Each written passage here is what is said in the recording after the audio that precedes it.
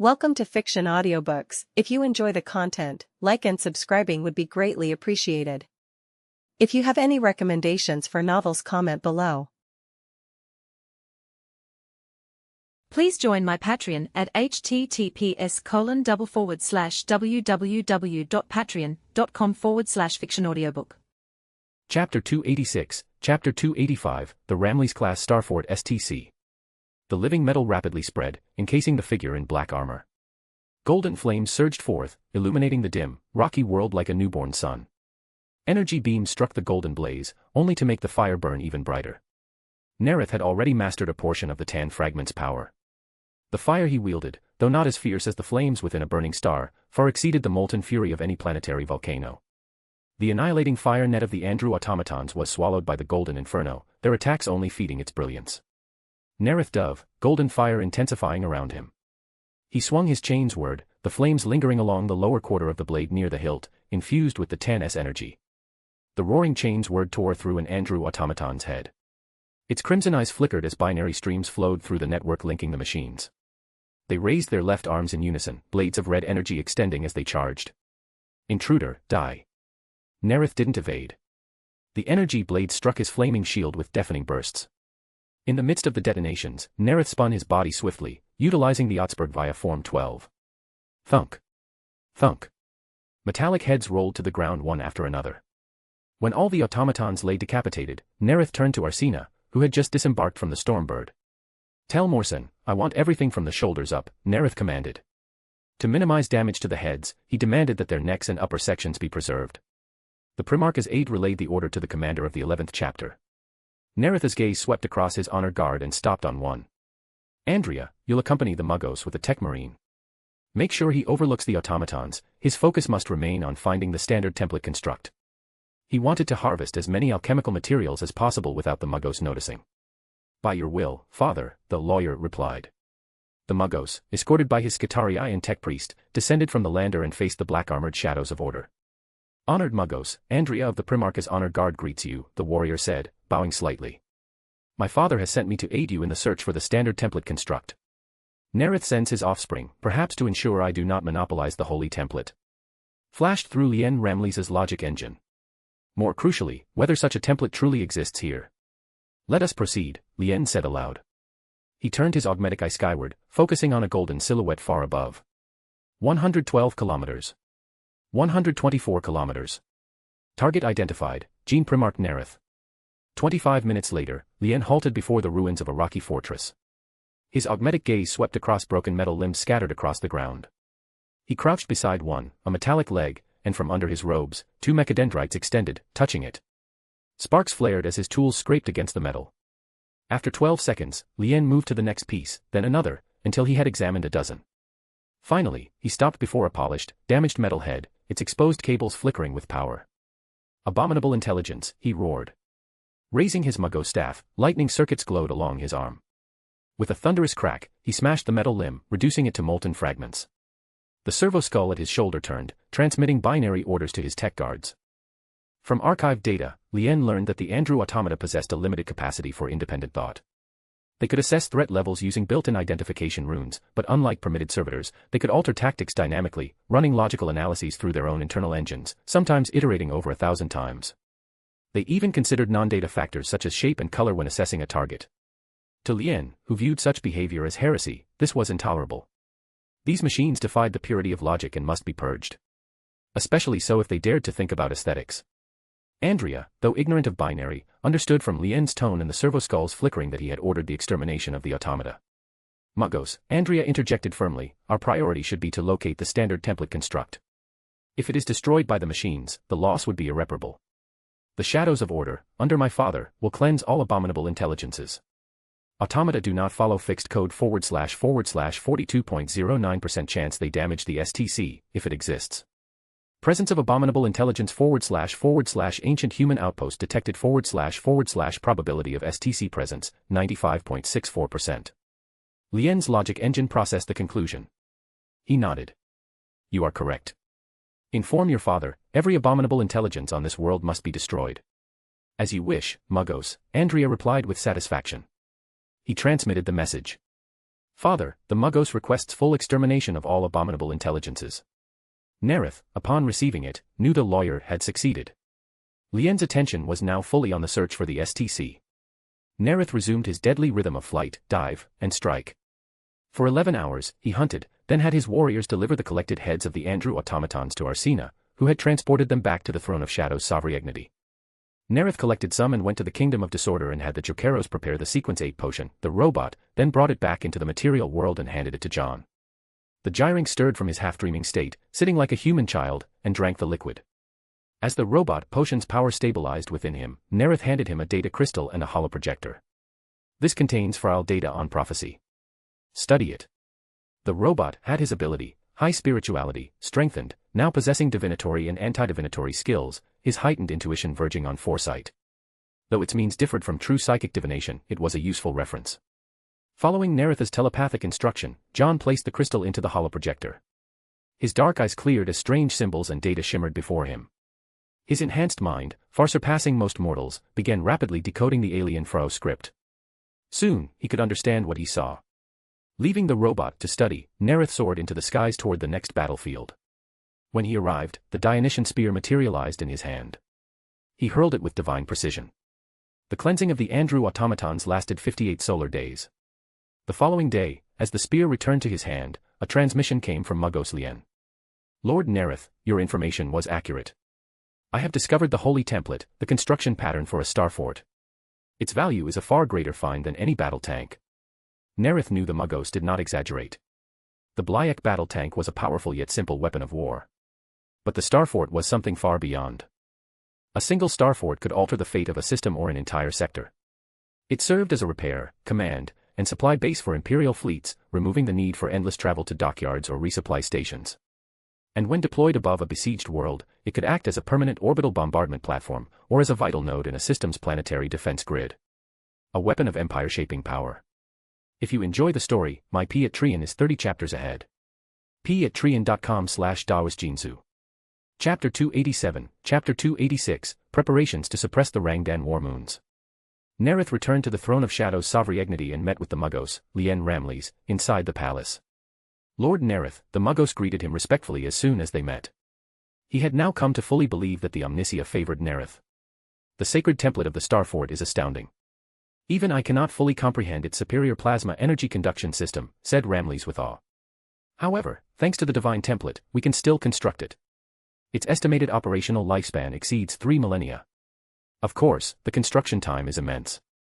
Without affecting other production lines, even a small forge world would need several centuries to complete a single star fort.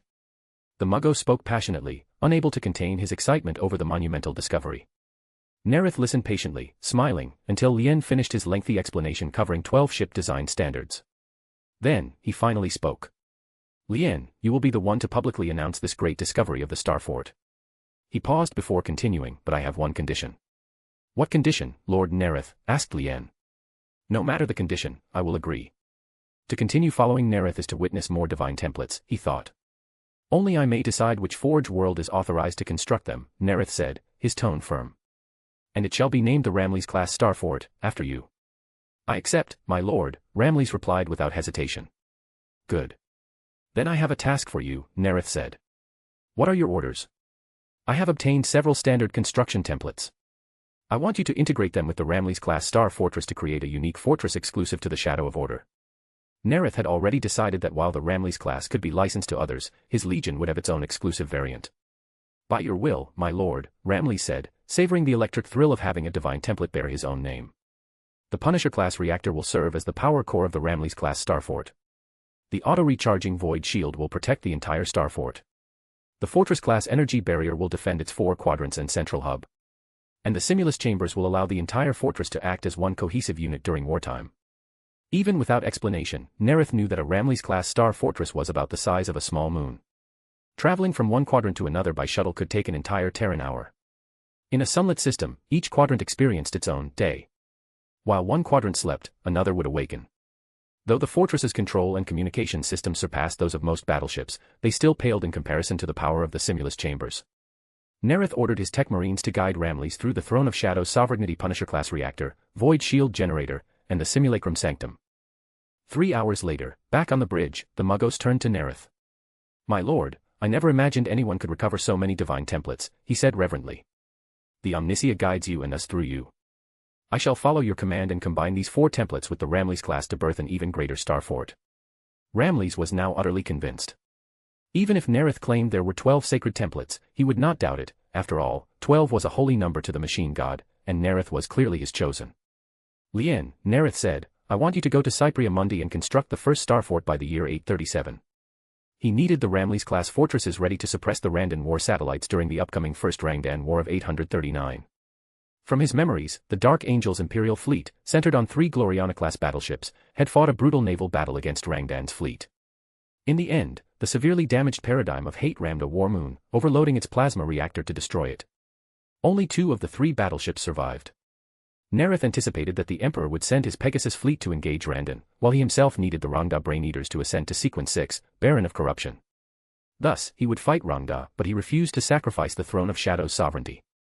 With the Ramles-class starfort, he could ensure superiority, just as in the legendary Battle of Al-Alexeskis during the Horus Heresy, which best demonstrated the starfort's might. In that battle, the Space Wolves fleet was down to only 4 main warships, one being the Queen of Glory-class Lefenk. The rest were strike cruisers, missile ships, light cruisers, escorts, and 2 fast-response squadrons of destroyers. A capable fleet, but their enemies were stronger. The Alpha fleet possessed its own Queen of Glory-class battleship, Alpha, 6 heavy battleships, and swarms of escorts and cruisers. As the Wolves were about to be annihilated, the Ramles-class starfort Chimera of the Dark Angels, stationed at the Alax's Nebula, revealed itself. Its firepower was overwhelming, a true fleet killer. In the first volley, the Alpha battleship was nearly destroyed. After losing 3 strike cruisers and numerous other ships, it barely escaped the starfort's range. If Nareth could deploy a Ramles-class starfort, he could dominate both Rangdan's war moon and their powerful fleet. He was asking for the starfort 2 years early, both to allow sufficient time and to meet the massive deployment schedule. "Lord Nareth, this is nearly impossible," Ramles said.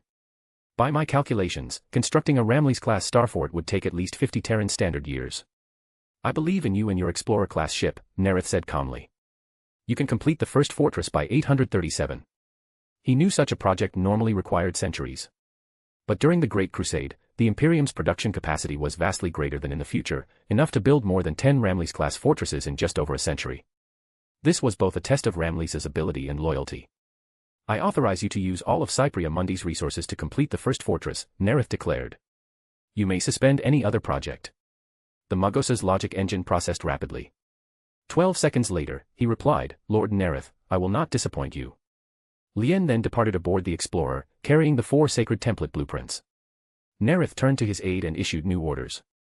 "Have Merson choose a squad to garrison Ulthanks, oversee the region, and command the miners who arrive later to extract ore." 3 days later, the 11th chapter's fleet departed for Vostroya. After 10 months of ship time, Nareth arrived and immediately received a report from Wojciech Blayek.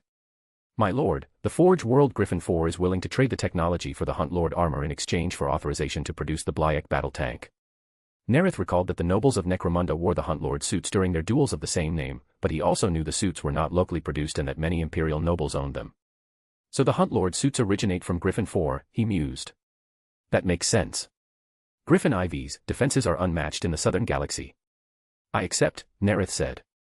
He knew the Hunt Lord suits possessed a self-sustaining internal system and an experienced protocol, adapting themselves to their users through accumulated combat data. "My lord, many Mechanicum worlds have gone mad over the Ramles-class divine templates," Wojciech continued. "I've received a request from Mars. The Fabricator General offers to build you 2 Gloriana-class battleships in exchange for construction authorization." Nareth thought. Compared to their previous offer on the attack moon, Mars this time is much more sincere, opening with an offer of 2 battleships.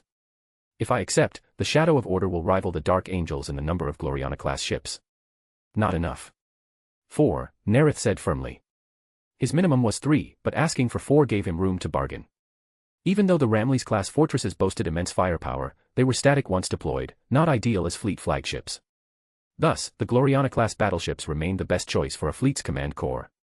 If you enjoy the story, my P at Trian is 30 chapters ahead. p@trian.com/daosjinsu. Chapter 288, Chapter 287, Joint Expedition with the 18th Legion to the derelict starship. 827.m30, is linked in system. The second company of the Shadows of Order 11th chapter, under Captain Kirkland, had joined forces with Cassian Vaughn's 18th Legion. Their mission, to investigate a massive derelict starship drifting through the system. Aboard the battleship Shield of Vostroya, Kirkland stood on the command bridge and gave his first order. Disengage the protective shutters. I want to see the wreck with my own eyes first. Before we focus on the details, I'll use the gift Father granted me to feel the battlefield. By your command, the servitors droned in unison. The motors whirred. Metal shutters on the viewing ports rose, and the bridge was instantly bathed in a blinding orange glare. Dim the viewport, 97%, Kirkland ordered. The machine spirits complied. The glass darkened, and before them blazed a colossal orange sun. They were close enough to see great solar flares bursting from its roiling surface. The Islington star was so violent that only 4 of its 11 planets could support a total population of less than 5 million struggling souls. The derelict will soon pass between us and the star, Captain, the shipmaster reported. 10, 3, 2, 1. A servitor counted down. I see it, Kirkland murmured. A vast black shadow drifted across the face of the sun. Project the image on the main holodeble and compensate for stellar brightness. The shipmaster obeyed, relaying the order. The machinery around them hummed as mechanical voices echoed, as you command. The star map table flared to life, displaying a holographic projection of the derelict, a hulking mass that eclipsed half the star's light. Kirkland stepped forward. The thing was larger than their battleship, a tangled monument of wreckage and ruin, ships and debris fused together by the tides of the void, like a shattered work of art scattered across the heavens. He ran a gloved hand along the flickering projection, transport bays, void ship turrets, crushed freighters, xeno craft with organic curves, jagged asteroids, and frozen cometary ice, all melded into a single grotesque whole. The materials clearly came from many species and technologies of the material universe, yet what bound them together was the warp itself, defying every physical law. The shipmaster approached, data slate in hand. The Sensorium Adept reports the wreck's estimated mass at 25.84 trillion tons, albedo 0.96, gravitational displacement. Best estimate, composed of 136 distinct vessels. Several unstable radioactive sources detected inside. Deep scan probing is impossible. Kirkland turned to a young lexiconum, his hood faintly glowing with psychic runes. Nicholas, what do you sense? Warp readings stable, Captain. No anomalous activity, the psyker replied. Good. Then you'll coordinate with the Tech Marines to assign the wreck a permanent position in the Islington system. The derelict's time in real space was uncertain. Father wishes that after we recover any valuable assets, the remaining structure be converted into a training ground for new recruits, Kirkland continued. Such an environment will test their adaptability and instincts. Derelicts rarely remain long in a system, Nicholas cautioned. 5 to 10 days at most before they drift away. The 18th Legion has experience dealing with such phenomena across the Imperium. They tracked the warp trail and celestial drift that led here and successfully predicted its arrival. I've already contacted their chief librarian and master of the forge, they'll assist us in fulfilling Father's command. Kirkland nodded, then activated his Vox link. Signal the 18th Legion. Request communication uplink. 1 standard hour later, aboard a heavy landing craft. Veteran Eisfeld of the 18th Legion stood ready. His Mark I Thunder power armor was painted deep green, its helmet strange, snout-like, studded with emerald sensor lenses, giving it an insectoid, alien appearance. He was among the most experienced derelict explorers in the Legion, having thrice the honor of being the first to board such ships. Brothers, close your visors, Eisfeld's rasping voice sounded over the squad channel. The wreck orbits too close to the star. The glare will blind unshielded optics. Kirkland relayed the instruction, and his shadows of order followed suit. Under Eisfeld's direction, the boarding team approached an ancient human starship embedded within the wreck. Using maglocks, they clamped onto its hull. Chains word gauntlets roared silently in the void, scattering sparks that faded into nothing.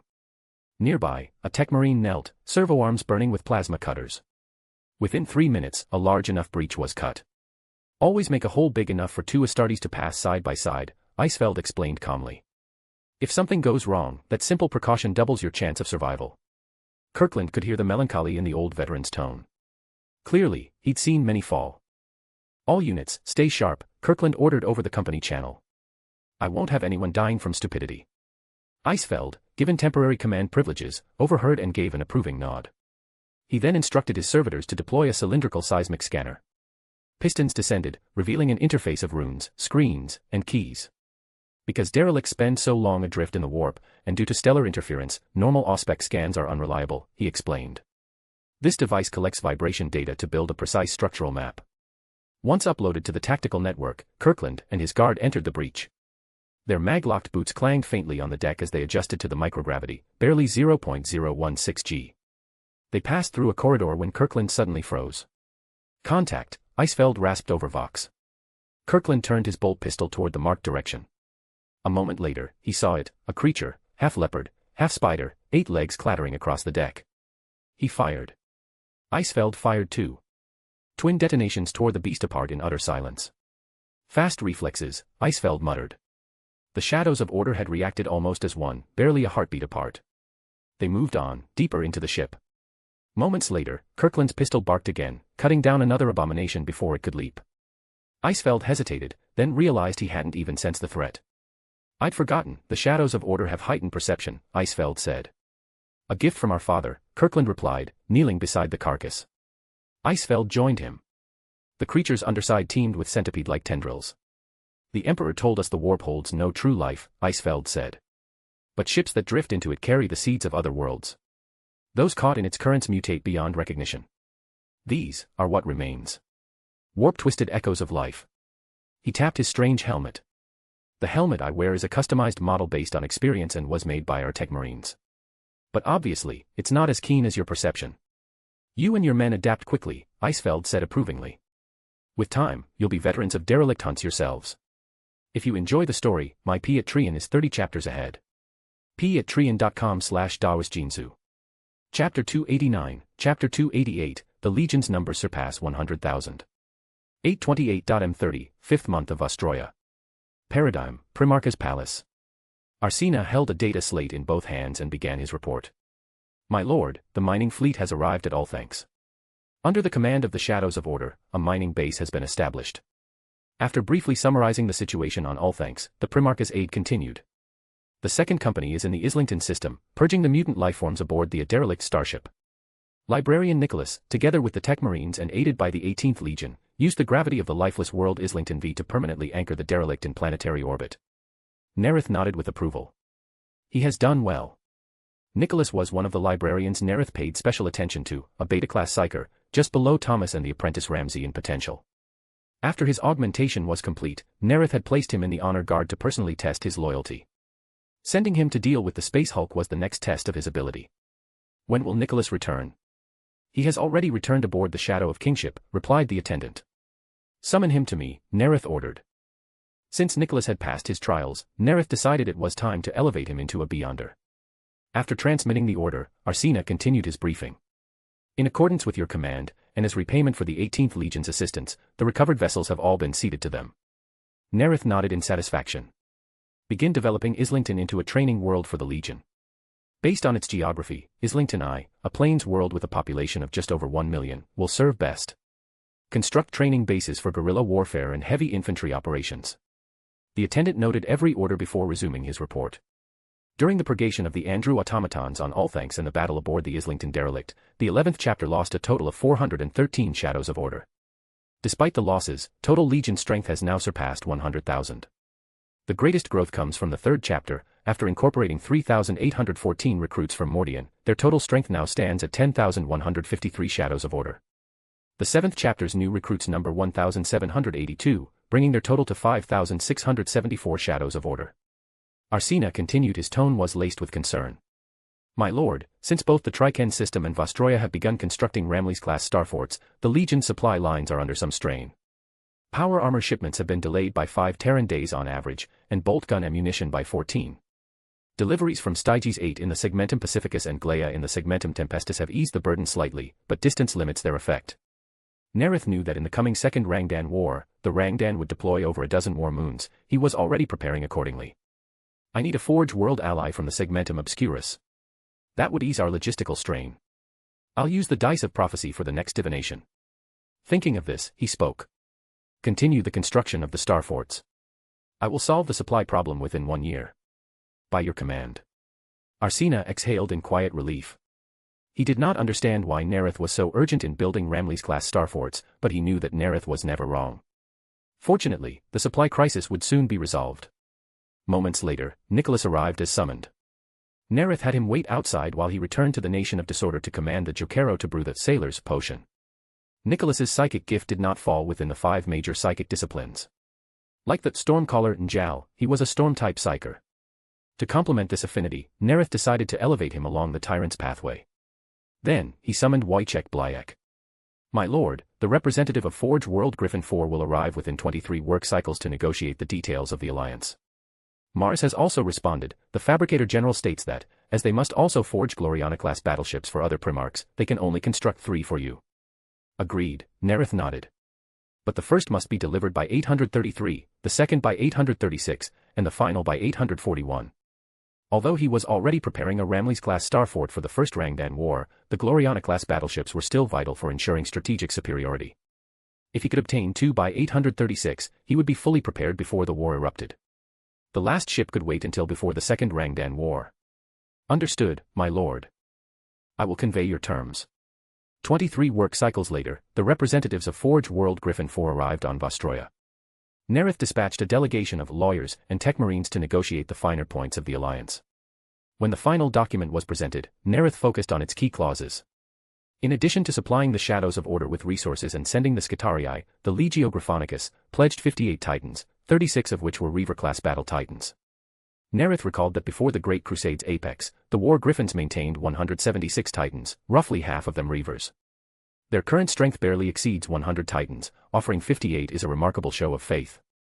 After signing the pact, Nareth requested the deployment of the Legio Griffonicus and Scitarii to the Necromunda subsector, where they would join forces with the Darkfire and Legio Astraman, alongside 3 chapters of the Shadows of Order, to complete the subsector's conquest. When the dice of prophecy had finished recharging, Nareth immediately began his divination. In his mind flashed all known data about Forge World Lucius. Forge World Lucius. A hollow world whose inner core houses an artificial sun, a massive fusion reactor providing energy to its endless forges.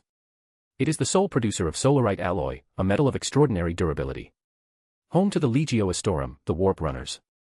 Nareth knew Lucius well, and the torrent of images filling his mind was vast. He chose Lucius as his next ally because it was among the most exceptional of all Forge worlds. First, its artificial sun gave it limitless energy, allowing its manufactories to run eternally. Even during the later Hive Fleet Leviathan invasion, Lucius's recovery rate of war machines exceeded the Tyranids' absorption rate of biomass, winning the war of attrition. Second, its unique solarite alloy was an invaluable material. Third, the Warp Runners, famed across the Imperium for their speed, were unlike other ponderous Titan legions. Their lightning-fast mobilization made them ideal allies of Kagharis and its swift warriors. When they entered war, the Warp Runners' movements defied belief. Their massive engines of destruction appeared at the enemy's gates with impossible grace and speed. In the future, Lucius would even master teleportation technology, becoming the only Titan legion capable of teleporting directly into battle, envied by all others. Finally, Lucius was located near the very region where the Legion would soon wage its most crucial campaigns, the Northern Galactic Rim, the domain of the Rangdan. The First Rangdan War would erupt in the galaxy's northeast, and Lucius was the largest Forge world near that front. With its 4 major advantages, Lucius was the obvious choice. Although Nareth knew Lucius lay to the northeast of the Vostroyan subsector, finding its exact location amid the vast stars required divination. A single dot on the galactic map represented thousands of light years. He closed his eyes and began to focus. Star map from Vostroya to Lucius. After silently repeating the phrase 11 times, Nareth cast the dice of prophecy. The tetrahedron spun through the air and landed softly in his open palm. At that instant, a vision like a holographic projection unfolded before his eyes. He memorized the coordinates and transferred them into a data crystal. Navigator Lord Eden Vischer plotted the course to Lucius, and the fleet of the 11th Legion set sail. If you enjoy the story, my P at Trian is 30 chapters ahead. p@trian.com/daosjinsu. Chapter 290, Chapter 289, Signing an Alliance with the Forge World of Lucius. In the year 829.m30, the Forge World Lucius witnessed the arrival of the Shadow of Order's Black Fleet. Savant Wojciech transmitted, in the binary tongue, messages regarding Primarch Nareth, the Imperium, and the Emperor of Mankind. When Fabricator General Matthew 12 learned that Mars had joined the Imperium under the Treaty of Olympus Mons and that several sacred standard template constructs, STCs, had been recovered by the Primarch, he agreed to receive them. Nareth descended to the planet's surface aboard a Stormbird, accompanied by Arsena Dunn, Wojciech, and several members of his honor guard. Through the viewing port, he saw the colossal letter spelling Lucius, carved by ablation into the planet's crust, each letter stretching for kilometers from top to bottom. The golden wings upon Nareth's back quivered faintly. He could feel the pulse of the world, the ceaseless beat of its artificial suns. His gaze shifted toward the landing zone, where serried ranks of Lucian Scitarii stood in formation. The Stormbird's landing gear deployed, and amid the cooling hiss of retrojets, the honor guard formed ranks behind their Primarch. Servo skulls draped in ribbons hovered nearby, broadcasting a chorus in Binharak High Gothic. Lucius greets Primarch Nareth. Welcome to our world. Through a haze of incense, Nareth strode forward to meet the waiting tech sages of Lucius. They wore crimson robes trimmed with black. Nareth knew that this color held deep meaning here. The black symbolized the ritual scars of the sun's blessing, when the artificial suns beneath the planet seared the faithful in devotion to the machine god. Lucius's tech priests regarded the blackened mark as divine favor. Only centuries later, after the schism within the Mechanicum ended, would they adopt Mars's pure crimson. Their heraldry bore ornate variations of the letter L entwined with skulls, the symbol of pure humanity. Matthew 12 approached. From his vox-masked helm came a perfectly modulated voice. Welcome, Nareth. An honor to meet you, Fabricator General Matthew 12, Nareth replied. He entered the waiting transport, a sleek black vehicle that glided forward through the industrial maze. Across from him sat Matthew 12. Nareth. Lucius is an unending forge. Few worlds beyond Mars can rival its output. We produce Lucius Pattern Warhound Recon Titans, the most agile of their class. Our Lucius Pattern drop pods boast superior performance, short preparation times, and efficient recovery. Even our Scitarii artillerymen are masterpieces of precision craftsmanship. Through the windows, Nareth watched vast manufactoria rush past, smokestacks staining the skies a heavy black. Titanic steel gates never closed, devouring ore, fuel, and what little time remained to mortals. At the toll of the shift bell, workers shuffled from their barracks, pale and hollow-eyed, dragging their frail bodies toward the barbed gates. As they passed overseers, they silently received their daily broth and ration blocks before resuming labor. With his sight, Nareth saw the wired, half-mechanical laborers welded to their stations, toiling under whip and command. The hierarchy was absolute, order reigned. Machines roared without pause, and endless weapons of war rolled from the production lines. Hearing Matthew 12 boast of Lucius's primary exports so quickly after greeting him, Nareth mused. The Fabricator General desires something from me. He smiled faintly. I have visited the wonders of Mars and the crown of Graia. Lucius is no less impressive. Though allied with Styges 8 and Griffin 4, Nareth had yet to visit those forges. Recognizing Matthew's intent, Nareth waited silently.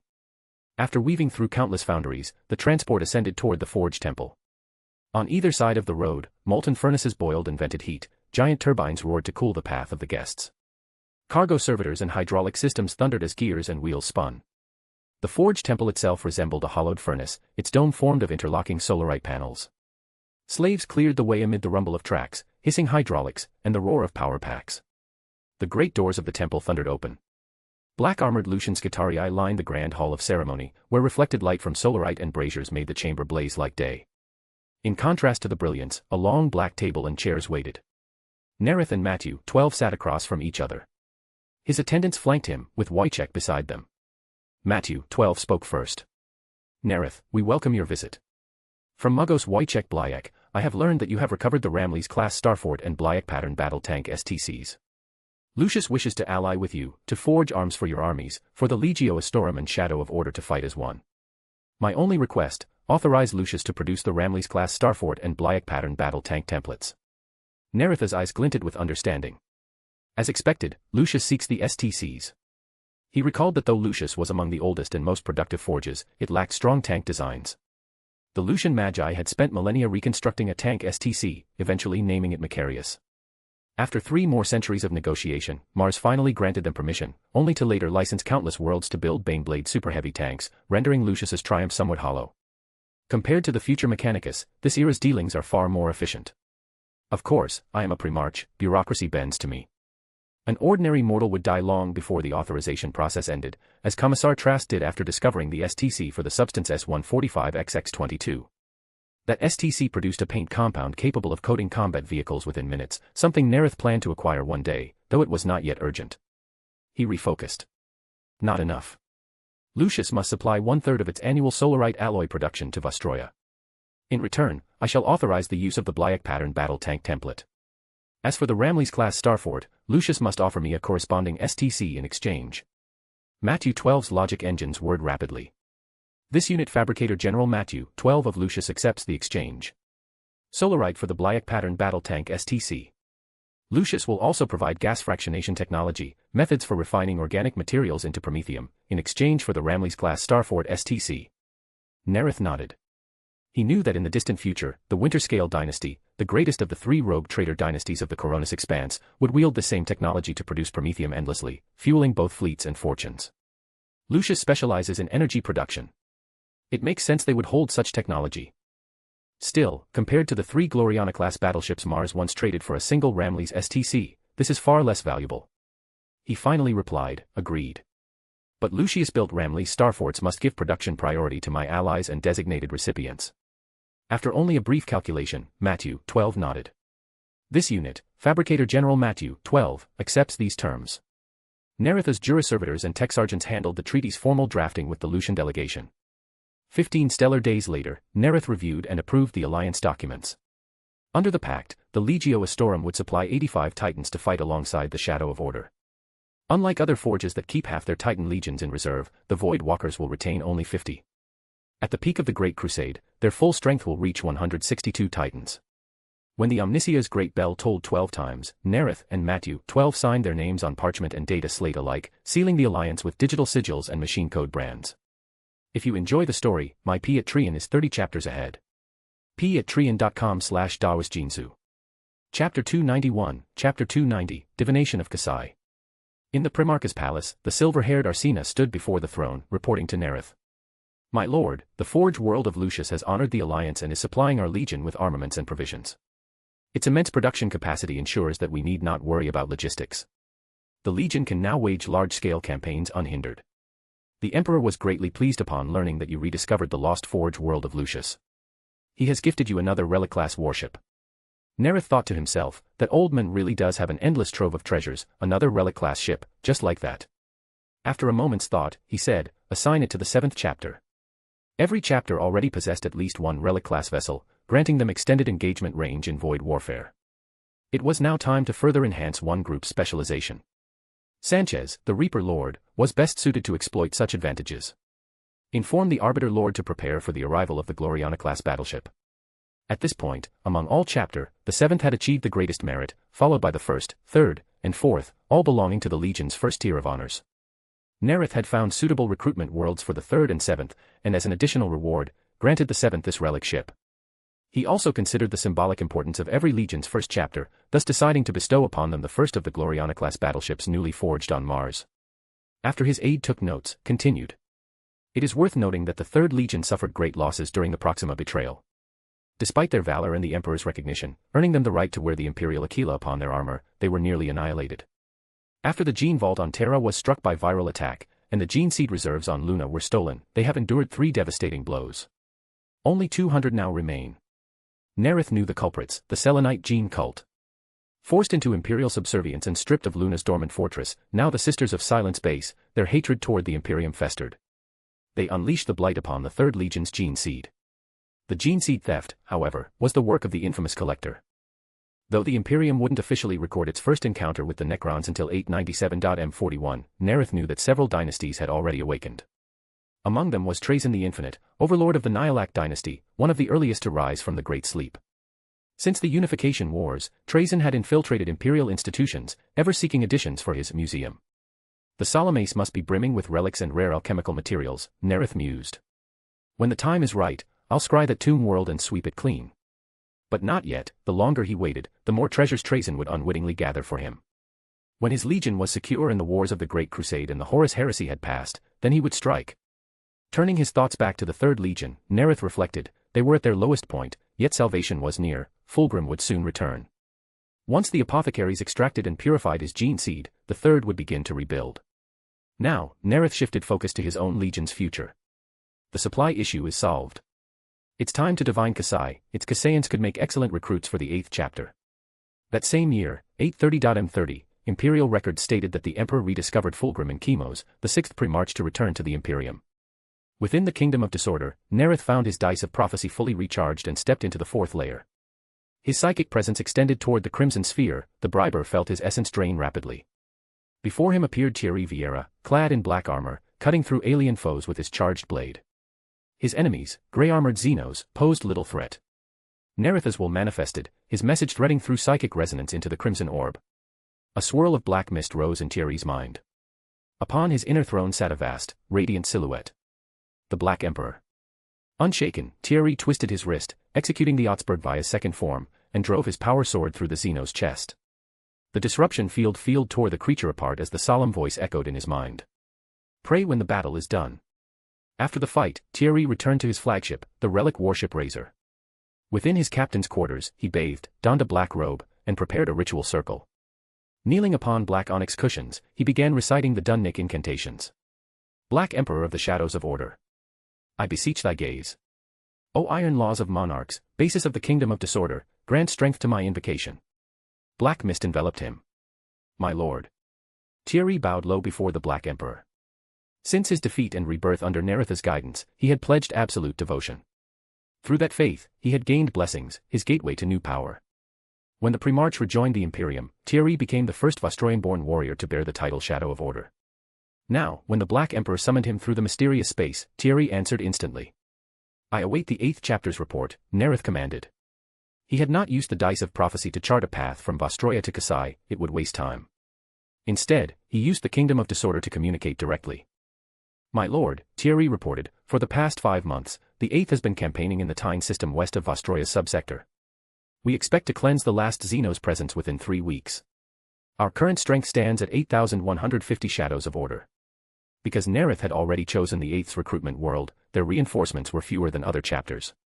Along with the 6th, 10th, and 12th, they were among the 4 chapters under 10,000 strong, though in the others' cases, Nareth had yet to find leaders worthy of his recognition. Wait by your altar, Nareth said, severing the link. He felt the blood-red chain around his little finger tighten, replenishing his psychic essence. He stepped into the 3rd spatial layer and grasped the prophetic dice. In his mind, he recalled what little he knew of Kasai. The Kasayans are formidable warriors. They have passed down the Elvira sword arts for generations, literally meaning the gift of the blade. The styles include Ganfaso and Tarnvira. Ganfaso form draws the sword in a figure-8 arc. With the details fresh in his mind, Nareth murmured silently. Star chart from Tyne to Kasai. He repeated the phrase 11 times, then tossed the prophetic dice into the air. The prism spun several times before landing in his open palm, and a vision bloomed before his eyes like a living hologram. Recording the star map, he transferred the data into a crystalline matrix, then enveloped it with psychic energy. With a flicker of thought, he sent the crystal and its message into the crimson sphere. Aboard the Razor, at the altar. As Thierry prayed, the black mist returned. The towering Black Emperor appeared upon his throne, his voice resonating through the void. Sail according to the star chart, to Kasai. It shall be your chapter's recruitment world. The Kasayans are worthy warriors. Recruit them into your ranks. Learn their Elvira sword arts. Thierry lifted the crystal that materialized upon the altar. By your command, my lord. Term correction. Kasai. If you enjoy the story, my Patreon is 30 chapters ahead. patreon.com/DaosJinsu. Chapter 292, Chapter 291, The Disappearance of Rumors Targeting the Shadows of Order. After returning to the material world, Nareth was about to resume his official duties when Arsena entered the chamber. My lord, word has arrived from Mars. The Gloriana-class battleship is expected to be completed in 5 Terran weeks. Nareth nodded and gave his orders. Have the Arbiter Lord lead the first chapter and set course for Mars. Instruct the 11th chapter to prepare, they will accompany me to the Sol system. Order the 7th chapter to regroup on Katakan. The promotion to Sequence 6, Baron of Corruption, required 2 main materials, a Randan Brain-Eater and an Osirian Cybrid. In 1 year's time, in the year 833.M30, the 11 systems of the Osiris subsector would declare independence. Behind this rebellion were the Osirian Cybrid, who had enslaved the local human population to rise against the Imperium. Nareth recalled that Commander Gren Vasotho of the 13th Legion would lead the 12th Expeditionary Fleet to suppress the uprising. Due to faulty intelligence, their planned decapitation strike failed. The campaign devolved into a brutal war of attrition, a suicidal struggle against the Xenos-controlled human slaves. Legion Master Vasotho perished in battle, and the 13th Legion's flagship Thunder of Thessalon was lost. Knowing the Cyberds' power to enslave entire systems, Nareth would not take them lightly. He decided that once the Gloriana-class battleship was received, he would lead the 1st and 11th chapters to rendezvous with the 7th in the Outer Rim. The Primarch's aide recorded the orders, then spoke again. My lord, the 7th chapter's 3rd company, while pursuing Drakari pirates, discovered a binary star system southeast of Katakan on the galactic map. Within it lies a planet the locals call Nocturne, orbited by a massive moon known as Prometheus. Upon hearing Nocturne, Nareth immediately guessed the 7th's 3rd company had found the 18th Legion's lost Primarch, Vulcan. The giant led the natives in driving off the raiding Eldari, slaying over 100 Xenos with only a hammer in his hand. After listening to the report, Nareth said calmly, "Send this news to the Emperor. I believe he will be most pleased." 4 days later, as the 11th Legion fleet departed from Vostroya, on Terra, in the hive city of Malvald Hive, near the great library. A handsome man in white robes stood at a street corner. From his chest burst a grotesquely muscular arm, strangling a tall woman. Shattered lost gun fragments lay at his feet. A voice growled from within him, "Speak. Who ordered you to move against us?" Svetlana had only ever seen such monstrous strength in her lord, the Black Emperor himself. The sheer power radiating from the arm left no doubt, with a flick, it could crush her throat. Even facing death, she refused to yield or betray her master. Her voice trembled but did not falter. "Traitor, you dare spread lies about 2 of the Primarchs, and their legions dash." She never finished. From the direction of the library came the sound of rapid gunfire. The instigator grinned. The librarian she had manipulated was now likely executing their sinful comrades with righteous bullets. "Damn it," snarled the inhuman voice within him. He tightened his grip, and Svetlana's neck and head exploded into a mist of blood. Her black mask was blown apart. The man sprinted toward the library with unnatural speed, far beyond what his frail form suggested. In his brown eyes flickered flashes of resistance, of a mind not wholly his own. In a blink, he entered the library. There, the librarian he had brainwashed stood holding a lost gun, surrounded by the corpses of a dozen other librarians. "Damn it," he roared again, his plan was in ruins. Unlike miners, who could be easily replaced, these librarians were handpicked, gathered over decades to form the foundation of his secret organization, the Enlightened. Now it was destroyed. The men charged the surviving librarian, but as he closed to 4 meters, he sensed mortal danger. The librarian pressed a detonator. Boom. Explosions tore through the library, shredding the man's body into bloody fragments. "Damn it," growled the inhuman voice through his dying lips. Controlled again, was it the shadows of order? Or the Thousand Suns? No sign of warp corruption, the woman's power was elusive, likely one of the shadows of order. Their psychers are subtle and deadly. He heard footsteps approaching from afar. Too much noise. That dog Malkador might take notice. I'll have to delay dealing with Nareth and his shadows, until Magnus and his 1,000 sons are dealt with first. Then the bald giant vanished into thin air. When the Lex Imperialis investigators arrived, they found only collapsed shelves, burning books, and torn bodies. From a dark corner, a tall woman emerged, Maria Kernikova. She gazed at Svetlana's corpse, sorrow flickering in her eyes before she forced it away. She picked up the broken mask, then disappeared into the shadows before the Arbites could arrive. When the Throne of Shadows sovereignty emerged from the warp into the Sol system, Nareth was reviewing reports in his office when he heard faint prayers. A woman's voice. Marlena Scala on Katakan. Or Maria, one of the 3 from Terra. He tossed the Dionysian spear into the armory and stepped into the kingdom of disorder. 2 purple soul orbs pulsed before him, the 3rd had vanished. So, one of the instigators is dead. His spirit extended, drawing forth the 2 who prayed, Maria and Dementieva. Is Svetlana dead? Nareth asked. My lord sees all, yes, Maria replied calmly. Trained from youth as an assassin, she had long accepted death as the cost of devotion. Svetlana died during her mission in Malvald Hive's library. When I arrived, her body was already destroyed, only half of her black mask remained. A flicker of sorrow passed through Nareth's golden eyes as he gazed at the shattered mask. It could cover only a third of a normal face, jagged, uneven, riddled with small holes like a tattered relic. But to his spirit sight, it shimmered faintly with psychic light. At her death, the instigators beyond her essence fused with her mask, creating a relic. What happened? Nareth asked. Moments later, his eyes narrowed. So, after Svetlana's death, all rumors defaming the shadows of order ceased, now only the whispers accusing the 1,000 sons of witchcraft remain. Nareth thought to himself, then her death was not in vain. At least she disrupted Horus's plan to turn the lies against me. Indeed, Maria replied. My lord, shall we hunt down the ones responsible? Nareth, recalling the Osiris mind seeds, shook his head. No need. Gather your followers and board the Throne of Shadows sovereignty. No sense risking more lives, I've already done Magnus a favor. The rest is up to him. When he returns in 840.m30, he'll have more pressing problems, the flesh change. He'll bargain with Tsench, trading one eye to halt the mutation, only then will the 1,000 sons rejoin the Great Crusade. Returning to the real world, Nareth summoned his attendant. Has the Arbiter Lord arrived in the Sol system? Yes, my lord, he has, the attendant replied. Then set course for Mars. Have him meet us there to receive the Gloriana-class battleship. On Mars, Nareth met with Howard Fender, whom he had not seen for some time. He smiled. Howard, my Arbiter, are you ready to claim your ship? Father, I thank you for this gift.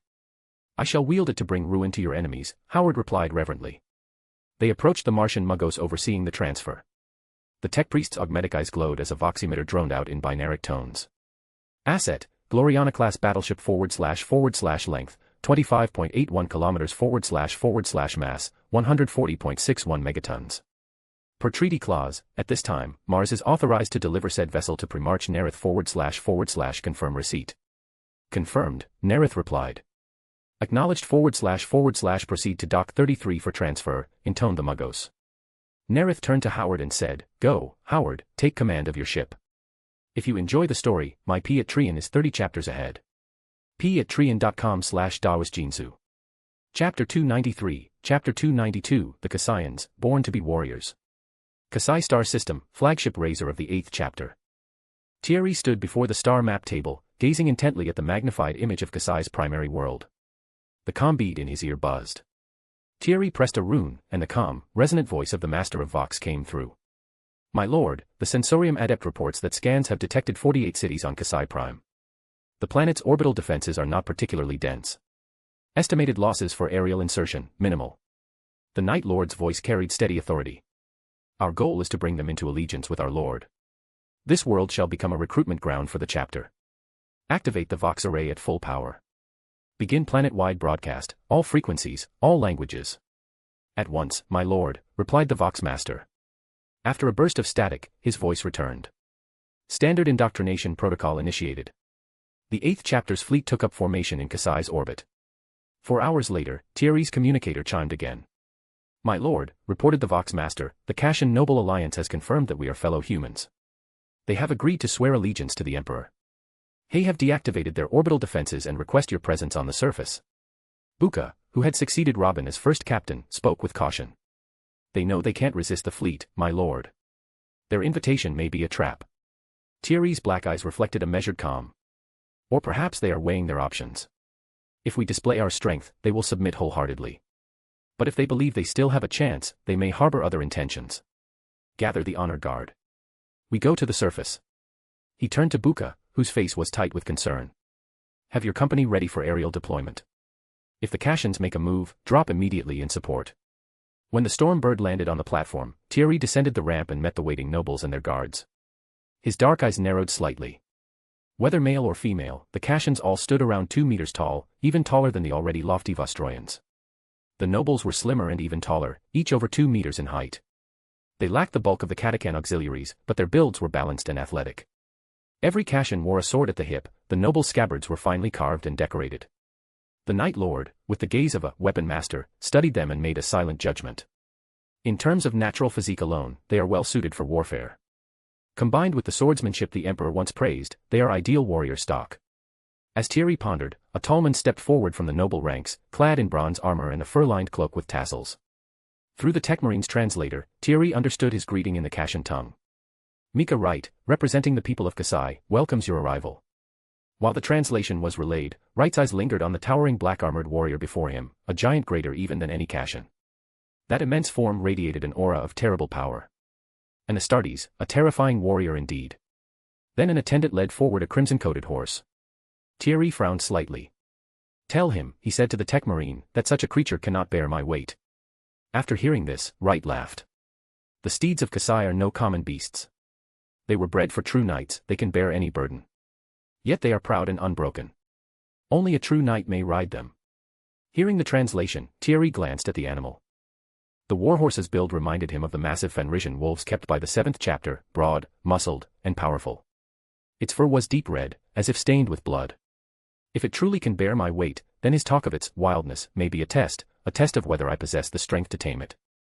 Removing his gauntlet, Thierry stepped forward and placed his hand on the horse's neck. His combat feline familiar hissed softly at the blood-colored beast.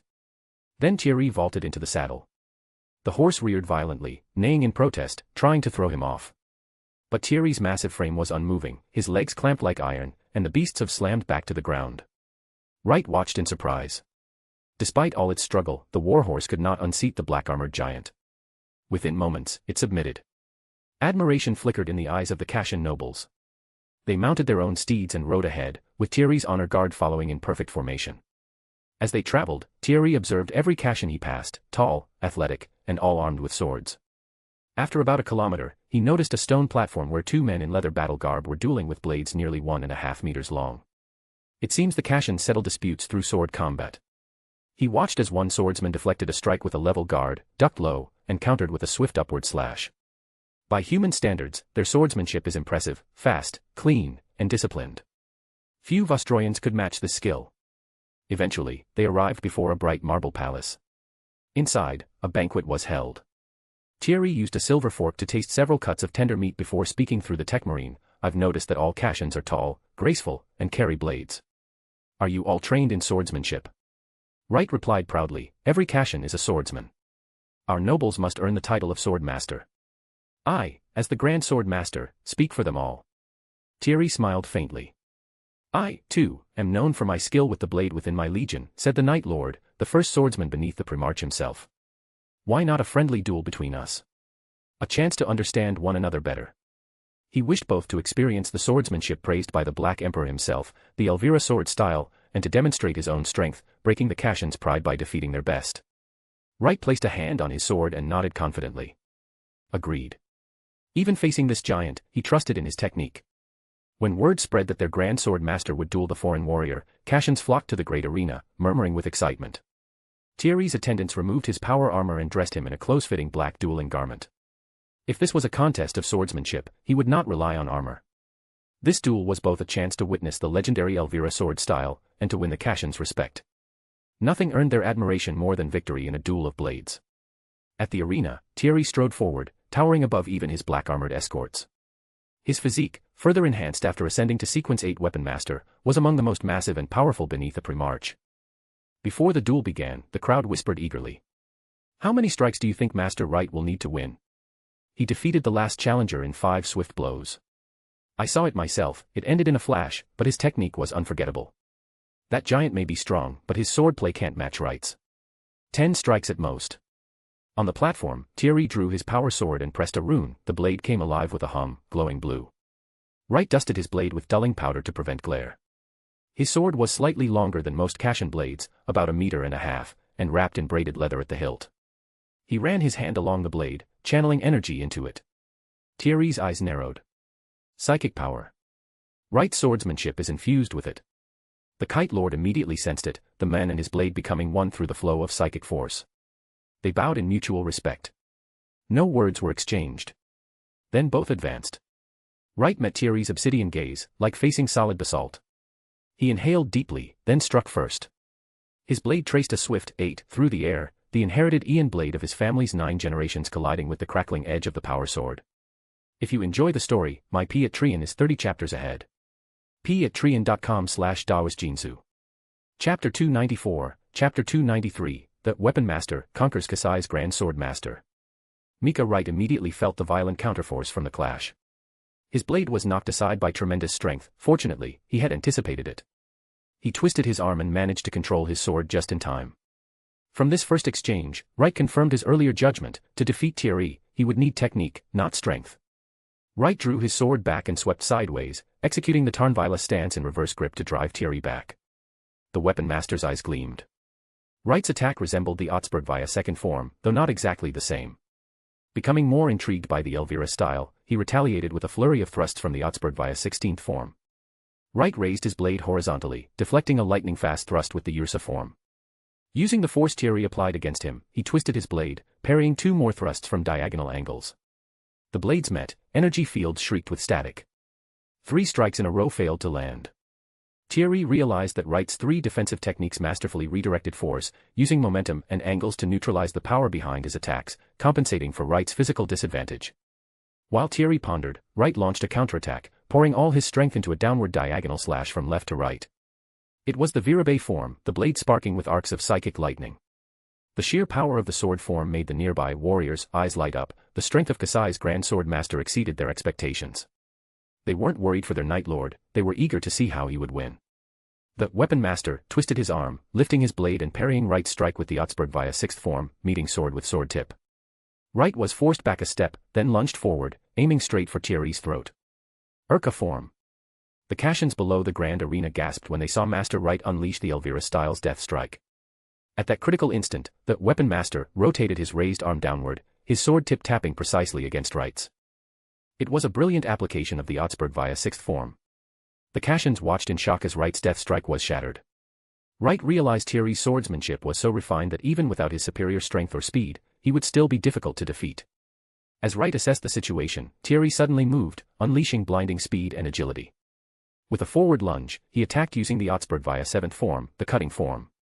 Wright saw the lethal strike coming, there was no avoiding it, but he didn't panic. In such a situation, the only worthwhile response was to weaken and redirect the force of the blow. There were many techniques for this, collectively called the Gauquois form, meaning reining at the cliff's edge. He imagined Thierry as a wild, uncontrollable steed charging toward a cliff. No matter what he did, the beast would throw itself over the edge. The sword in Wright's hand became a long rein, giving him control over the course of the attack. Thierry's lunge required space, so Wright sought to limit that space. He raised his sword defensively, both hands gripping the hilt over his shoulder, the blade angled downward at 35 degrees. From Wright's posture, the weapon master could tell, if he sidestepped or advanced, Wright's side blade would counter with a sudden, forceful strike. Thierry also understood the intent. Wright was forcing him to focus on his lower stance. He assumed that as a towering giant, he wasn't accustomed to defending below the waist. He thinks lowering my guard means I'll lose balance. Thierry's eyes flashed. He decided to let Wright think he had the advantage. Feigning vulnerability, he swung his charged blade toward Wright's lower body. Wright sidestepped, his rein subtly altering the angle and height of Thierry's strike. As he slid past, Wright swung his sword toward Thierry's arm. Thierry's gaze sharpened, he followed the Otsberg via 23rd form, seizing the opening and counterattacking. His energy blade struck Wright's sword, twisted, and flicked upward. Wright felt an irresistible force wrench his weapon from his grasp, the sword flew several meters away. Master Wright has been defeated. The Kashan stared, wide-eyed, unable to believe what they'd just witnessed. I've lost to your swordsmanship, Wright said bitterly. He knew that if Thierry had relied on strength and speed alone, he would have been defeated much sooner.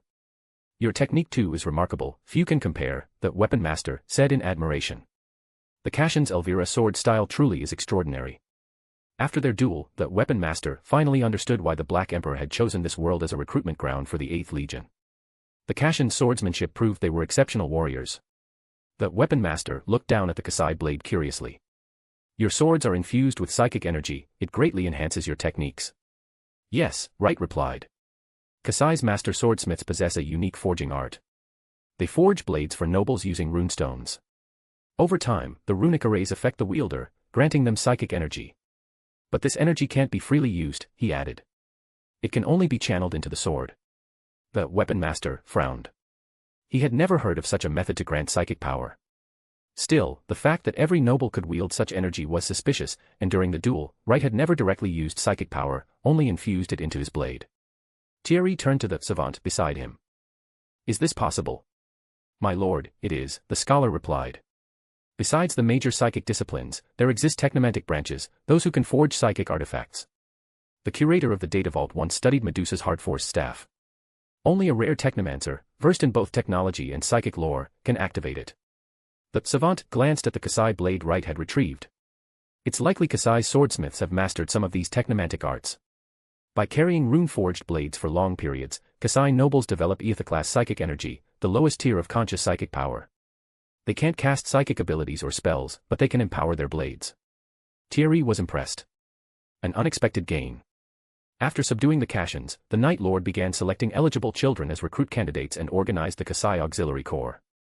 Meanwhile, Nareth met with the Lucifer Black. My lord, thank you for your support, said Theo.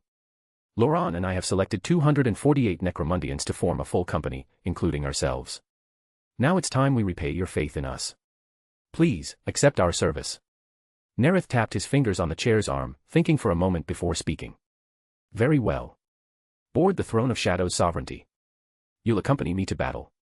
He decided to first lead the Lucifer Blacks to Osiris to combat the Psy Bird. Depending on their performance, he would decide whether they would serve as elite guards or standard troops. As you command, my lord, Theo said, exhilarated. Laurent smiled in satisfaction. Though they had guarded Barton Drake through several campaigns, fighting as an independent force was something else entirely. After they departed, Arsena approached Nareth. My lord, the Emperor has summoned you. He requests that you accompany him to Nocturne to receive a newly discovered Primarch. Nareth's eyes glimmered with thought. Nocturne and Osiris are both in the Ultima Segmentum, and the heresy hasn't begun yet. Traveling with the Emperor won't hurt, besides, that planet might contain alchemical ingredients. With that, he ordered, tell Navigator Lord Aiden Vischer to chart the course. Prepare for departure. 2 days later, the fleet, centered around the Throne of Shadow's sovereignty and the Judgment's glory, the Gloriana-class battleship named by Howard, departed into the stars. If you enjoy the story, my P at Trian is 30 chapters ahead. p@trian.com/daosjinsu. Chapter 295, Chapter 294, Arm Wrestling with Vulcan. 832.m30, Orbit of Nocturne. Nareth boarded the Emperor's Stormbird, accompanied by Alfarius, disguised as a regular Astartes bodyguard, as they flew toward Nocturne. Through the viewing port, Nareth gazed at the world below and its moon, Prometheus. He knew that one Nocturne year equaled 15 Terran years, and when the moon drew closest, Nocturne itself was almost torn apart by gravitational stress. The people of Nocturne called that moment the time of trial. Colossal waves rose from the oceans, tens of thousands of volcanoes erupted in fury, and earthquakes ravaged the land without end. After his return to the Imperium, the kind-hearted Vulcan used his authority to build massive city walls of adamantium and ceramide around Nocturne's 7 great cities. He also installed void shield systems provided by the Imperium, protecting them during the time of trial. Vulcan will surely be interested in fortress-grade energy shields, Nareth thought. Perhaps I should offer some help, provided he's willing to pay for it. He and his salamanders are excellent smiths, after all. The Stormbird descended onto a vast plain on Nocturne's surface. Nareth and his companions saw a hunting party attacking a massive lion. The beast roared, raising its claws. Boom. A hunter was swatted flat, only for a gigantic scorpion to burst from the jungle, pincers clamping onto the lion from both sides. Seeing this, Nareth immediately recognized the Aridia Plains, Nocturne's great hunting ground. Fenris of the Space Wolves, Medusa of the Iron Hands, and Nocturne of the Salamanders, 3 death worlds scarred by quakes, volcanoes, and beasts. Each Primarch treats his homeworld differently. Russ sees Fenris as a hunting ground to train warriors, Ferrus Manus views Medusa as an arena to weed out the weak, Vulcan values life, protecting the people of Nocturne. Golden wings flared. Nareth dug between the lion and the scorpion, his living metal turning into a storm of blades. A flash of golden light, and both monsters crashed lifelessly to the ground. With another beat of his wings, Nareth rejoined the Emperor and Alfarius. Strong beasts, he mused, but not useful alchemical materials. Come, said the Emperor with a nod. It's time to meet your brother. The predators of the plains seemed blind to the trio's presence as they passed. Before long, a settlement came into view, crowned by tall wooden towers. People streamed toward its center, yet none noticed the newcomers. Extending his mind, Nareth absorbed the local language and their thoughts. These were citizens of Nocturne's 7 refuge cities. Because of the world's constant volcanic eruptions, the people had built their cities from local basalt to withstand the devastation. Under Vulcan's leadership, the 7 city-states had once again repelled the Shade Wraiths, Nocturne's name for the Dark Eldar raiders. For centuries, the people had hidden during such raids until Vulcan's heroism inspired them to unite and fight back. The 3 travelers reached the village center. There, amid the crowd, stood a towering black-skinned giant clad in emerald armor that covered his chest and legs, his dark skin gleaming like obsidian. A golden crown rested upon his brow, gold ornaments tracing his limbs. A dark-skinned noble raised his voice. People of Nocturne. Citizens of the 7 cities. Vulcan has led us to victory over the Shade Wraiths. Let us praise the great Lord of Fire, Vulcan. Nareth knew that the Promethean cult of Nocturne had foretold a savior child. When Vulcan fell from the skies, the blacksmith Bel, who found him, believed the prophecy fulfilled and named him after the first Fire Drake king. Thunderous cheers followed. Nareth could feel the people's genuine devotion for the leader who had freed them from terror. Fireborn. They chanted his title. Nareth watched Vulcan's eyes blaze like volcanic fire, one reason he bore that name. The other was more literal. Heat shimmered from his skin, crackling like searing meat, and a wave of burning air rolled outward whenever he spoke. I have spoken with the councils of the 7 cities, Vulcan declared, his voice booming. We will hold a grand contest. The crowd erupted again. After years of war, they longed for celebration. But just as Vulcan was about to announce the first event, a pale-skinned stranger appeared before them, standing out starkly among the dark Nocturnians. An interesting competition, the stranger said. Allow my son to participate. He will surpass all others, even you, Vulcan. Let us make a wager. He represents me in this contest. The loser shall serve the victor forever. If he loses, I will serve you. If he wins, you will swear fealty to me. Only then did the people notice the enormous black-armored figure standing behind the pale men, golden wings glinting in the firelight. They stared, awestruck. Impossible, even if he's as tall as the Fire Drake King. Vulcan cannot lose. Vulcan's fiery eyes lingered on the 2 newcomers. After a moment of silent analysis, he spoke with confidence. I accept your challenge. The victory will be mine. Then, in his deep, resonant voice, he added kindly. You are welcome to join our contest, stranger. What is your name? The air shimmered with heat, but Nareth remained calm. After facing Russ and Ferris in similar duel sent by the Emperor, he was used to this game. The Emperor really does love winning by proxy, he mused. Nareth. The first trial, a dark-skinned elder announced, is a test of strength, arm wrestling. The crowd roared in excitement. Forged by high gravity and hardship, the Nocturnians revered strength above all. Contestants placed their arms on the table, muscles bulging as they strained. Originally, Vulcan was not meant to participate, no one on Nocturne could match his strength. Half a day later, a black basalt table was dragged into the arena. Nareth and Vulcan stepped forward amid the crowd's cheers. Nareth removed the ring from his middle finger and the blood-red chain from his little finger, then placed his elbow on the polished basalt and clasped Vulcan's hand. Dark eyes met burning eyes. Both Primarchs could feel the other's immense strength through their palms. Begin. Power surged. The basalt trembled. The power of the Sequence 8 barbarian within Nareth flared, amplifying his body's latent might, enough to rival even Vulcan, the strongest of the Primarchs in sheer physical power. The crowd was dumbstruck. Someone could actually stand equal to Vulcan in raw strength. They strained again and again, each surge shaking the table. After 18 bursts of effort, Nareth frowned slightly. Vulcan's strength was beginning to edge out his own. He considered briefly using the living metal in his body, or the shard of the star god within him, but dismissed the thought. He continued, relying purely on his own muscles. Bang. Bang. 2 sharp cracks rang out as both their elbows fractured the stone. The basalt split with a web of fissures before collapsing entirely. The presiding elder stared for several seconds before stammering. A draw. No, Nareth said calmly. I lost. If we continued, Vulcan's strength would overwhelm mine, the stone simply wasn't strong enough. Vulcan's raw strength was greater, though only slightly. The original enhancements from the Emperor had not completely bridged that natural gap. Nareth's power rivaled Leman Russ's, but was still a shade below Vulcan's. Had I called upon my living metal, he thought, I could have overturned the difference, but I chose not to. If we kept going, I'd lose. You are honest, Vulcan replied approvingly. The second trial, another elder proclaimed, is a test of speed, a race. He pointed toward the southern side of the village. 18 kilometers from here, 10 gemstones have been placed. The first 10 to return with one will earn their reward. Volcanic eruptions had not only brought death but also rich minerals to the surface, gemstones among them. Then the elder turned to the 2 giants. For the Fire Drake King and the honored challenger, the prize shall be a molten heart gem from the planet's core, 10 meters wide, a supreme material coveted by every smith. Whoever brings it back, he announced, wins the contest. And with that, he shouted. Let the competition begin. Chapter 296, Chapter 295, Competing with Vulcan in Lifting the Anvil. Nareth and Vulcan started running at the same time. The instant they took their first step, they left the other Nocturne contestants far behind. Nareth once again didn't unfurl his golden wings, he simply ran on foot. One tall tower after another blurred past him. Within moments, he had covered a kilometer, pulling ahead of Vulcan by 1 body length. The gap between them widened, 10 meters, then more. Vulcan's eyes, burning like twin volcanoes, fixed on the golden wings on Nareth's back. He could tell Nareth hadn't even flapped them, the other was relying purely on physical power to outpace him. Vulcan's body felt aflame. Even the Shade Wraiths, far swifter than any Nocturnian, had never matched his speed. Yet for the first time, he faced someone faster than himself. His skin crackled and seared, burning hotter as he sprinted with everything he had. But no matter how hard he tried, the distance between them continued to grow. His breathing came like gusts of molten air, eyes blazing with volcanic fury.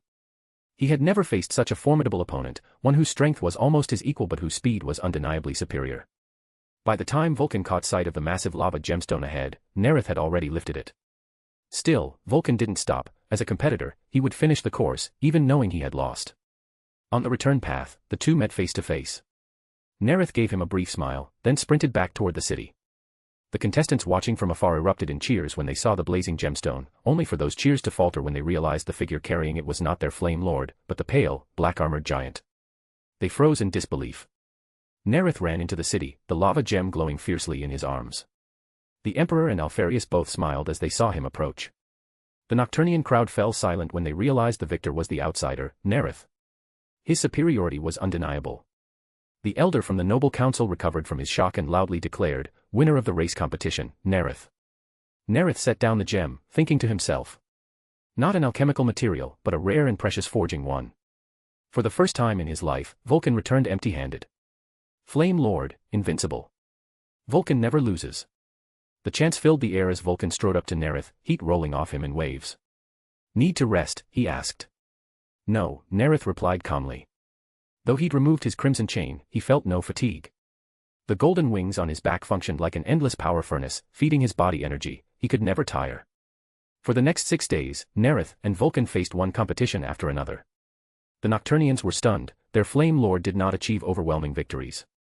Most contests ended in draws. Sometimes Vulcan won, but Nareth would triumph in the next event soon after. On the 8th day, the Noble Council Elder announced, "Today's contest is the Anvil Lift, a test of strength, and above all, endurance." Nocturne's contestants strained their muscular arms to lift heavy anvils forged from refined ore. For the 2 giants, however, special anvils had been prepared, each fitted with 4 massive iron plates. Each plate was so heavy that no other Nocturnian could hope to lift even one. Nareth and Vulcan both grasped their anvils, their arms tightening as they raised them high. Vulcan, bare-chested, eyes blazing like molten furnaces, hoisted the anvil aloft. The crowd erupted in wild cheers. "Flame Lord. Vulcan never loses." But as the cheers subsided, they noticed that the outsider, Nareth, had also lifted his anvil with ease. They weren't surprised. After days of contests, they had already seen that Nareth's strength rivaled Vulcan's. The true test would come down to endurance. From sunrise to midday, the two held the anvils aloft, arms unwavering. The massive weight that could crush a normal man seemed nothing to them. From noon until sunset, they still stood like statues, steady, unchanged, unshaken. Even those who had always believed their Flame Lord would prevail began to doubt. After tense discussion, the noble elders finally declared, neither the Flame Lord Vulcan nor the outsider Nareth could best the other in endurance. The anvil lift ends in a draw. Nareth lowered his anvil. With the power of the Burning One's shard within him, his stamina was effectively limitless, yet he knew Vulcan's physiology was beyond mortal limits as well. Even if his endurance was greater, it would take days to show. That the outsider Nareth could match the Flame Lord Vulcan across so many trials left the Nocturnians utterly astonished. They soon accepted the outcome. After 8 days of competition, it was only fair. 10 days earlier, none of them would have believed anyone could rival Vulcan, but after witnessing it, they knew the draw was just. As the crowd fell silent, a dark-skinned noble elder adorned with gemstones stepped forward. The final contest, he proclaimed, belongs solely to the Flame Lord Vulcan and the honored outsider Nareth. The task, within 1 day, forge a weapon by hand, and use it to hunt a fire drake from the death volcano. The one who slays the largest drake shall be declared the ultimate victor. Vulcan will triumph, the Nocturnians roared in unison. They believed their teacher, the one who had taught them the secrets of pattern welding, metal folding, alloys, and bonding, would surely win. Vulcan and Nareth walked to the forges. Vulcan began first, skillfully taking up ore and hammer, his movements practiced and sure. Nareth, though he had never forged with his own hands, recalled with perfect clarity the processes he had observed while managing the Magneto steel foundry, how the workers forged Miguel steel. He picked up the ore, lifted the hammer, and struck according to the Miguel forging method. The Emperor, watching both of his sons, turned to Alfarius. "Who do you think will win?" Alfarius looked at Nareth, his movements were swift, precise, showing the talent of a fine craftsman. Then he turned to Vulcan, the dark-skinned giant's every motion carried rhythm, every strike was art. The difference was clear. "Vulcan will win," Alfarius said. Though Nareth was born on the industrial world of Ostroia, he's never forged a weapon himself. By a beginner's standards, he's excellent, but Vulcan is a master smith. Only Ferrus Manus and Fulgrim can match him. After recalling his 2 earlier wrong guesses, Alfarius hesitated, then added, the death volcano is his domain, he knows it well. Combined with his superior craftsmanship, I believe he'll win for sure.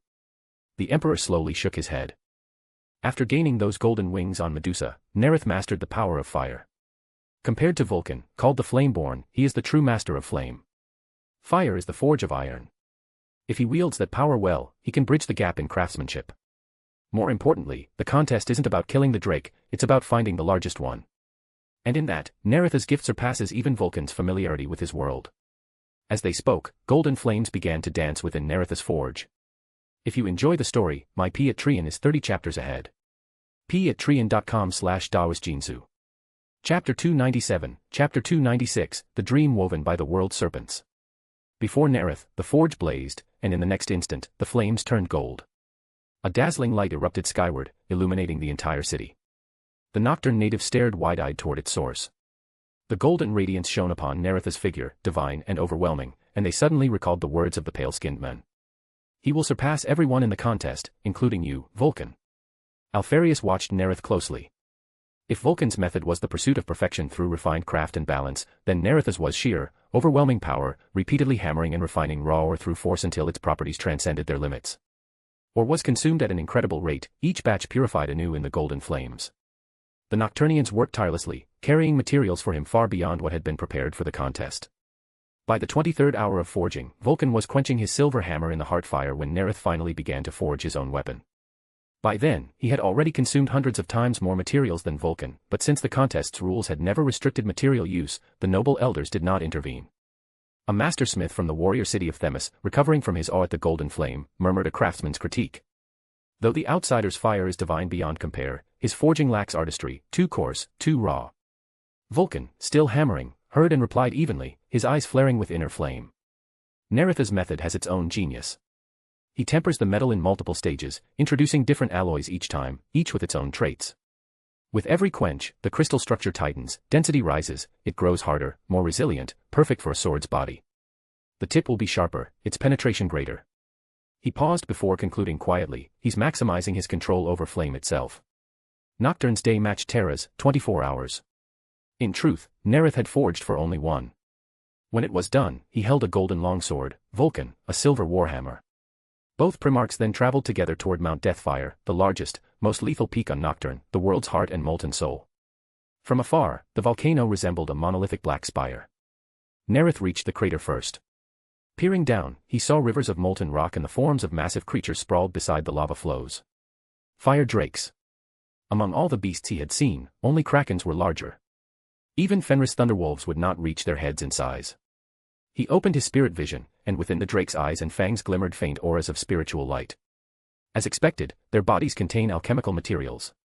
Beside him, his Gyrinx John, who had studied the divination arts of the Frau, offered eagerly, "Shall I divine the location of the largest drake?" "No," Nareth replied. "This is between me and him. Your turn will come soon enough." Then, with deep focus, he activated warp insight. His vision filled with countless lights, some faint, some vast. Usually, the greater a creature's strength, the larger its reflection in the warp. Within moments, Nareth locked onto the largest flare of all. He leapt from the mountain's peak, landing before a cavern entrance far below. No life stirred within, he did not intend to slay the drakes, it would be a waste of alchemical materials. Deeper and deeper he descended through the tunnels until, at the planet's core, he saw them, enormous shapes coiling around Nocturne's very heart. The world serpents. They were colossal beyond imagining, bodies like pythons but scaled as dragons, triangular heads like wedges of living stone.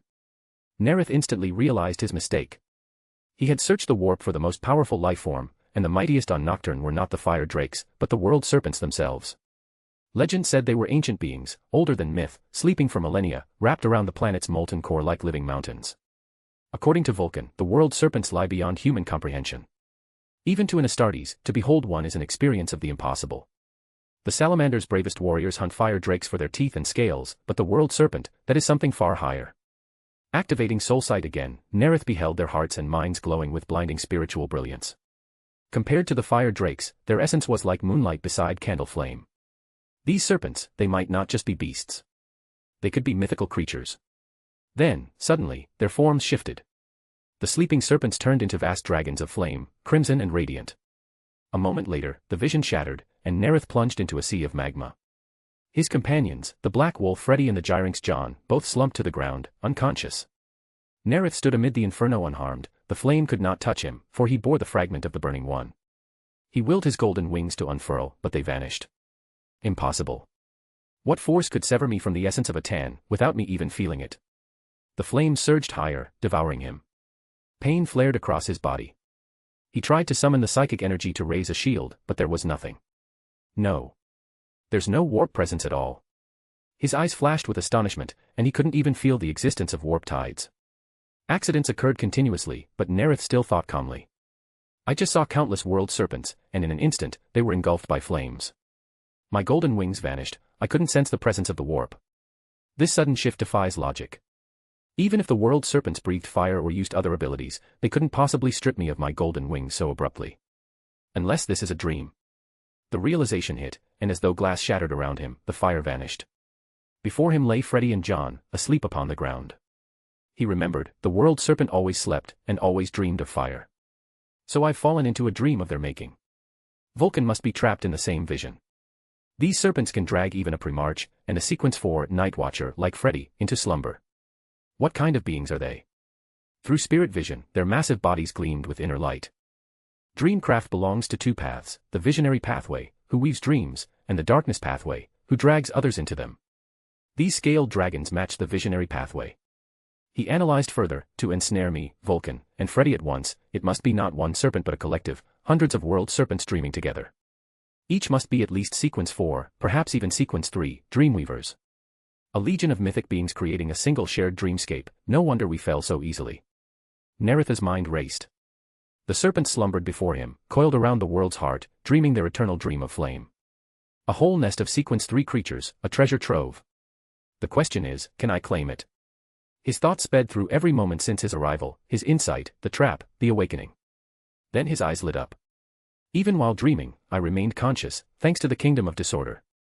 Its essence keeps me awake in dreams. The Dionysian spear can slay them. My golden wings can reach them. With that thought, he spread his radiant wings once more and drew the Dionysian spear. He shot toward the greatest of the serpents, the one coiled around the planet's equator. With a single strike, the spear pierced its scales, each plate as thick as a fortress wall, yet splitting like parchment. The weapon drove through its neck. Nareth avoided the head, preserving the precious materials. Grasping the serpent's skull, he hurled it onto a magma platform. Even in death, its immense body still coiled around the core. The other serpents quivered, their shared dream collapsing with the death of their mightiest dreamweaver. Still, they slept, yet their colossal forms began to stir and crawl away through deep tunnels. So the nocturne underworld network was carved by them, no wonder even the salamanders never mapped it. Nareth's golden wings flared, he hunted the next, and the next. When he slew the fourth, Freddy awoke suddenly, gasping. I who draw others into dreams, was drawn into another serpent's dream. By the time Nareth stopped, 48 world serpents lay slain. He watched as the rest vanished into the depths. Enough. No need for extinction, let them breed. I can always return for more. He descended to the molten heart once more, releasing his grip on the Dionysian spear. It fell into the flames and vanished. He smirked. Ah, my hand slipped.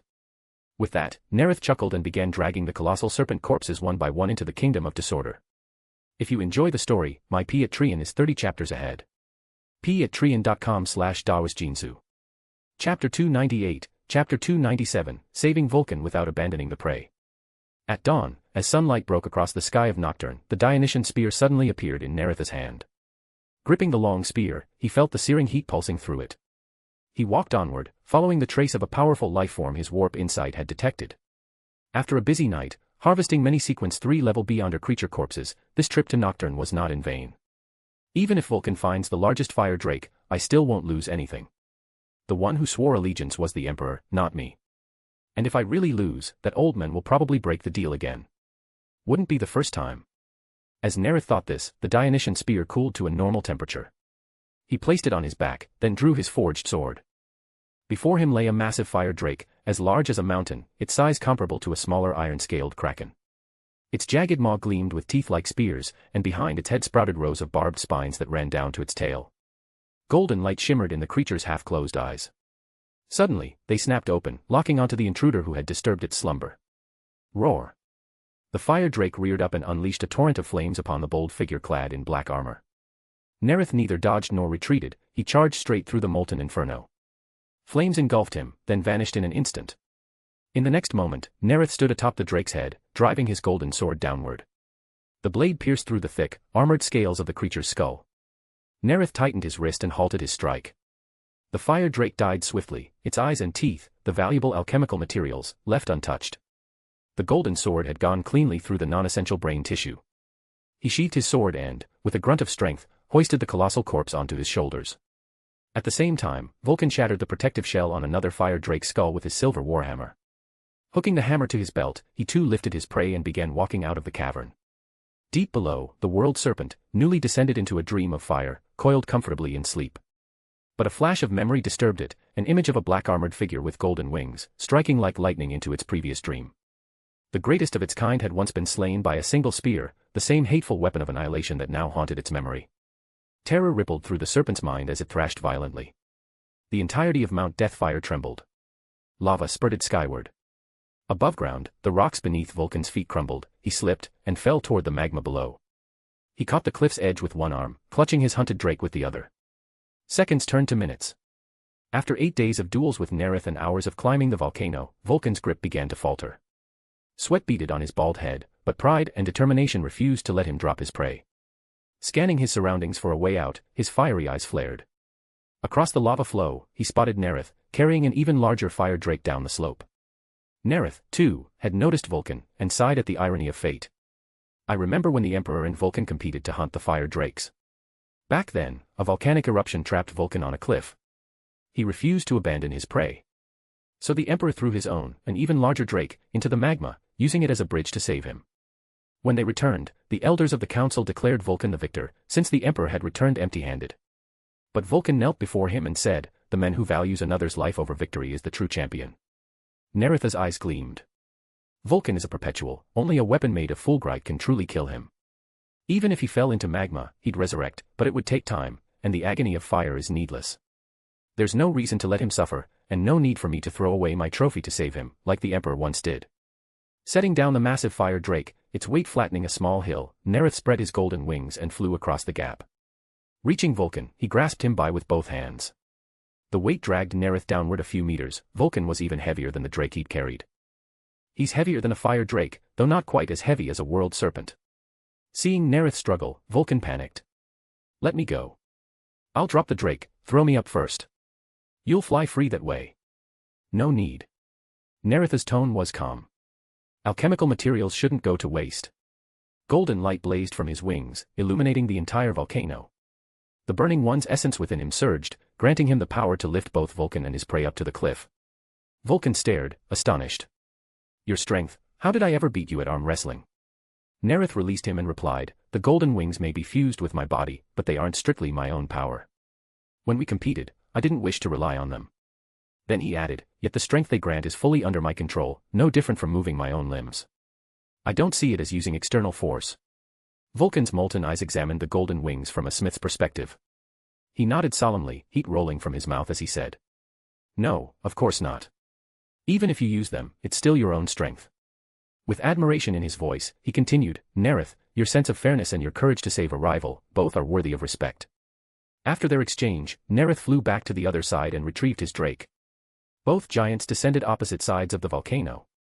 In the city below, Alfarius was the first to see them returning. He turned to the Emperor and said, "You were right. Nareth wins again." The Emperor smiled. It should be so. Soon, the Nocturnians saw the two giants approaching. At a glance, it was clear who had triumphed. The drake Nareth carried dwarfed Vulcans. When they entered the city, the elder of the noble council stepped forward, resigned, and announced, "The final competition's victor is Nareth." Vulcan nodded, his voice steady. "I concede wholeheartedly. As per our wager, I shall offer my loyalty to the outsider." He knelt before the pale-skinned being. "I shall serve you as my lord." At that moment, a blinding golden radiance burst forth.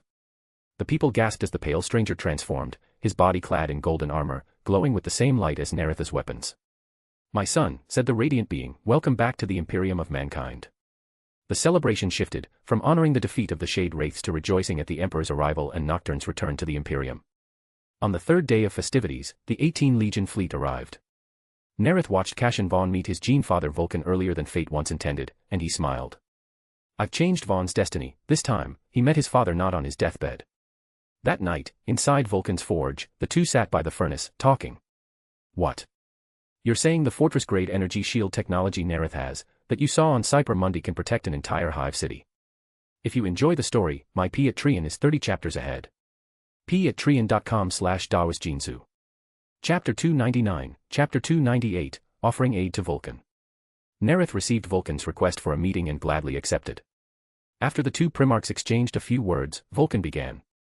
"Nareth, my brother, my son Cashin Vaughn has told me that you possess fortress-grade energy shield technology, capable of creating defenses far stronger than standard void shields, able to protect a hive city in its entirety." Vulcan had already consulted with his legion's tech adepts. The Imperium's standard void shields could only cover areas about the size of Nocturne's 7 current cities. A fortress-grade shield, however, was more than 10 times stronger and could protect a vastly greater area, enough to safeguard countless Nocturnian citizens. Nareth hadn't expected Vulcan to come seeking him so quickly. He nodded slightly. "Yes, that's true. The volcanoes of Nocturne erupt again and again," Vulcan said sorrowfully. Each time, countless lives are lost. I ask for your aid, brother. Of course, Nareth replied at once. I'll dispatch a team of specialists to install fortress-grade shields on Nocturne and maintain them as needed. Fortress-grade shields required continual upkeep. Nareth recalled how, in his memories, the rulers of Vigilus, House Agamemnus, had once ceded an entire continental sector to the Forge World Styges VIII in exchange for similar maintenance. A Shadow of Order tech adept would command servitors and ensure proper operation across Nocturne's 7 cities. This shield technology was one of the key secrets behind protecting entire worlds, something Nareth would never trade away.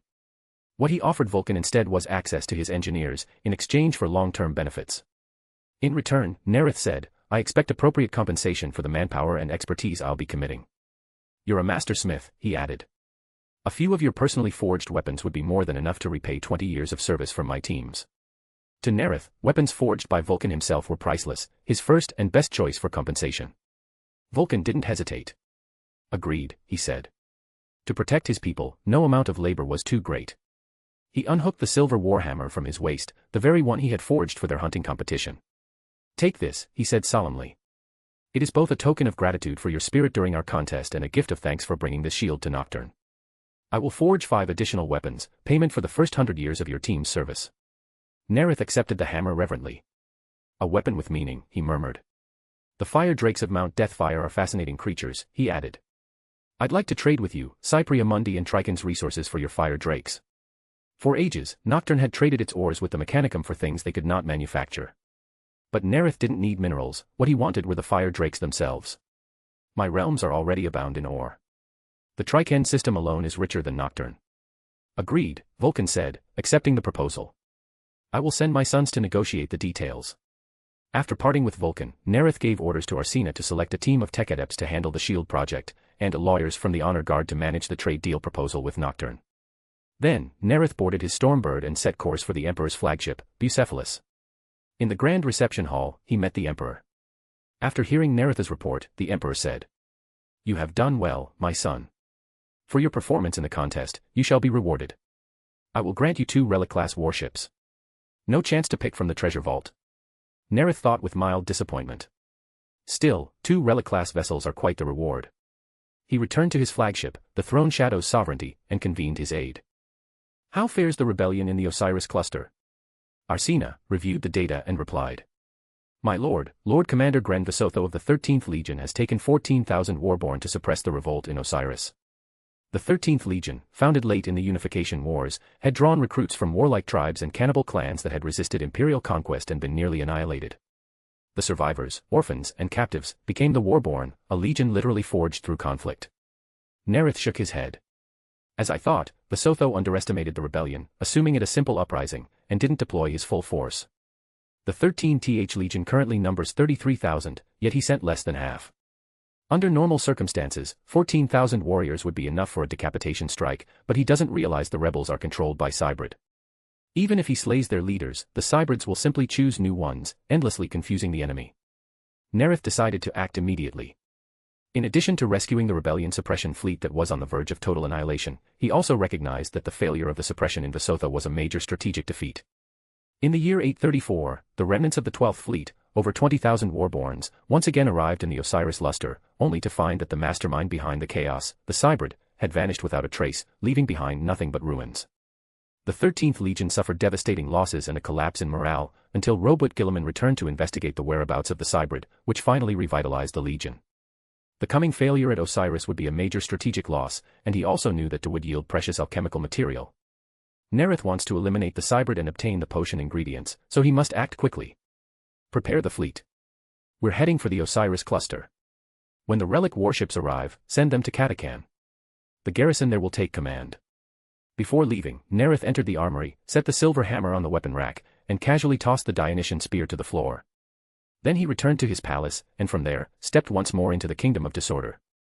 His radiance flowed toward a crimson sun, rapidly consuming the spirituality of the briber. There, he saw Sanchez, clad in black armor, wearing the wolf helm of Rus, cutting through the ranks of the Dark Eldar. The pyromancer raised his hand, searing flame engulfed his foes. Then the commanding voice of the Black Emperor echoed in his mind. Pray after the battle. When the fight ended, Sanchez returned to his flagship, the relic-class Void Hunter.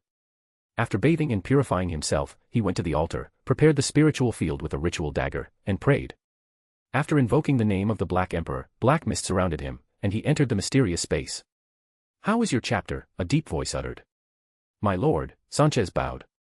The 7th now counts 7,293 shadows of order, bolstered by 1,574 new recruits. The Katakan regiments follow the Vostroyan pattern, each numbering 2,500 soldiers. "We have 10 Katakan regiments, and 2 all-female units trained by Marlena." He continued his report. "Marlena has established 5 experimental farms on Katakan, cultivating raspberries, grapefruit, oats, rapeseed, cabbages, and soybeans. The Forge Lord has completed the Katakan system's warp gate network. Katakan has no permanent cities, so fortress-grade shields cannot be installed. Nareth considered this and issued orders. The 2 relic warships I've received shall belong to the 7th chapter. Leave sufficient personnel to receive them. The remaining forces will accompany me to the Osiris cluster." "By your command, my lord," Sanchez answered. In the Osiris cluster, aboard the 12th Expeditionary Fleet's flagship Thunder of Thessalon, Lord Commander Vesotho stood before a hollow display. The screen was a sea of red dots, enemy ships, engulfing scattered green ones, the Loyalists. Each volley from the green icons destroyed at least one foe, yet the rebel fleet swarmed endlessly, like ravenous sharks. Vesotho clenched his gauntlet fists. How had a simple suppression campaign turned into this disaster? His strike teams had executed the decapitation strike, yet the rebels fought on, their coordination untouched. Now, the void battle had devolved into a nightmare, the Loyalist fleet surrounded and overwhelmed by countless enemy ships from every nearby system. "I've failed. The Osiris Rebellion is far worse than I ever imagined. Lord Vesotho, all escort ships have been destroyed. The flagship is taking concentrated fire. Port shield 25 overloaded. Starboard shield 13 failing." Vesotho stared at the display, nothing but red. "Astropath, send a message, the Osiris Rebellion is a major threat. I pass on the command of the Legion passes to Marius Gage." He turned to his gunnery officer. "Target the rebel fleet and unleash everything. Before we sink, make them pay in blood. For the Emperor and mankind." Just then, the Vox crackled, the Sensorium adept shouting in disbelief. "My lord, the Augur Matrix detects massive ship signatures.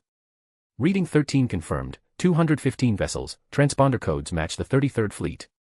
Reading 14 still incoming dash. If you enjoy the story, my P at Trian is 30 chapters ahead. p@trian.com/dawisjinsu. Chapter 300, Chapter 299, Rescue of the 13th Legion. Gren Vesotho had just issued his final order to destroy as many rebel ships as possible before his flagship was sunk, when, suddenly, salvation arrived. The ships of the 33rd Fleet entered into the battlefield. Vesotho drew in a deep breath, forcing himself to calm his racing thoughts as he gave a new order to the Astropath. "Send a transmission request." While waiting for a response, his eyes turned to the hololithic display. The long-range augur arrays projected 2 titanic silhouettes through the static haze, the Throne of Shadow's Sovereignty, flagship of the 11th Legion, and another vessel newly built by Mars, the Judgment's Glory, a Gloriana-class battleship. As he watched, every screen aboard his bridge filled with streams of returning signal, then came the barrage. Like a storm of stars, an overwhelming salvo of ordnance rained upon the rebel fleet. Around the Thunder of Thessalon, the red dots that marked enemy ships flared brilliantly and then winked out one by one. Warning runes vanished from the displays. His flagship had survived. Yet even under this devastating assault, the rebel ships did not flee, instead, they charged madly toward the fleet of the Shadows of Order.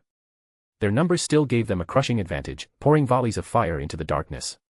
"Gunnery command," Vesotho ordered, "open fire. Support our allies."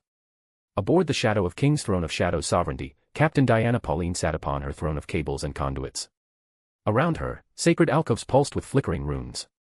She was adrift in a sea of data, her mind receiving and parsing billions of readings at once. As a telepathist, Diana's psychic core had been strengthened twice combined with her gyrinx familiar coiled beneath her feet, her cognition exceeded that of most Shadows of Order. Following the Primarch's doctrine, the Marshal of Ordnance, Gabriel, had optimized the ship's simulus chambers to match the cognitive limits of unmodified human officers. Each tier processed 1/10 the usual data volume, prioritizing only the most critical variables, position, vector, energy output, and shield integrity. This was not a lesser version of the Iron Hand system, but a refined one, focusing purely on decisive parameters. Diana now commanded with total clarity. She could feel every ship's position, velocity, and relation to others, seeing the entire battle as a single living mechanism. The data streamed into the chamber. Enemy vessel A-1, distance 104,900 kilometers, azimuth 805, declination 2. Within the virtual tactical space, Diana and 100 officers of the strategic chamber conducted rapid thought simulations. Each officer's solution was instantly shared, compared, and refined. In one breath, consensus was reached. Diana's strike plan was optimal for targets A1 through A100, while Staff Officer Willick's plan was best for A28. The final collective will was transmitted to the fire control crews. The Throne of Shadow's sovereignty yawed 3 degrees to port, its twin ether cannons firing in unison, collapsing the void shields of a rebel light cruiser before vaporizing its hull. Macro batteries thundered, each shell hitting its mark. The entire fleet moved like interlocking gears, each ship striking independently but in perfect synchronization. One macro cannon on the Throne of Shadow's sovereignty coordinated fire with the Sword of Ostroya, the 11th Legion's cruiser, to hammer both flanks of another rebel vessel. Every shot, every strike, efficient, precise, devastating. Within moments, the 11 Legion's fleet had annihilated nearly 1/5 of the rebel armada. Diana received status feedback simultaneously. Starboard void shield B-16 overloaded by concentrated fire from 8 enemy vessels. Without crew intervention, the system rerouted energy and activated a secondary generator. Within seconds, a new teardrop-shaped barrier shimmered into being. These automated systems had reduced crew requirements by over 50,000, yet doubled combat efficiency. On the Thunder of Thessalon, Vasotho watched in stunned silence. In a single exchange, the 11th Legion had shattered the enemy line. He saw that, despite overwhelming enemy numbers, the Shadows of Order had lost only a handful of unshielded communication and escort craft, not a single main void ship. Just as he regained his composure, the voice of his choir master echoed through the comm beads. Lord Commander, Primarch Nareth has accepted your transmission request. The channel is open. Lord Nareth, Vasotho said with genuine gratitude, thank you for saving my fleet from utter annihilation.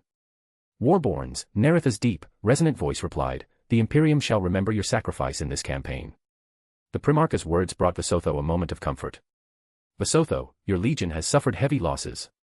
Withdraw from the battlefield immediately. The rebellion in the Osiris cluster will now fall under my command. Vasotho's eyes filled with unwilling resignation. Yet he knew the order was correct. His ships were crippled, his troops decimated. Lord Nareth, there are still Warborns fighting planetside. If it is possible, please aid them. Of course, Nareth replied, his tone absolute. My sons will recover those who yet live. Thank you, Lord Nareth, Vasotho said once more, then cut the channel. He hid his bitterness behind command formality. Set course for withdrawal. Aboard the Throne of Shadow's sovereignty, the Primarch sat upon his obsidian throne as Arsena manipulated the control staff. My lord, Dunn reported, we now have full void superiority. The 7th chapter has arrived and is clearing the remaining enemy ships. All units have confirmed their objectives, the Xenos entities capable of mind control. Nareth nodded slightly. He knew little about the Osirian Cybrid, but even this was enough, an alien presence capable of puppeteering humans. That alone justified the intervention. The Shadows of Order would not blunder blindly into slaughter as the Warborns had. They understood, this war's true goal was not simply to crush human rebels, but to hunt the alien minds controlling them.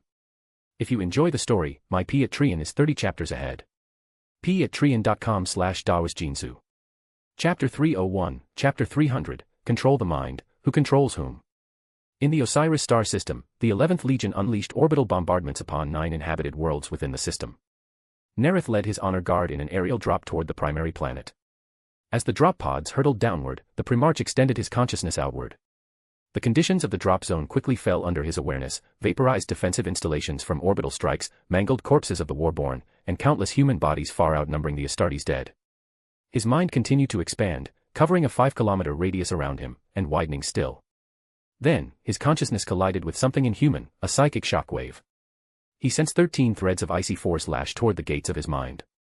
His thoughts momentarily froze, and a cold, echoing voice resounded within. Submit to me.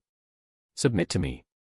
Flames erupted along Nareth's spine, radiant and fierce, as he ascended into the first layer of Thelema.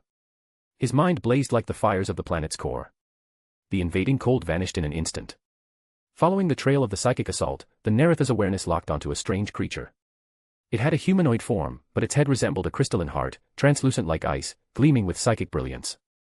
From that heart extended countless frigid tendrils, 13 of which had reached for his mind and now burned away in psychic fire. Many more threads stretched outward, connecting to other beings, controlling them all. Control the mind, but who controls whom? As that thought crossed Nareth's mind, his psychic fire shattered the creature's mental defenses. Across the planet, the Cybrids screamed in agony. Their psychic network ruptured as they severed links to their kin to escape the burning pain. I command you, come forth. The drop pod slammed into the surface of Osiris Prime. As its doors blasted open, Nareth turned to Arson. I've seized control of a cybrid.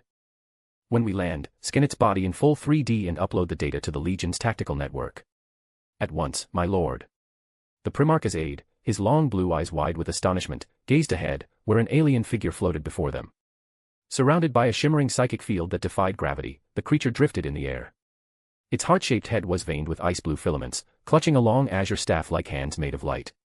Around it, countless filaments recoiled and retracted toward its crystal core. At the same time, armed humans nearby stopped in confusion, their faces dazed, as though awakening from a dream.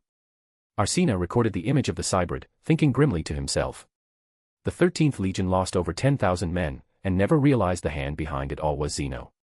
Yet the Black Emperor identified their puppet master the moment he landed. The cybrid floated toward Nareth, writhing in invisible torment, its psychic threads hissing as they burned. The Primarch's gaze deepened. His consciousness infiltrated the alien's mind, tearing through its thoughts. He learned the cybrid were a psyker species, their name a reflection of their mastery of mental domination. He also learned how they could control so many minds at once. Beyond innate talent, the answer lay in the blue psychic staves they wielded. They differed from the psi staves the Imperium would forge in later ages. Imperial psi staves, derived from Xeno black rods, relied on psychic batteries for power. They could store a psyker's energy, serving as both melee weapon and auxiliary energy source in battle. But the Osiris staves were more sinister, they could draw power directly from the minds they controlled, absorbing psychic energy and storing it for further domination. Drawing power from enslaved minds, then using that power to enslave more. A perfect self-sustaining cycle, Nareth thought. He memorized their technique. Compared to the broad yet unfocused psychic craft of the Freyo species, the cybrid were more refined in one domain, mind control. His understanding of psychic domination advanced instantly. He sent a mental pulse to his aide. Upload this intelligence to the Legion network, and dispatch a separate order to the Librarium. I want live specimens of these mind controller. He refrained from commanding the entire Legion to hunt them, knowing that would invite catastrophe. The Librarium, however, once informed, would know how to capture them safely. The Osirian cybrid weave a psychic web across the planet, sharing thought and information instantly. It is their greatest strength, and their fatal flaw. Nareth's awareness expanded once more. From the captured alien's mind, he sensed that the strength and range of each cybrid's influence varied. The nearest one was barely 100 kilometers away, well within his reach. Stealth. Nareth's eyes shimmered. He summoned the power of the warp. He found 4 cybrid lurking in the darkness below ground. Synchronizing his mind's frequency with theirs, he infiltrated their psychic web, and perceived it all, tens of thousands of connected minds blanketing the planet. He donned the howling mask. Opening his mouth, he unleashed a single, shattering psychic scream. The psychic shockwave rippled through the entire network, spreading in all directions. From the point where Nareth stood, the minds of the cybrid convulsed in terror. One by one, they fell from the air, dead or comatose. Elsewhere, a squad of the 13th Legion fought desperately against waves of frenzied human rebels. Their ammunition was long spent, they swung chain swords and combat blades amid rivers of blood. Only 4 warborn remained, their armor drenched in gore and viscera. Supplies gone, communications severed, they stood alone. Burn slashed wildly with his chain sword, engines roaring, flesh flying. The rebels, unfazed by horror, charged endlessly into the slaughter. Bullets pinged harmlessly off Burn's power armor. "Watch yourself," barked Sergeant Eddie. He knew the rebels' aim wasn't to kill, only to exhaust them, waiting for the moment to strike with heavy fire. He couldn't fathom how the enemy tracked their movements in real time, or how their morale burned so high after losing leadership and command centers in the first assault. While Eddie pondered this, his visor flared, warning runes spiking at 3 o'clock. 3 o'clock. Artillery nest, charge. Even facing annihilation, Eddie sought any chance of victory. The 4 warriors surged forward like a living spear. Explosions erupted behind them. Had they hesitated, they'd already be vaporized. Moments later, Burn's visor blazed with danger sigils. Incoming. He barely shouted before the world vanished in thunder and flame. Shells rained down, engulfing everything within 4 kilometers, friend and foe alike. Boom. Boom. Boom. The bombardment reduced the warborns to wreckage. Burn's rune vanished from Eddie's visor. The sergeant understood, the enemy had baited them deliberately. A trap, but they would not die slowly. Even in death, they would bring ruin to the foe. The remaining 3 charged through the inferno, until the bombardment abruptly ceased. The rebels froze mid-stride. Nareth, through the howling mask, had annihilated the cybrid's network. He ordered the Shadows of Order to collect their corpses and relics. The bodies were transferred to the Kingdom of Disorder, while their psychic staves were sent to the Librarium for study. On the surface, the Honor Guard recovered 52 surviving Warborns. Following Nareth's command, they were brought aboard the Judgment's Glory. If you enjoy the story, my Patreon is 30 chapters ahead. patreon.com/dawisjinsu. Chapter 302, Chapter 301, The Protectors of Osiris. The young Psyker librarian, Ramsey, had already ascended to the second layer of the Thelema mind state before setting foot on the surface of Osiris III. The moment he landed, he instantly sensed a frigid consciousness slamming against his psychic barrier. Ramsey's black eyes flickered. Using the impact, he roughly pinpointed the enemy's location. Without hesitation, he moved toward the direction of the Osiris cybrid species. The enslaved human rebels charged toward him, shouting madly. Raising his staff, Ramsey unleashed a surge of bioenergy, sweeping through the rebels like a storm. Their hearts thudded violently, their blood rushed faster, their movements accelerating unnaturally. But within seconds, their speed faltered, their limbs went limp, weapons fell from their hands, and they collapsed unconscious. Ramsey had used boiling blood to overload their bodies with fatigue, rendering them insensible. Stepping past the fallen humans, he marched toward the psychic presence he had detected. He found the Xeno lounging in a pool, forcing enslaved humans to construct the surrounding structure for his leisure. A flicker of anger crossed Ramsey's eyes. He lifted his hand toward the Xeno. Because the Gene Father had ordered that the creatures be captured alive, he refrained from using psychic lightning and instead cast weakness. The creature's icy blue threads went slack and limp. The humans it had been controlling halted mid-stride, confusion replacing their rage-filled faces. Ramsey approached the unconscious Xeno, knelt, and picked up the blue psychic staff in its hand, feeling the pulsing mind energy stored within. At that same moment, invisible waves rippled across the surface of Osiris III. Everywhere, librarians donning howling masks unleashed psychic screams. Though not as devastating as their Primarchs, these screams were potent enough to knock out several, or even dozens, of cybrids at once. The Psykers then extracted energy from the captured psychic staffs, amplifying their next screams tenfold. Their efficiency rose dramatically. Meanwhile, the 1st Katakan Banshee Regiment deployed on Osiris V. As soon as they stepped onto the surface, their commander, Michi, froze, a crushing will pressed against her mind. Submit to me. Michi, one of only 3 Psykers among the Katakan women, had been chosen as commander by Marlena. She threw her head back and let out a piercing psychic scream, the green runes on her red wooden mask glowed, and the shriek was amplified through sonic emitters. 6 kilometers away, inside a spired building, an Osiris cybrid cried out in pain, several icy threads snapped from his heart-shaped head. Michi's power wasn't lethal like that of the librarians, but it grievously wounded the alien. It hastily drew energy from its staff to heal and then ordered its enslaved humans to attack. Michi howled again and led her banshees into the assault. They moved like a storm between buildings, lost guns spitting beams that cut through rebel ranks, creating a breach in the enemy lines. Before the rebels could regroup, the banshees darted through, refusing prolonged combat, for they knew, as their mistress Marlena had taught, that killing the enslaved was meaningless. The true enemy was the Xeno. The women fought like spirits of vengeance, swift as the wind, but unlike the Eldar howling banshees, they relied not on melee alone. By the age of 10, every Katakan woman had been forged into a marksman in the deadly jungles of her world. They sprinted, firing with precision even while in motion, weaving through gunfire with the same instinct they used to avoid jungle predators. Compared to those beasts, the movements of these enslaved humans were slow and predictable. They stormed through empty factories, deserted administrative towers. Then Michi suddenly stopped, her gaze fixing on a strange structure ahead. She noticed the rebels around it hadn't joined the assault, they remained stationed, guarding it. Her unit advanced, unleashing a rain of lost fire. Bullets grazed several banshees, drawing streaks of blood, yet none fell. They were used to pain. Michi led the charge, drawing her half-meter-long Katakan fong. Blades flashed, enemy heads rolled. The banshees stormed forward, slicing through every obstacle, until they reached the alien's lair. Michi let out another piercing wail, and her squad echoed in unison. The creature screamed in terror, its psychic field collapsed, and its body dropped lifelessly to the floor. After Nareth discovered that the Osirian cybrid were linked through a shared psychic network, he and the librarians became the driving force of the campaign. Using the howling masks, they eradicated the aliens efficiently and harvested materials for potions. By the 11th month of 834.M30, rebellion across all 11 star systems of the Osiris cluster had been quelled.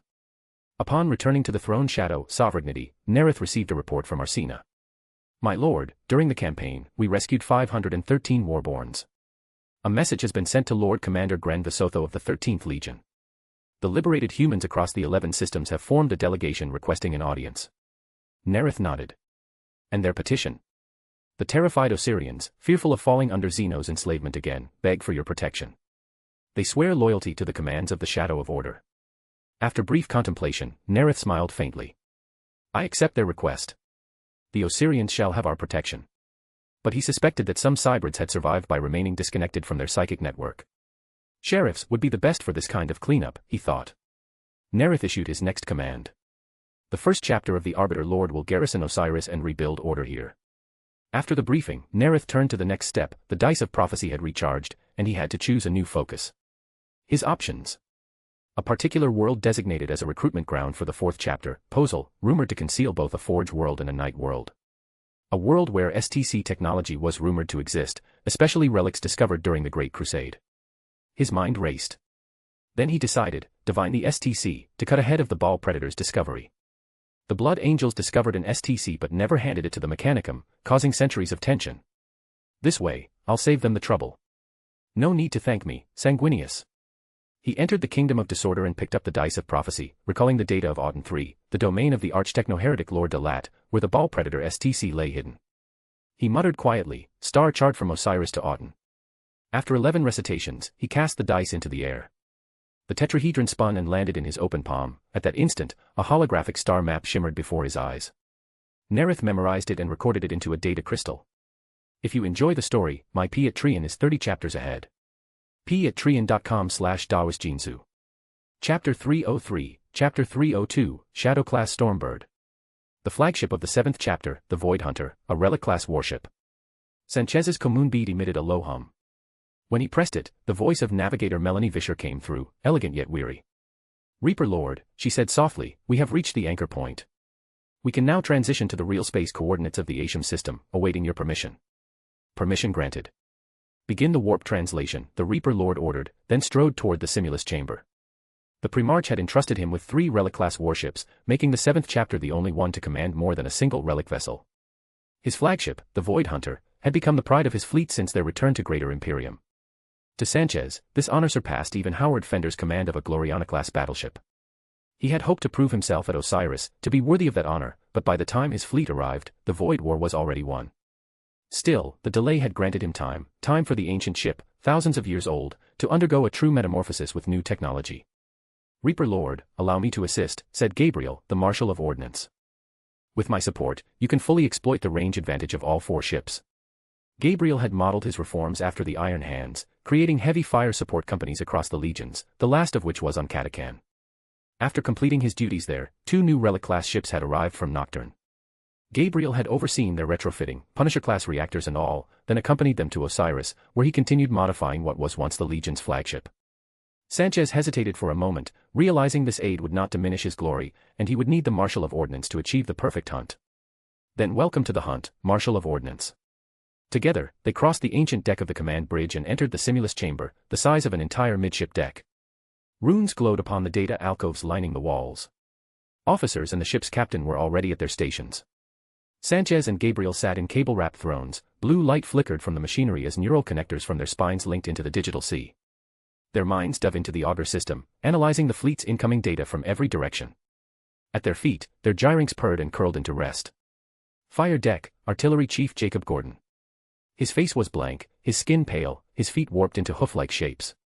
Jacob smiled faintly, immersed in the flood of data from his implants. How wonderful, no more tiresome communication with the outsiders. House Gordon were children of the Void, a lineage that had lived aboard the ancient warship since before the birth of the Imperium itself. They were traditional and stubborn, resisting all change, but Jacob welcomed the new age wholeheartedly. Now part of the Simulus chambers, he no longer struggled to communicate with foreign officers. He knew every cannon, every etched mark on its ancient metal, yet like his forebears, he had always been unable to truly understand others, nor they him. Every conversation had been exhausting, each order a struggle to comprehend or convey. He had feared replacement. Until now. As an extension of the chamber's data limbs, he no longer needed words or thought, only intent. The torrent of information made the Reaper Lord's tactical design perfectly clear. Their target, an enemy cruiser, designation A-1, the flagship of the opposing fleet. To reach and strike a relic-class ship, the foe would need to advance aggressively, bringing themselves into Jacob's firing range. He called his cannons his dancing partners. Each volley was a dance, far more beautiful than any dull social performance among outsiders. Jacob issued his commands through the neural link. Batteries 1 through 4, lock onto Rune D, fire. Within a heartbeat, His order rippled down through the network to the gunnery chiefs, the outermost extensions of the Sanctum's control web. He felt a rush of satisfaction as 4 partners fired in perfect rhythm. Flawless choreography, 1 heartbeat, 1 rhythm. To achieve such precision, synchronized strikes at over 100,000 kilometers once depended on luck. Now it was routine. Jacob was entranced by the beauty of it. The officers on the bridge could never appreciate such art, he thought. They had never cared for the split-second rhythms of void warfare. But things had changed. The chamber's computing power had elevated even seconds into the realm of tactical significance. He prepared his after-action feedback report, still lost in his wonder. While the Void Hunter hunted its prey, the Throne of Shadow's sovereignty traveled from the warp into the Asham system. Nareth stood before the hololithic display projected by Arson, his eyes scanning first the 4 relic-class ships. On the tactical grid, a square plane aligned vertically to the system's orbital ring, each relic-class vessel occupied a quadrant center. Their cannons rained a storm of fire upon the Heretic Lord's fleet.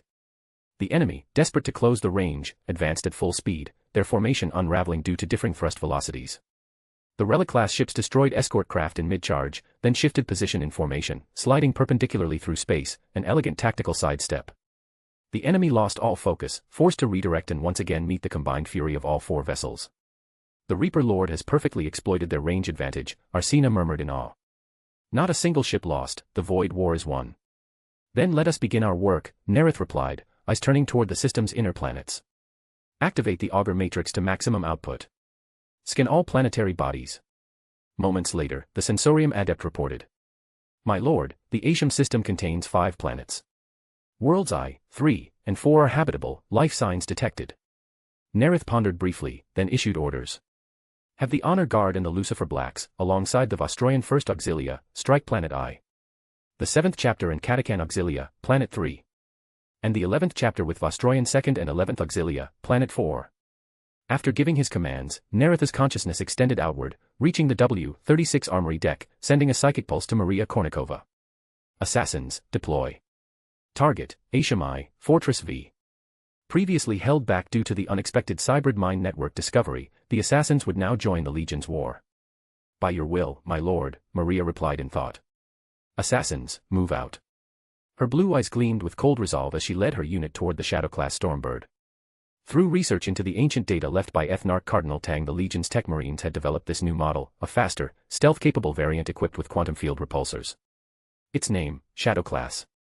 After the orbital bombardment ceased, 3 of these black, heavy assault transports descended toward Asham I, gliding like spectral birds through the void, unseen by any scan or auger, landing silently in the valley outside Fortress V. If you enjoy the story, my P at Trian is 30 chapters ahead. p@trian.com/dawisjinsu. Chapter 304, Chapter 303, Lucifer Black Beheading Operation. On the 4th day of the ground war on Asham I, the city of Somme was in tense preparation. Nick, captain of Lord Craft's guard, ended his day's duty with a gloomy face and headed to the bar. Give me a large drink. The waiter glanced at Nick's dark expression, the bruised corner of his mouth, and the faint scars on his neck, marks of Lord Craft's brutality. Not wanting trouble, the waiter quickly said, right away. 2 hours later, when the waiter saw Nick leaving, he sighed in relief, but didn't notice a tall figure in a black bodysuit stepping out of the shadows behind him. As Nick staggered home, a hand suddenly tapped his shoulder. He froze, spine cold, he hadn't heard a single footstep. Reaching for the weapon at his waist, he heard a deep, magnetic, and strangely persuasive female voice. Don't be afraid. I'm here to help you. He turned to see a tall woman, even taller than him. Her face was hidden beneath a hood and mask. Her Adiyumian speech was mechanical and strange, but her voice carried an inexplicable charm that made Nick instinctively trust her. It was the instigator, Maria, whose mission was to plant thoughts in chosen targets. Craft is a tyrant. His end is near. You must deliver him death. Do that, and both you and Somme will be reborn. Images flashed in Nick's mind, Lord Craft's whip of thorns and crackling electricity striking his face. I'll kill him, Nick muttered, brows furrowed.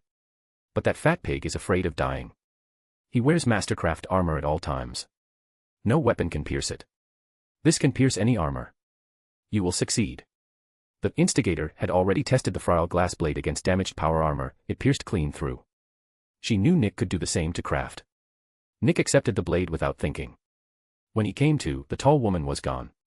He stared blankly at the weapon in his hand until a cold wind blew by, and the words, kill him, echoed again in his head.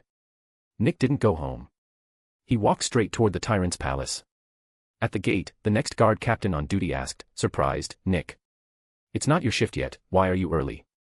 Nick, having prepared his excuse, quickly replied, I was at the bar and got this alien weapon from an outsider.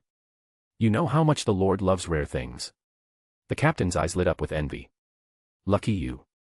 In the Asham Alliance, there were no restrictions on technology. Anyone who found rare artifacts would gain immense prestige and wealth. Nick forced a smile and feigned excitement as he walked inside. Inside the palace, he saw Lord Craft laughing as he whipped a woman. Nick's face stung at the sight. He tightened his grip on the glass blade and stepped forward. Nick, Craft frowned, raising his whip. You interrupt my fun. You'd better have a good reason. My lord, Nick said, bowing, I've acquired an alien weapon. Only you are worthy of it. He approached, holding the frail blade in both hands. Craft, his drunken, cloudy eyes widening, was instantly captivated by the shimmering, smoke-like crystal weapon. Bring it here. Yes, my lord. Nick walked quickly forward, and in an instant, changed from presenting the blade to plunging it into Craft's abdomen. You dare, dog. Craft roared. He wasn't afraid, no weapon had ever pierced his armor. But as the glass blade struck, its edges fragmented into countless razor shards that burrowed through the armor and into his flesh. Craft felt a burning pain in his gut. Impossible. He looked down, seeing blood gush from his abdomen, and his consciousness slipped into darkness. Die, you fat tyrant. Nick stabbed again and again, laughing hysterically as the alien blade disintegrated into dust. Rat-a-ta-ta. The guards finally reacted, opening fire on Nick, riddling him with bullets. The news of Lord Craft's death spread through Somme City like wildfire. Rumors swept the taverns and streets that black-armored giants had already conquered 4 lords' fortresses. Chaos consumed the entire city. In a weapons factory within the city, Maria received her subordinates' reports. Mentor, per your command, we've spread the word that the Shadows of Order breached 4 fortresses, not 2. Mentor, confirmation from multiple sources, Lord Craft is dead. Hearing that, Maria felt as if a star had shattered within her chest. She whispered to herself. I've become a true instigator. When the honor guard launched their assault, they were astonished to find the resistance far weaker than expected. The first wave alone broke through and stormed the city. At the same time, another beheading strike began on Asham 3. Theo and Laurent, drawing on their experience as elite guards, analyzed the defenses of Lord Lat's palace. Shadows of Order 7th Chapter, 2nd Company's offensive has already drawn the defenders' attention. Now's our best chance, Theo said. Laurent nodded, studying the hollow defense map. The palace has 12 entry points, 1 main route Lord Lat uses daily, and 3 emergency escape routes. Total of 3,500 palace guards, 3,000 more in the outer defenses rotating in shifts. They're armed with live weapons. 500 elite inner guards, armed with flammers and swords. After finalizing their plan, the 2 Lucifer Black prepared for the strike. Laurent led 3 platoons, attacking from the north, west, and east simultaneously. He carried a Triton-class riot shield, activating its protective rune field. He couldn't help but think. This is the finest shield I've ever used, far superior to the Arbite's riot shields. Never thought I'd wield it not to protect an Imperial official, but to execute a beheading. Either way, I'll be under fire. A hail of bullets rained toward them. Defend. Laurent shouted. 49 Lucifer Blacks formed tightly around him, shields interlocking magnetically with no gaps for the enemy to exploit. Rounds sparked off the shimmering energy fields, falling uselessly to the ground. Advance. Laurent ordered with excitement. It had been far too long since the Lucifer Blacks had gone on the offensive. Their steel line crashed into the defenders and split into strike teams. Each team of 5 moved with flawless precision. Shields opening and closing rhythmically as charged blades slashed through the gaps, cutting down foes. Defend. Advance. Laurent alternated the orders as the shield line steadily pushed forward. Lat's guard captain stared in disbelief. The black-armored soldiers moved like a tide, unshaken by superior numbers. 10 times their number couldn't stop their advance. From a palace tower, Lat looked down and roared, useless. All of you. 10 times the men and the defense still keeps breaking. Only after his rage subsided did his attendant speak, my lord, the northern wall has been breached. Those black-armored giants are in the city. We must retreat. Lat glanced at his palace one last time, unwilling to part with it. We'll retreat through Route 2. Escorted by his inner guard, he exited through the southern gate. Only to see 100 black-armored figures blocking his path. Lat's cybernetic eyes flared. He sneered coldly. Attack. Burn them alive. His guards raised their flamethrowers, releasing waves of fire. Raise shields. Charge. Theo shouted. The flames struck the energy fields, crackling violently. Unlike Laurent's shield guard, Theo's sword guard lacked the same tight defense. Under 50 flammers, they struggled. 3 Lucifer Blacks fell, rolling on the ground aflame. The sword guard hurled their shields, toppling the front line of enemies, then drew power swords and charged. Theo's charged blade flashed like lightning, piercing an inner guard's abdomen. He saw only movement, angles, strikes, and light. The blade's disintegration field roared. The sword guard followed, cutting down enemies in synchronized rhythm. Wilson. Go. Lat ordered, fear creeping into his voice. Wilson, dual blades in hand, charged. Aesham's greatest swordsman, slayer of countless assassins. But Theo's swordsmanship was supreme. He ducked low under Wilson's swing and struck upward. The disintegration field screamed as it cleaved through Wilson's arm and then his neck. In one swift motion, Theo stepped forward and decapitated Lat. 15 days after the Shadows of Order seized the Aesham system, Gabriel discovered an STC of an armored tank amid the ruins of the arch-techno-heretic Lord Lat's fortress. If you enjoy the story, my Patreon is 30 chapters ahead. patreon.com/dawisjinzu. Chapter 305, Chapter 304, The Gabriel Pattern Predator. Aboard the Throne of Shadow's Sovereignty, Gabriel knelt reverently before Nareth. My lord, he began, voice filled with restrained excitement, as you commanded, I excavated the ruins of the heretic Lord Wrath's fortress, and uncovered a standard template construct for an armored vehicle. After study, I determined it to be a variant of the Predator tank currently being fielded by the legions. Both share the same Rhino chassis foundation. At his words, Nareth's thoughts spun rapidly. He recalled everything he knew about Predator tanks. The Predator had been deployed since the dark age of technology, playing a vital role in the establishment of mankind's colonial dominion. The Rhino transport granted humanity mobility and survivability against smaller Xenos, but it proved ineffective when faced with the brute force of Orc close combat assaults. Thus, the Predator was born, a heavier, more durable evolution of the Rhino. As with its progenitor, whose original designation was the RH-1, N-Zero-Tracked Exploration and Multipurpose Defense Vehicle, the name Predator had come from Imperial diviners who drew inspiration from the Emperor's tarot. As Nareth pondered this, Gabriel continued his report. Compared to the standard Predator, which emphasizes armor, this variant focuses on offensive power. Its main turret can mount a twin assault cannon or a flamestorm cannon, while its sponsons can carry heavy bolters or heavy flammers. My simulations within the Simulus chambers indicate that, in infantry support operations, this variant provides 2.6 times the firepower of the current Predator model. Nareth nodded slightly. In his memory, this STC would later be known by another name, the Ball Predator, after the Blood Angels' homeworld. The Blood Angels had never shared this pattern with the Mechanicum, a decision that had created tension between them. Fortunately, as they were still a fledgling legion, the issue never escalated. The Ball pattern's devastating short-range firepower made it the perfect accompaniment to the Angels' close assault doctrines. Now Nareth regarded Gabriel with approval. Since you discovered it, he declared, and as the Marshal of Ordnance, you should have a vehicle that bears your name and secures your renown across the Mechanicum and the legions alike. Let it be named after you, the Gabriel Pattern Predator. You will oversee its construction and ensure it is issued to every battle group. My lord, I am honored beyond words. I shall not fail you. Gabriel's voice trembled.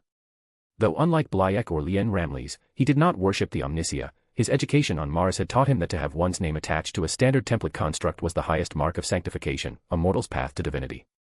He had once been a man without faith. Now, faith in the Black Emperor filled that void. The Emperor's recognition felt like consecration. Nareth activated his spirit vision, observing Gabriel's aura. Have you mastered the abilities of the archaeologist? Gabriel's aura shone in complete, unbroken ochre, free of stains or distortions. I believe so, Gabriel answered. Unearthing ancient relics has fully awakened the power you granted me. Wait for me in the audience chamber. Once Gabriel and Arsena departed, Nareth went to his private armory, casually setting aside the Dionysian spear. Upon returning to the Kingdom of Disorder, he had his Jokeros prepare the Sequence 8 potion, Appraiser. After consuming it, Gabriel advanced to the rank of Appraiser. Once he left, Arsena reported, My lord, Mars has sent word. To acquire the Ramirez-class Starfort STC, they have begun constructing the Legion's second Gloriana-class battleship. It will be completed in the 5th month of 835. Nareth tapped his chair's armrest in contemplation. The 1st, 3rd, 4th, and 7th Legions all show strong performance. The 1st has earned a Gloriana battleship. The 3rd gained the recruitment world of Mordion. The 7th received both a recruitment world and 3 relic-grade warships. Only the 4th has yet to be rewarded. Nareth has long reserved their recruitment world, Posel, but has not divined it as that planet will not be discovered until after the Great Crusade ends. When I divine recruitment worlds or STCs, I must first focus on those discovered during the Great Crusade or at uncertain times. The discoveries after the Great Crusade that I clearly know can be divined at any time. Having settled his thoughts, Nareth declared, "This battleship shall belong to the Death Lord." "As you command, my lord." 835.m. On the icy world of Inwit, within the Segmentum Tempestus, the Emperor discovered the Primarch of the 7th Legion, Rogel Dorn. Official imperial records would later note him as the 8th Primarch recovered. On Terra, Malcador the Sigillite prepared a grand ceremony to welcome him. After a long day's labor, Malcador returned to his private quarters.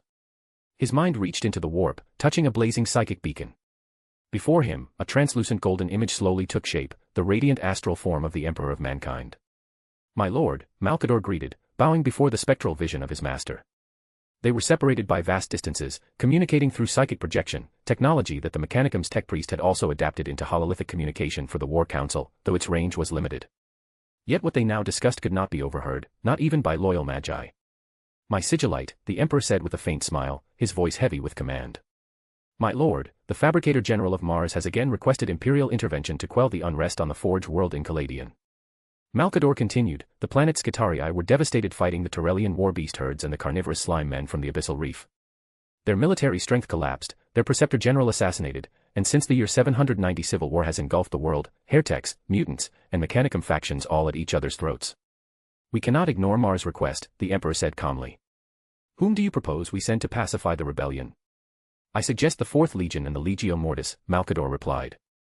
"The Legio Mortis is one of Mars' 3 greatest Titan legions, and the most numerous." The Emperor with a smile. "They currently march beside Horus. My son would not part with such support. Horus feels the weight of rivalry upon him, his ambition has been awakened. He conquers efficiently, and I will not break his rhythm." Malcador smiled faintly at his master's satisfaction. "Indeed, Horus feels that pressure. As your first found son, he cannot allow any brother to outshine him. He is my centaur, my archer," the Emperor mused. "Ambition is both his weapon and his burden. For in Caladian's unrest," he said finally, "I have a better choice. Nareth, my Pegasus. He will bring annihilation to the enemies of mankind." Malcador nodded thoughtfully. "An excellent decision. With the Legio Astorum, Dark Flame, Legio Astraman, and Legio Graphonicus at his command, even in Caladian's bastion world defenses will crumble before him." After their strategic discussion, Malcador presented other concerns. The 1st Legion remained stagnant. Their Lord Commander, Urian Vendrage, grows uneasy, he craves a great war to restore his legion's honor.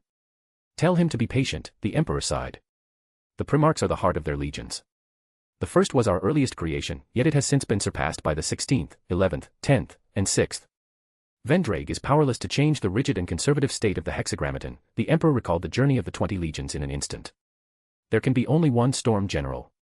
The Primarch's influence on their legions has exceeded even your expectations," Malcador said in agreement. "Even the 10th, once rigid and cold, was transformed when Ferrus Manus returned. But the greatest change was in the 11th Legion. The once bloodthirsty Reapers became the disciplined shadows of order under Nareth. The shadows of order's conquests are exemplary," the Emperor said, visibly pleased. "Only the Luna Wolves surpass them in speed. He has proven his belief that structure and order would strengthen the crusade, to be correct. His legion bore the brunt of the Wheel of Fire campaign, yet suffered fewer losses than Rus Wolves, and remains the only legion still numbering over 100,000. The Emperor recalled the moment he had given Nareth the Ring of Pegasus, and became more convinced of his judgment. He has proven that his legion can endure the harshest wars. The Pegasus, he said with finality, will bring destruction to the enemies of mankind. If you enjoy the story, my P at Trian is 30 chapters ahead. p@trian.com/daosjinsu. Chapter 306, Chapter 305, Seizing the Opportunity, the Desire to Control a Forge World. The Throne of Shadow's sovereignty arrived in the Sol system. Before Nareth could even depart for Mars, he received a summons from Malcador. After landing at the Eternity Gate starport, he made his way to the Imperial Palace on Terra. As Nareth entered the Grand Administrative Hall, he immediately noticed 2 figures awaiting him, Malcador, robed in grey and leaning on his staff crowned with the Imperial Aquila, and beside him, a red-robed tech priest. "Nareth," said Malcador, "welcome. You acted swiftly when you perceived the crisis of Osiris' rebellion. Your intervention spared the 13th Legion from total annihilation. I want to know, what is the situation in Osiris now?" "Regent, my legion has ended the Xenos' atrocities on Osiris," Nareth replied calmly. 11 star systems have returned to imperial rule. At the request of the newly freed human governments, I have granted them the protection of the Imperium. I trust your legion to restore order there, Malcador said with satisfaction. He gestured toward the tech priest. Allow me to introduce Muggos envoy Reuben of Mars, who brings the petition of the Fabricator General. Nareth turned his gaze to Reuben. What demand could Mars possibly bring this time? Envoy Reuben greets you, said the Muggos. By Mechanicum standards, he bore relatively few augmentations, retaining his flesh voice for diplomatic ease. Blessed of the Omnisia, you who restored the holy template, Reuben intoned reverently, placing that title above all others. Primarch of the Shadows of Order, Monarch of Vostroya, Purifier of the Orcs. His voice rose and fell in the formal cadence of High Gothic as he recited Nareth's titles before concluding, Lord Nareth. Envoy, I am pleased to meet you, Nareth replied, waiting for the Muggos to make his request. The Forge world of Enlightener is ravaged by civil war, it urgently needs your intervention. Nareth's eyes narrowed slightly. Enlightener. I recall that the 4th Legion nearly bled itself dry in that campaign. Later, when Perturabo was found, he judged their effort insufficient and purged 11 commanders. He thought of Lucius, the Forge world he had once visited. Every Forge world is a fortress of iron. The Emperor has chosen his Pegasus again, and I am to break this one. When Reuben saw Nareth remain silent, he quickly added, the Scutarii Guard will march under your command. No need, Nareth answered flatly. He remembered the historical record, the reclamation of Enlightener had been carried out by the 4th Legion, the Martian Scutarii, and the Legio Mortis, yet the world had credited Mars alone and forgotten the Iron Warriors who had died in its trenches.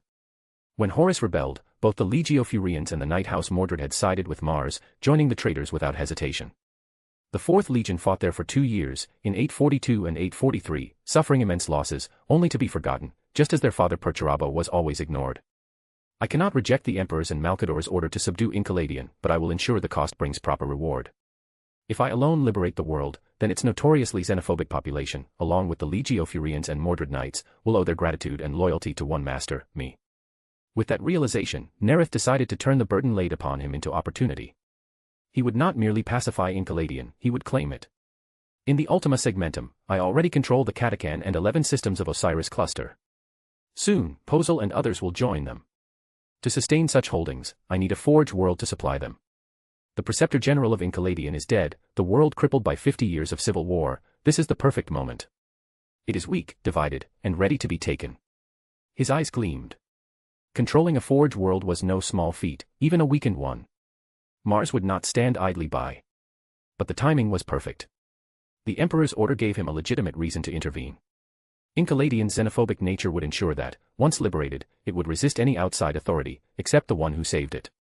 Nareth smiled slightly and spoke, to the surprise of both the Regent and the Muggos. My legion will quell Enlightener's civil war. Reuben's face brightened instantly. No need for Martian intervention. Lord Nareth, he said with delight, your reputation precedes you. To see you now, I find it fully deserved. Malcador also smiled.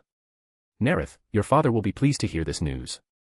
Lord Nareth, Reuben added courteously, permit me to remind you, your new Gloriana-class battleship has been completed and awaits your inspection.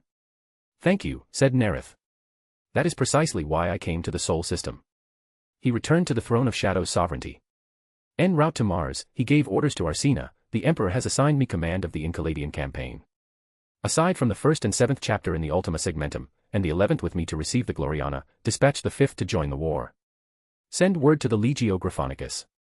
To ensure Enlightener's loyalty would be directed solely toward him, he could rely only on trusted allies.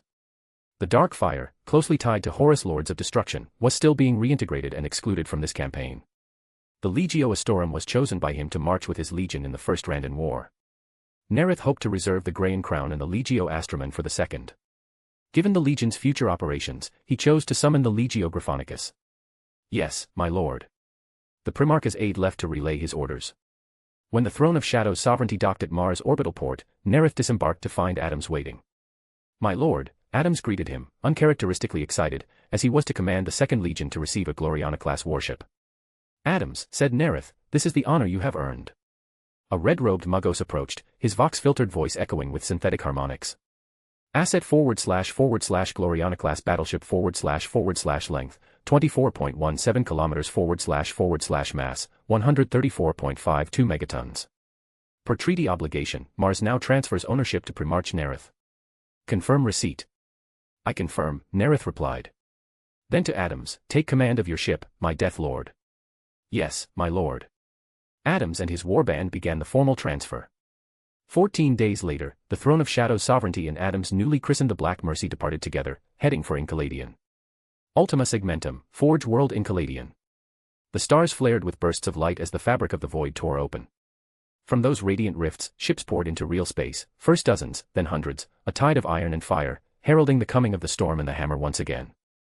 If you enjoy the story, my Patreon is 30 chapters ahead. Patreon.com/DaosJinsu. Chapter 307, Chapter 306, the Legio Furians besieged in the Forge Temple. The fleet of the Forge World Enceladion had long been spent by civil war. Once the Shadow of Order's fleets arrived in the system, they immediately launched a planetary assault. After landing, Nareth's goal was clear. With Rozicki and his honor guard at his side, he marched straight toward the Great Forge Temple, the heart of the conflict. Rozicki had previously deployed warp gates across key strategic worlds such as Vostroya and fortress-grade energy shields around hive cities teeming with civilians. Once those defenses were in place, he rejoined the Legion. Thanks to his superhuman vision, Nareth could already see the battlefield situation of the Forge Temple the moment he stepped off the landing ramp. The Forge Temple was under siege. The attackers were countless servitors and armored vehicles, advancing over the wreckage of extinguished furnaces and shattered machines, pushing forward through a storm of gunfire. The defenders were 15 titans, towering engines of war that stood guard around the temple. They were painted in tiger yellow, roaring furiously at their enemies amid the unending hail of shells. Around them lay dozens more massive machines, all scarred and riddled with holes. Some had their reactors blown apart, leaving only mangled fragments of their once colossal forms.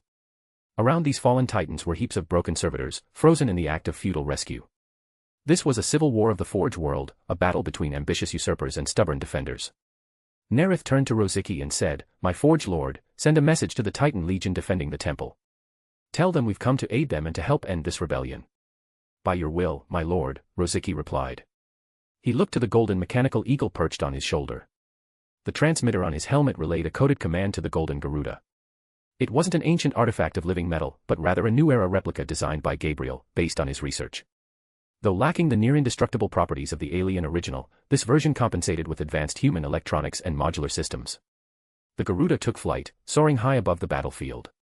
It darted through the smoke-filled skies, past enemy lines, and over the heads of the Titans, its eyes flashing alternately red and green as it projected binary data streams toward the massive machines below.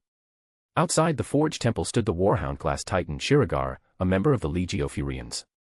Because Enceladion had not yet re-established contact with Mars, its Titans still followed ancient Primechanicum design principles, Shiragar included. Inside its command cradle floated Princeps Signoris Anger, the Legio's commander, suspended in a coffin-like amniotic tank of milky fluid. His legs had long been removed, he no longer needed them. His bones were weak and curved, his body frail and hunched. The nutrient gel surrounding him was thick with chemical compounds and oxygen-rich fluids, the only scents and sensations he had known for over a century. A sharp beep echoed through his skull implant, a binary transmission intercepted by his neural receiver. A servo unit mounted outside the tank had translated the endless stream of data into audible form. "Princeps Signoris Anger, we've received a binary message.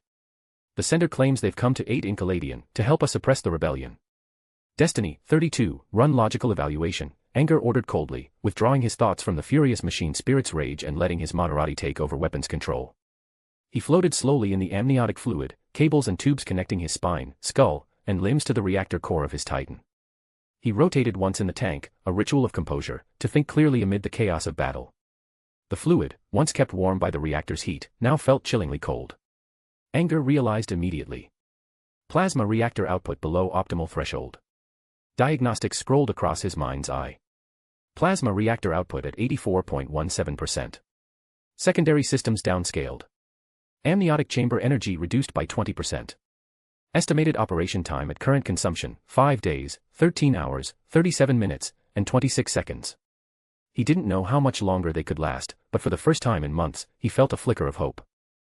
Then came the mechanical voice again, "Princeps, signal correlation completed. Encryption overlap with traitor forces, 3.67%.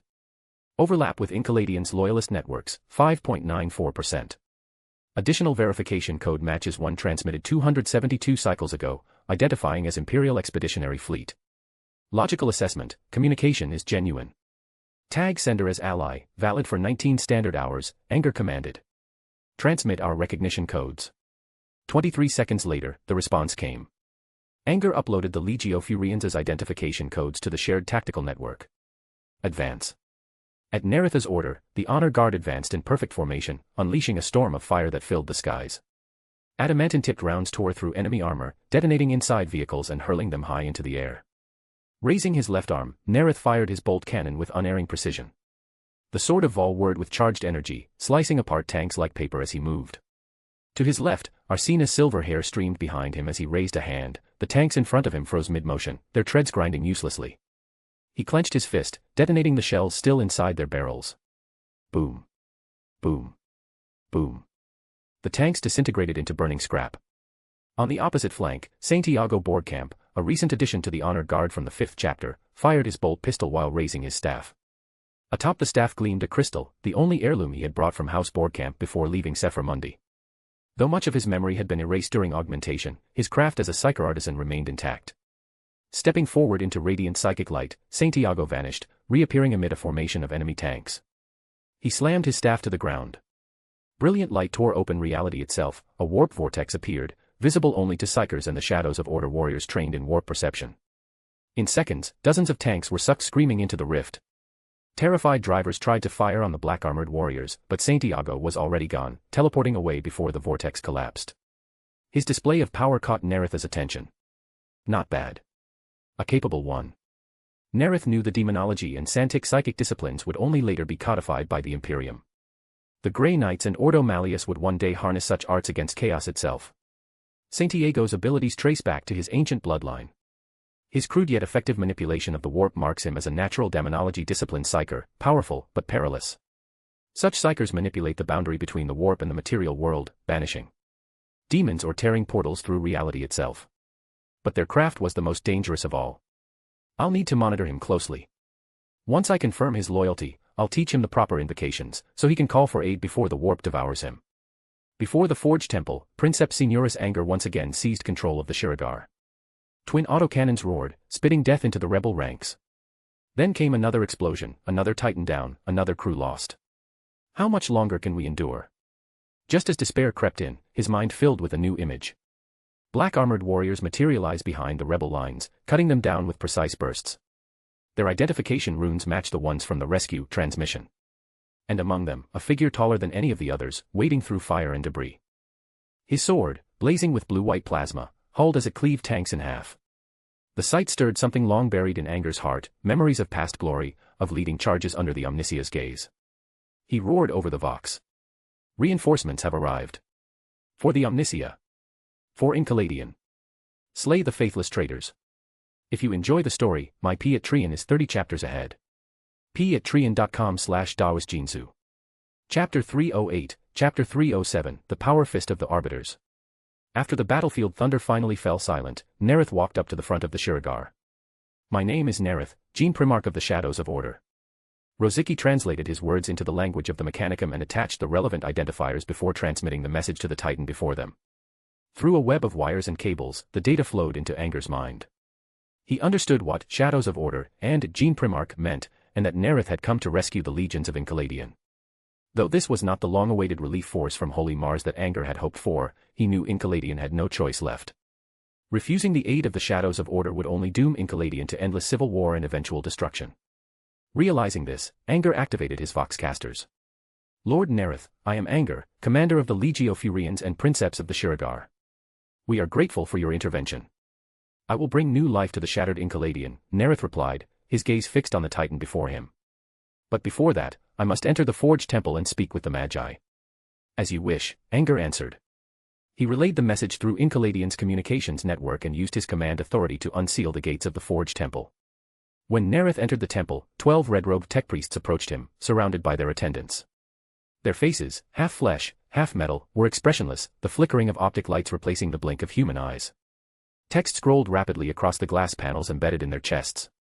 My lord, Rozicki said after translating their binary chatter. Before you stand the 12 Magi of Enkaladion, the highest representatives of the Omnisia within the First Forge Temple. They express their gratitude for your intervention and hope you will end the rebellion, purge the Xenos, and cleanse the heretics. Tell them that is precisely why I am here, Nareth said. Also, request a complete planetary map of Enkaladion and all strategic data they possess. Rozicki translated the command and, upon receiving their response, reported back.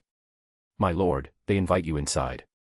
Nareth followed the Magi into a vast hall. One of them approached a metal table ringed with hollow screens, his mechadendrites twitching. A projection shimmered above the table, Enlightener's globe. Most of its surface glowed green, with only 8 isolated red patches, each a surviving forged temple, lonely as islands in a sea of corruption. My lord, Rosicky interpreted, Enlightener once had 12 forged temples, but only 8 remain under loyalist control, the 1st, 3rd, 4th. The Legio Furians has only 57 titans left operational. Rosicky then reported on the enemy's overwhelming strength. The greatest rebel force is led by Muggos Barnes, who holds the 2nd forged temple. The Tyrellian war beasts have overrun the 7th temple and its surrounding manufactorums, they now wander freely. The carnivorous plasmorphs that erupted from the abyssal reef have seized the 8th temple, devouring every trace of flesh they can find. Nareth nodded slightly. Upload all data to the Legion's tactical network. He scanned the gathered magi and the lesser tech priests behind them. I require assistance, he declared. You will assign personnel to serve as my attendants. Nareth's intent was clear. He would establish control over Enlightener through influence and by selecting the right candidates to serve as future Forge overseers. The Magi agree to your request, Rosicky translated, but say they cannot leave their temples. The death of the Forge overseer has activated the Enlightener Emergency Protocol, Article 1, Section 12. In the event of the overseer's death, all Magi must remain stationed at their respective temples until the crisis has been resolved. Their logic protocols, sanctified by the Omnisia, prevent them from disobeying. Perfect, Nareth thought. The Magi's minds had long become rigid along with their bodies of steel. The younger tech priests, however, were still malleable, still capable of faith, ambition, and fear. Then the tech priests shall accompany us, Nareth said. As the Magi chose which priests to send, Nareth began deploying his legion. I will lead the honor guard to assault the 2nd forged temple. The 1st chapter will reclaim the 5th temple. The 7th will hunt down the Tyrellian war beasts. The 11th will purge the plasmorphs. The Shadows of Order launched a full-scale planetary campaign across Enlightener. Following Nareth's decree, Howard Fender, charged with restoring order in the Osiris cluster, dispatched Captain Yasin of the 2nd Company to lead the 1st chapter on Enlightener. Father has commanded us to bring judgment upon the rebels of the 5th temple, Yasin said as he faced the enemy. He clenched his power fist, the weapon's field flaring in brilliant arcs of energy. The radiant glow shone beneath Enlightener's ashen skies. The 1st chapter was filled with arbiters. To take advantage of the excellent fighting abilities bestowed upon them by their gene father, they prefer to use power fist. Yasin charged headlong toward the enemy lines, every servo in his Mark II Crusade armor howling as it pushed his enhanced muscles to their limits. Heavy gunfire slammed into him, only to glance harmlessly off his armor. He endured the storm and pressed on. The arbiters swung their arms, smashing their fists into the armored hulls of tanks. The advantage of the power fist lay in its brutal amplification of strength, the crackling energy field around their gauntlets ripped metal apart in an instant. The arbiters moved with terrifying speed, faster than any other Shadows of Order warrior. They swept their arms wide, sending waves of enemy combat servitors flying, their bodies torn to pieces before hitting the ground. Yasin, newly elevated to sheriff, leaped ahead of the ranks, his eyes locking onto a red-robed foe. His supernatural intuition ability pinpointed the target, a deranged Muggos, his mask flickering with unholy light, lower body replaced by spider-like limbs. Yasin dashed forward. His movements were fluid and disciplined, his mastery over the cumbersome power fist as graceful as a swordmaster's stroke. He was unstoppable. Tank after tank crumpled before him. The Muggos swung his omniscient axe, the weapon's energized edge crackling violently. When their strikes collided, the impact thundered like an explosion. The Muggos staggered. Yasin seized the moment, leapt high, and drove his power fist into the Muggos' face. With a resonant boom, the body was torn apart. The Muggos' death shattered the rebel command structure, throwing the 5th temple into chaos. As a sheriff, Yasin immediately began the purgation of his area of jurisdiction. At the same time, the 7th chapter began their own hunt. The Tyrellian war beasts were grotesque, a menagerie of monstrous forms. Elephant-bodied giants with human faces thundered across the plains. Wolf-headed bipeds howled and leapt among them. Sanchez had shaped his company into warriors swift as the wind. Even his tank divisions prized mobility above all. Their forces rode into battle aboard Gabriel pattern predators, faster and deadlier than standard models. The Gabriel predators roared through the wasteland, plunging into the beast herds. Flame storm cannons unleashed torrents of burning promethium, consuming the elephantine monsters. Rising pillars of fire split the horde apart. Predators armed with twin assault cannons followed, cutting through the gaps with relentless barrages, mowing down beasts in droves. The Katakan-born warriors of the Shadows of Order, mounted on their Katakan wolves, entered the Inferno to begin their hunt. If you enjoy the story, my Patreon is 30 chapters ahead. Patreon.com/DaosJinsu. Chapter 309, Chapter 308, The Catachan-born Shadows of Order. In the first month of the year 837. Bolty, a Catachan-born Shadow of Order, led his squad astride their Catachan wolves toward Foundry number 19 of the 7th Forge Temple. The manufactorum had long since been reduced to ruin by the savage war beasts of the Turellian hordes. Every Catachan-born warrior stood tall and powerfully built, larger than most Shadows of Order who were not transhuman, comparable even to the newly named Salamanders of the 18th Legion. When the great Turellian war beast packs were first hunted, they were crushed swiftly. For months afterward, the Catachan hunters continued to pursue scattered remnants of those beasts. Bolty gently stroked his Catachan wolf's thick fur and said quietly, "Ungula, take the pack. Find the beasts and draw them in. Afterward, all the drake meat I've saved will be yours." Ever since their gene father had departed Nocturne, he had occasionally distributed drake meat to the legions. Bolty had received some of it. Catachan was far from any agricultural worlds under legion control. Like most imperial legions, the 7th subsisted on triglyceride gels and amino gruels, injecting intravenous nutrient packs and nutrient paste during combat. When they wanted to change the bland taste, they ate things like dried Catachan viper jerky. To Bolty, the rare and tender flesh of the drakes was a true delicacy. But this time, he decided to part with it, because after his victories against the Eldar pirates and the Osirian campaigns, he had earned a chance. Bolty had been informed he was now under consideration for the honor guard of their Primarch. To earn the right to follow his gene father personally, he had to outperform every other candidate in the cleansing of the warbeast remnants. Ungla, the green-furred wolf, had lost half of its left paw in battle with a Catachan demon. That was how it earned its name, and why it had become the alpha. Broken Claw gave a low howl to the 9 other Catachan wolves, then sprinted away. The pack followed swiftly behind. Bolty looked to his squad, eyes glinting beneath his helm. The beasts have no armor plating like our wolves, and the Turellians think simply. Their pursuit of the wolf pack will give us a clear line. So we'll seed the area with fragmentation mines, and make this a true hunt. The Shadows of Order moved at once. They were veterans of Catachan's jungles, masters of traps and explosives. After the mines were laid, the Catachan-born Shadows, ambush specialists all, took up positions. They waited, patient and still, as true hunters do. Then came the thunder of hooves, da-da-da-da, rolling across the ground. The Shadows could already picture the warbeast surging like a tidal wave toward them. Bolty saw Broken Claw leading the charge, and behind it, countless monstrous shapes flooding in. Some were rhinoceros-like beasts with grotesque faces growing from their forelegs. Others had leonine bodies with their heads hanging upside down from their bellies, bobbing wildly as they ran. Bolty pulled a signal flare from his belt, hurled it, and it burst into a blinding green light just ahead of the minefield. The wolves veered aside instantly, sprinting to the flanks. The warbeasts, however, were too slow to react. They barreled straight into the killing field. Boom. Boom. Boom. Thousands of fragmentation charges detonated in unison. Tens of thousands of Turellians were shredded to pieces, their limbs and blood raining down in a storm of gore. "Open fire," Bolty ordered. The rain of blood didn't hinder the Shadow's vision. A storm of gunfire rained down upon the warbeasts, mowing through their ranks with mechanical precision.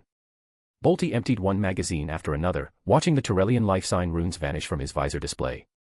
The tactical HUD shifted their threat rating from moderate to low. Only when the sensor net registered the warbeasts' numbers dropping to 10.25% did the alien minds finally realize what was happening. The first leonine Turellian turned to flee. The rest followed. Pursue. The Catachan-born Shadows drew their demon claws, their own variant of the power sword. The blade's guard was shaped like a sharp-beaked bird, and its edge was a half-serrated cold steel fong. Catachans called this weapon the Catachan War Blade, their longest reaching 1.2 meters. Both the 7th Legion and their Catachan auxiliaries forged similar designs for their officers, but the Shadows' weapons were longer, suited to their massive frames. They charged like tanks at full speed, closing the distance in moments. Their demon claws blazed with power, cutting through alien flesh in a blur of motion. The wolf pack joined in from the flanks, lunging and tearing into the fleeing leonine beasts. Time and again, the Turellians tried to flee, but the wolves' superior speed trapped them. Only a few managed to escape. In the 4th month of 837, within the territory of House Mordred, the mightiest noble family on Encoladian. Explosions thundered. Rubble lay everywhere. Within his Punisher-class Manticore Knight, the abomination of Rebellio, Lord Victor, Patriarch of House Mordred, powered up his reactor. He watched another friendly rune vanish from his screen and shouted over the Vox. "I've called for aid from the Forge Temple. The Magi report that Primarch Lord Nareth himself has dispatched the engines of the God Machine to our rescue. Hold fast. Reinforcements are on their way." He transmitted the message to all night pilots, hoping to steel their courage against the titans bearing down on them. Gripping the control gauntlets tightly, Victor maneuvered the abomination Rebellio with desperate skill, dodging the fire of 5 traitor titans. The rebels had seized these titans during the temple uprising. After long months of repair and retraining crews, they had unleashed them 4 standard hours ago against House Mordred. Victor's house had resisted with unyielding defiance, destroying 4 titans thanks to their fortifications, but at terrible cost, 12 knights lost, their estates ravaged. A colossal explosion shook the ground. Victor clenched his teeth as a massive yellow war engine charged toward his lines, swinging a gigantic chain blade down upon one of his house's knights. The severed steel arm of his comrade crashed beside him, fueling his fury. Victor raised his knight's left arm and fired the Avenger cannon, unleashing searing shells toward the traitor warlord titan. Boom. Boom. Boom. The detonations echoed through the air, but Victor's expression remained grim. His augury crown displayed the truth, the titan's void shields held firm. A chill of despair crept through him. The abomination Rebellio could not stand against a god machine. His barrage hadn't even strained the voids. He jerked the control gauntlets, forcing his knight to weave and retreat with surprising agility. The alarm screamed in his crown, 3 titans had locked onto him. The traitors wanted the patriarch of House Mordred dead. Just as despair swallowed him whole, new runes flared across his display. A massive yellow war engine appeared ahead, not striped like the Legio Furians, but gleaming gold yellow, the color of the Legio Graphonicus. The Legio Graphonicus Legion had been commanded by Nareth to reclaim the Night Houses, using the reverence of the Mechanicum for Titans as divine engines, and to spearhead the assault on entrenched enemy positions. Now, they had reached their final objective, the rescue of House Mordred. Titan after Titan strode onto the battlefield, their overwhelming firepower raining destruction upon the traitor engines. Under the crushing barrage, the 5 rebel Titans fell one by one. Victor, reborn in hope, rallied his surviving knights. Together with the Legio Graphonicus, they unleashed a storm of vengeful fire upon their betrayers. By the time the 41st Legio Graphonicus Titan entered the fray, all enemy Titans had been annihilated. Chapter 310, Chapter 309, The War Council, Guilliman's Gratitude. Month 5, Year 837, in Caladian. Nareth led his honor guard in crushing the rebel main force and arrived at the perimeter of the Second Forge Temple. The young tech priest accompanying him, Neto, looked upon the Primarch with reverence.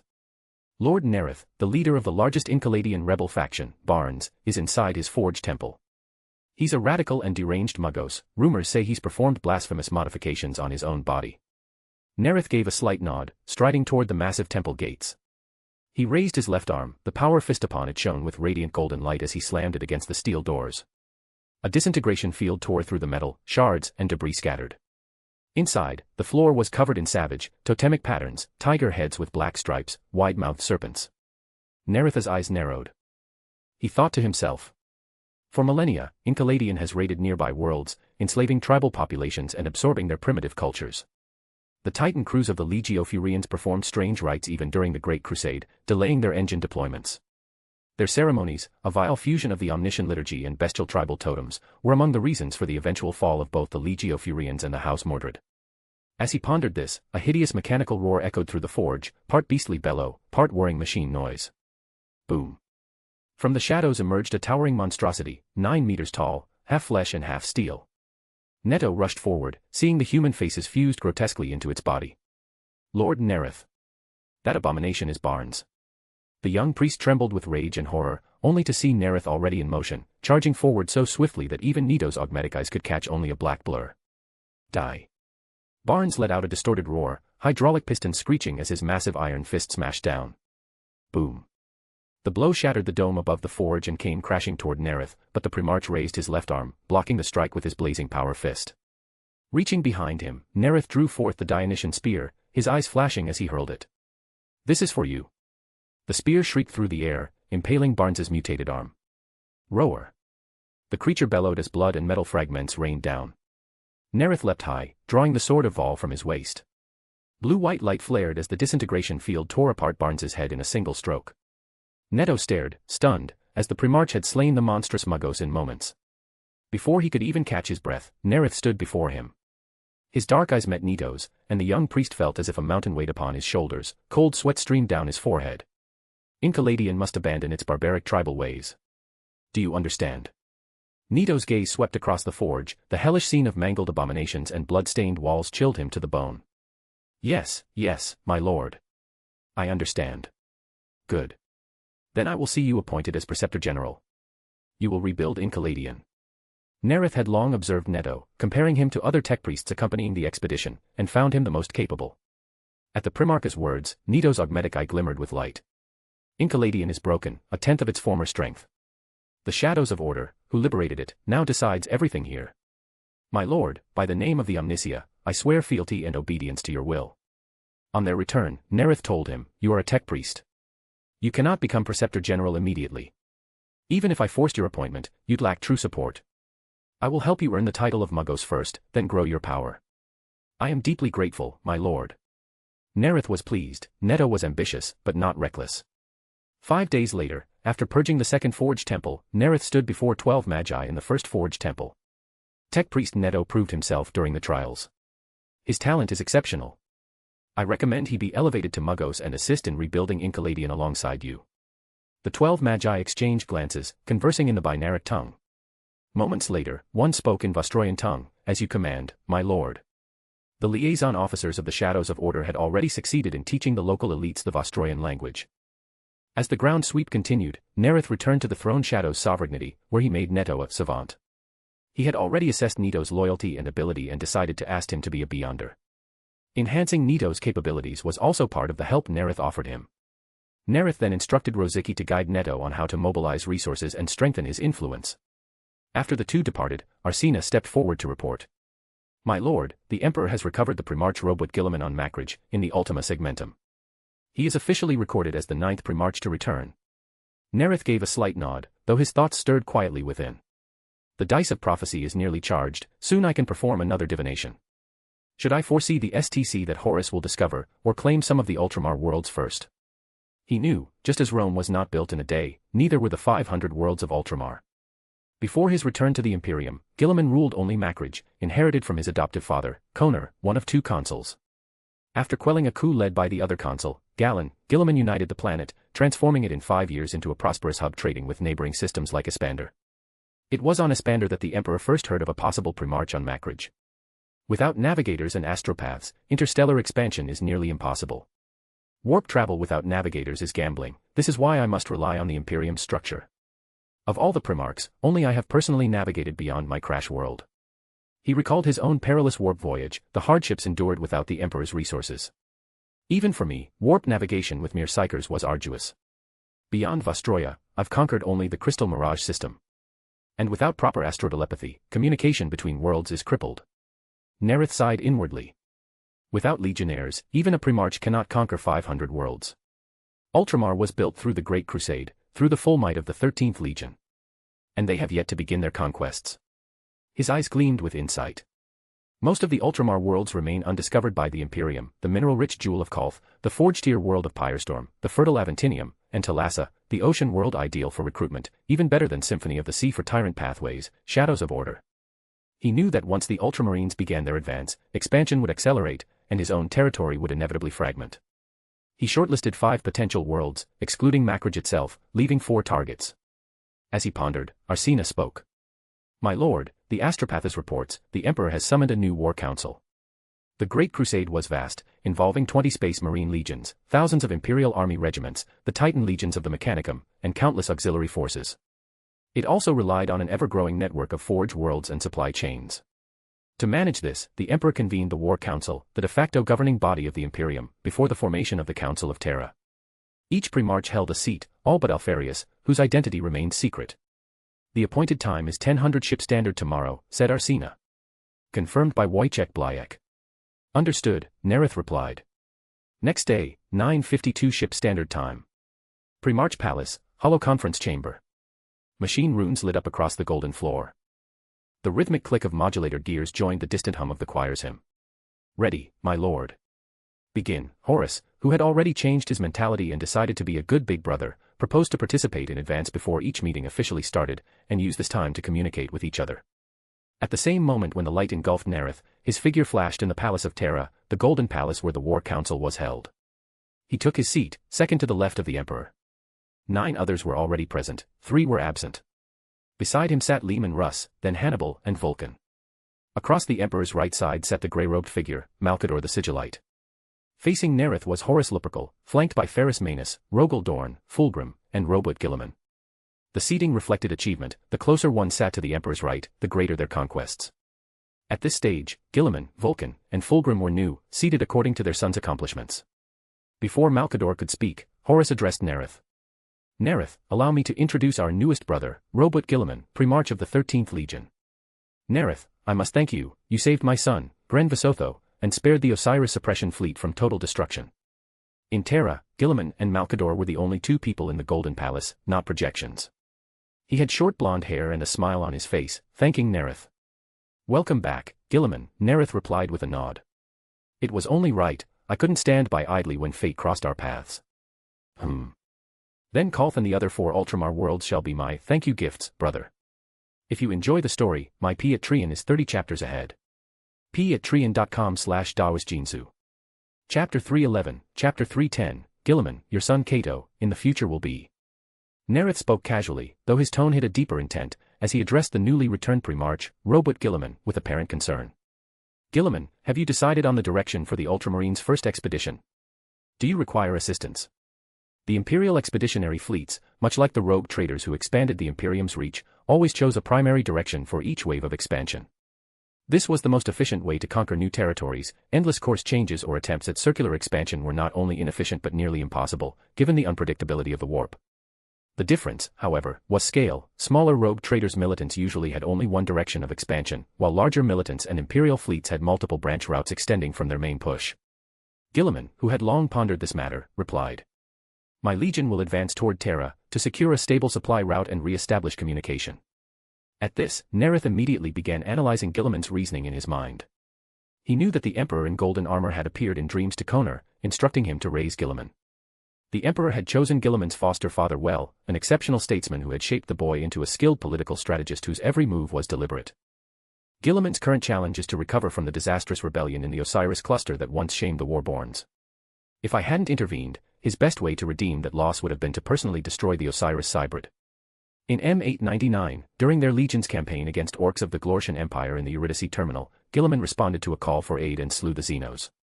That victory freed the newly founded Ultramarines from the humiliation of their past. But thanks to Nareth's interference, Legion Master Gren Visotho had survived, and the fleet's losses were far lighter than in the history he remembered. With the rebuilding of the Legion going more smoothly, and no Cybrids left to avenge themselves upon, Guilliman's new objective was to move closer to the heart of the Imperium, Terra itself. Hence, he chose the western region of the galactic map, establishing a safe route toward Terra. Once Nareth understood Guilliman's plan, he began to think of how to use that information. One of the 4 worlds he intended to select for the future 500 worlds of Ultramar, Talasser, lay directly along Guilliman's chosen path. After the invention of the warp drive, mankind's expansion was no longer gradual or predictable. Warp jumps could never be forecast precisely. Without charts, one jump might land a fleet a few light years away, or dozens, even hundreds of light years off, in a completely different subsector. The nearby Sedai system had only been discovered after several waves of expansion by rogue traitor Louis von Valancius. Though Nareth doubted Guilliman would discover Talasser in his first expansion, he decided to play it safe. This time, he would cast the dice of prophecy upon Talasser. Next time, I'll divine Kolth. The closer a world is to Makridge, the more likely it will be found early, certainly more than Firestorm or Aventine.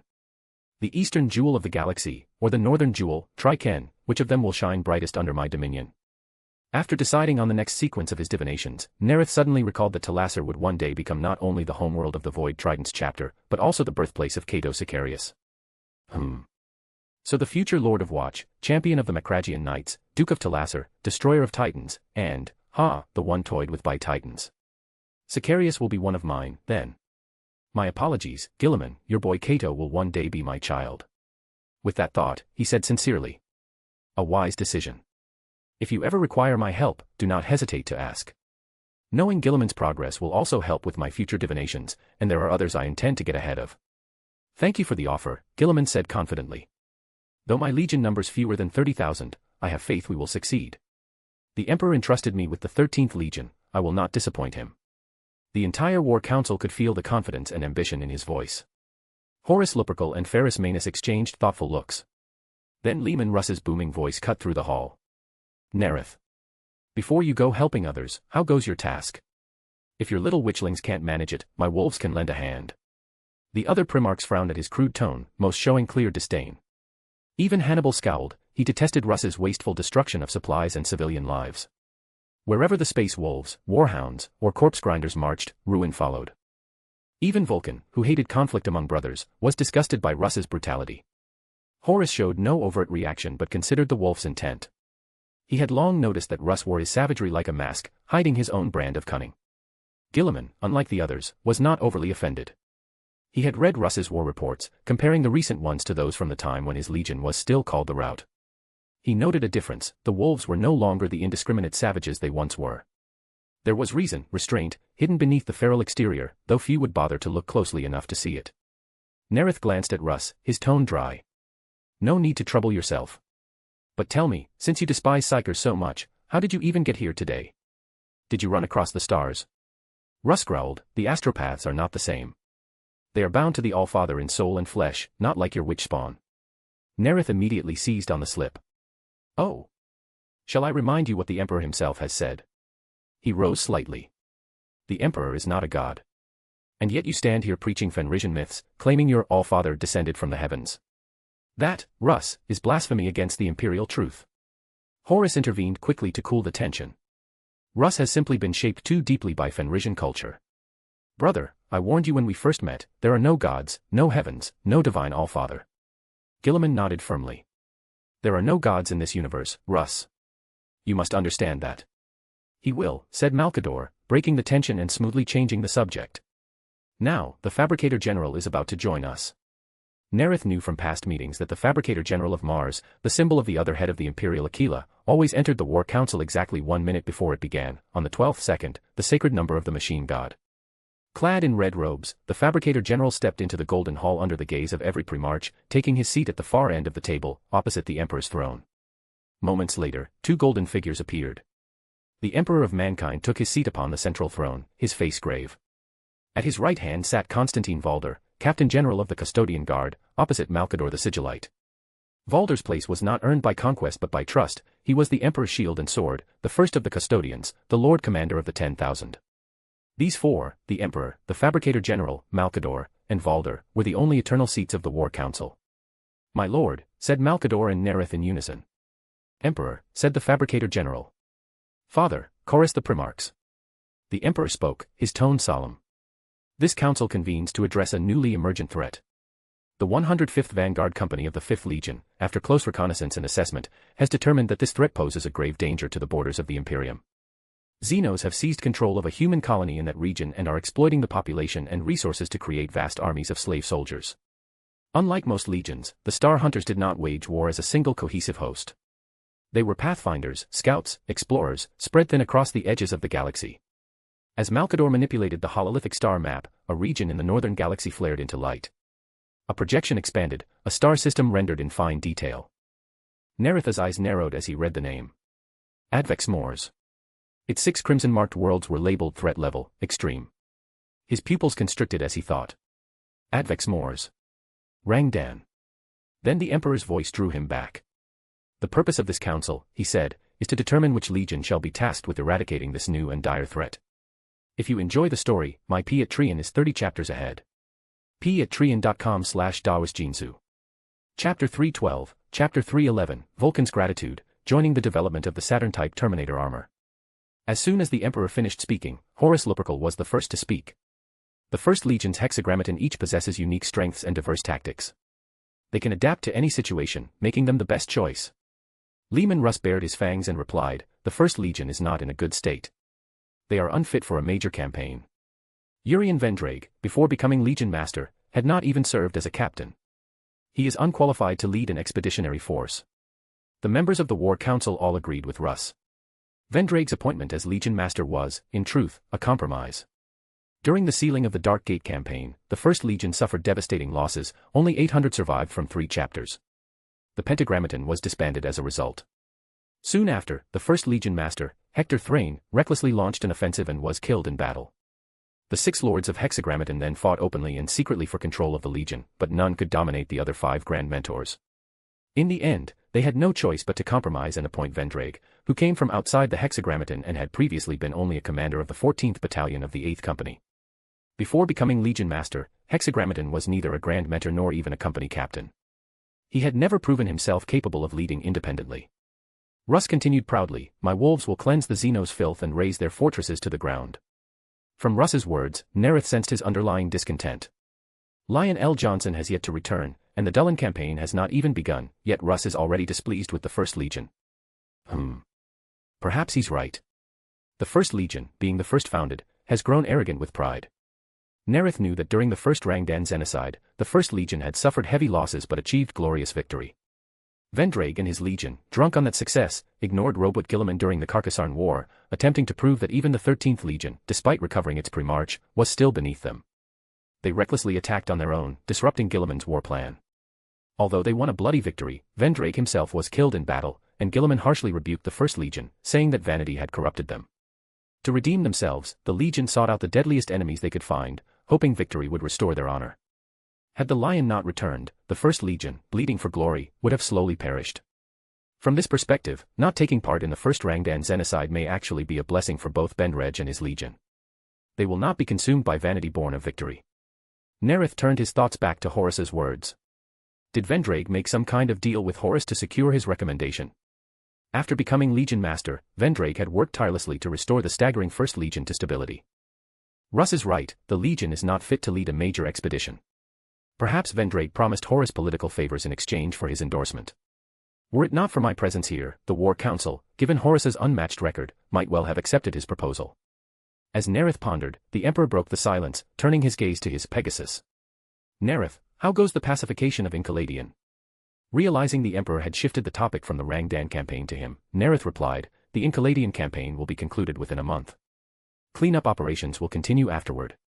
Then it shall be your 11th Legion, said the Emperor, that will undertake the expedition to Advex Moors and purge the Xenos threat. Horus, hearing this, found the result acceptable. The rapid expansion of the 11th Legion had been putting pressure on him. He had often been forced to abandon diplomacy in favor of swift conquest, an approach that tarnished the luminous image he had built. With the 11th Legion thrown into a brutal war, Horus felt he could finally slow his pace and return to a more civilized style of warfare. The Emperor's word was final. The council members offered no objections, and one by one, their forms faded away. As Nareth was about to depart, a voice called out, Vulcan. Nareth, wait. Nareth turned toward the black-skinned giant. I must thank you. The shields you provided now protect the 7 cities with far greater coverage. Since the palace's astropaths were providing communication support, Vulcan avoided directly naming the fortress-class shields. When Nocturne and Prometheus nearly collided, few suffered misfortune. I believe my homeworld will never again fear volcanic annihilation. Vulcan's eyes shone with conviction. Father made me understand the true meaning of the Great Crusade, to bring hope to those who have suffered under Xenos' tyranny and heretic bondage. Countless human worlds struggle for survival amidst disaster. They, too, deserve protection. His words echoed powerfully through the Golden Hall. Nareth studied the kind-hearted giant for a moment before replying. I can provide such shielding support, but I have conditions. Speak, said Vulcan, who had already discerned that Nareth was not a man who gave without gain. My tech marines are limited in number and cannot all be assigned to this work, Nareth began. Therefore, the worlds we protect must be selective. Those receiving protection must pay a price, resources, or population. He would aid Vulcan not only out of goodwill but also out of instinct as a lawyer, recognizing the opportunity for leverage. He knew many harsh worlds where humanity struggled to colonize and survive were rich in resources. Volcanic eruptions had brought ore to the surfaces of Nocturne and Medusa 4. Fenris teemed with life. And worlds suffering from raids often lay along trade routes or hosted the populations the Dark Eldar prized. This is a chance to gain resources and extend influence over those worlds. That's all. Vulcan asked, surprised by how modest Nareth's terms were. That's all, Nareth said with a smile. Although, if a kind-hearted smith were to gift me a few spare weapons, or offer some guidance to my sons, I would not refuse. Hearing that the request was more flattery than demand, Vulcan smiled in return. Since your departure from Nocturne, I have forged not 5 but 14 weapons. They've already been sent aboard your escort vessel, the same one that brought your tech marines to my world. He paused for several seconds before continuing, I am aboard a transport ship bound for the Sol system. I have reached an agreement with Saturn's forges to perfect power armor production. Your sons may join the project if you wish. Nareth knew Saturn had, during the Age of Strife, established an advanced and independent polity across its 82 major moons.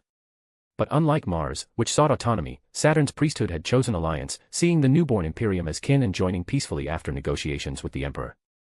Saturn's formidable industry and manpower had since become vital to the Imperium's military strength. Without Saturn, even Malkador's edict network would have expanded several times faster. The introduction of Saturn's heavy space armor infantry later paved the way for the solar auxilia. Vulcan elaborated, the Saturn pattern armor provides superior protection, but its production is complex and its weight excessive. Over time, it fell out of use. I intend to improve the design and breathe new life into it. Nareth realized that what Vulcan spoke of was the prototype of the Saturn-type Terminator armor, stronger than the Cataphractii or Tartaros patterns. This is significant. My sons would be honored to participate. He knew that the Saturn project was Vulcan's personal endeavor, neither the Mechanicum nor other Legion's tech marines had been invited. Clearly, this is Vulcan's gesture of goodwill, moved by my modest terms, and perhaps the passive charm of the lawyer and the briber. To work alongside Vulcan would greatly enhance his tech marine's abilities. Nareth decided to send his Forge Lord, leading a dedicated team, to join the research effort. Their forms vanished swiftly, leaving only the sweating astropaths in the silent golden chamber. Upon returning to the Throne Shadow's sovereignty, Nareth summoned Arsena and Rozicki to coordinate matters regarding the Rangdan War and the Enkaladian campaign. If you enjoy the story, my P at Trian is 30 chapters ahead. p@trian.com/daosjinsu. Chapter 313, Chapter 312, Initiating the Development of Royal Court Cleric Power Armor. Forge Lord, Nareth began, turning toward Rozicki. I spoke with Vulcan at the War Council. He is heading to Saturn to develop a new type of armor. Select 10 savants to accompany him and join the research. As you command, my lord. After Rozicki obeyed, Nareth pushed a gleaming data crystal across the table toward him. This data crystal contains the standard construction template for the Spire Hunters. Use the techniques you've learned from Vulcan. Base it on the Power Armor framework, integrate the Spire Hunters' adaptive systems, and develop a version suitable for the members of the Royal Court. The Spire Hunters of Necromunda might not match an Astartes in strength, but their armor has merit, it's ideal for Beyonders. The main advantage of the Spire Hunters' hunting rig, compared to other armor types, was its ability to self-evolve, adapting its combat performance to the user's fighting habits over time. Beyonders ascend through the sequence ladder, gaining new abilities with each step. Unlike Imperial armor, which is mostly static and can only be modified slightly after production, the Spire Hunters' experience system suits them perfectly. But the current hunting rig design had two major flaws: it couldn't be used directly. The first, its technology was only meant for normal humans. It needed significant modification to be compatible with Astartes' superhuman physiology. The second, its cost was exorbitant and required custom fitting. Mass production across an entire legion was impossible for now. Nareth's plan was to first perfect a version suitable for his court and then gradually distribute it downwards according to the knightly ranks within the court. After the Forge Lord departed, Nareth began to consider which chapters would take part in the First Rangdan War. He modeled his plans on the historical First Rangdan War, fought under Urian Vendrage. Vendrage commanded 100 capital ships, including 3 Gloriana-class battleships. He fielded 50,000 Astartes of the First Legion and 100,000 Imperial auxiliaries. His casualties, 10,000 Astartes, 50 capital ships, and 1 Gloriana-class battleship. After recalling this, Nareth asked, "Is the Star Fort, built under Lien Ramles, complete?" "My lord, it is finished." As per your orders, the Magos integrated the Punisher-class reactor and related technologies into the fortress template, creating a new construction standard. Calculations show an overall performance increase of 33% over the prototype. Nareth exhaled in relief. In the void battles of the First Rangdan War, Rangdan's greatest threat was their artificial war moons. Luckily, the upgraded Ramles-class Starfort can match them. That means I won't have to sacrifice a Gloriana battleship to ram a satellite. Removing that factor, Vendrage fleet had naval superiority, and my fleet is even larger. Rangdan's drone swarms can be countered by my auto-recharging void shields. Since he personally oversaw its construction, the first fortress will bear his name, Ramles. Order the troops to occupy the fortress and begin familiarization drills. The Rangdan War Moon had enslaved millions of humans to build and operate them. The Ramles-class Starfort also required millions of operators. The Emperor has assigned me to deal with the new threat at Advex Moors. The Xenos' homeworld is Rangda. From now on, all records related to them will be categorized as such. Rangda possesses a fully developed technological system on par with the Imperium, though smaller in scale. Recalling what he knew of their technology, Nareth continued. The Legion's tech marines must collect and study Rangdan artifacts, War Moon construction, void ship stealth reading technology. The Marshal of Ordnance will oversee this. This war with Rangdan will last for decades. I am founding the Broken Claw chapter. Nareth deliberately used the future name of the Dark Angel's secret orders. Their main force against the Rangda would be his Shadows of Order. Chief Apothecary Mikhail will lead the apothecaries in dissections. Other Shadows of Order's members may join the chapter by slaying 4 overlords. He elaborated on Rangda's tactics and structure. Rangdans are actually a vast Xenos alliance, including the Cerebors and the Asivors. Their elite warriors are chosen as overlords, equal in strength to Astartes, equipped with superior weapons, and personal energy shields. Killing 4 such overlords proves a warrior's skill, not luck, worthy of joining the chapter. The Shadows of Orders chapters weren't independent organizations. A warrior could belong to multiple, such as the Orc Hunter or Eldar Hunter chapters, as well as the New Broken Claw. Each represented mastery of a specific foe, veterans whose expertise made them trusted brothers in battle. But as this new chapter knew nothing of Rangdan yet, Nareth needed to brief them thoroughly, to prevent costly losses in early encounters. After all, in his memories, Vendrake had sacrificed hundreds of the First Legion's finest just to test Rangdan's tactics using slave armies as bait. Rangdan's tactics differ from ours. They deploy endless slave hordes under the command of overlords to exhaust their enemies. Only when the enemy is spent do their warlords strike with the main force. The Rangdan Asivors are powerful enough to crush standard titans, but we likely won't encounter them this time. In the Second Rangdan War, even the Emperor had to deploy his trump card to face the Asivors. Yes, by then, he too would realize that no single legion could stand against Rangdan. Nareth remembered, during the Second Rangdan War, the Imperium sent 300,000 Astartes and 3 Primarchs, including the Lion himself, yet the situation still teetered on collapse. Dozens of Titan legions were annihilated beyond recovery.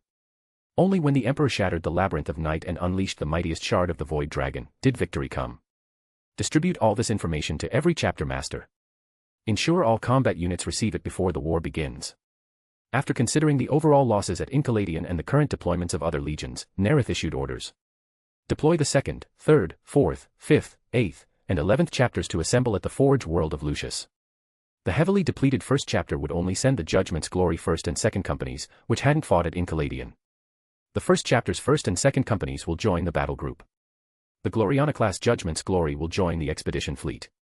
Though Vendrake's original expedition had only 50,000 Astartes, Nareth chose caution, deploying over half his legion, even if it slowed other campaigns. Inform Lucius that I require the Legio Astorum to join the expedition. Accounting for his superior power and the added Titans, Nareth's expeditionary force would be nearly 3 times as strong as the first legions in the original Rangdan War. In space, the Ramles-class Starfort would serve as the core, with 3 Gloriana-class battleships as the spearhead and nearly 200 capital ships in support, ensuring overwhelming naval superiority.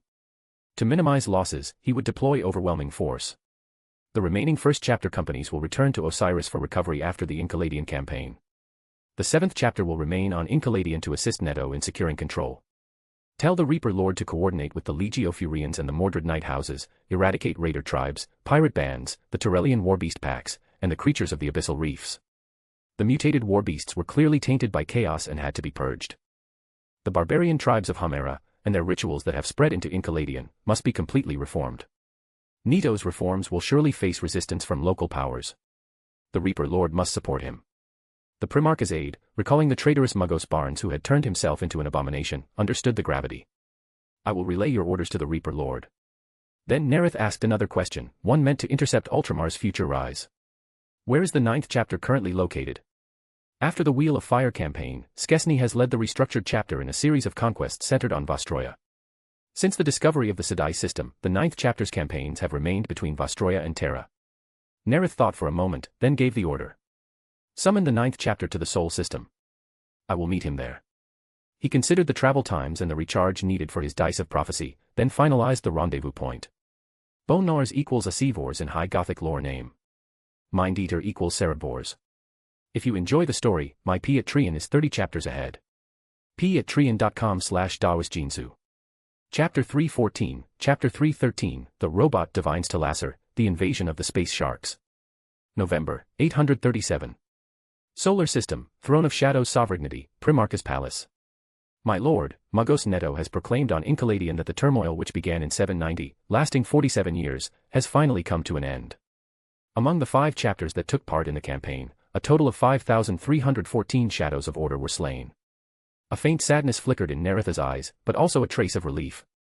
Compared to the original 4th Legion, responsible for quelling the rebellion, who lost around 29,000 Astartes, nearly the entire force, my losses are lighter by roughly 24,000. Objectively, the primary reason is that I launched the campaign 6 years earlier, fewer Xenos had invaded, the Forge Temples were stronger, and the Rebel Seas Titans had not yet been repaired or reactivated. Subjectively, I deployed a far stronger strike force, including the Legio Graphonicus, and avoided the 4th Legion's favored prolonged artillery sieges and attritional assaults. He also reflected that, unlike the Fourth Legion, who gained nothing and were forgotten for their sacrifice, his losses had been worth it. He now controlled an entire Forge world and a Titan Legion, though it would take time to fully consolidate that power. Another blessing was that Enlightener, like other Forge worlds, was rich in mineral resources. Nareth estimated that by 862, before the Second Rangdan War erupted, the Legio Furians Titan Legion would possess over 50 Titans, ready for deployment. The heaviest casualties were in the first chapter, which took the vanguard, and the seventh, which carried out infiltration operations, 2,095 and 1,628 killed respectively. All other companies of the first chapter, aside from those ordered, have returned to the Osiris cluster for replenishment. Katakan's population has been rising steadily, now exceeding 7.5 million. The losses of the 7th should be replaced in 4 years when the next recruitment wave joins the Legion. The Legio Graphonicus lost 12 Titans in battle, most during assaults against the rebel knight houses. After listening to the Enlightener report, Nareth asked, "The 9th chapter's fleet, where are they now?" "My lord, they've arrived in the solar system. The Storm Lord is en route and should reach us in 2 days." Once the briefing concluded, Nareth left the Dionysian lying on the table. He returned to his quarters, entered the 3rd layer of the Kingdom of Disorder, and took up the dice of prophecy to divine Talasar. As he held the die, memories of Talasar's data flashed rapidly through his mind. Talasar Prime, one of the earliest human colonies in the galaxy. Humans built advanced underwater facilities and sprawling coastal cities crowned with towering spires. Its inland regions serve as agricultural and industrial centers, transformed by terraforming into fertile lands with stable ecosystems and rich mining operations. He silently recited in his mind. Star chart routes from the solar system to the Talasar system. After 11 repetitions, Nareth cast the prophetic die. The tetrahedral crystal spun through the air before landing in his open palm, projecting a holographic star map before his eyes. He recorded the data, transferring it to a data crystal. Returning to reality, he glanced at John the Gyrinx, who is a Sequence 8 robot. Ever since his ascension, John had longed to demonstrate his capabilities. Perhaps I should let John divine as well. I know Talasar's general situation, but not its current state.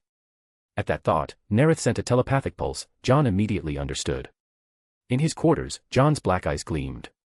Since becoming an Beyonder, he had moved out of his cramped nest and built a small home beside Nareth's chamber, though still far smaller than that of Freddy, his big brother and superior. John's den was filled with tomes and data slates on prophecy, along with crystal balls, tarot decks, and pendulums. With his left paw he drew a piece of parchment, and with a feather quill in his right, he quickly wrote, "Talasar Prime." As the robot, he knew that when information was limited and no physical focus existed, dream divination worked best. He muttered the phrase 11 times while writing it over and over. Then he clutched the parchment, leaned back on his wooden bed, and allowed his consciousness to drift. A glowing sphere formed in his mind, his eyes darkened to jet black, as he sank deep into meditation. The surroundings dissolved into stillness, filled with unseen shapes and shimmering colors stretching endlessly. He let himself fall asleep in that state, sending his mind adrift through the warp to seek revelation. Everything grew hazy, half dream, half trance. Within that distorted, unreal realm, the robot saw countless sinuous forms, xenos resembling sharks, raising weapons akin to bolters and firing upon humans. At the same time, Nareth, linked to John's mind, saw the same vision. Amphibious aliens with gills, 4 webbed limbs, and long fin tails, shark-faced, full of serrated teeth built for slaughter. Nareth instantly recognized them, the Saharduin. As the vision shattered, he analyzed what he'd seen, merging it with his own knowledge. I recall the Saharduin control several worlds in the Ultima Segmentum. A hostile but powerful species with technology on par with the Imperium. During the Great Crusade, the Space Wolves fought them, destroying many of their worlds. They evolved from aquatic predators, spacefaring sharks. If they found Talasar, a wealthy ocean world, plunder is inevitable. He added new data on the Saharduin into the crystal. Standing at 2.2 meters in their typical hunched posture, their armies, called Pisces warriors, wield weapons akin to bolters and power swords. "Well done," Nareth said through the telepathic link, genuinely pleased. He had only intended to test John's abilities, yet the robot had produced valuable insight. 2 days later, Nareth met Skesny in the palace and handed him the data crystal. "I've chosen a recruitment world for the 9th chapter. The Talasar system, in the Ultima Segmentum, a human colony with flourishing agriculture and industry. It has immense potential. Once integrated into the Imperium, it will become a vital trade and strategic hub." Nareth recalled that Robot Guilliman, upon discovering Talasar, had immediately recognized its value and made it a key node in the western realm of Ultramar's 500 worlds. Even after the Great Rift tore the galaxy apart and Talasar was devastated by its own Dark Age defense weapons, Guilliman never abandoned it, later reclaiming it through the Indomitus Crusade and founding the Void Trident chapter there. I wonder what expression Guilliman would wear if he discovered that this prime strategic system in his western domain is now under my control. Like having a nail driven beneath his very eyelid. Thalassarians are often raided by pirates, which has hardened them into fighters. They are fierce, disciplined, and resilient. You'll find excellent recruits there. Now, Thalassar is under attack by the Saharduin. When you arrive, launch a rescue. You will win their trust. Believing the Saharduin might provide Tyrant Pathway potion materials, Nareth gave further instruction. The Saharduin carry special water tanks on their backs, connected to their gills, that allow them to survive long periods out of water. Target those tanks during battle. Once destroyed, they'll quickly lose resistance. I'm very interested in studying them. I understand, Father, Skesny replied. Nareth then turned to the chronicler beside him. Nicholas, you'll accompany the 9th chapter and provide assistance. This is your chance to become a true sailor. By your command, Father. The librarian bowed. Nareth sent one final thought pulse to Skesny, teaching him the method for constructing altars and conducting sacrifices. Skesny processed the information and bowed again. By your will, my lord. As one of Nareth's earliest followers, the Storm Lord's loyalty was absolute. To him, Monarch, Father, and Black Emperor were simply different titles for the same being. Nicholas, however, blinked curiously. Strange, the Storm Lord just changed the way he addresses Father. Why? Could it be that he simply enjoys using different titles? If you enjoy the story, my P at Trian is 30 chapters ahead. p@trian.com/dawasjinsu. Chapter 315, Chapter 314, Sicarius, One Step to the Heavens. 838.m. Thalassar System, Thalassar Prime. It was one of humanity's earliest colonies after leaving the Sol system. Along the vast ocean's edge, humans built their first settlements upon rugged cliffs. Over thousands of years, these outposts grew into mighty industrial cities. Deeper inland, colonists used terraforming technology to establish endless stretches of farmland. The House Sicarius was one of the great noble houses, owning nearly 490,000 square kilometers of farmland.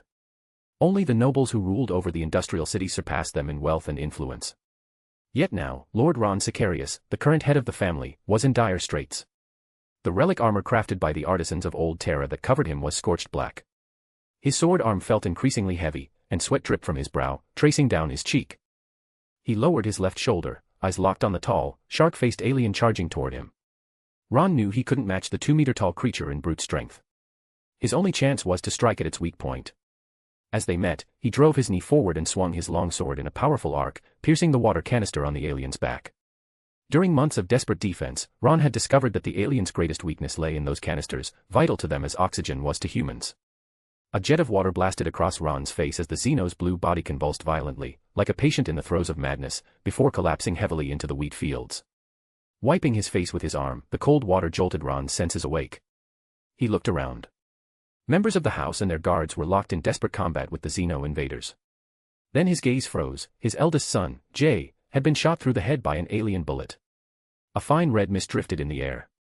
At 42, Ron had survived countless pirate raids, but now he forced himself to suppress his grief. Rage was secondary, his duty as patriarch came first. Fall back into the underground caverns, he barked coldly. Thankfully, their ancestors had foreseen disaster. When terraforming the region, they had preserved the natural cavern systems beneath the mountains. The retreat was written in blood.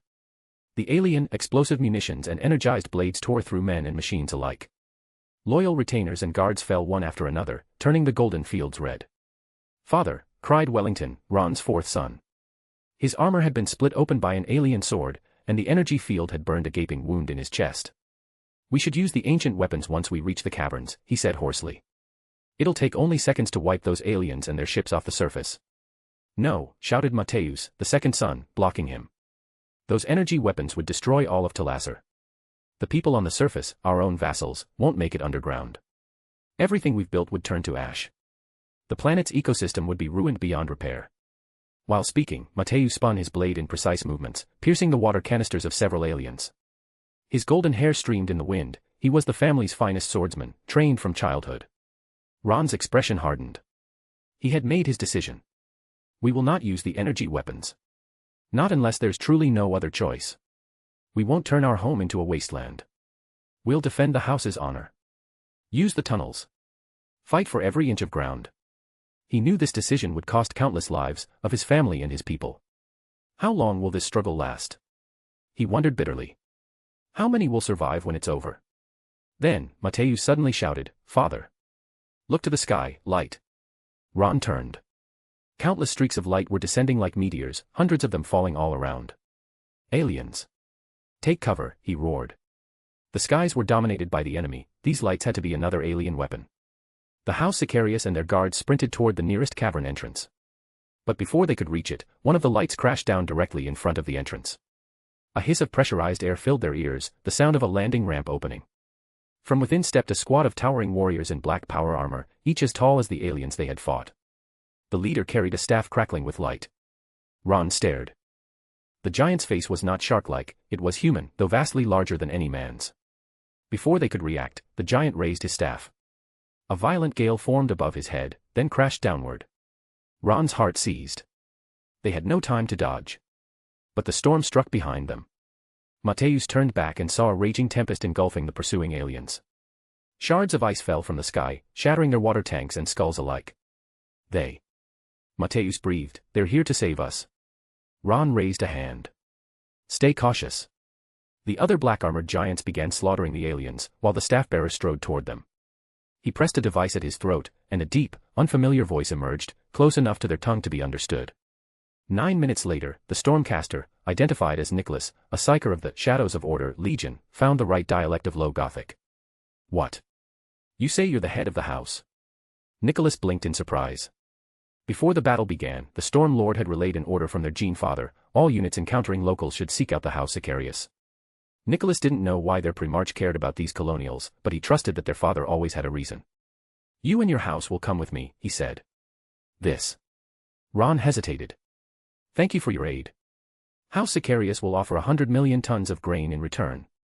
"No need for alarm," Nicholas replied with a smile. "This is a blessing for your house. You're about to enter an age of golden prosperity." Half escorted, half compelled, Ron and his kin boarded the black transport. On the way to the city, Nicholas explained everything. They were Astartes, warriors of the Legion known as the Shadows of Order. Their Gene Father, the Primarch Nareth, had taken special interest in the House Sicarius. Ron didn't know how this Lord Nareth had heard of them, but relief washed over him. When they landed, he was brought before the Storm Lord himself, the commander of the 9th chapter. On the warrior's right pauldron shimmered the emblem of a blue ocean wave. "My lord," Ron bowed, "the House Sicarius is forever in your debt." "Ron Sicarius," the Storm Lord said. He too didn't know why the Black Emperor valued this family, but he trusted there was a purpose yet unseen. "You'll fight beside me," he ordered. "Tell the people of Talasar, we came to save them. From this moment on, Talasar stands under my legion's protection. If you perform well, you'll become planetary governor. You'll rule this world in my stead." Ron's eyes widened in disbelief. Fortune had fallen from the heavens, literally. Though the House Sicarius was noble, they had never rivaled the great city-ruling dynasties. Now he was being offered dominion over them all. It could only be because of Lord Nareth's favor. Without it, the Storm Lord would never have chosen him. "Praise be to Lord Nareth," Ron said, bowing deeply. "I will not disappoint you, my lord." Energy filled his weary limbs, his eyes burned with renewed fire. He followed the Storm Lord into Trent, Talasar's greatest industrial city. Ron was about to warn him that the aliens' weakness lay in their water tanks, but the Storm Lord was already upon them, sidestepping a powered blade and driving his sword into a canister. Water burst out. With a gesture, the Storm Lord seized control of the liquid, sending it whipping through the air. Boom, boom, boom. Each jet struck another alien, bursting their tanks in a chain of detonations. The Sicarius warriors stared wide-eyed. They just arrived, and already know the aliens' weakness. Mateusz watched the Storm Lord wield water like a weapon and thought, if only I could wield such power. Then he saw another captain, Giorgino, raise his hand and unleash a similar ability, killing a dozen more aliens. So this must be a gift from Lord Nareth himself, Mateusz realized. If he values our house so much, perhaps one day I, or my descendants, might serve him, and gain such power as well. Emboldened by the thought, Mateusz surged forward, slashing another alien's canister open and shouting to the terrified Talasarns. "Don't be afraid. The black-armored warriors are our saviors. They are the Shadows of Order, the soldiers of Lord Nareth." The Storm Lord, seeing the house organizing the civilians with calm precision, nodded in satisfaction. As expected, the Sicarius are capable people, he thought. That one, Mateusz, his swordsmanship rivals that of a trained Vostroyan noble. The aliens' weakness proved fatal to them. The 9th chapter of the Shadows of Order swept through the planet with ease. 15 days later, the Storm Lord officially declared that the Saharduin pirates had been destroyed. And in that same proclamation, he announced that all of Talasar would henceforth be under the protection and governance of the Shadows of Order, and that Ron Sicarius would serve as the planet's first imperial governor. If you enjoy the story, my Patreon is 30 chapters ahead. patreon.com/dawasjinsu. Chapter 316, Chapter 315, Lord Guilliman, welcome to Talasar. The flagship of the 9th chapter, the Relic-class battleship Wavecrest. Inside the captain's quarters, at the altar. After using a ceremonial blade to shape the spiritual field, Skesny knelt upon the onyx mat and began chanting in Dunic. Black Emperor of the Shadows of Order. I beseech thy gaze. I offer you this sacrifice. O iron laws of monarchs, basis of the kingdom of disorder, grant strength to my invocation. As Skesny finished reciting the chant, he felt a sudden wind swirl within the sealed psychic barrier. When he repeated it for the 5th time, the black mist before him churned, and a mysterious gate appeared out of thin air. A gale howled within the spiritual walls as one Saharduin corpse after another was drawn into the gate. Skesny stared in shock until the black mist swallowed him too. When he regained his senses, he found himself standing in a mysterious realm. The Black Emperor sat high upon his throne and spoke in a deep, resonant tone. How fares Talasar? Skesny composed himself and began his report. My lord, the 9th chapter has secured Talasar. I have located the House Sicarius and found its patriarch, Roan, to be capable. I have appointed him as planetary governor. Nareth gave a faint nod. House Sicarius's future ascension as Talasar's ruling house confirmed their potential. They had endured millennia of trials. To become Talasar's ruling family ahead of time was at least a sign of competence, especially under the supervision of the Shadows of Order. The Talasar system lies at the junction of several warp routes. Once it is integrated into the Imperium's network, its potential will manifest immediately. Use this advantage well. Yes, my lord. The Storm Lord noted this, then continued. Thanks to your earlier intelligence on the Saharduin, only 294 Shadows of Order were lost in battle. Most were killed by weapons similar to bolters. Have the Tech Marines study the Saharduin weaponry, Nareth commanded with a slight nod, then added. The Saharduin controls several star systems. Find them. Conquer them. Offer me more Saharduin as sacrifice. From the light emitted by the Saharduin, Nareth had already confirmed they were sources of alchemical material. Judging from the intensity of their aura, they could serve as the primary ingredient for Sequence 6, Wind Blessed, or as a secondary material for Sequence 5, Ocean Songster.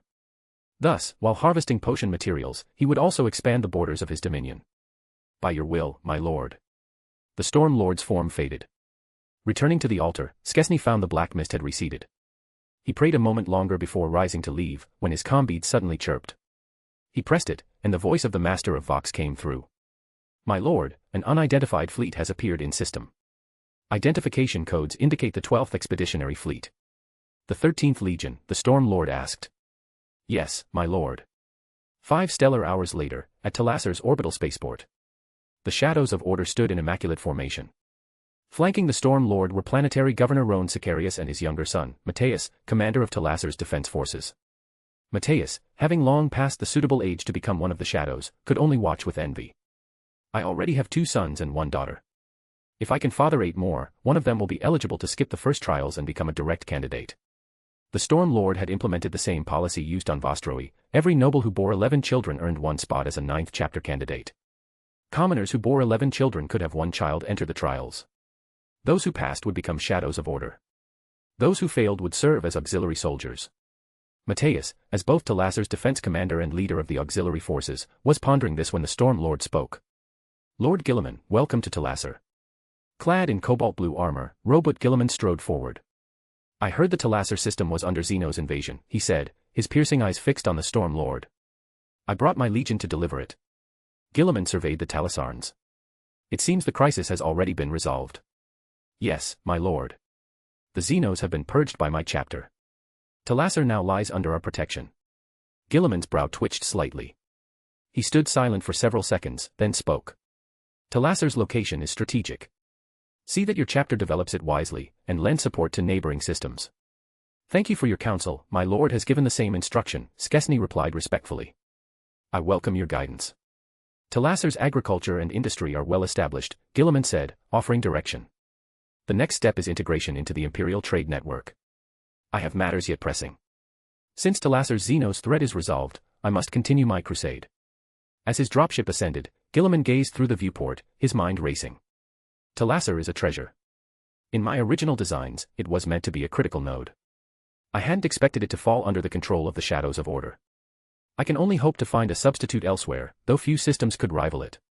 He sighed inwardly. Systems like Talassar were rare indeed. Still, the galaxy was vast, and his campaign had only just begun. My brother Nareth's foresight and insight are extraordinary. His core realm lies in the Segmentum Obscurus, and though he commands the Advex Mors front, he still foresaw Talassar's importance and dispatched his progeny to claim it. Guilliman's admiration was sincere. Meanwhile, Nareth himself, aboard the Throne of Shadow's sovereignty, was meeting with Arsena to discuss the coming war. Has Diana Pauline arrived aboard the Ramleys? The Ramleys was a colossal vessel, by scale and crew, commanding it was as demanding as directing a dozen capital ships combined. Nareth had appointed his flagship captain to ensure that the Ramley Starfort's first deployment would proceed smoothly. My lord, according to the schedule, Captain Diana should have reached Cypher Monday to conduct the launch ceremony. In addition, there is another matter requiring your attention, Dunn continued. The Legion's fortress on Vostroya was completed one standard month ago. The Muggos overseeing construction requests your inspection. Because Nareth's demand for asymmetrical architectural design defied the Mechanicum's logic, construction had taken far longer than the projected 20 years. Once this campaign concludes, I shall return to Vostroya for inspection, Nareth said. What is the Legion's readiness status? My lord, reported his attendant, 72,540 Shadows of Order have assembled on the Forge World Lucius.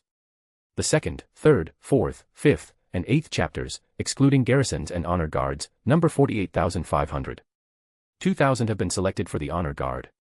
The 1st Legion contributes 2 companies, 1,740 strong. The 11th Legion fields the largest contingent, 20,300 in total. The 11th Legion, constantly reinforced through recruitment on Vostroya, was the most numerous of all. The auxiliary forces total 152,000. The Legio Astorum will deploy 104 Titans in this campaign. If you enjoy the story, my P at Trian is 30 chapters ahead. p@trian.com/dawisjinsu. Chapter 317, Chapter 316, The Terrifying Shadow of the Ramleys-class Stafford. Cypher Monday Orbit, the first Ramleys-class starfort, the Ramleys. The Ramleys, a starfort the size of a small moon, loomed in orbit. From the command throne at its core, Captain Diana Pauline gave the command. Commence launch. Immediately, she switched the comms channel and issued her next order to the chief navigator. Prepare for the warp transition ritual. The Ramleys-class fortress was so vast that no single navigator could guide it through the warp alone. The House Vischer's foremost navigator led 6 others, their minds linked, to accomplish this monumental task. The fortress's colossal thrusters, each larger than an Imperial destroyer, flared with searing red light, blazing like a newborn sun in the void. On the surface of Cypher Monday, billions of citizens tilted their heads skyward. The light of the ascending fortress ignited thunderous cheers across the planet. Atop the Gothic spire of the House Borkamp estate, the Jewel Master and Clan Patriarch, famed across the Shadow of Order's territories, watched in awe. A perfect gemstone, he murmured. A flawless geometry. Aboard the Arc Mechanicum, explorer, Muggos Lien Ramleys, for whom the fortress was named, could barely contain his pride. This, he declared, is the most perfect creation ever forged. The Omnisias will made manifest. Hundreds of tug craft, mere insects beside the fortress, strained to tow it toward the Mandeville Point. Ramleys thought back to the orbital bastions that guarded the space between Pluto and the gate of the underworld, massive constructs 3 kilometers wide, equivalent in size to a battlecruiser. To destroy even one of them required an entire legion, often at terrible cost. But compared to those, the Ramleys class was a god among fortresses. His own Arc Mechanicum was but a canoe beside it. The fortress's vast towers, bridges, and bastions covered its surface like the peaks of a metal continent, dwarfing even the mightiest of Imperial battleships. Launch, the Muggos said at last, smiling in quiet satisfaction. Terra Standard Year 838, October, Coronid Reach, Manichea System, Manichea Prime. A frail 6-year-old boy named Flamini trembled, sweat pouring down his brow. In his mind's eye, he saw a colossal shadow moving through the void, parting the stars like waves. Terrified, he tore his awareness from the threads of fate and collapsed, panting. Suddenly, his heart seized, and another vision surged into his mind. The Xenos are coming. Run. He bolted from the damp ground into the depths of the sewer tunnels. The people nearby did not question him. None doubted the word of the 6-year-old seer. They ran. Moments later, something massive and alien, an anemone-like creature with long legs, crashed down where Flamini had been. Slimy, luminescent Xenos hurried to its side, pulling it up from the filth. Lord Heremias, are you all right? Heremias spat out the sewage, his expression twisting in rage. There's a disturbance in the ether, he stopped short, spotting the fleeing humans. Don't let them escape. Capture them all. At the same moment, aboard the rogue traitor flagship Vostroya's Oath, commanded by Louis von Valancius. Lord Captain, came the master of Vox's report, the Xeno fleet of the Me2 conglomerate has halted. Louis exhaled deeply, staring at the massed alien vessels on the hololith. Tell the navigators to prepare for warp translation. Relief flickered across his azure eyes, then rage. He slammed a fist onto the holodable. Damnable Xenos. That filthy conglomerate. They use humanity as living fuel for their arcane machines. His attendant frowned. They're too powerful, my lord. Even the Night House Vironii barely holds its fortress at Fellweather. The Forge world Mazoa has endured decades of so-called cleansings. We can do nothing, the greatest rogue traitor fleets cannot match their armadas. Louis shook his head fiercely. We must do something. Tens of billions of humans in the Manichea system alone are enslaved, butchered for parts.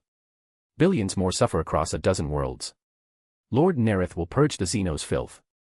We return to Vostroya, to report to our monarch. Terra Standard Year 838, December, the Ramleys emerges from the warp into real space.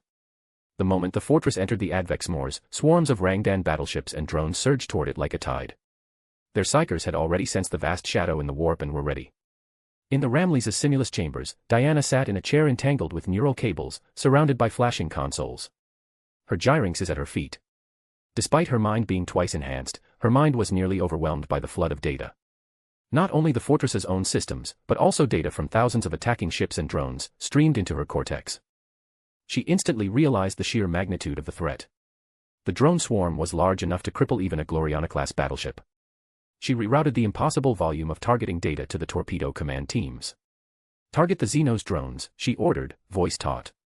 The gunnery officer, deep within the fortress's central armory decks, acknowledged. Each section of the fortress bore distinct weapon arrays. At its heart, hundreds of torpedo silos held near limitless reserves of munitions. Accepting the incoming data nearly crushed their cogitator systems. After a brief struggle, the officer abandoned the hope of precise targeting, instead identifying high-probability strike zones, regions where predictive calculations suggested the densest concentrations of drones. Fire. Countless levers were pulled in unison. Streams of torpedoes erupted outward, forming vast, luminous webs across space. The void lit up with cascading explosions, like a million burning suns. 3 Gloriana-class battleships dropped from the warp nearby, taking formation around the Ramleys. Even compared to them, the fortress was immense, a sovereign among subjects. Aboard the throne shadows sovereignty. Nareth watched as Arsena projected the hololithic display of the battle before them. The ocean of Rangdan drones was disintegrating, burning like moths in fire. Nareth nodded with quiet satisfaction. The Rangdan navy isn't vast. I recall that Urian Vendrag's 100 battleships once granted them absolute dominance. Their drones, however, remain their greatest threat, apart from their war moons. He glanced toward the star map of Advex Moors and spoke to his aide. The system has 6 planets. The primary world is shielded by war moons, one inner planet lies close to the star. The outer 4 worlds are beyond the war moon's range, our first objectives are clear. We take them. As he issued the order, more and more light points appeared on the projection. The shadow of Order Fleet expanded its formation, advancing with the Ramleys at its core. Then, chaos erupted. The auger arrays of the fleet read nothing, no enemy ships in range. Fire gunnery officers could not lock on targets. Yet the next instant, hundreds of Rangdan battleships struck. White arcs of energy lanced across the void, ripping into the forward Imperial vessels. The black battleship's void shields flared, overloading in seconds before collapsing under the blinding barrage. The Rangdan ships were monstrous, barbed and grotesque, bristling with spines and flails, utterly alien. Their white lances of energy struck Imperial engines, no explosions, no fire, just annihilation. Each stricken ship vanished, leaving only a charred shadow drifting in the dark. The Rangdan's shadow blasters unleashed radioactive electromagnetic detonations, erasing over a dozen battleships, including 2 capital ships, in their opening volley. If you enjoy the story, my P at Trian is 30 chapters ahead. p@trian.com/daosjinsu. Chapter 318, Chapter 317, The Neural Control Collar. The expeditionary fleet did not panic. After all, the Primarch had already warned them of the Rangdan's tactics before the battle began. Within each ship's simulus chambers, officers rapidly calculated and recalculated. Every duplicated ship reading was checked, again and again, until, after hundreds of iterations, all false echoes created by the enemy were identified and eliminated. Then, the Imperial fleet counterattacked. The Throne of Shadow's sovereignty and dozens of surviving vessels opened fire on the Rangdan fleet. Nareth quickly noticed that the Rangdans still held the upper hand through sheer numbers. Their superior firepower dominated the void, and because the real space anchor points had already been seized, and the warp vectors were being disrupted by the Rangdan's psychic interference, many Imperial ships were unable to re-enter real space or join the main battle. Only a few captains dared to risk individual re-entries into Advex Moors. Nareth did not order his Gloriana-class battleships to ram through the enemy formation, relying on their void shields to punch a gap, though that tactic had worked before. Now, there was something far better. The Ramillies-class starfort revealed its true nature, a fleet killer. Its countless, monstrous batteries unleashed a storm of fire upon the Rangdan warships. Broadside barrages poured out like a solid wall of molten death, covering dozens of enemy vessels. The shells detonated like red-hot claws raking through the void, tearing and crushing entire warships in their grip. The starfort's first volley annihilated 12 enemy ships, 5 of them equivalent in power to Imperial capital ships. The devastating barrage ripped open a hole in the Rangdan formation, drawing their enraged and terrified retaliation. Over 100 Rangdan warships locked onto the Ramillies, their shadow blasters shrieking as torrents of blinding white arcs slammed into the fortress's northern, western, and eastern shields. But unlike the earlier prototypes on Mars or Lucius, this Ramillies class, specifically the Vostroya pattern, was vastly superior. As large as a small moon, each quadrant of the starfort was protected not merely by void shields, but by fortress-class shield STC, far stronger than any shipborne defense. At its heart burned multiple Punisher-class reactors, feeding the fortress's near-limitless energy needs, enough to sustain even such a behemoth. Though the white lightning crashed against its barriers in endless fury, the shields flickered but did not falter. In response to the arrogant Xenos who dared to challenge it, the Ramillies unleashed another storm of death. Each salvo reduced more than 10 alien warships to drifting wrecks. Under the fortress's covering fire, the Imperial fleet advanced, opening paths for more black battleships to emerge into battle. By the second day of the Void War, the number of Imperial ships entering the system finally matched that of the surviving Rangdan fleet. Confirming their absolute advantage, Nareth rose from his command throne. Prepare to board. He intended to seize a Rangdan capital ship as a prize, to study their false signal generation and the dreaded shadow blasters. The Gloriana-class battleship rammed headlong into the disorganized Rangdan line, targeting a capital ship that had suffered minimal damage. From its launch bays, volleys of assault pods fired out like bullets. The pilots pushed their thrusters to maximum output, afterburners roaring as they streaked toward the Rangdan ship at impossible speed. Compared to boarding torpedoes, the pods had superior speed and armor, though at the cost of range. Because of Nareth's presence, the pod that normally carried 10 Astartes carried only 6 Shadows of Order. Among them was Bolty, a Catachan-born member of the 7th chapter of the Shadows of Order. His exceptional performance during the Enkaladian campaign had earned him a place in the honor guard, though it had cost him every ration of fire lizard meat, devoured instead by his Catachan wolf companion. His first battle alongside his Gene Father filled him with excitement. Held tight by retractable inertial clamps, Bolty waited for the moment of impact. The pilot wrestled the controls as the black pod weaved through the blinding white lightning of the shadow blasters. The distance counter on his display ticked down rapidly, 194 kilometers. 85 kilometers. 3 kilometers. A blinding bolt struck the cockpit. The shield flickered violently as the entire pod shuddered. Brace for impact, the pilot shouted. The assault pod's ram struck the Rangdan ship like a hammer-wrapped fist, tearing through the thorny armor and embedding itself in the hull. Flames from the pod's melta charges burned through the outer plating, carving a glowing breach. Missile launchers on its wings spewed a dense barrage of Ira-pattern rockets at nearby aliens. Nareth leapt first, golden wings unfurled, descending through the breach. From the air, he saw the enemy clearly, towering fox-headed humanoids driving enslaved humans into battle. Each human wore a collar around the neck. Nareth recognized them immediately, neural control collars, used by the Rangdans to enslave countless humans. The Primarch's psychic consciousness spread outward like a web, tendrils of thought reaching into the minds of the human slaves. From his studies of Osiris's cybrids, Nareth had mastered more refined methods of psychic domination. A tendril of will pierce the mind of a frail, yellow-armored human. The collar around the man's neck was a metal ring implanted with a single steel spike that pierced into his spine. Crafted by Rangdan psi-smiths, the spike's psychic field invaded the victim's thoughts. Whenever the Xenos gave an order, a psychic pulse would trigger the collar, forcing obedience. This was how the Rangdans enslaved so many species, replacing manpower with psychic control. Nareth's will clashed with the psychic field of the collars, and instantly, he overpowered it. His countless psychic tendrils struck the mental shackles one by one, shattering them. Thud. Thud. Thud. One by one, the freed humans collapsed to the ground. Nareth drew the Dionysian spear, channeling psychic energy through it. The golden spear flew forward, striking a towering fox-headed Rangdan overlord's personal shield, shattering it in an instant. With a motion of his palm, Nareth released globes of glowing amber liquid that enveloped several human slaves, stunning some and deliberately sparing others. He intended to keep several alive for study, to analyze their intact neural collars. Bolty charged down the ramp, bolter in hand, and opened fire. Explosions tore through the Rangdans as 6 honor guards concentrated their fire on one warrior, finally bringing it down, when suddenly a blur flashed. A Rangdan swordsman lunged, his crystalline blade piercing the abdomen of a black-armored warrior. Bolty recognized him as a brother from the 10th chapter. He and the others opened fire in retaliation, bolter shells hammering against the alien's glowing shield. The energy field rippled under the bombardment, sparks flying. Bolty watched in horror as another honor guard was beheaded by a single strike. He slung his bolter aside and drew his weapon, a jagged, bird-headed power sword with half-serrated edges. Activating its energy field, he engaged the alien with the Otsburg via technique, 7th form, the cleaving path. The Rangdan warrior countered with a serrated crystal greatsword, their weapons clashing in a storm of sparks and energy. Bolty staggered backward under the brute's relentless assault, barely parrying each swing, his counterstrikes glancing harmlessly off the energy field. Despite his disadvantage, he remained calm. Back on Katakan, he had faced predators far stronger than himself, victory always came from patience and precision. He studied the alien's movements, waiting for the flaw. After dozens of exchanges, he narrowly dodged a vicious overhead strike, and then his eyes flashed with realization. Bolty lunged low, slashing at the Xeno's right leg. His energized blade slipped through a weak point in the shield, slicing into flesh. I've awakened Father's ability, the Warp Insight.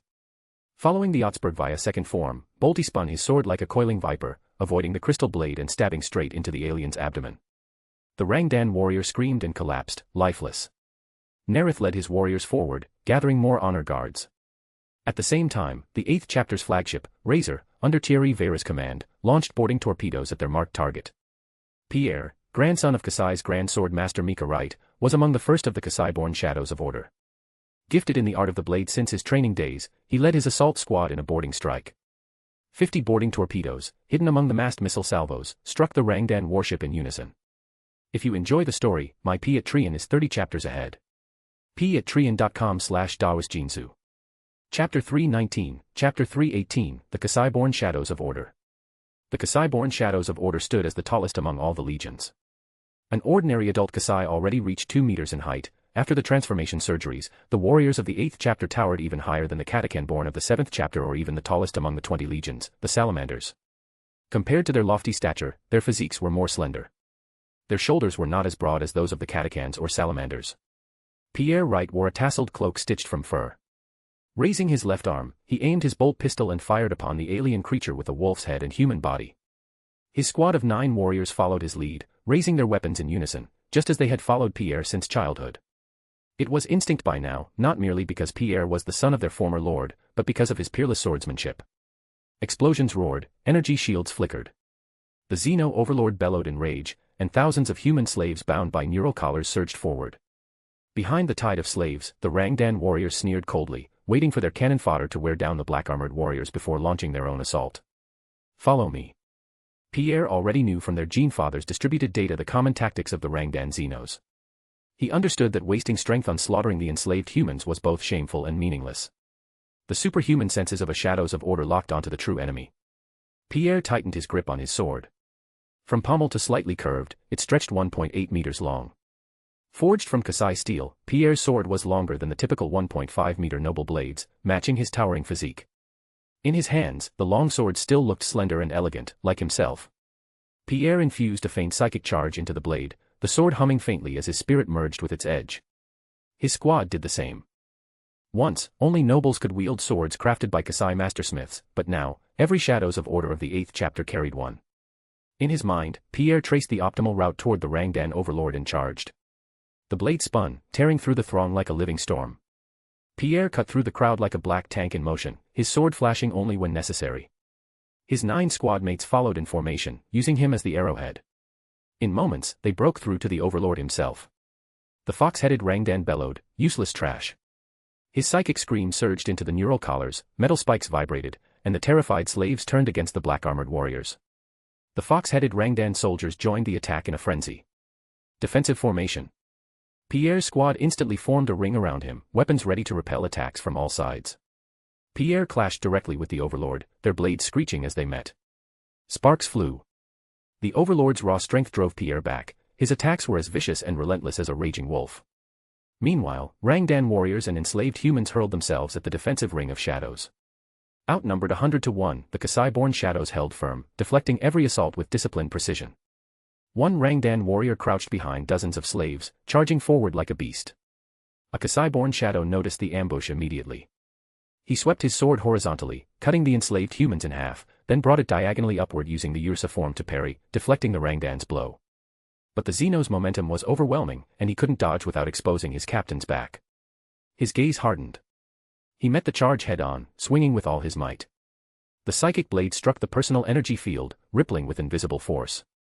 The fox-headed warrior sneered and swung his flail down on the black armor. The Shadow of Order didn't evade, he abandoned defense entirely and launched a furious counterattack, testing speed against power. Blows thundered, flails clashed against steel. In a blur of motion, they exchanged more than 10 deadly strikes. The flail crashed against his helmet just as his sword pierced through the alien's chest, shattering the energy field.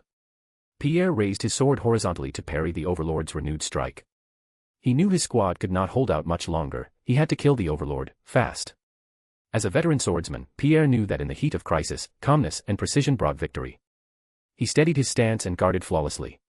The fox-headed Overlord's superior strength and speed could not breach his defense. With a furious roar, the Overlord leapt high, like an enraged alpha.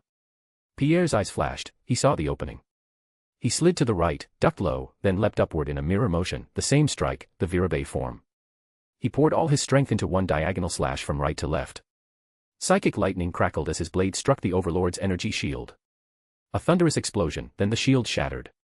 The Overlord's attack missed, his defenses failed. He tried to retreat, but Pierre's killing strike was faster. He unleashed the death blow, the Urka form. The blade pierced through the fox's throat and out the back of his skull. Pierre held the sword there for a moment, the crackle of psychic power dancing through the alien's brain, until the light in its eyes faded. Then he pulled the blade free. The Overlord's death sent panic through the Rangdan ranks. As they faltered and began to withdraw, more 8th chapter warriors arrived, joining Pierre's squad to press the attack. The Shadows of Order boarding actions captured 41 Rangdan warships of varying sizes. 5 were hauled to Ramley's dock, where Gabriel led the tech marines and artificers in dismantling them. The Ramleys-class starfort held immense strategic value, not only a semi-mobile bastion and fleet killer, but also a major operational base. The Imperial Navy could use it as a repair, command, and supply hub, eliminating long journeys back to temporary depots or shipyards. Even during fierce battles, the docks could service strike cruisers, protected by the fortress's formidable firepower. Tech marines made full use of these facilities to study and dismantle the captured Rangdan vessels. In Nareth's recollection of the future, many Ramleys-class starfortresses would later serve as deep space research stations. The remaining captured ships were modified and repurposed as tugs to haul the starfort onward through the void. Mugos Lien Ramleys himself captured a Rangdan battleship for research and dismantlement. As the Imperial fleet advanced, so too did their research, not just of Rangdan ships, but also their weapons and personal energy shields. The chief apothecary led his team in dissecting Rangdan Xeno specimens. The chief librarian oversaw the neural collar research project, leading a joint team of psychers, apothecaries, and tech marines. Their immediate goal was not to control, but to liberate, to break the neural enslavement. The Rangdan's use of neural collars to dominate humans and other Xenos was the core of their warfare. Cracking this secret could drastically reduce losses. The 33rd Expeditionary Fleet advanced steadily, anchored by the Ramleys. Damaged ships received timely repairs. By the year 839, the fleet had reached the outer orbits of the 4 planets of the Adex-Mors system, months ahead of the timeline Nareth remembered. During orbital bombardment, in the Primarch's palace, Nareth convened his commanders and 3 research heads. "My lord, we have made progress in the study of the neural collars," the chief librarian reported. "My lord," said Thomas, "your method of breaking the collar's control inspired me. I used the techniques of the Osiris Cybrid as a framework for our research. Though their methods differ, there are clear similarities. The Cybrid's technique is subtler, harder to detect. The Rangdan neural collar, by contrast, is easy to reproduce. Anyone skilled in crafting psychic artifacts could make one." After comparing both, the chief librarian continued. "I have now mastered the collar's construction. Any Legion Psysmith can produce them." Nareth nodded. Though he preferred purification over enslavement, he recognized the potential future need. Humanity cannot always be the enslaved, sometimes, the Xenos must wear the chains. With the help of the apothecaries and tech marines, Thomas continued, "I have developed a device." He drew out a heart-shaped crystal orb. Nareth looked closely. The orb gleamed with intricate rune arrays, many identical to those on the blue staff of the Osiris Cybrid. Once infused with psychic energy, it emits a specific wave pattern, Thomas explained. It can disrupt control signals within 50 meters, forcing all collar-bound individuals to halt where they stand. When its command conflicts with the collars, results vary. Some may obey either one, others may freeze in confusion. This is a promising start, Nareth said approvingly, then gave his command. Deploy it in ground combat. Test and refine it. If you enjoy the story, my Patreon is 30 chapters ahead. patreon.com/dawasjinsu. Chapter 320, Chapter 319, The Light Suppliant. My lord, Gabriel was the second to report. Through dismantling the Rangdan warships, we have preliminarily grasped the method they use to falsify readings. While immediate application is not yet possible, this will greatly reduce the time needed for identification. The Rangdan weaponry is mostly psyker-based, will need further assistance from the Librarius. The Rangdans also possess mature technology in personal energy shields. Through our studies, we've made progress in miniaturization. Continue your research, Nareth replied calmly. He knew that studying Xenos technology required time, and he had patience.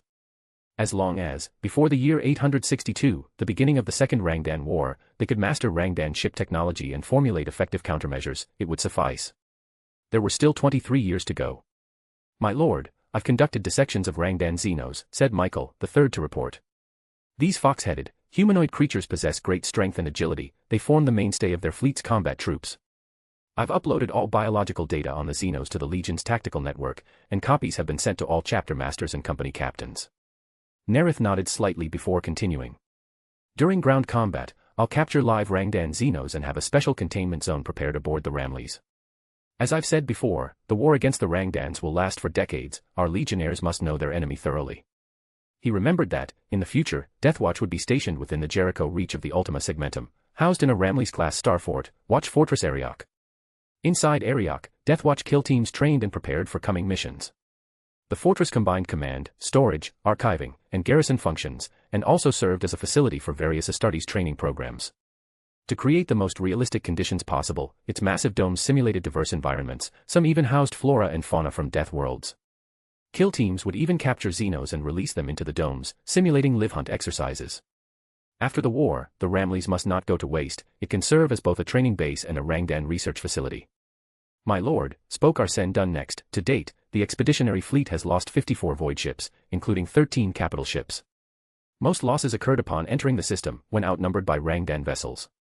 The Rangdan fleet has now retreated within the range of their orbital defense satellites, launching only drone strikes. We have achieved complete victory in the first phase of operations, Nareth said with a faint smile. The goal of the second phase is to seize the 4 outer planets of the Advex-Mors system. Of these, Avd-Mors 4 is the closest to the primary star. The Ramleys will move there, using its central torpedo batteries to counter Rangdan drone incursions. The fortress on that world is second only to Advex-Mors Primus. The 3rd Battle Group and Mordian Iron Guard will lead the assault, with support from the Titan Legion Void Striders. As Nareth spoke, a Primarch's attendant raised a control staff, projecting a star map of the Spinmore system and highlighting the 4 target planets. The first chapter's arbiters will move into orbit around Planet V. The Rangdan fleet still had strength to fight and might launch sudden counterattacks. Nareth ensured that every planet would have either the Ramleys-class star fortress or a Gloriana-class battleship in orbit to repel any raids. Auger matrix scans show Planet V's surface as a vast cave network. It will be assaulted jointly by the 2nd and 8th chapters. The Black Mercy will move to Planet 6, an ice world. The 4th and 5th chapters must capture it. The Throne of Shadow's sovereignty will head for Advex-Mors Primus. I will lead the Honor Guard and the 11th Battle Chapter to storm the Rangdan stronghold. Yes, my lord, everyone answered in unison. After the others left, Nareth turned to the silver-haired Arsena. Have Honor Guard member Santiago Boardcamp return to the 5th chapter and join the attack on Planet 6. After a full examination confirming Santiago's loyalty and exceptional skill, Nareth had elevated him as a Sequence 9, apprentice, of the Door Pathway. As a psyker of the Demonology Disciple, he could banish demons and open warp portals, though both were perilous acts that risked being lost to the Immaterium. The Door Pathway would one day allow him to escape even deadly situations. In 10 minutes, summon members Bolte, Pierre Wright. Nareth listed 52 names. Each had either been a pre-existing Honor Guard or newly promoted after distinguishing themselves in the boarding actions. They had all passed his trials. Nareth would cultivate them into Beyonder. Indeed, wartime allows for faster observation of candidates. By the war's end, the first stage of transcendence should be complete. Every squad of the 1st, 3rd, 4th, 7th, 8th, 9th, and 11th battle groups will have a Beyonder chosen from my pathways. While thinking, Nareth returned to the Kingdom of Disorder and ordered his Jokeros to prepare potions. The orange-furred apes worked swiftly, concocting vials of glowing potions in rapid succession. Nareth distributed the potions to the members of the honor guard one by one. Santiago, who was heading to the transport ship, stopped and looked at the figure that appeared in front of him. Holding a staff, Thomas, whose face was hidden under the psionic hood, spoke. Santiago, your psychic potential is exceptional. I invite you to join the Librarius. Lord Thomas, I am honored, but I'd rather fight alongside my battle brothers than serve as a scholar. Santiago replied firmly. I believe you will shine brightly, Thomas said, seeing in Santiago the reflection of himself and of other chapter masters. After the War Council, the assault began. Because Planet V's surface was dominated by caves, orbital bombardment had limited effect, so the second chapter led the charge. Black transport craft descended and landed. On the Vox, Wilshire addressed his warriors. Shadows of Order. Hear me. We stand together before the lair of the Xenos, beneath our Primarch's light. The foul creatures lie ahead, powerful and relentless. Some of us will not live to see the dawn. But remember this, should you fall in battle, you will return to our Primarch's side. He will embrace you with his golden wings. The Light Lord's voice thundered, now, we march for victory. For Nareth. And silently, in his heart, he added, for the Black Emperor. For Nareth, the shadows of order roared, charging into the cavern. As they entered the dark tunnels, the beating of wings filled the air. Swarms of 1-meter-tall Xenos with bat-like wings and serpent heads came flying at them, neural collars gleaming around their necks. The Rangdans had enslaved not only humans but many alien races. The shadows of order raised their bolters, unleashing a storm of explosive shells. The Xenos burst apart violently, their limbs scattered across the stone. Those with flammers pressed their triggers, and burning promethium washed over the swarm. Steam hissed as the Xenos were vaporized. Wilshire strode forward, chanting loudly. Lord of Lords, let your kingdom descend upon this place. Let the impure be driven away. Let light shine upon the shadows of order. Where the bard walked, his brothers felt their strength surge. Their power, their agility, their courage, all magnified. The second chapter became unstoppable, cutting deep into the caves. On the fifth day, they reached the heart of the network. As Wilshire entered, a shriek tore through the air. Descending from above came the Rangdan overlord, covered in resplendent feathers, a razor beak nearly a meter long, and wielding a radiant spear. He dove straight into their ranks, impaling a warrior through the chest. The spear pierced clean through, flinging the body forward. Dozens of bolter rounds slammed into his energy shield, sending ripples through it before bouncing harmlessly away. The overlord was fast, evading most of the return fire and vanishing from their auspex sensors. He seems to possess some kind of invisibility ability. Wilshire realized this calmly, scanning the shadows. Then, the light suppliant's eyes flared, 2 miniature suns igniting within them, illuminating everything in the cavern. He met the overlord's gaze, 2 sunken, lifeless sockets devoid of light. Wielding his relic thunderhammer, Wilshire instantly saw the overlord's weakness. Twin beams of pure light radiated from his eyes, 2 tiny suns descending upon the cave. With his bare left hand pressed reverently before his lips in prayer, he whispered silently. Without a sound, a brilliant column of fire descended from the heavens, striking the Xeno overlord squarely on the head. A scream tore through the darkness as his hollow eyes burned away. The overlord plummeted like a broken kite. Wilshire felt light ignite within his soul. I have finally become a true light suppliant, he thought. He pressed a rune and swung his hammer down upon the fallen foe. With a deafening explosion, the Rangdan overlord's body burst into a crimson mist. If you enjoy the story, my Patreon is 30 chapters ahead. patreon.com/daosjinsu. Chapter 321, Chapter 320, the Legio Astorum, fast beyond imagination. The Ramleys advanced toward the planet Advex Mors 4, launching a full-scale assault on its orbital defenses. From the fortress's central section, countless torpedo tubes fired in rapid succession, streaking toward the defensive cannons and missile platforms in orbit, as though the ammunition would never run out. Under the relentless bombardment, the Rangdan orbital defense network struggled desperately to hold. The return fire from their cannons was like the futile flailing of prey surrounded by a swarm of bloodthirsty sharks. One after another, the defense platforms were consumed by storms of torpedoes, reduced to drifting ruins. Within 4 hours of the initial strike, the Ramleys obliterated the orbital defenses of Rangdan and secured control of the planet's orbit. Its massive gun batteries rotated downward, raining devastation upon the surface. The cloud cover below glowed from within as if illuminated by 1,000 lightning strikes, the thunderous roar of atmospheric discharges echoing across the planet. Rangdan outposts were shredded in the first wave of bombardment, the hypervelocity shells producing multiple sonic booms as they tore through Xeno's fortifications. The third chapter's fleet joined the attack, unleashing energy weapons, kinetic bombardments, and heavy artillery toward the surface. Blinding ice blue beams lanced down, joining the Ramleys' barrage to batter the Rangdan fortress's energy shields. Dazzling vertical rays fell upon the shimmering barrier. By the fifth day of bombardment, a cascade of expanding shockwaves signaled the collapse of the shield. The orbital assault ceased, and a massive swarm of black troop carriers, assault boats, and gunships plunged toward the surface, followed by heavy transports loaded with armor and artillery. Spearheading the descent were flocks of stormbirds, black, blade-shaped craft with gleaming crescent moons painted on their prows. On Advex Moors 4, the largest enemy of the planet's fortress awaited. Human slaves within the watchtowers, driven by their masters, manned the turrets and fired energy beams at the descending fleet of black aircraft. At the head of the formation flew 10 black stormbirds. Twin-layered void shields crackled under the energy barrage. Inside each craft, the gunners gripped their controls, and once targeting systems locked on, they released volleys of missiles toward the towers. Boom. Boom. Boom. The explosions hurled entire towers into the air. Dual-linked loss cannons spat molten beams, sweeping across enemy positions to clear a landing zone. Landing struts slammed down, shaking the earth. As the ramps crashed open, Vostroyan Rhino armored transports rumbled out. Compared to other legions, the Third had reinforced their armor more heavily. Every assault trooper rode to war in rhinos. Massive transports descended like meteors, crushing the alien triangular structures beneath, disgorging tanks in the shadows of Order's black livery. Gabriel pattern Predators and Malkador Defender tanks opened fire, their cannons thundering across the battlefield. From all directions, enslaved humans surged forward. 2 librarians raised their left hands, channeling psychic power into heart-shaped crystal orbs.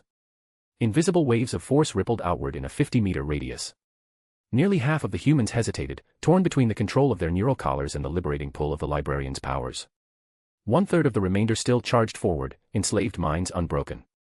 But the rest blinked in sudden awareness, dropped their weapons in terror, and fled, only to turn violent again once beyond the range of psychic interference. Nearby tech marines noted the results. Collar disruption efficiency, approximately 50%. Current effect, insufficient for combat utility, further refinement required. Lines of Mordian Iron Guard battle tanks advanced in perfect formation. From within the lead tank Night Eternal, the sound of turrets rotating and cannons elevating echoed deep in its hull. When locked onto target, the 120mm battle cannon fired, its shell joined a deadly barrage from other tanks, hammering the alien spires. The combined volley overwhelmed enemy fire, forcing Rangdan turrets to cease targeting anything else. Gabriel pattern Predators followed up with twin heavy flommers, belching streams of blazing promethium. These variant Predators were several times deadlier than standard models. The molten destruction they unleashed tore vast gaps through the ranks of the slave soldiers.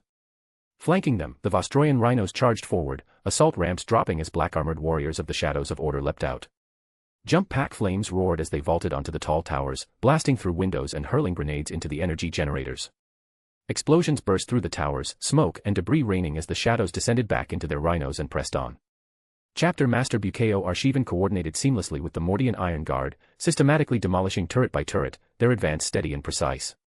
The Blyak pattern tanks featured water-cooled barrels, gyro-stabilizers for accurate fire on the move, and precision targeting aided by avian navigators, laser rangefinders, and inertial dampeners from the Forge World Styges 8. The Mordians' discipline showed, not a single shell was wasted.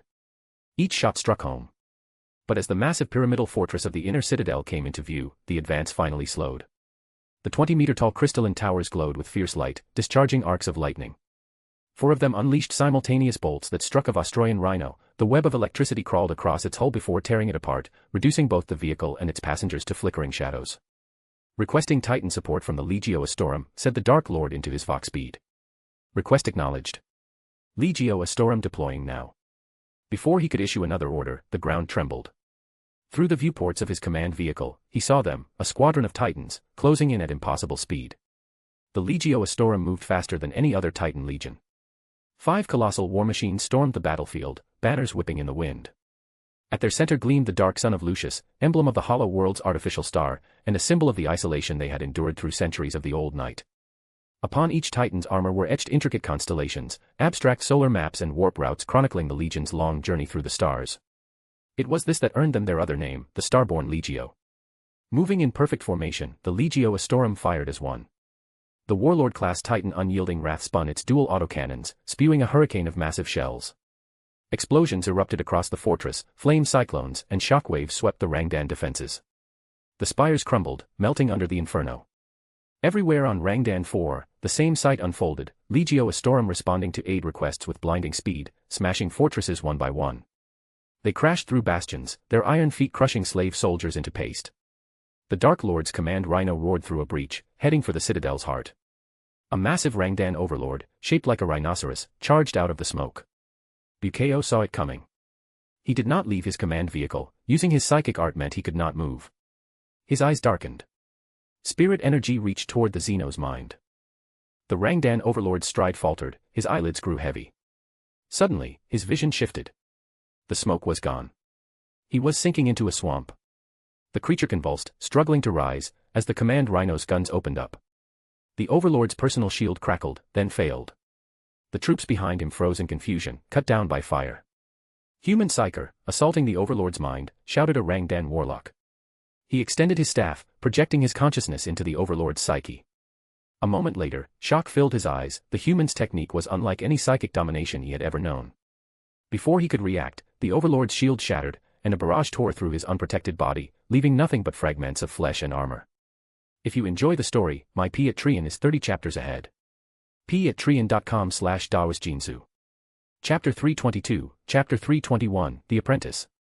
Advex, Moore's System, Planet 6. After returning to the 5th chapter, Santiago Borkamp was promoted to lieutenant. Leading 50 Shadows of Order, he advanced deep into the frozen caverns beneath the planet's surface. Unlike those of the 4th chapter, they were not as adapted to the extreme cold, but with the life support systems in their powered armor, they pressed forward steadily. The squad moved cautiously through the labyrinthine tunnels carved out by the Rangdan Xenos. Slave soldiers could appear from any direction at any time to attack. As they advanced, Santiago kept scanning. He knew that to end this battle quickly, they had to eliminate the Rangdan overlords who controlled the slaves. Santiago, my squad's down to 1 magazine of ammunition, reported the rearguard captain, who had been enduring repeated slave attacks. My unit's got 2 left, said the forward captain. I suggest we fall back from the ice caverns and resupply. I've found them. Santiago's gaze deepened, his warp insight had pierced the ice wall, detecting a powerful life signature. Compared to the other life forms around, this one was clearly far stronger. He placed his hand on the ice wall, and the other Shadows of Order immediately understood his signal. Damn it. The Xenos were hiding this close, commanding their slaves to attack us from cover. Should we use a Melta charge? The 2 captains spoke one after another. Santiago shook his head firmly. No. That might cause a cave-in and bury us alive. Can your door take us through? He shook his head again. I can only move 5 people at once, we'd risk being surrounded. Then we'll just have to use power swords and cut through the ice wall. Santiago rejected that too. Too slow. The Xenos reinforced this maze when they built it with some kind of alien tech. The overlords don't want a direct fight. The moment they sense movement, they'll flee and send more slaves to wear us down. Then the apprentice suddenly brightened. I have a better idea. I'll open a door. Prepare for a focused volley. He pressed his hand to the ice wall, his psychic energy spreading outward, activating his Beyonder ability, Open Door. Before the squad's eyes, a hazy blue spectral gate appeared on the surface of the ice wall, shimmering like a curtain of water. Fire. All 49 Shadows of Order pulled their triggers at once, unleashing a concentrated storm of bullets through the gate. The Rangdan overlord, who had been toying with his prey, was caught completely off guard. His personal energy shield shattered instantly. Santiago lowered his left arm and drew his ancient sidearm, firing a searing beam powered by the planet's radiation belt. The overlord's body was vaporized in an instant. The spectral blue gate faded away. The Rangdan warriors' counterattack struck only solid ice, sending shards scattering. Santiago quickly led his team onward. He placed his hand against another section of wall and opened another door. The Shadows of Order slipped through and launched a surprise assault from behind the enemy. Before his psychic reserves ran dry, the apprentice dashed through the blue gate, drawing his power sword to join the fight. Meanwhile, in orbit above, another ambush was taking place. The Rangdan fleet launched a surprise attack against the expeditionary forces around Planet 6. Their spiked, flail-adorned ships had disguised their energy signatures to mimic Imperial vessels. Like a pack of wolves, they lunged forward, hurling dense white lightning into the void. An Imperial cruiser and 12 escort ships exploded in eerie silence, turning into drifting shadows. A shrill alarm echoed across the bridge of the Black Mercy. Captain Kian, commander of the 5th Company aboard the Gloriana-class battleship, issued calm orders. Identify all ships in orbit. He strode into the Simulus chamber and seated himself in a web of neural cables. The moment he connected to the data ocean, Kian saw it. The fleet had identified 38 enemy ships, including 13 capital vessels. The void behemoths had awakened. Their black holes loomed out of the darkness like monsters bursting through a curtain. The Black Mercy's batteries opened their maws, its Punisher-class reactor feeding boiling plasma capacitors. It should have been blind and deaf, fooled by the enemy's false readings, but it wasn't. Targeting systems locked on. Weapons aligned. Ammunition was requested. The Gloriana-class battleship's vast magazines rumbled to life as shells and missiles were raised by cranes and magnetic lifts through the decks.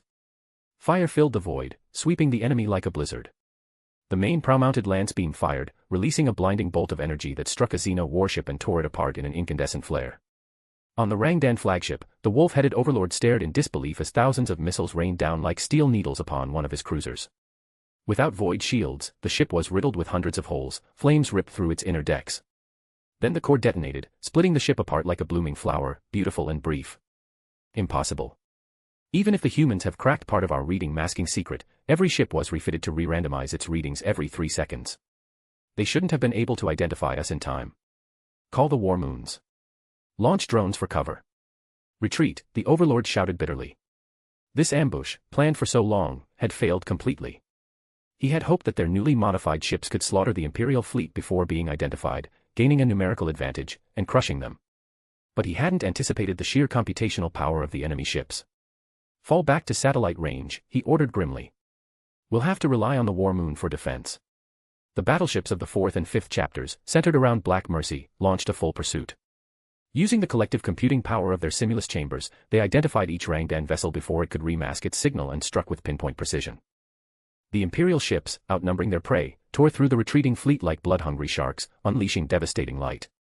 Capital ships rammed through wreckage, their lance beams spearing into enemy hulls. Only when the Rangdan drones swarmed in like locusts and destroyed one advancing battleship did Kian give the cautious order to halt pursuit. Without the Ramles-class fortress's endless torpedo reserves, continuing the chase would risk heavy losses.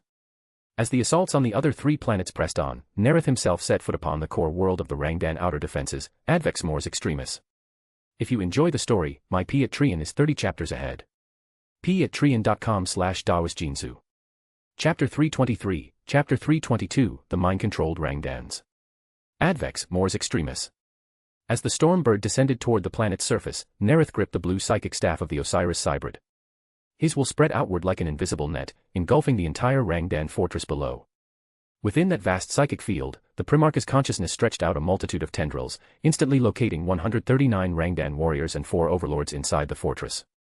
Being a species highly sensitive to psychic energy, the Rangdan sensed the approaching shadow. A cold, howling wind swept through them, and terror gripped their hearts. The clash began within the realm of the mind. Nareth's eyes shimmered with psychic light. In the instant of contact, he analyzed the mental resistance of each Rangdan and identified the 25 weakest minds, those with the friliest willpower. The blue psychic staff flared brilliantly, its tendrils coiling toward those weakest minds.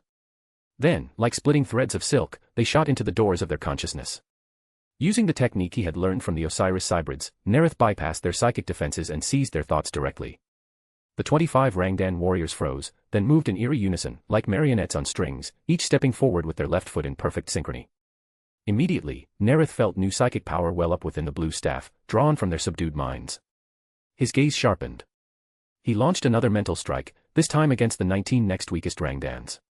As the black Stormbird plunged through the clouds, every few hundred meters another group of Rangdans fell under Nareth's dominion. Each newly enslaved mind added to the staff's psychic reservoir, fueling the next wave of domination. When the gunship was barely 1,000 meters above the ground, only 4 Rangdan overlords still resisted. Their movements were slow and jagged, like rusted machines stuck in time. In their mind's eye, countless black threads surrounded them like a vast spiderweb. Horror overtook them, they tried to flee, but the web ensnared them completely. Each step forward took immense effort and sheer willpower. Moments later, the first overlord faltered. A black thread, sharp as a needle, pierced his mental gate. Then countless more flooded in, consuming his consciousness. He moved again, but now his eyes were empty, his will erased. The Stormbird landed. As the scholars and tech adepts disembarked, they found hundreds of alien forms standing perfectly still, motionless beside the landing pad. They raised their bolt guns in alarm, but the Primarch's deep voice stopped them. Fit them with neural collars. Send them to the Ramles. Though the Rangdans were larger than humans, their bodies varied too greatly for standard Imperial collars. The Ramles had already designated a section of its decks as a containment zone for psychic Xenos. Each captive was fitted with a reinforced neural collar to prevent rebellion, especially the overlords, whose collars were custom-built for maximum suppression. And for the human slaves, Nareth commanded, remove their collars.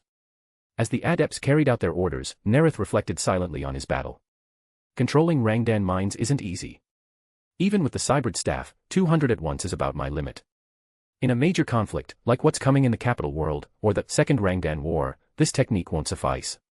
And I've yet to face their true elite, the Slots, the Cerebrors, and the Asivors.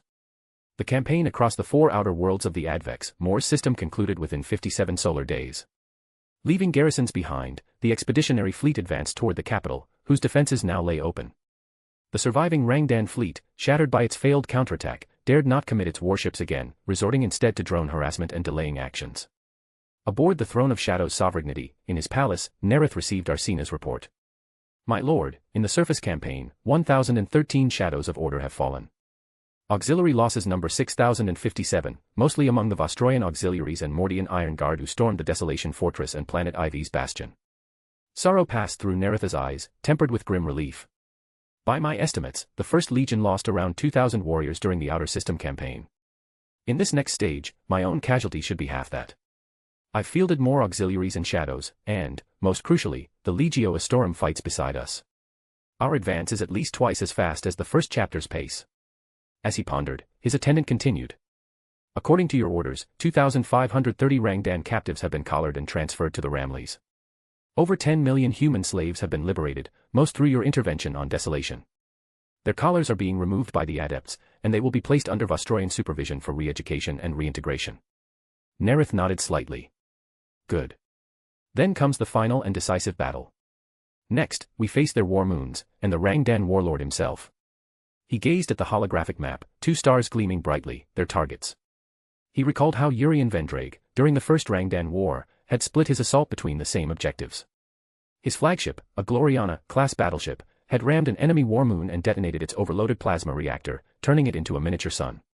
But I won't waste resources like that, Nareth thought. Now is the best time to claim these weapons as prizes, before the Second Rangdan War, when we'll face thousands of warships and more than a dozen war moons. The Ramleys will take the lead and suppress the war moon defenses, he ordered.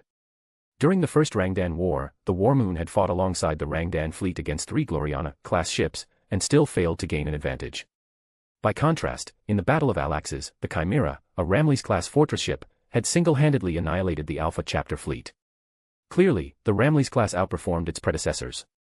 Yet Nareth chose caution, dispatching the Gloriana-class battleship Black Mercy to support it.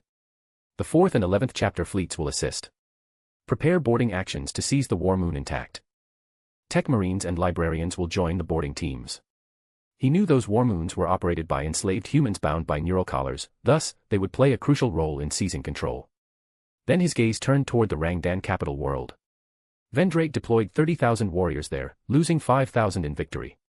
Using that as a benchmark, Nareth shaped his plan. The 3rd chapter and the Legio Astorum will engage the Rangdan host head-on, maximizing armored firepower. The 2nd and 5th will harass both flanks. The first 2 companies and the 8th will strike deep, targeting enemy weak points and slaying the overlords. I will lead the honor guard personally, to kill the Rangdan warlord. Once he falls, their army will crumble into dust. If you enjoy the story, my Patreon is 30 chapters ahead. patreon.com/DawisJinsu. Chapter 324, Chapter 323, the Ramleys-class Starfort vs. the Rangdan War Moon. The closer the expeditionary fleet approached the Abex Mors Primus, the more unmanned drones the War Moon released. With the Ramleys at its center, the fleet advanced steadily. From the central batteries of the Ramleys-class Star Fortress, an endless torrent of torpedoes met the swarming Rangdan drones in the void, like schools of fish clashing against flocks of birds in the dark vacuum, colliding for tens of thousands of kilometers. The blinding red glow of detonations lit up the void. The fleet's bows fired lances of light, clearing the metallic wreckage in their path. Anti-air batteries howled, blasting apart the incoming drone clusters. Several tugboats broke through the chaos of torpedoes and drones, entering the War Moon's attack range. From the War Moon burst countless searing beams of light, crashing against the void shields of the tugboats. The tugs advanced like gasping void beasts, each step a struggle.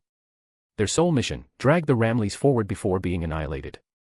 On the Behemoth's bridge, the captain stared at his console. One by one, the signals of the tugboats vanished, leaving nothing behind. His mind drifted back to his own ship. Void shields overloaded. Power failure. Life support systems offline. The captain lifted his hand and pressed it against his breathing mask. He knew clinging to the instruments was meaningless, he and his crew were about to be turned into dark shadows by the Xeno's twisted weaponry. That shadow would be his only trace left in the frozen void. A shadow, he thought with grim humor. Even as a shadow, I'll keep my dignity as a captain. He straightened his hair, looked at his arm, and the void suit and tactile gloves were still intact. The enemy's fire just slowed down. The Warmoon no longer focused on the tugboats, they had already done their duty. 15 tugs were reduced to black silhouettes, 4 were critically damaged, but the Ramleys had closed the distance. Now, the two fortresses of war faced off. Millions of human slaves, bound by neural collars, kept the Warmoon's colossal machinery running. Towering spires on its surface spewed blinding beams into the void. The energy density and destructive power of these spire beams surpassed even the Imperial Shadow Blasters. Waves of radioactive electromagnetic bombardments hammered against the fortress-class energy shields of the Ramleys. The machine spirit of the Ramleys roared in fury. Rows of monstrous cannon batteries screamed back, pouring fire upon the Xeno construct. The Warmoon's anti-air defenses worked at full capacity, desperately intercepting the storm of shells. Hidden Rangdan warships emerged from the Warmoon's shadow, the time for concealment was over. The Imperial fleet fanned out around the Ramleys, forming a tight formation as they pressed forward. Inside the factories of the Warmoon, the psychic voices of the Rangdan overlords echoed. Faster. Produce drones faster. Hundreds of thousands of slaves moved mechanically, hands obeying implanted commands, assembling drone after drone. Their neural collars stripped them of self-awareness, they could not understand the overlord's panic. The instant each drone was completed, it took flight, joining the fray. Though the Warmoon could trade blows with the Ramleys, the Rangdan fleet was outnumbered, they needed drones to maintain the fragile balance. That balance shattered on the 13th day of the fortress duel. The expeditionary fleet had finally amassed overwhelming numbers.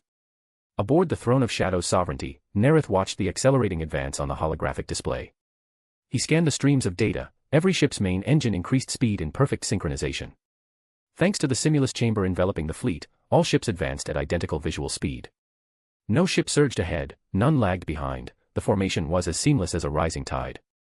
The Rangdan ships were being beaten back by that tide. On the green holomap, red enemy icons vanished at a visible rate, Imperial black icons disappeared far slower. Even though my main fleet is twice the size of the First Legions, each with 3 Gloriana-class battleships, without the Ramleys we'd have suffered far heavier losses. The Starfort balances the enemy's Warmoon, letting my numerical advantage unfold perfectly. And now, the Ramleys is gaining the upper hand. Both fortresses' weapons finally broke through each other's defenses. The fortress shields overloaded under electromagnetic assault, but its powerful Punisher-class reactor pulsed to life, recharging the void shields anew. The next wave from the Warmoon struck, but was repelled by the freshly restored barrier. The Ramleys' first salvo landed only a dozen shells on the Warmoon's surface, most hit barren rock, causing minimal damage. But 2 struck true, one at a defense turret, the other at a power spire. Captain Diana Pauline in the Ramleys caught the results instantly, seizing the opportunity. Target zones H-11 and D-14 on the Warmoon, saturate fire. Her order flashed through the command relays, cannons roared, filling the void with fire. The storm slammed into the designated sectors, the bombardment pierced gaps in the enemy's anti-air network. Dazzling light blossomed like a newborn supernova. Layer upon layer of explosions cascaded outward, flames engulfed tower after tower. Within the Warmoon's countless spires, the Rangdan overlords watched their crystalline displays in horror. Before they could recover from the nightmare of defeat, the anti-air network was torn apart. The regional energy core detonated, birthing a blinding fireball. With power faltering, systemic collapse began. Several spires flickered out, hundreds of gun batteries fell silent mid-barrage. The Ramleys struck like a bloodthirsty shark, tearing into the Warmoon's exposed hull. Each volley ripped away chunks of alien flesh, halting dozens of drone foundries and crippling production. The 4th and 11th battle groups ignited their drives, surging into high orbit over the Warmoon. Lances rained down like a storm, orbital bombardment commenced. Once the Ramleys reached the Warmoon's orbit, the 2 battle groups launched boarding assaults. Chapter Master Bradshaw of the 11th led them down into Sector C-14, storming the vast Xeno complex. The circular metal dome reminded him faintly of the underhive domes beneath Terra's hive cities, only, unlike human domes, this one hung with strange metal petals drooping from above, engraved with pulsating patterns. Bradshaw surveyed the chamber, fine crystalline cables ran from the petals into massive upright glass slabs. This must be some kind of control or command center. Before he could ponder further, a shrill scraping noise echoed overhead. He turned, and beasts with tiger heads, humanoid torsos, and scorpion tails leapt from the dome's heights, landing on the metal petals. The Rangdan warriors aimed harpoon-like weapons down at them. Above us. Bradshaw shouted, raising his Archaeotech pistol and firing a searing beam. His warriors lifted their weapons, returning fire. Blinding flashes and deafening blasts filled the alien hall. The shadows of order, black-armored and grim, were consumed by electromagnetic fire, turned into dark silhouettes. The Rangdan warriors' personal shields shattered under the hail of bolts, explosions tore them into red mist. Bradshaw's eyes scanned the alien ranks, locking onto a towering overlord, twice the height of his kin, his scorpion tail coiling as he lunged downward. Bradshaw fired a beam at the beast, then charged forward with great strides. The overlord's sickly yellow eyes met his, maw gaping as a roar shook the air. Bradshaw's mind reeled, dozens of psychic scorpion tails lashed at him like whips. Instantly he ascended into the first layer of the Thelema mind state, illusions faded, and he saw the real tail poised above his head. He moved to dodge, but the tail burst apart like a flower, spraying him with vile fluid. He flinched, but the overlord's eyes flashed with psychic force, telekinesis seized his legs, weighing them like lead. Bradshaw staggered, losing balance. The overlord pounced, its reformed scorpion tail thrust forward like a spear, impaling Bradshaw through the abdomen and hoisting him high. His warriors watched in horror as their chapter master was slain, their grief erupting into furious roars. If you enjoy the story, my P at Trian is 30 chapters ahead. p@trian.com/daosjinsu. Chapter 325, Chapter 324, Boarding the War Moon. Pel Kashani led his 5th company as they descended upon Sector C-10, launching an assault on the Xeno structures of the Rangdan. Not long ago, he had just ascended to Barbarian. His towering frame now rivaled that of the Katakan-born shadows of orders of the 7th chapter and the Twilight Giant pathway of the 8th. Librarians. Pel shouted through the comms. Ramsey and 3 other librarians spread out across the line, raising their left arms as they channeled psychic energy into the heart-shaped devices in their hands. A psychic wave burst outward, instantly, and hundreds of slave soldiers froze in place. Assault. Pel barked, firing a bolt straight into the first man's face, bone, hair, and brain matter splattered in all directions. The meaningless kill gave Pel no sense of honor. He pressed forward, firing into another's chest. Activating a rune sigil on his right wrist, he drew his sword and plunged into the enemy ranks. With each slave soldier he slew, his hatred for the Xenos deepened further. After clearing the factory, a somber voice came through the command channel. Lord Bradshaw has fallen. Pel's sword didn't stop. He took a breath to confirm that it was the captain of Bradshaw's honor guard speaking. The news of the chapter master's death spread swiftly among all company captains and lieutenant of the 11th chapter. A fire of vengeance ignited in Pel's heart. Checking his helmet display, he confirmed the guard's position, 2 kilometers ahead, 11 o'clock direction. He handed the defense of the factory to the 5th Company of the 2nd Vostroyan Auxiliary Regiment, then led his men toward Sector C-14. En route, he exchanged rapid updates with the commanders and switched back to company comms. New Xenos identified, he said. They wield psychic abilities, both mental assaults and telekinetic manipulation. Understood, Ramsey replied. I'll create an opening. You must strike down the Xeno overlord quickly.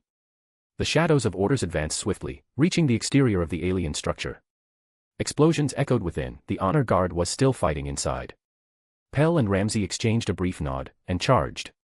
Upon entering the structure, Pel locked onto the overlord, identified by the honor guard's marks. The overlord crouched upon a golden petal-like platform, his scorpion tail wrapped around a guardsman's neck, lifting him high into the air. The tail split apart, like a blooming metallic flower, and sank into the man's neck, sucking his blood in great gulps. Now. Charge. Ramsey's voice boomed in Pel's ear. Without hesitation, Pel stormed forward. Ramsey swung his blue psychic staff, arcs of lightning leapt forth. The Rangdan overlord's personal energy shield crackled violently before shattering. The biomancer raised his left arm, closing his hand, the overlord's blood boiled, his body convulsing as his massive tail weakened. The overlord tumbled down the metallic petals, roaring in fury. Pel lunged forward, but 2 Rangdan warriors leapt down to intercept him. The barbarian threw back his head and unleashed a roar so deep that it reverberated through the aliens' minds. The 2 Rangdan warriors slammed into the ground, unconscious. The overlord staggered to his feet, barely steady. In an instant, the barbarian closed the distance, raising his sword and performing the 7th form of Otsburgvaya, the cleaving strike. The charged blade descended, the overlord's yellow eyes flashed as telekinetic force gathered before him. Psychic fields clashed, power against power. The overlord's gaze hardened, and he shrieked a piercing psychic scream. Pel instantly entered the first layer of the Thelema mind state, fortified by his mental enhancements through the sequences, he resisted the psychic blast. He deliberately stumbled, feigning weakness, baiting the overlord into striking. As the overlord raised his scorpion tail for the kill, Pel surged forward at full speed, appearing right in front of him. He roared, the sound echoing through the alien's skull, stunning it momentarily. Pel thrust his energized blade straight through the tiger-headed overlord's skull, the disintegration field shredded flesh and bone alike. Pel let out a victorious howl. Seeing their leader slain, the Rangdan warriors fell into chaos. The Honor Guard captain, witnessing Pel's kill, spoke through the chapter command channel. Pel has avenged Lord Bradshaw and slain the Xeno overlord. He once served in the Primarch's Honor Guard, receiving the teachings of the Gene Father himself. Pel is also a lord of the court, ranked above a chapter knight. By our father's decree, he shall assume temporary command as chapter master and lead us to capture the alien war moon. One by one, the commanders responded. Captain Gibbs of the 1st Company agreed. Captain Kirkland of the 2nd, I will obey Pel's command. Captain Chambers of the 3rd, I accept his leadership. Without hesitation, Pel stepped into his new role, commanding the 11th chapter in the continuing assault. As the 4th and 11th chapters launched a full-scale offensive against the War Moon's defenders, the expeditionary fleet crushed the Rangdan warships with overwhelming force. Centered around Throne of Shadow's sovereignty and Judgment's glory, the fleet descended into low orbit. Spears of light, energy cannons, kinetic batteries, and bombardment guns all turned downward, raining devastation upon the surface. Blinding radiance split the gray skies, the ground quaked beneath the thunderous barrage. Fortresses were torn apart under the saturation bombardment. The Rangdan armies retreated into the webbed tunnels of the Spin-Angle Moor's homeworld, hiding behind energy shields as they endured the relentless storm. The 3rd chapter and the Mordian Iron Guard landed with minimal resistance, forming a line over 100 kilometers wide and launching a full-scale ground assault into the caves. Once again, the Rangdan overlords led their enslaved hordes in a massive counterattack. Inside a Vostroyan command vehicle, Bukeo Arshavan observed the oncoming human tide and gave a calm order. Open fire. 20 regiments of the Mordian Iron Guard opened up, Blyek battle tanks roared, shells raining down into the slave army's ranks. Each explosion tore dozens apart, yet none of the slaves stopped. Bound by neural collars, they knew neither fear nor hesitation. On the right flank, Regiment 16 through 20 unleashed their flamethrower-fitted tanks, spewing rivers of burning promethium. The slaves ran headlong into the firestorms, no screams, only ash. The Rangdan overlords led their warriors forward, their personal shields glowing against the inferno. One overlord leapt before a Blyek tank of the 19th Regiment, swinging his energy blade, the light cleaved through steel, bisecting both vehicle and crew. In the 5th chapter, Santiago Borgkamp marked the overlord in his visor's rune interface. Fire. The shadows of orders raised their bolters, unleashing a storm of mass-reactive rounds. Santiago lifted his Archaeotech pistol, firing a searing beam, a finger-thin ray more deadly than any flamethrower. The overlord's shield shattered. Another shot, the beam drilled through his prism-shaped skull. That's the 4th overlord I've killed. I've earned my place among the Broken Claw Order. On the left flank, Regiments 11 through 15 rolled forward, their tanks fitted with dual heavy bolters on each side, scything through the enemy ranks. The enslaved armies fell like wheat beneath the explosions. Watching the fearless aliens and their enslaved human thralls, Lord of Light Wilshire's eyes blazed with fury. On the 2nd chapter's channel, he shouted. Shadows of orders. How dare these Xenos enslave mankind? Their existence defile the Gene Father's glory, they must be purged. In his heart, he prayed silently, for the Black Emperor. The warriors roared in unison. For the Gene Father, purge the Xenos. The bards of the 2nd chapter sang hymns as they led their brethren into the charge. Wilshire faced a tiger-headed, scorpion-tailed overlord. He donned the war mask in an instant, turning wrath into strength, and swung his relic thunder hammer. Raw power shattered the alien's shield. The overlord recoiled, spewing noxious fluid from his tail. Wilshire's bare left hand conjured a golden flame that incinerated the venom midair. With a mighty leap, he brought the shining thunder hammer down upon the overlord's skull. The disintegration field screamed, crushing it into dust. If you enjoy the story, my Patreon is 30 chapters ahead. patreon.com/DaosJinsu. Chapter 326, Chapter 325, The Vampire. 10 regiments of the Mordian Iron Guard spread across the front lines. The Blyek battle tanks, painted jet black, bore striking red and white markings on their turrets. The Mordians, who lived under an eternal night, preferred vivid colors for their uniforms and war machines. The tank engines thundered as they advanced over the scorched earth, blackened by orbital bombardment. Artillery crews loaded and fired the battle cannons, raining shells down on the slave army several kilometers ahead.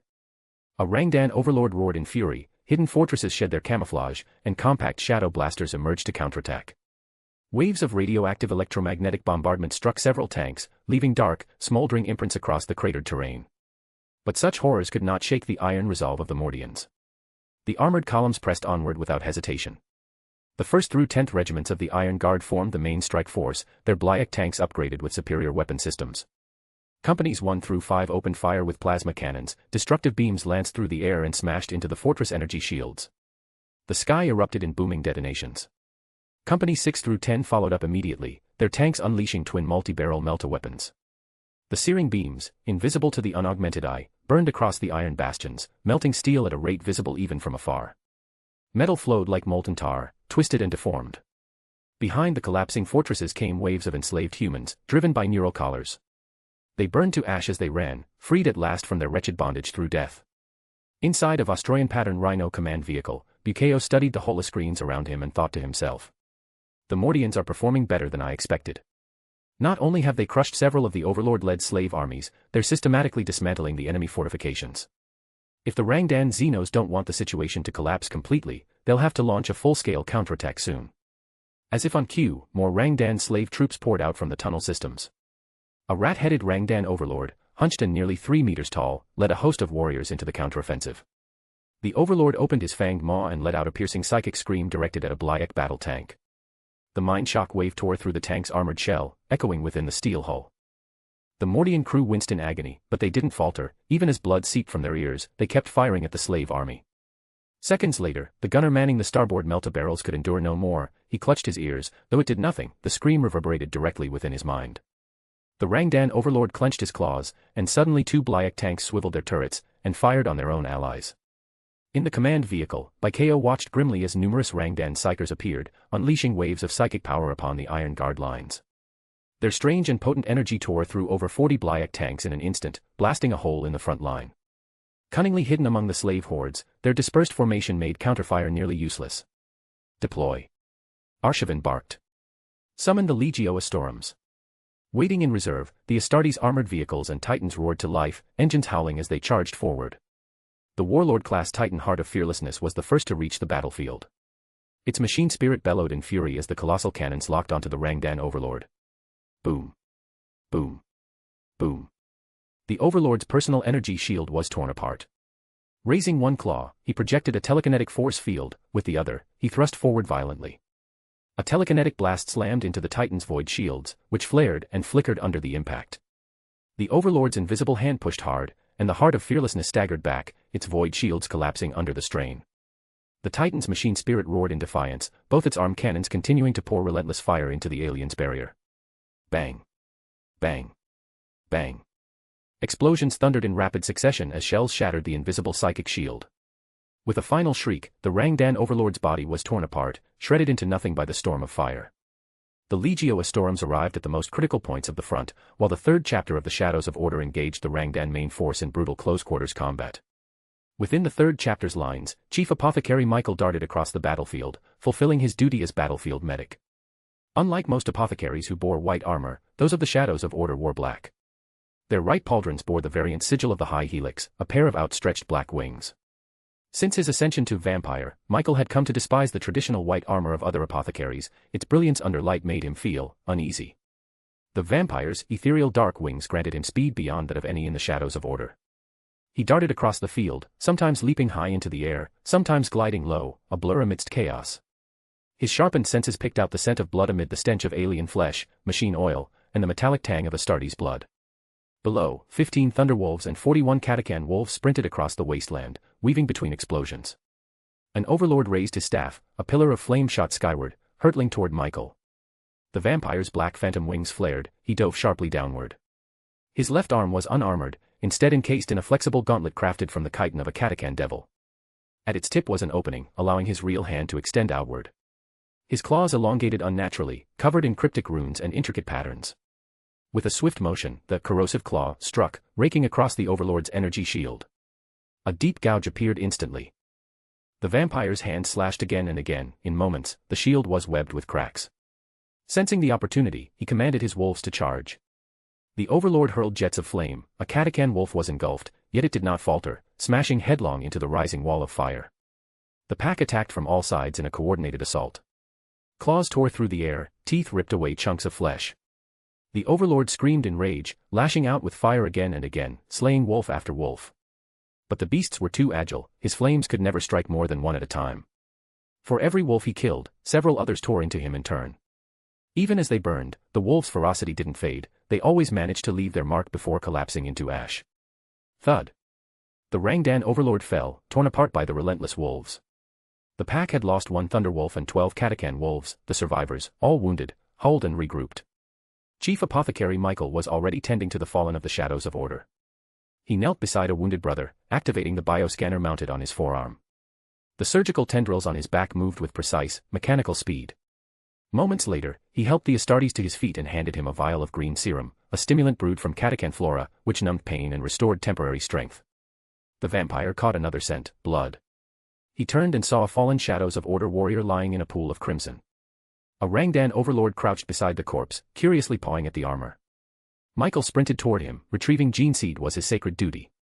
He raised his left arm, and a black shadow enveloped the overlord, coalescing into intangible, abyss shackles. The Xeno froze, bound in place. Michael's gyrinx raised its paw, launching a telekinetic strike that shattered the overlord's energy shield. With a howl, the wolf pack surged in, pouncing upon the helpless foe.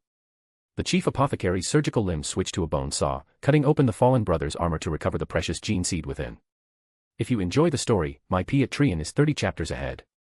patreon.com/dawasjinsu. Chapter 327, Chapter 326, The Rangdan Cerebor's Warlord.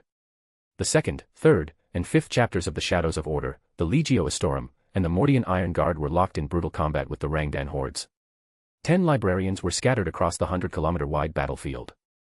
Each channeled their psychic power into small crystalline devices that buzzed with metallic resonance as they came alive. The crystals vibrated, releasing hundreds of fly-shaped constructs into the air. These were ancient machines crafted by Jokeros, mechanical spies that could transmit what they saw to visual screens within 20 kilometers. Originally designed for two-way communication, the librarians modified them through runic inscriptions, transforming them into one-way reconnaissance drones that would no longer project holograms. The spyflies soared over the battlefield, relaying images back to the scrying screens. Before each librarian floated a mosaic of tiny image tiles, hundreds of small, crowded pictures forming a vast compound eye of vision. Through psychic resonance, they processed and identified the images in an instant, marking the Rangdan warlords with runic symbols and uploading them to the tactical network. To ensure total coverage, all 10 librarians' areas overlapped slightly. Within the transport ships, the data was processed and analyzed inside Simulus chambers, providing constant real-time updates. At the same time, Tech Marines directed 50 Golden Garuda to survey the battlefield from above, transmitting additional data to the chambers. Thierry and Sysak stared at the glowing displays before them and gave a single command. Attack.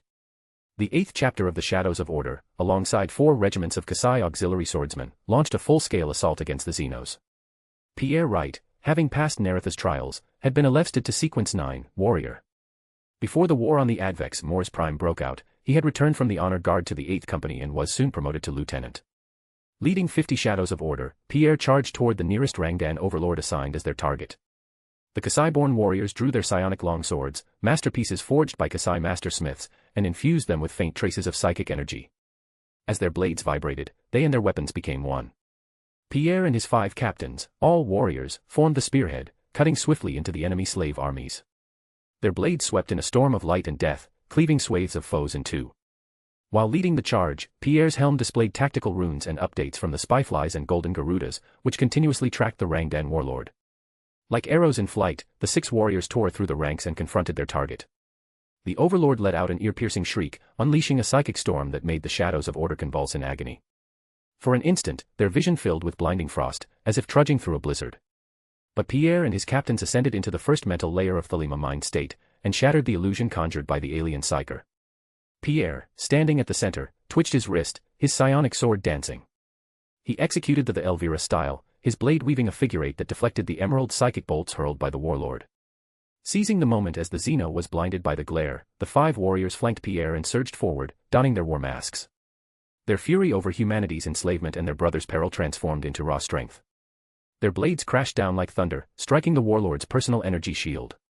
With a shattering burst, the shield gave way. Pierre lunged, his sword thrusting forward, unleashing a killing blow. The overlord barely had time to lift his hand before the blade pierced his rodent skull. Pierre left the sword buried for a heartbeat, letting the energy crackle within the creature's brain, until the light in its eyes died out. Only then did he withdraw the blade. Meanwhile, Sysak led the 1st Company through the Rangdan ranks, blood splattering his Mark I Thunder armor. A veteran of the Unification Wars, Sysak was one of the last living witnesses of the 11th Legion's glory, the Reapers. He despised the new helm designs, secretly kept the metal given to him by Horus Heresy, and often traced the Reaper insignia he had painted by hand. Haunted by the past, Sysak fought best when he didn't have to think, when battle itself became his purpose. When Howard Find became chapter master, Sysak had felt both resentment and relief. He no longer had to lead or plan, only to kill. Through sheer will, he mastered the war mask, allowing him to channel his rage without losing control. Now, in battle, he could once again revel in the joy of slaughter while maintaining the cold clarity of a soldier. Chains word roaring, Sysak tore through waves of human slaves. Blood splattered his visor, seeping through the grill into his nostrils. He inhaled deeply, savoring the metallic tang, and his movements grew faster, more savage. Veering slightly off course, he chose to wade deeper into the fray, to prolong the killing. By the time his armor was stained crimson, he felt reborn, as if he were once again a reaper of old. With a roar of exhilaration, he urged his men onward. The shadows of order, roused by his fury, howled as bloodlight kindled in their eyes. Then suddenly, Sysak realized, there were fewer slaves around him. Even through the haze of the war mask, his tactical mind recognized the shift. Ahead, thousands of Xenos were gathering around a towering figure. It stood nearly 4 meters tall, a full meter above its kin, its body pale white and its head grotesquely large, almost a third of its total mass. Its left arm was serpentine and long enough to drag across the ground, while its right hand wielded a gleaming crystal greatsword. From his training, Sysak recalled the classification. Cerebrors. One of the 3 major Xeno race composing the Rangdan, as documented by the Gene Father. But are they supposed to be this big? He frowned, puzzled, but did not slow. Within a kilometer, pain exploded in the heads of the advancing shadows. Their muscles spasmed, their throats burned dry, and their bodies weakened. Neurotoxin, cried his adjutant, Dixon, over the comms. His size, it must be the Rangdan warlord. The Gene Father had warned them before the campaign. If they encountered an abnormally powerful or large enemy, it was likely a warlord, a supreme commander of a front. Upon sighting one, they were to report immediately. But Sysak, eyes blazing red, snarled through the vox. No, he's mine. Dixon watched helplessly as Sysak charged straight at the towering Xeno, then relayed an emergency signal to the Gene Father. By the time Sysak reached the Cerebrors, the neurotoxin had taken a visible toll. His transhuman flesh was desiccating, his skin wrinkling like parchment. But he didn't stop. With a roar, he swung his chains word. The Cerebrors met the blow, crystal blade flashing. Their weapons clashed with a shrieking crack. Sysak's wrist went numb, he glanced in shock at the creature's thin arm, it shouldn't have such strength. Then rage consumed him. Rational thought drowned beneath the killing urge. The warlord, amused, had been watching the slave horde grind down the black-armored warriors, but now, one had broken through to him, a berserker driven by fury rather than strategy. He quickly realized it was no ambush, just madness. The red neural line pulsing across his skull flared bright, and Sysak's mind was swallowed by crimson haze. His frenzied strikes, chaotic and wild, fell exactly where the warlord intended, each blow scattering force across the energy shield rather than breaking it. In contrast, the Cerebrors' counters were surgical. His crystal sword slashed through Sysak's arm, split his chest plate, and carved bloody furrows in his flesh. Sysak, still roaring, landed a desperate blow that shattered the shield. Break, he bellowed, but before he could swing again, his sword arm was severed. The creature's limb coiled around his head. Its jaws opened wide and bit down on Sysak's skull. The red neural line blazed brighter as the Cerebrors tasted him, this one's mind was far more delicious than the slave's. He was about to devour him whole, when he froze. A golden spark flickered at the edge of his sight. Something immense and terrible was watching him. If you enjoy the story, my Patreon is 30 chapters ahead. patreon.com/DaosJinsu. Chapter 328, Chapter 327, Advancement to Sequence 6, Baron of Corruption. Upon receiving Kion's message, Nareth immediately confirmed that the first company of the first chapter had encountered a Rangdan Cerebrors, and that it was highly likely to be the warlord of the Advexmore system.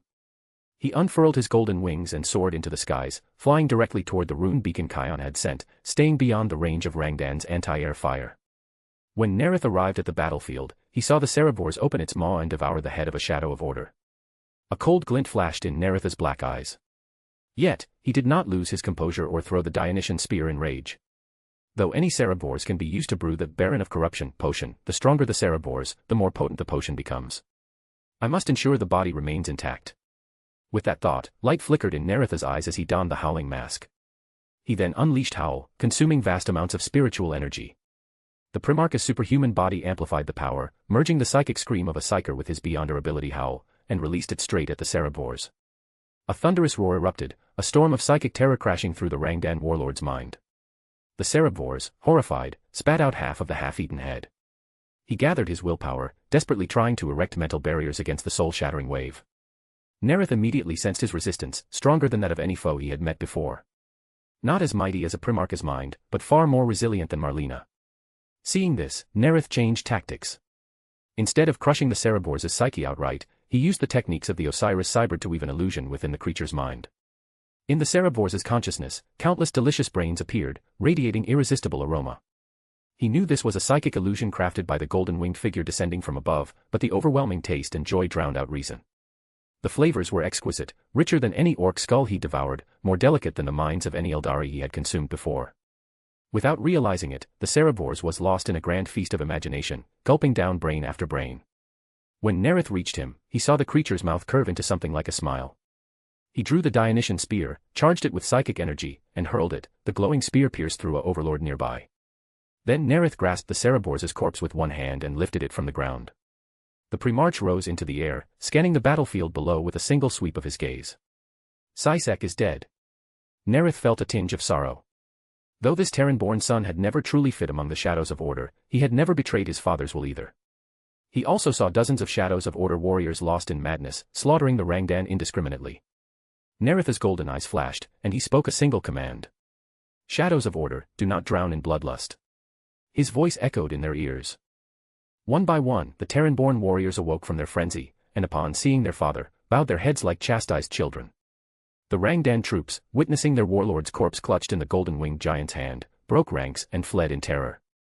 Kion, you will assume command of First Company. By your command, father, Kion replied after glancing at Sisek's broken body. Nareth then ordered Arsena to lead the honor guard alongside Kion to continue the pursuit of the retreating Rangdan. Once out of sight, Nareth returned to the Kingdom of Disorder. There, he gathered the 11 teeth of the Orc warlord from the Wheel of Fire campaign, along with the strongest Osiris Cybrid, and approached the cauldron. Under his command, the Jokero began brewing the Baron of Corruption potion. Various potent materials shrank rapidly and merged into the boiling Vavist solution. Moments later, Nareth raised his head and swallowed the black, jelly-like potion in one gulp. As it slid down his throat, countless black filaments shimmered within him. Threads appeared within his vision, a web of laws and hidden structures. The mist of the unseen realm unraveled into strands of color and meaning. A massive torrent of information surged into his mind. The Primarch's brain processed it instantly, analyzing, categorizing, and comprehending. A few breaths later, he smiled. I've ascended to Sequence 6, Baron of Corruption. This is also the qualitative transformation stage of the Black Emperor pathway. Just like how the Fool Path Sequence 7, the Magician, undergoes a metamorphosis, the Baron of Corruption also evolves in 11 distinct aspects. From his memory, the Baron of Corruption was only supposed to gain 3 new abilities. I've gained 11. 2 explanations: either I never knew the Baron's full potential, or the difference in potion ingredients, stronger, rarer, more spiritually potent, caused the Black Emperor pathway itself to shift, showing qualitative change at Sequence 6. Pleased, Nareth began assessing his new powers.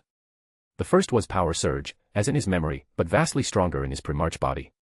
Now, if I arm-wrestled Vulcan, I'd win. Which means my burst strength is now the greatest among the Primarchs. Second was the Vision of Rule Lines. The Fool Path Sequence 5, the Marionettist, gains the ability to see spirit threads. I, at Sequence 6, can already see the rule lines themselves, the underlying patterns of reality. The Baron of Corruption may appear lawful, but its true power begins with distortion, and to twist the rules, one must first see them. He recalled the Frial's techniques, realizing, thanks to the Emperor's gift of perception, I already have psychic aptitude. But now, with rule line vision, I possess supreme talent in both telekinesis and technomancy disciplines, since both manipulate the laws of structure and motion. He decided to prioritize mastering these 2 disciplines. The Baron's signature ability, distortion, remained unchanged, twisting words, actions, or intent to reshape order itself to one's favor. However, the second hallmark, corrosion, had evolved dramatically. Originally, it merely darkened hearts within 10 meters, making minds greedy and irrational. Now, its range extended to 33 meters, and it subtly bent wills toward loyalty to the Baron himself. Much better. Before, corrosion only bred chaos. Now, it breeds devotion, perfect for managing my rotating honor guard within the Shadows of Order. As my sequence rises, its reach and potency will only grow. He then reviewed the other newly granted powers. Geometry, you comprehend rules through geometric patterns, turning abstract lines into physical, mystical structures with varied effects. Concept swap, you can interchange similar categories, e.g., a chain's word is a sword, a power sword is a sword, thus a chain's word may function as a power sword. Force, you can influence force itself, its direction, intensity, or presence. Rope, you can generate ropes from nearby materials with chosen traits, chains to bind, whips to strike. Spiritual sculpture, create living sculptures imbued with transient animation to obey simple commands. Burial, truths you bury cannot be divined, only distorted outcomes remain visible. Multiprism, craft prism-like psychic structures that refract and disperse incoming attacks until they dissipate or overload. After cataloging them, Nareth organized the abilities by spiritual cost and potency. Those without spiritual cost, power surge, rule line vision, corrosion, are intrinsic to the Baron. Those with minor cost, rope, spiritual sculpture, burial, prism, serve as supportive techniques. The major, high-consumption ones, force, geometry, concept swap, and distortion, directly alter the rules themselves. Having finished his analysis, Nareth approached the blasphemy slate to examine the newly unlocked formula for Sequence 5, Mentor of Disorder.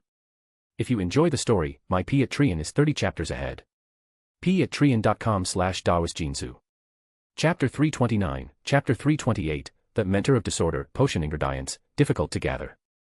In the Kingdom of Disorder, Nareth skipped the Ascension ritual and turned his attention to the blasphemous stone tablet before him. Main ingredients, 1 slot, 1 enslaver. Auxiliary ingredients, 331,100 milliliters of black lasvet, 1 cycnoian, 1 hrud. After reading the formula for the Mentor of Disorder potion, Nareth began recalling details about each ingredient. Even among the auxiliary materials, the cycnoian was a dangerous species that fed on psychers. There were 3 main types, the Mara strain, the Luctos strain, and the Prospero strain. To acquire them in large quantities, Prospero was the most practical target. Nareth knew that, by territory, the true rulers of Prospero were the cycnoian.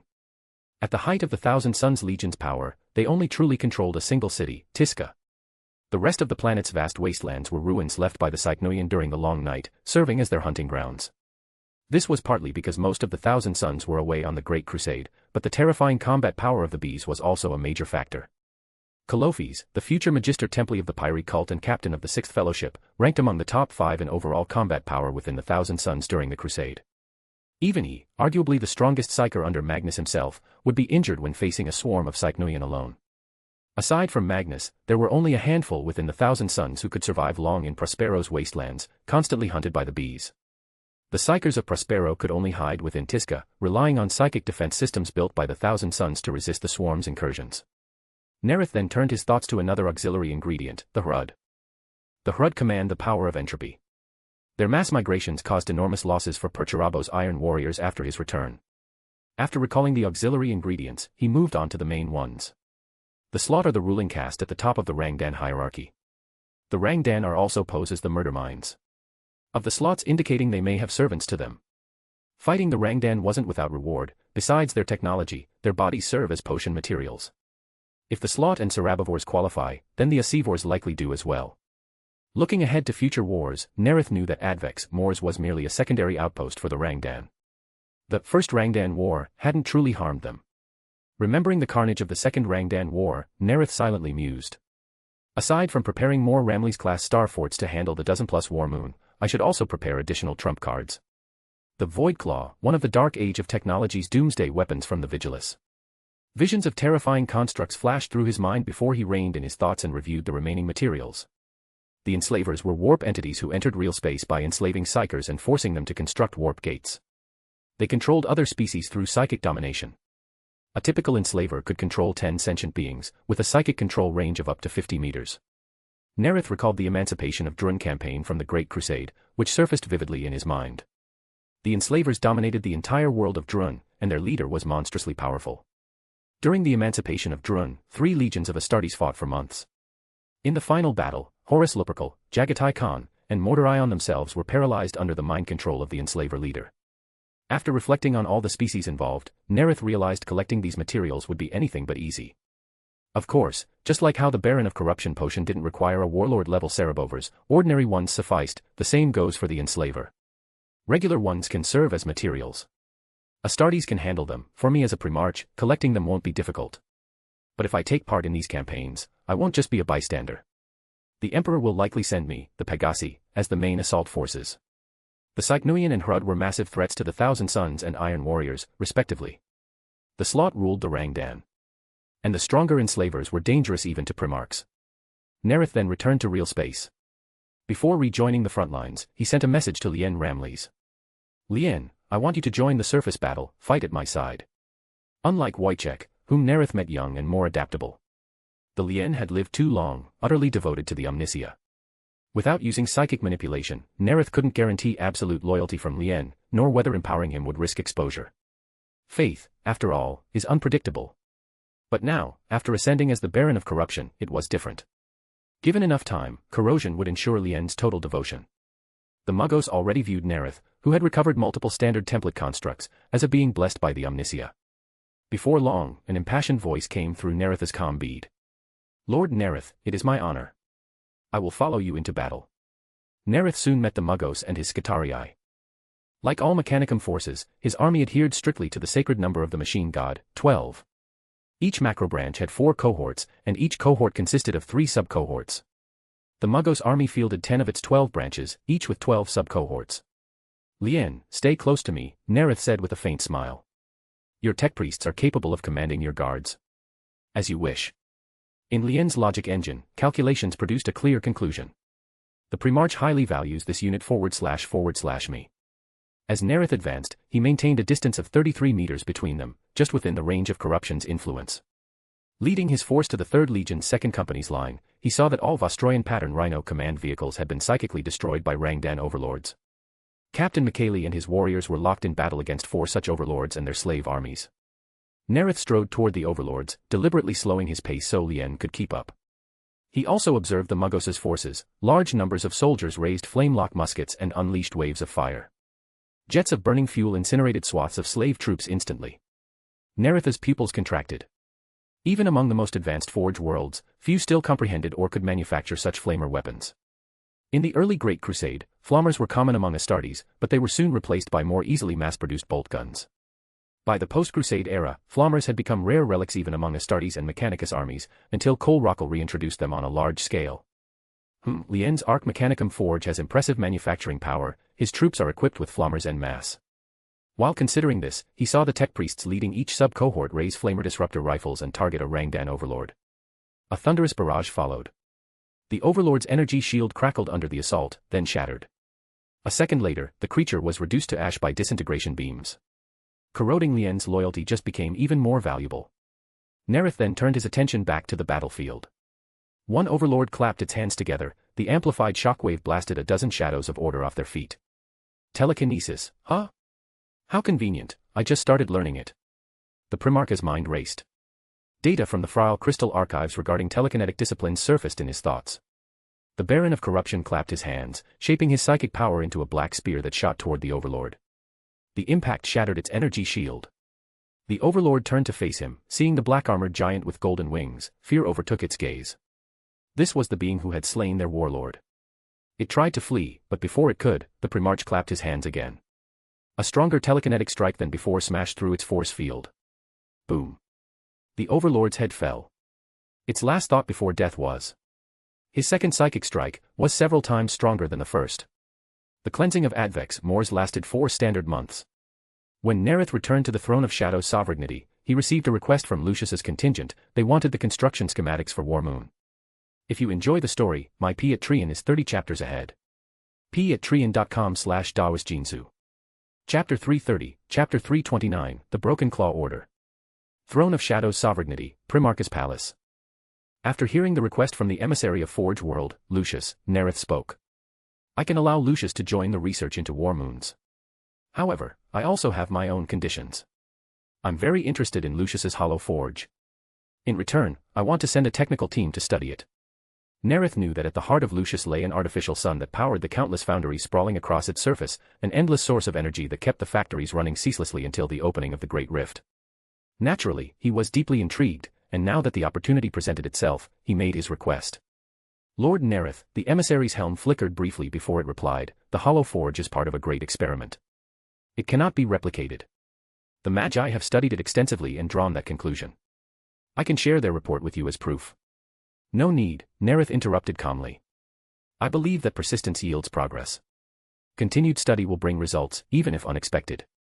Even if the tech priests learned little, Nareth believed that the Beyonders of the Paragon pathway would still gain insights through their research. Their capabilities grew with every sequence they ascended. All I require is research access. Lucius need not be held accountable for the outcome. Lord, the emissary hesitated. Could you alter your terms? No, Nareth said flatly. I lack the necessary authority. I will relay your demand to the Fabricator General. After the envoy departed, Nareth traveled to the Kingdom of Disorder and ordered the Jokero to brew the savant potion. Then, he sent a summons to Lien Ramles. Moments later, the Muggos arrived as commanded, bowing deeply. My lord. Nareth looked down at him. Lien's attitude was now one of pure subservience, a stark contrast to the months prior. Drink it. Without hesitation, Lien obeyed. His logic engine raised no alarms. He stepped forward, took the golden potion, and drank. Moments later, Nareth instructed him telepathically to stabilize his power. My gratitude for your blessing. Nareth gave a small nod. He hadn't revealed any standard template constructs to Lien to make him see him as a divine incarnation of the Omnisia. This faith was simply a result of corrosion, a signature ability of the Baron.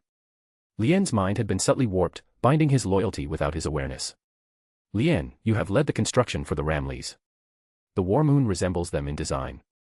I'm assigning you to head their research. By your will, the Muggos bowed. The Advex Moore system has rich mineral and metal reserves. You'll also oversee the establishment of mining bases there. The Rangdan had enslaved millions to build their war moons, and such vast resources would again be needed. After Lien departed, Arsena stepped forward to report. My lord, I have compiled the casualty reports from all branches of the expeditionary force. The Legion has lost 5,410 warriors, slightly higher than the Enceladian Rebellion, but lower than the Wheel of Fire campaign. The fleet lost 138 ships in total, including 24 capital vessels. Nareth's gaze darkened as an image of Sisek being devoured by the Cerebor's warlord flashed through his mind. The Wheel of Fire campaign lasted nearly 3 years, costing over 7,000 lives. The Enceladian suppression took 2 years. The First Rangdan War lasted less than 1 year and already cost 5,410 casualties. And Advex Moors was only a secondary Rangdan outpost. The Rangdan possess technology rivaling the Imperium's, combined with immense psychic power, they are a major threat. He recalled that the First Legion had lost 10,000 men and 50 capital ships, including a Gloriana-class battleship. Compared to that, his losses were tolerable. Without the Ramles, facing Rangdan Warmoon and swarms of drones would have cost us far more, even with superior ship numbers. Before the Second Rangdan War breaks out in 962, I must secure strategic weapons like the Void Claw. As Nareth pondered, Arsena continued. The third chapter suffered the highest casualties, 2,740 Shadows of Order warriors fell during the assaults on Advex Moors 4 and the final battle on the main world. The Mahdi and Iron Guard also paid dearly, 9,270 dead. Fortunately, a new recruitment batch for the third chapter will arrive in 2 years, numbering approximately 1,630. Nareth nodded. Having a suitable recruitment world ensured rapid replenishment. However, I've now ascended to a mid-tier sequence. Extracting my genetic material again will diminish its beyonder potency. The loss is minor in the short term, but repeated extractions would accumulate significant degradation. It's time for the Legion to sustain itself. After all, children must one day grow independent. Other legions also stopped relying on their Primarchs' gene stock once their numbers surged after reuniting with them. He remembered how apothecaries no longer needed to extract from him often, the existing gene seed stockpile now sufficed for new Astartes. Frequent extractions were only necessary back when vast numbers of my Vostroyan followers were undergoing transformation. That period has passed. As he reflected, Arsena reported the losses of each chapter and continued. My lord, the investiture ceremony is prepared. By your decree, it will be held tomorrow aboard the Ramles. The next day, Central Hall of the Ramles. Nareth approached Pierre Wright of Kasai. First, he placed upon him the First Rangdan War Campaign medal. The black medal bore 7 circles, 6 large and 1 small, symbolizing Advex Moors' 6 planets and its war moon. Every soldier and auxiliary who fought in the campaign would receive one. Those whom the Primarch could not personally honor would be decorated by their commanding officers. Then, from a tray, Nareth lifted another insignia, the emblem of the Broken Claw Order. Pierre, your swordsmanship was magnificent. You slew 4 Rangdan overlords, truly worthy of praise. Father, I will continue to serve and slay the Xenos in your name. Nareth fastened the emblem to his armor, a ring pierced by 3 jagged claws. He had directly adopted both the name Broken Claw Order and its heraldry from his memories of the Dark Angels, once formed to fight the Rangdan. Yes, and the Dark Angels are no longer the primary force against the Rangdan either. Next, he approached Santiago Borgkamp. Santiago, you skillfully wielded the power I granted you and achieved victory amid the glaciers of Planet 6. Father, I will remember your teachings and win even greater triumphs with your blessing. Nareth placed an iron halo upon the back of his helmet. Later, the Legion's tech marines would paint it in red upon his armor. The Iron Halo was awarded to outstanding battlefield leaders and tacticians, those who demonstrated extraordinary initiative. As Nareth continued to honor each warrior, his mind calculated. The 1st, 2nd, 3rd, 4th, 7th, 8th, 9th, and 11th chapters, the 8 that specialize in distinct beyonder paths, now have a combined total of 10,700 court members. After reviewing data slates listing every fallen warrior, Nareth finalized his next step. Each sergeant must become a beyonder, ensuring that every chapter's defining traits permeate down to the squad level. Next, I'll elevate them to Sequence 8, and assign 2 Sequence 9 beyonders per squad to strengthen those traits. In the final phase, I'll train a few members of neighboring pathways in each squad to create complementary abilities. As he thought through this 3-stage development plan, the investiture ceremony drew to a close. The 4th chapter will remain in the Advex More system to recover the dead, Nareth ordered. All other chapters are to return and rest. The Ramleys will serve as our research center and training base. Each chapter will select new recruits and rotate through the Ramleys for training, to prepare for long-term threats ahead. 5 days later, the Throne of Shadow's sovereignty and the 11th chapter fleet departed, bound for Vostroya. If you enjoy the story, my P at Trian is 30 chapters ahead. p@trian.com/dawasjinsu. Chapter 331, Chapter 330, The Legion Fortress. The first month of the 840th year, Vostroya. As the Throne of Shadow's sovereignty cruised toward the starport, Nareth stood by the observation window. His gaze pierced the void to rest on the enormous metallic colossus beyond. He turned to Arsena beside him and asked, "How is the construction of the Ramleys-class starfort progressing?" "My lord," replied the Primarch's attendant, "the first Ramleys-class starforts built by both Vostroya and Trican have been completed. Both were upgraded from Lien's revised construction template, including improvements to fortress-grade energy shield modules. The second star fort being built by Cypher Mundi is roughly 1/3 complete, while those at Trican and Vostroya are about 1/5 and 1/10 done, respectively." Nareth nodded slightly. The progress of these 3 construction bases reflected their differing capacities in shipbuilding and void engineering. Cypher Mundi had surpassed both Trican and Vostroya, becoming one of the Imperium's 5 greatest shipyards. Only Mars and the 3 Forge worlds could rival Cypher Mundi in shipbuilding capability. "My lord, in exchange for the Ramleys-class starfort, Mars has been constructing the Legion's final Gloriana-class battleship. It's expected to be delivered in August by Terra Standard Time." Nareth paused and thought. Taking into account the past merits and losses of each Legion, especially their sacrifices in the First Rantan War, his decision was clear. This ship shall belong to the 3rd chapter. After handling current affairs, Nareth decided to go to the Kingdom of Disorder to notify Bukeo to prepare to receive the ship. "My lord, the Emperor has called for a new war council. Your attendance is required tomorrow," Arsena reminded him. "Also, the rogue traitor you conferred, Louis von Valentius, seeks an audience." Nareth recalled Louis's earlier report of Frail forces massing in the Sedai system, a timely warning that allowed them to launch a counterattack and utterly crush the Xeno raiders. He might have crucial information. "I'll see him at the Legion Fortress." Once the Throne of Shadow's sovereignty docked at the Vostroyan starport, Nareth, along with Arsena, Thomas, and Michael, boarded a Stormbird toward the Legion Fortress. From 10,000 meters up, one could already see the vast mountain range below. Terraforming technology had reshaped the once polluted environment devastated by Vostroya's early colonists. The chemical peaks, industrial sludge, and black, reeking rivers had been cleared away by Vostroyan tech priests. White marble filled the gaps, and artificial mountains rose from the ground. Gentle slopes were now covered in fir trees, while beasts transplanted from other worlds roamed the craggy ridges. 5 winding artificial rivers flowed between the peaks. Terraforming had restored the local ecosystem, long lost to reckless industrialization millennia ago. Between the mountains sprawled towers and bunkers, with the muzzles of defense lasers and macro cannons jutting from their embrasures, enough firepower to annihilate a void ship. A series of overlapping firing galleries ran along the cliffs, forming deadly interlocking kill zones. At the mountain's heart stood the Grand Legion Fortress, encircled by towering ramparts. Its armored glass dome opened wide to welcome its master. Atop the battlements stood citadel bastions, massive flying buttresses wrapped the inner walls, their surfaces lined with thousands of gleaming windows. Black banners fluttered in the wind, the Legion's emblem etched upon them, invisible to ordinary men but crystal clear to the superhuman eyes of the Shadows of Order. The Stormbird passed over the walls, revealing layered terraces and broad cultivated fields below. Crystal rivers crisscrossed the farmland like a spider's web, lending a rare softness to the fortress's grim majesty. The fields and rivers would sustain the garrison in both peace and siege. Unlike other Legion's symmetrical bastions or palatial citadels, this Black Legion fortress was utterly unique. From above, the main tower appeared as a slanted, conical spire, tilted at a 44-degree angle into the planet's crust. Surrounding it were irregular 33-sided structures, and around them, 11 spiraling secondary towers of uneven form. The passages connecting the main tower to its 11 satellites twisted and curved like chaotic sketches, complex and nearly indecipherable. The entire fortress, including its walls, rivaled a hive city in size. Its tallest spire reached as high as a hive spire's summit.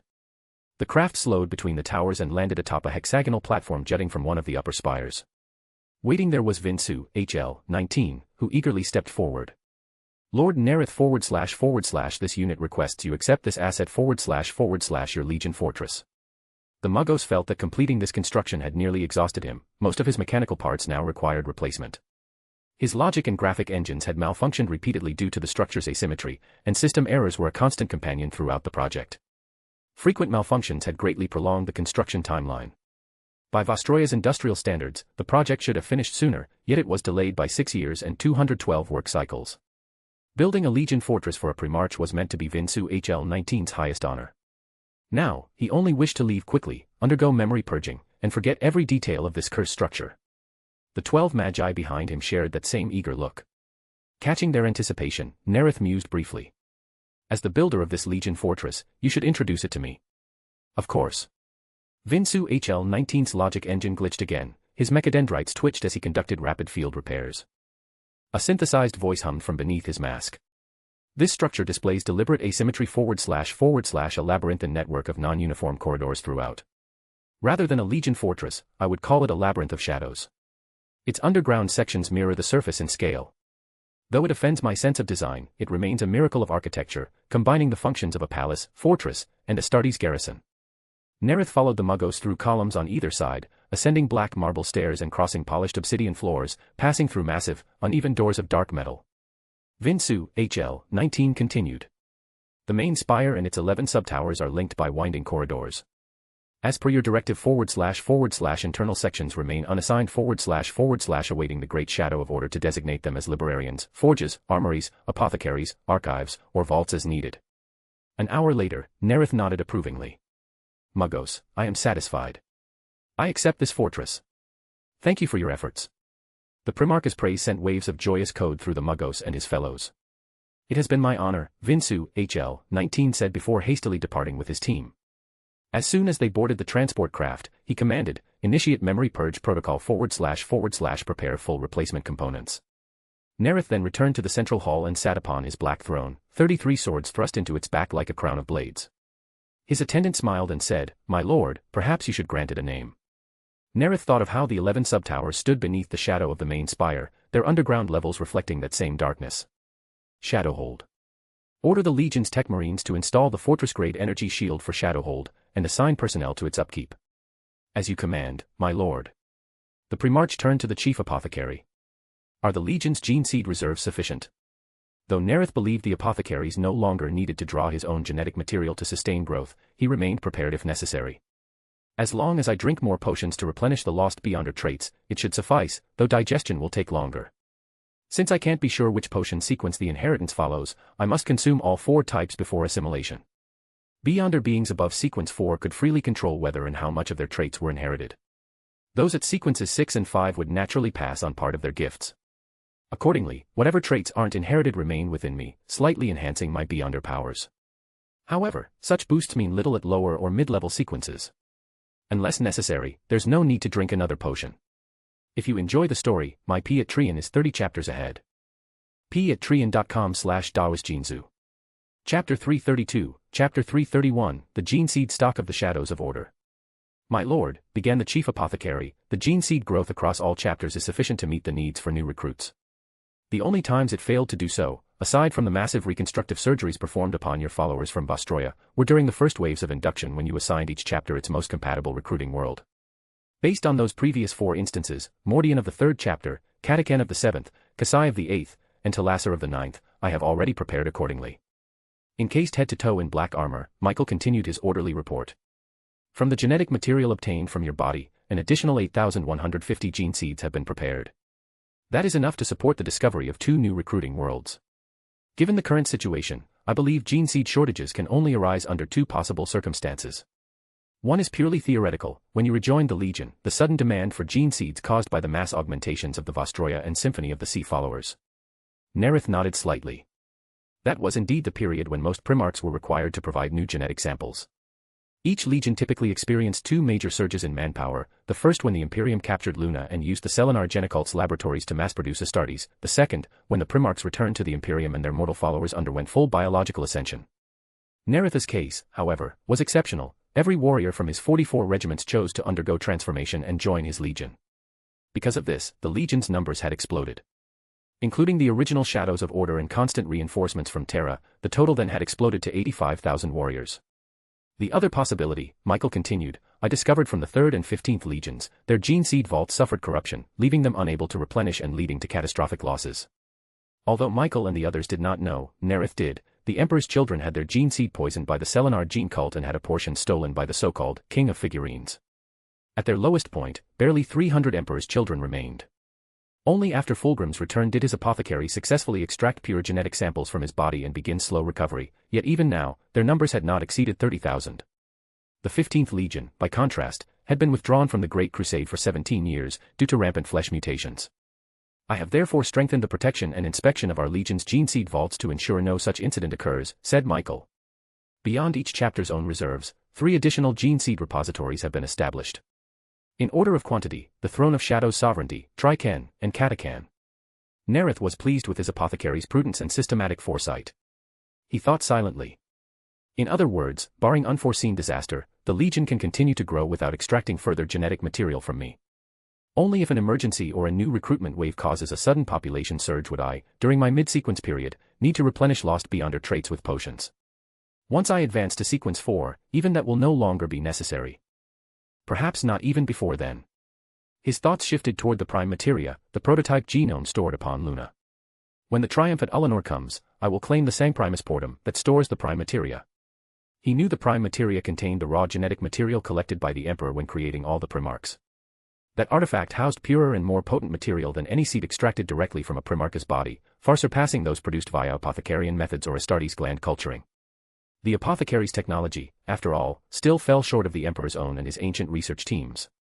Belisarius Cawl relied on the prime materia alone, without Astartes' assistance, to conduct research and cultivate stronger, taller Marines. Nareth's eyes glinted with resolve. Yes. When the time comes, I'll draw Belisarius Cawl into my service, corrode him into a loyal subordinate, and let him oversee the development of the Primarchs and their armaments. He dismissed the thought and gave an order, well done. Transfer 1/3 of the gene seed stock from the Throne of Shadow's Sovereignty to the underground levels of Shadowhold. The apothecary shall establish a central vault there, along with surgical chambers, hospitals, research, and biological laboratories. He then turned to Thomas. The librarian will construct archives for Legion records, and a grand library for accumulated knowledge. The Tech Marines will assume control of the forges and establish armories. As he spoke rapidly, Arsena recorded every word. Each chapter may select suitable sites within Shadowhold and its spires to build their facilities, Nareth concluded. Thomas and Michael saluted and left to choose a suitable location in the Shadowhold to start construction. Bring in Lewis, Nareth said. Yes, my lord. Moments later, Louis von Valentius, the rogue traitor, entered the Primarch's audience chamber, his black silk robes flowing. His blue eyes swept across the vast, sparsely decorated hall, clearly less adorned than Nareth's palace in Paradigm City. Perhaps because His Majesty has only just moved in, everything still feels bare. Louis, what brings you here?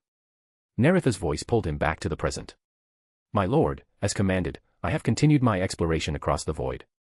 Beyond the Sedai system, I navigated north along the galactic charts from Vostroya and accidentally entered a newly charted sector. That region is now known as the Coronid Deeps. At that name, Nareth's mind immediately conjured the star maps and data of the Colonnid sector. Though located on the northeastern edge of the Segmentum Obscurus, it holds vast resources and great strategic value. During the triumph, Horus Lupercal himself led 6 legions into the 3-year-long Manichaean War, just to seize its industrial worlds. As he pondered, Louis's eyes burned with righteous anger. My lord, the Mitu conglomerate occupies that region. Though called a conglomerate, it is ruled by Xenos, cruel tyrants who dominate countless subservient species. The Mitu forbid all warp-capable travel, purge every nascent psyker, and regularly exterminate entire populations, human and alien alike, to control numbers. The surviving humans are enslaved, their flesh and blood tithe as fuel for the Mitu's vile organic sorceries. Nareth knew of them well. The Mitu's weapons were composed of living biomatter, psychically activated through the life force they harvested. My lord, I beg you, cleanse these abominations and free the billions of human souls enslaved there. How powerful are the Mitu? Nareth asked calmly, fingers drumming on his chair. Lewis swallowed. They are a formidable Xeno-dominion, my lord. They rule dozens of worlds. On their capital world of Manichi alone, billions of humans live in bondage. The Night House Vironii fight desperately, Demetus teeters on the brink of being overrun, and even the Forge world Mazoa must endure their cyclical purges in silence. Nareth nodded thoughtfully. He knew the Mitu conglomerate had once been one of the most powerful Xeno states before the all-out war with the Rangdan. Its strength surpassed the Advex Morse outposts, and even the Orc Wheel of Fire, as well as the Forge world of Enkaladian. Mazoa, a major Forge world, ranked just below the 8 grand Forge worlds of the Imperium. 4 of those 8, Lucius, Styges 8, Greya, and Griffin 4, had already allied themselves with him, and Mazoa was the closest in scale among the remaining great forges. He recalled the Imperium's campaign against the Mitu, how massive the deployment had been. Rogel Dorn himself commanded the campaign, leading the Imperial Fists, the 1st Legion, and a 3rd unnamed Legion, along with hundreds of solar auxiliary regiments. That was likely the campaign where Dorn issued more exterminatus orders than in any other war. His resolve to utterly erase the Xenos was unmatched. By Nareth's estimation, the Imperium had committed at most 120,000 Astartes to that war. My Shadows of Order currently number over 140,000, even after the Enkaladian and First Rangdan wars. We could annihilate the Mitu alone, though at the cost of 10 or 20,000 lives. It would, however, slow our expansion elsewhere. He weighed the cost, then the gain. The Coronid Deeps is resource-rich, a trade hub of immense value. Securing it would win the House Vironii's allegiance and likely bring Mazoa under my sphere of influence. Finally, Nareth rose. I will lead the campaign myself. The Mitu shall be purged. Lewis bowed deeply. On behalf of the hundreds of billions within the Coronid Deeps, I thank you, my lord. After Lewis departed, Nareth thought silently. Though I've decided to conquer the Colonnid sector, there's no need to do it alone. Alongside the Dusk Raiders, I could summon the 1st Legion. Urian Vendrage has long sought a grand war to restore their honor. Yes, let the 1st and 14th Legions handle the dirty work.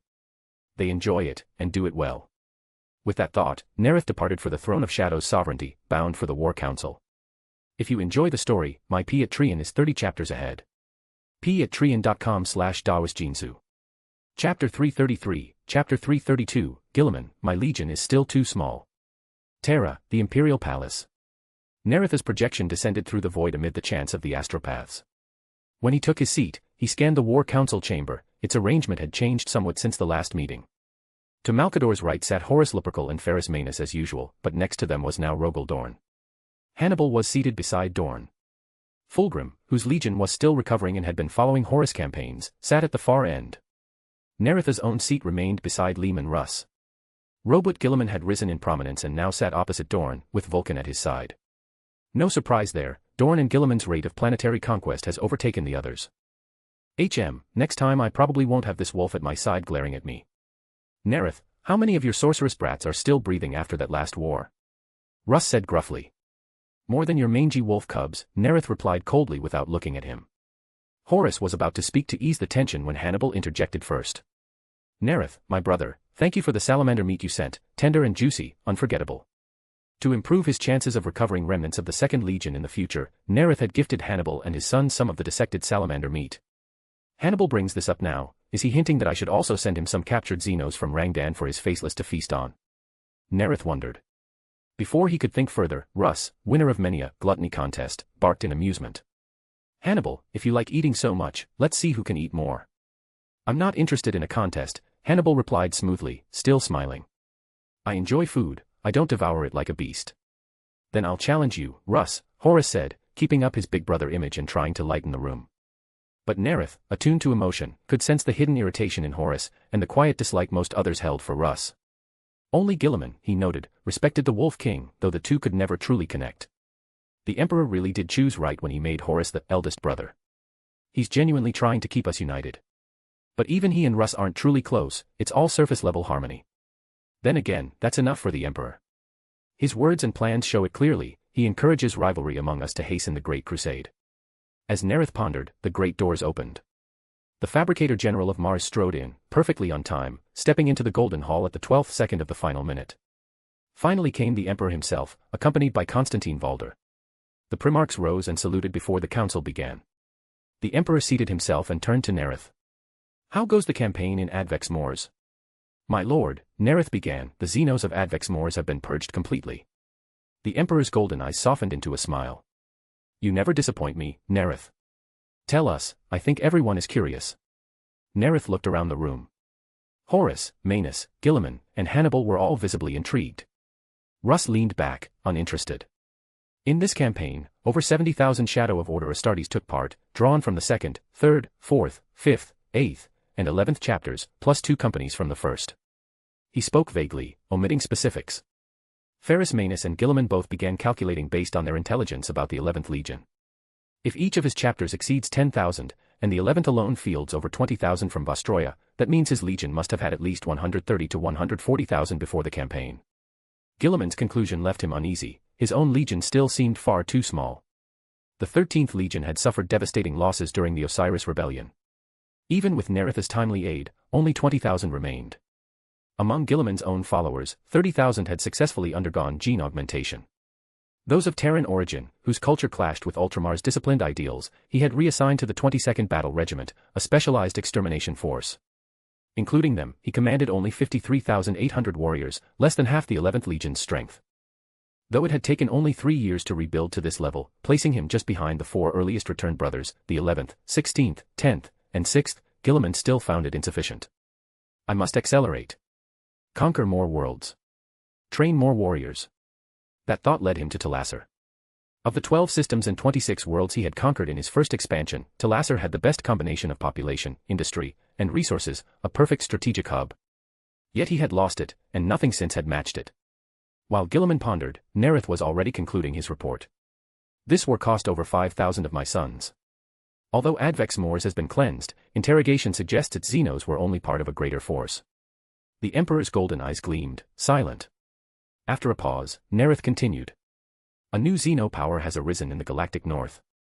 The rogue traitor, Louis von Valentius, discovered a malevolent conglomerate of aliens in the galactic northeast, the Me-Too. He presented his prepared data to the council. The Sigillite frowned. The Imperium must annihilate this cruel species completely and bring light to the billions enslaved by them.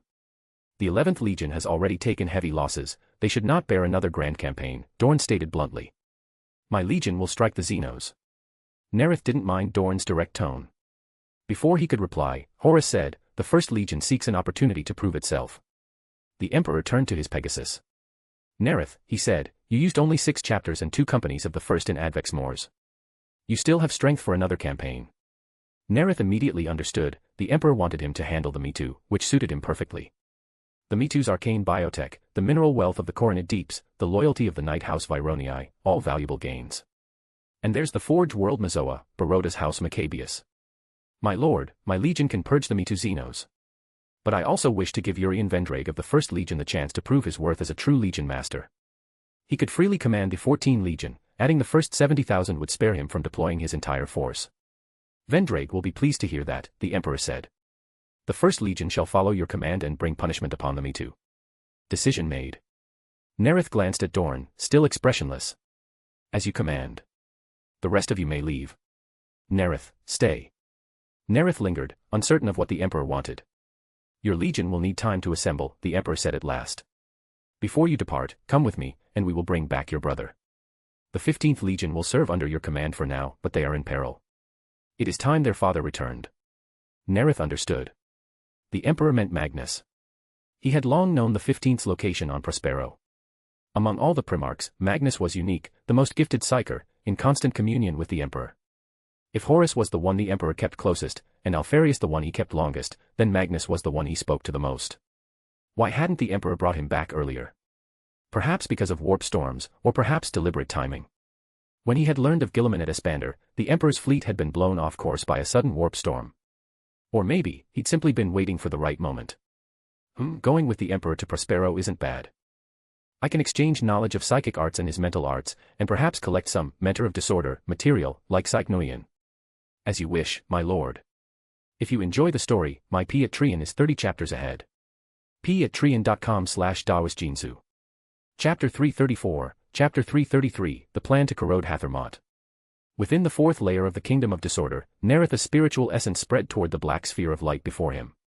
His gaze penetrated every layer of the Kingdom of Disorder, and the black lines in his vision were no longer the same as before, they shimmered faintly. The black line connecting the light spheres of the 4th layer and the shadow plane now glowed with a pale blue hue. As his spirituality extended along the black strands outward, the light surrounding Bukeo Arshavan's line shone a deep blue. The Baron of Corruption knew what this meant, it was the rule lines. Yet not every Baron of Corruption could see it. As the manifestation of the Kingdom of Disorder's power, only Nareth, the one who carried the destiny of the Sefirot, was able to perceive such lines. This was one of the signs of his advancement within the sequence, a symbol of his growing authority over the Kingdom of Disorder. Through this sight, he saw Bukeo, his dark lord eyes gleaming in the dim light, sitting before 4 data slates as he simultaneously processed bureaucratic work. With a mere thought, black mist rose and drew Bukeo into the 4th layer of the Kingdom of Disorder. The nightmare glanced around in confusion, uncertain whether he was in reality or within a dream. Such visions often came to him during his sleep. Bukeo, came the commanding voice of the Black Emperor, deep, resonant, and filled with majesty.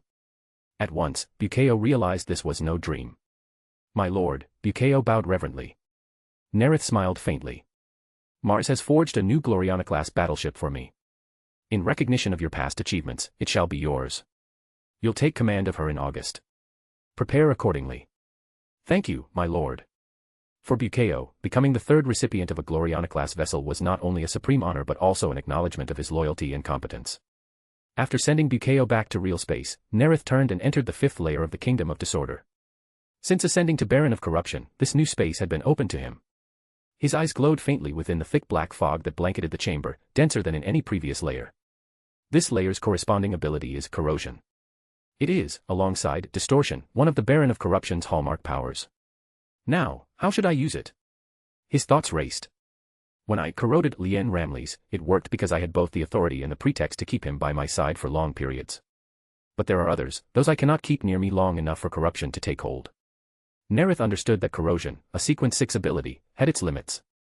If the Emperor were to assign his personal guards to Nareth, they would be nearly impossible to corrupt, their loyalty to the Emperor would make the process effectively infinite. When he had corrupted Lien, it wasn't just supernatural influence, Lien already revered the Primarch as one blessed by the machine god, a foundation Nareth had skillfully used. Then inspiration struck. Yes, there's another way. I can forcibly draw targets into the 5th layer and subject them to direct corrosion. In this kingdom, the power of Sephiroth would amplify the corruption process, greatly reducing the time required. Of course, beings like Malkador or Constantine Valder were exceptions, even if trapped here for 10,000 years, their loyalty to the Emperor was unshakable. But those of weaker will, whom Nareth could forcibly summon, were ideal candidates. He quickly identified one, Hathor Mot of the Thousand Suns. He could not target someone too visible, such as Azek Ahriman, the 15th Legion's foremost sorcerer and Magnus' favored son. Nareth would never underestimate a Primarch's perception, even a subtle change in tone or demeanor could expose an act of corruption. Thus, those always close to Magnus were off-limits, Amon, Ahriman, and other senior sorcerers of Prospero. Yet he wouldn't waste his effort on lesser mortals either.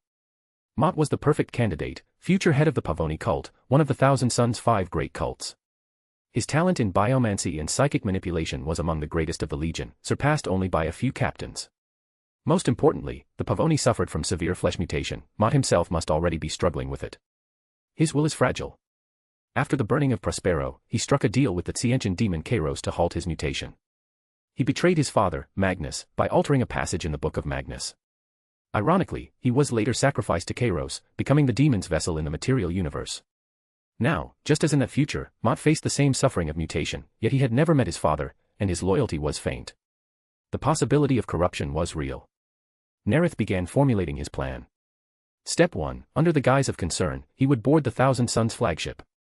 At this time, even Ahriman and the others were disoriented. When Ahriman reached Prospero, his memories were clouded by pain. Step 2, while assisting the Thousand Sons, he would draw Mot into the 5th layer of the Kingdom of Disorder for corruption. Step 3, depending on the corruption's progress upon arrival at Prospero, he would decide the next move. If complete, Mot would return to the 15th Legion, serving as Nareth's unseen informant, privy to the arcane secrets Magnus shared with his sons. Yes.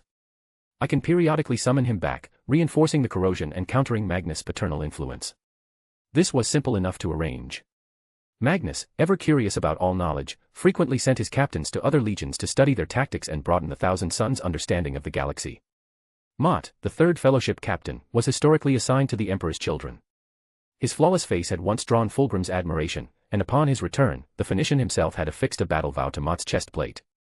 If I suggest it, Magnus will gladly assign Mot to my legion. His time by my side may not suffice for full corrosion, but it will consolidate what's begun. And later, I can request temporary joint operations to strengthen it further. If the process failed, Nareth would simply keep him within the Kingdom of Disorder until corrosion was complete, transforming him into a powerful, loyal subordinate. Once elevated, Mott would rival Bukeo and the other lords. Nareth also knew that before Magnus' pact with Tsench, many thousand sons would perish from uncontrolled mutations.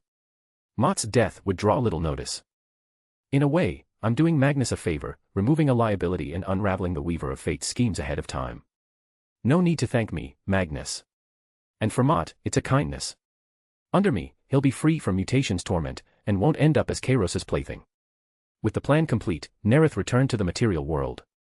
Back in Shadowhold Fortress, he met Arsena. My lord, Arsena reported, our tech marines have occupied the fortress, designating foundry and armory sites. The envoy sage from Lucius has agreed to your proposal and requests a supplementary contract. The document is ready for your approval. Nareth took the data slate and reviewed the supplementary agreement for joint research between the Shadows of Order and the Forge world of Lucius. Its main clause concerned the cooperative development of the Advex Moors Warmoon and the sharing of technological results. Lucius would open its Hollow Forge and permit Shadows of Order tech adepts to conduct research there for a millennium. After examining every clause with a lawyer's precision, Nareth nodded. Approved. An hour later, the Envo Muggos arrived at the fortress and, upon seeing Nareth, said with reverent admiration. Monarch // Primarch / Lord Nareth / Vostroya is astounding. The maglev trains bind the entire planet as one / its efficiency and production surpass even many Forge worlds. May the Omnisia bless your world. Nareth smiled. It is the result of the collective effort of the Vostroyan people. After the agreement was signed, the envoy departed. Nareth then gave his aide a new order to assemble the expedition to Mitu. If you enjoy the story, my Patreon is 30 chapters ahead. patreon.com/DaosJinsu. Chapter 335, Chapter 334, The Thousand Suns Struggle Amid the Flesh Change. Nareth issued an order to Arsena. Deploy the 6th, 10th, and 11th chapters to assemble at Lucius. The 1st and 12th chapters will leave garrison detachments behind and then join the gathering as well. The First Rangdan War involved the 2nd, 3rd, 4th, 5th, 8th, and 11th chapters, plus 2 companies from the first chapter. Originally, Nareth had intended for the remaining 6 chapters to serve as the main combat force. But he reconsidered, the 7th chapter was still tasked with purging the Enkaladian region. And the 9th chapter was engaged in capturing the Saharduan territories around Talasar. He didn't want to interrupt their campaigns. Thus, he decided to make the 6th and 10th chapters his primary assault forces. The 1st and 12th would contribute partial strength while maintaining their posts at Osiris and Tanis. The 11th chapter, with Vostroya as its recruitment world, had abundant manpower, enough to sustain prolonged fighting. The Mitu were formidable foes. Nareth estimated the campaign would drag on for quite some time, and only then would he rotate in additional chapters. After consultation with the War Council, he continued, the 1st and 14th chapters will join this campaign as well. Have them assemble at Lucius. When I attended the War Council, the Emperor told me to recover the Primarch of the 15th chapter. Order the 28th Expedition Fleet to await me in the Sol system. I'll travel there myself. As you command, my lord, his aide recorded. Mars, 840.m30, 8th month. Within the Mechanicum Sanctum, the voice of a tech savant echoed through a vocoder. Asset, Glory Queen-class battleship, / length, 25.01 kilometers, / mass, 143.96 megatons. According to the Treaty of Obligation, / Mars may now transfer ownership to the Primarch Nareth, / confirm acceptance. Accepted, Nareth said with a nod. Then, turning to Bukeo Arshavan, he commanded. My Dark Lord, go and receive your ship. He watched Bukeo's departing figure, thinking quietly. My chapter now has 4 Gloriana-class battleships, more than even the first chapter. We hold the most in the Imperium. After a brief reflection, Nareth boarded his Stormbird, not back to his flagship Throne of Shadow's sovereignty, but toward the flagship of the 28th Expedition Fleet. An hour later, he met Azek Ahriman. The Thousand Suns stood before him in crimson armor, doing his best to maintain composure. My lord Nareth, Ahriman greeted him. Nareth instantly noticed the frailty beneath the surface. For a transhuman warrior, weakness was alien, especially for one of Ahriman's strength. But he was weakened. His skin had lost its luster, like a wanderer scorched by countless suns in an endless desert. Some psychic force, was festering inside him, suppressed but simmering.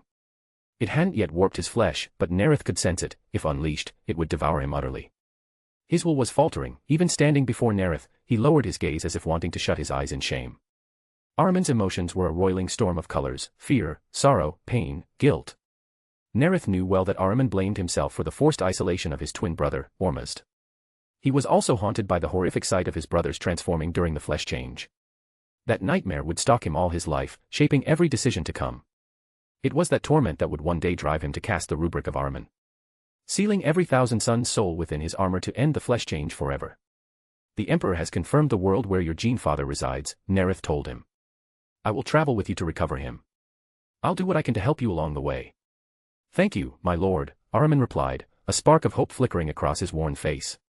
He knew that since Fulgrim's return, the Emperor's children had averted their destruction. But he wondered, how many of us will survive by the time our father returns? Gathering his thoughts, he continued carefully. My lord, my legion, we've contracted a strange and contagious sickness. I fear even our apothecaries are powerless against it. The apothecaries of the 15th Legion had tried everything, but nothing could halt the transformations. Ahriman doubted that the Shadows of Order's apothecaries could do any better. He avoided naming it the flesh change, he still held hope that it could someday be cured. And he didn't want this secret known to the other chapters. Struggling to steady his mind, he explained further. When the disease breaks out, it affects those nearby. I've ordered all chapteraries confined separately. If anyone shows symptoms, they're transferred to the medical deck. The apothecaries place them into crystal sarcophagi surrounded by stasis fields. Some recover, eventually. Nareth nodded slightly, recalling Ahriman's future disciple, Sobek, one of the few most dear to him, besides Magnus and Ormuzd. When Sobek succumbed to the flesh change, Hathermot had temporarily cryo-frozen him. Then sealed him in a stasis crystal coffin. After countless failures, the Thousand Sons had finally found a way to delay the inevitable. My apothecaries will assist in finding a solution, Nareth promised. He knew they wouldn't succeed, but he had other means of offering aid. The Shadows of Order have sharp senses. I'll have them patrol. If anyone shows signs, they'll be transferred immediately. Nareth also knew the contagion only affected the Thousand Sons themselves. When the Space Wolves and Thousand Sons once fought side by side near the Arc Reach cluster, Hastur's transformation had affected the nearby Thousand Sons, but not the Wolves. If the flesh change truly stemmed from Tsench's meddling, its reach was limited. Ahriman's eyes widened slightly. He hadn't expected Nareth to risk his own son's safety for the Thousand Sons' sake. He was deeply moved. The aid was critical. During transformation, a Thousand Son would become delirious and violent, too dangerous for mortal attendants to restrain. Only another Thousand Son, usually a biospecialist, could subdue the afflicted by force. But even they risked contamination. Thank you, my lord, Ahriman said earnestly. At Nareth's command, the apothecaries and honor guard began their work. The Shadows of Order apothecaries descended the grand marble stairway to a vast hall leading into the central medicae chamber, a ring-shaped complex of crystal and steel, surrounded by 20 medical rooms. As they entered, they noticed several sealed chambers, their glass-opaque, psychic shielding fields isolating what lay within. Human attendants trembled, trying to hide their fear. On shining laboratory tables, instruments lay freshly cleaned, glistening with fluid residue. A Thousand Sons apothecary in white armor approached. Brothers of the Shadows of Order, welcome. Your aid is deeply appreciated. Their numbers were few, many apothecaries among the Thousand Sons had already fallen to the flesh change. He continued, following Ahriman's orders. This infection is extremely dangerous. We're grateful for any help you can give. But you must not expose yourselves to risk. If any patient shows rapid fever spikes, pallid skin, profuse sweating, or labored breathing. He listed a dozen early symptoms in rapid succession, reported immediately. We'll take over treatment from there. The Shadows apothecaries nodded and began tending to their assigned patients under Thousand Sons supervision. 9 minutes later, one of them noticed something alarming in the data feed linked to a stasis sarcophagus. The life sign readings on the Narsahim gauntlet were spiking. 42.9 degrees Celsius. 50.9 degrees Celsius. Remembering the warning, he instantly opened a comm channel. Chamber 9, subject's vitals critical.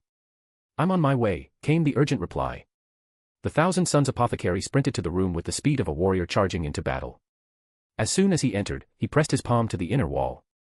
Runes flared brighter across the surface. Brother of the Shadows of Order, leave now, this is my responsibility. The apothecary obeyed and exited, just as 4 honor guards arrived, restraining a slumped Astartes. Soon, the Thousand Sons realized something vital: the Shadows of Order were immune to the flesh change psychic contagion. Their presence greatly helped containment. They could transport afflicted brothers to the medicae deck safely, reducing the risk of further spread. When Ahriman and the other commanders received the report, they silently thanked Nareth. But in the back of their minds, one dreadful thought lingered. Are we, too, like the ghouls, flawed in our very genes? If you enjoy the story, my Patreon is 30 chapters ahead. patreon.com/dawasjinsu. Chapter 336, Chapter 335, The Corrosion of Hathermot. On the second day of fleet time after departing Terra, the Throne Shadow's sovereignty and the 28th Expeditionary Fleet sailed toward Prospero.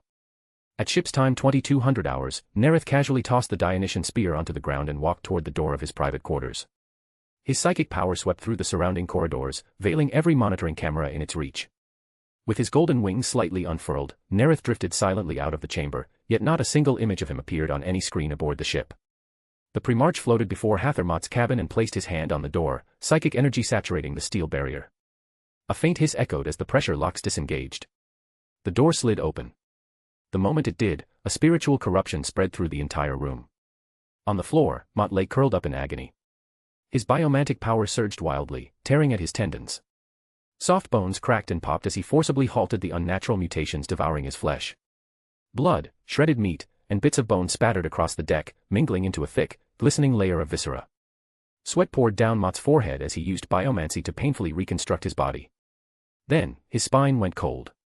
Something immensely powerful and dangerous had entered the room. Before he could react, a massive hand clamped around his neck. He widened his eyes, trying to shout, but before the sound escaped, a black mist swallowed his vision. The grip loosened. He collapsed to the floor. Whipping around, Mott released a surge of psychic lightning and scrambled to his feet. No one was there, only endless black fog. Even with his enhanced vision, he could not see the end of it. He raised a psychic barrier and scanned the surroundings warily. After what felt like an eternity, Mott sighed in frustration. His superhuman senses and biomancy revealed nothing. "Who are you?" he demanded aloud. "I am," came the voice, and Nareth appeared before him. He had already decided, Mott would not leave until he was completely corroded. Since he would soon belong to him, Nareth no longer cared if the Thousand Suns saw his true form. "Lord Nareth." Mott gasped. "Why have you brought me here?" "Why else?" Nareth smiled faintly. "To help you." "Tell me, are you still tormented by the flesh change?" Mott frowned and let his biomantic power flow through his body, then froze, eyes widening in disbelief. "The flesh change, it's gone." As the strongest biomancer beneath Ahriman, Mott's control over his body was unparalleled, even though he could never cure the mutation. Yet now his skin was smooth and pale as polished marble. The chaotic, mutating energy within him had vanished entirely. "Lord Nareth, how is this possible?"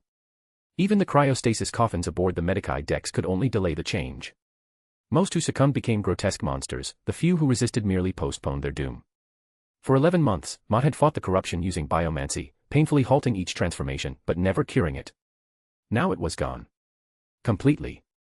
Nareth waited for the shock to settle, then spoke quietly. "Kneel to me. Serve me, and the flesh change will never trouble you again." "Lord Nareth," Mott said uncertainly, "the Emperor ordered the 15th Legion to obey your command." "I will follow your orders." "No," Nareth replied, his tone hardening. "I want you to serve me above your Primarch and above the Emperor." Mott's pupils dilated in disbelief. "Lord Nareth. You'll understand soon enough." With that, Nareth vanished. He knew words alone would not bend Mott's will, but the corruption of the fifth layer would. Ahriman or the other masters of the 5 psychic disciplines might resist, but not Mott. In the future, Mott would fall to the flesh change, betray Magnus, and side with chaos. His loyalty was never absolute, especially since he had yet to meet his gene father. Nareth returned to his quarters. On the third day of the voyage, mortal servants wheeled food carts through the corridors, placing nutrient porridge in hanging baskets outside each cabin. Ever since the Astartes had fallen ill, they'd been forbidden from direct contact. The servants didn't understand what kind of disease could afflict such beings, but the number of meals they had to deliver grew fewer each day. By the 33rd day of ship time, within the 5th layer of the Kingdom of Disorder, Hathermot knelt on one knee before Nareth. "My lord," he said, "from this moment forth, I am yours to command."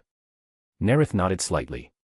He was certain of Mott's submission, not from words, but from the black sphere hovering above his head, a mark of complete corruption. "When I corrode Lien, that didn't happen. This phenomenon comes from the 5th layer itself, linking him directly to it. I don't need to tell him about the Black Emperor. Through this link, I can send commands directly. That's important." Nareth knew the Thousand Suns would soon learn to summon guardian spirits, beings that were, in truth, warp entities, likely demons of Tsench.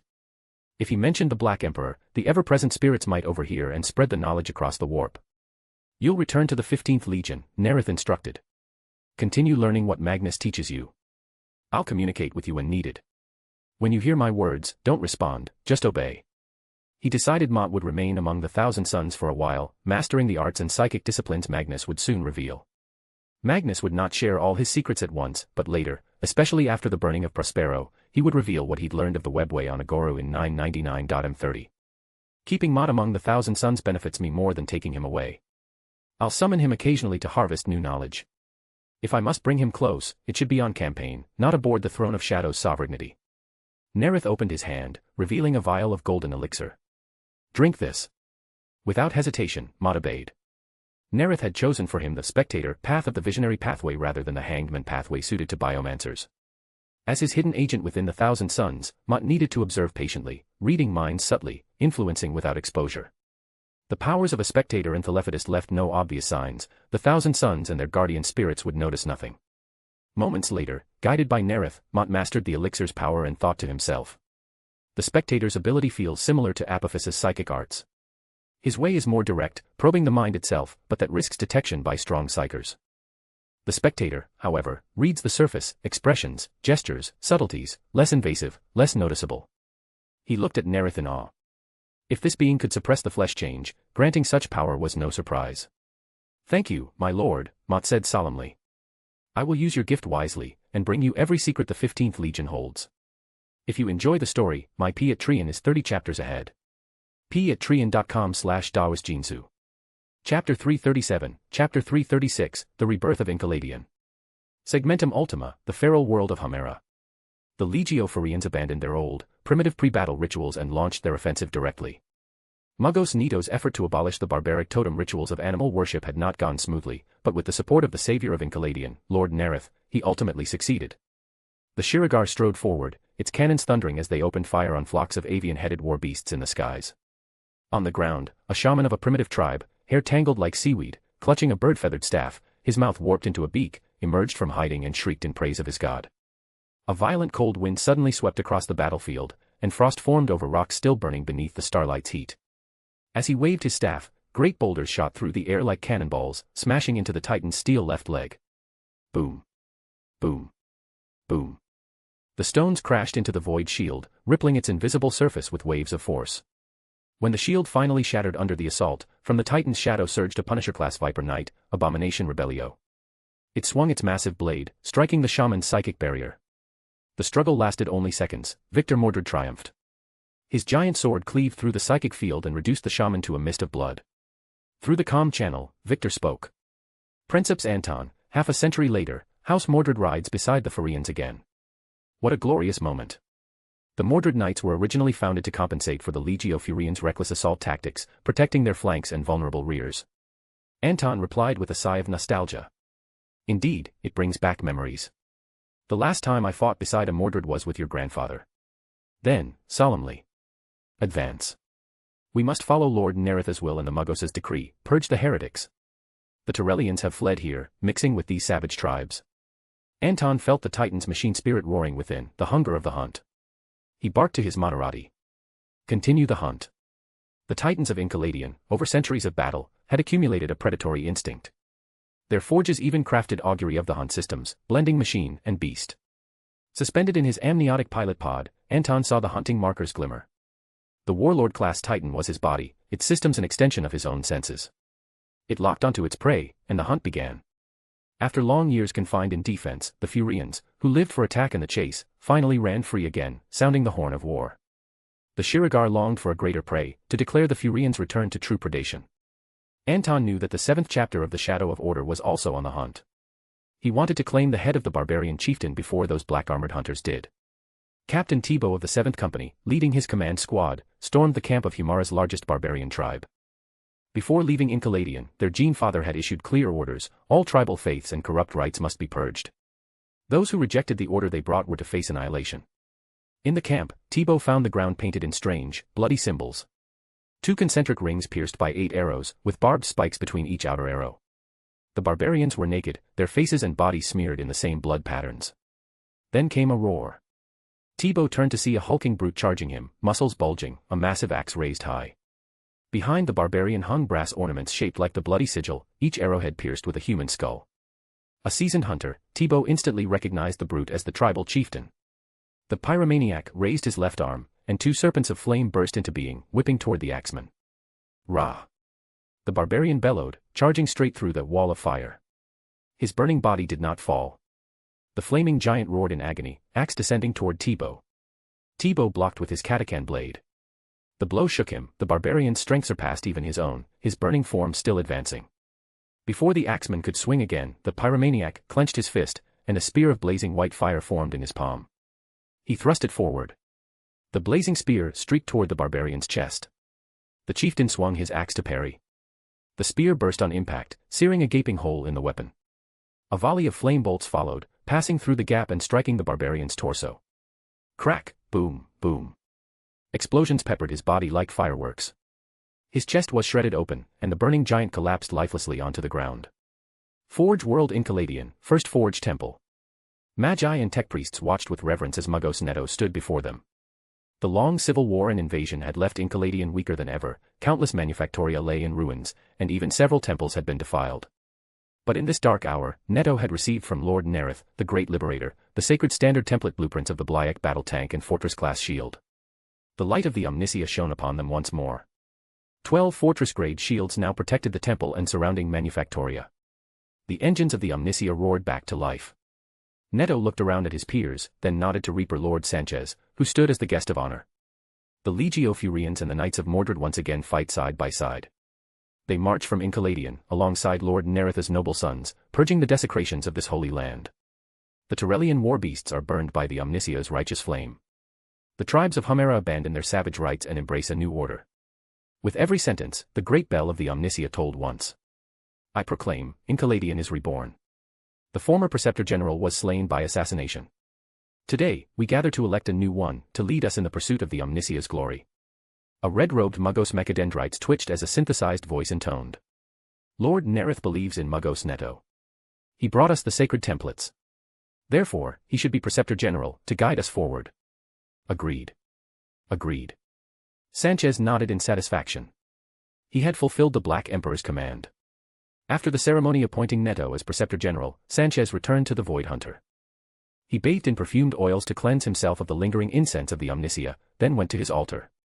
After attuning the chamber to the spiritual frequency, he knelt upon a black onyx mat and invoked the name of the Black Emperor.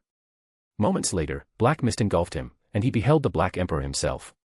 Nareth listened to Sanchez's report and nodded in approval. Enchiladion was the first forge world under his control, and a sizable one at that. With the threat of Humera purged, the Legio Furian and the Mordred Knights would no longer fall to chaos. Once the 7th chapter finished the Enchiladion campaign, they could move on to new conquests. Soon, the dice of prophecy would recharge, ready for a new divination. Have your chapter rest and refit, Nareth ordered. I will give you new orders soon. As you command, my lord. Nareth dismissed Sanchez back to the Void Hunter, then returned to the real space himself.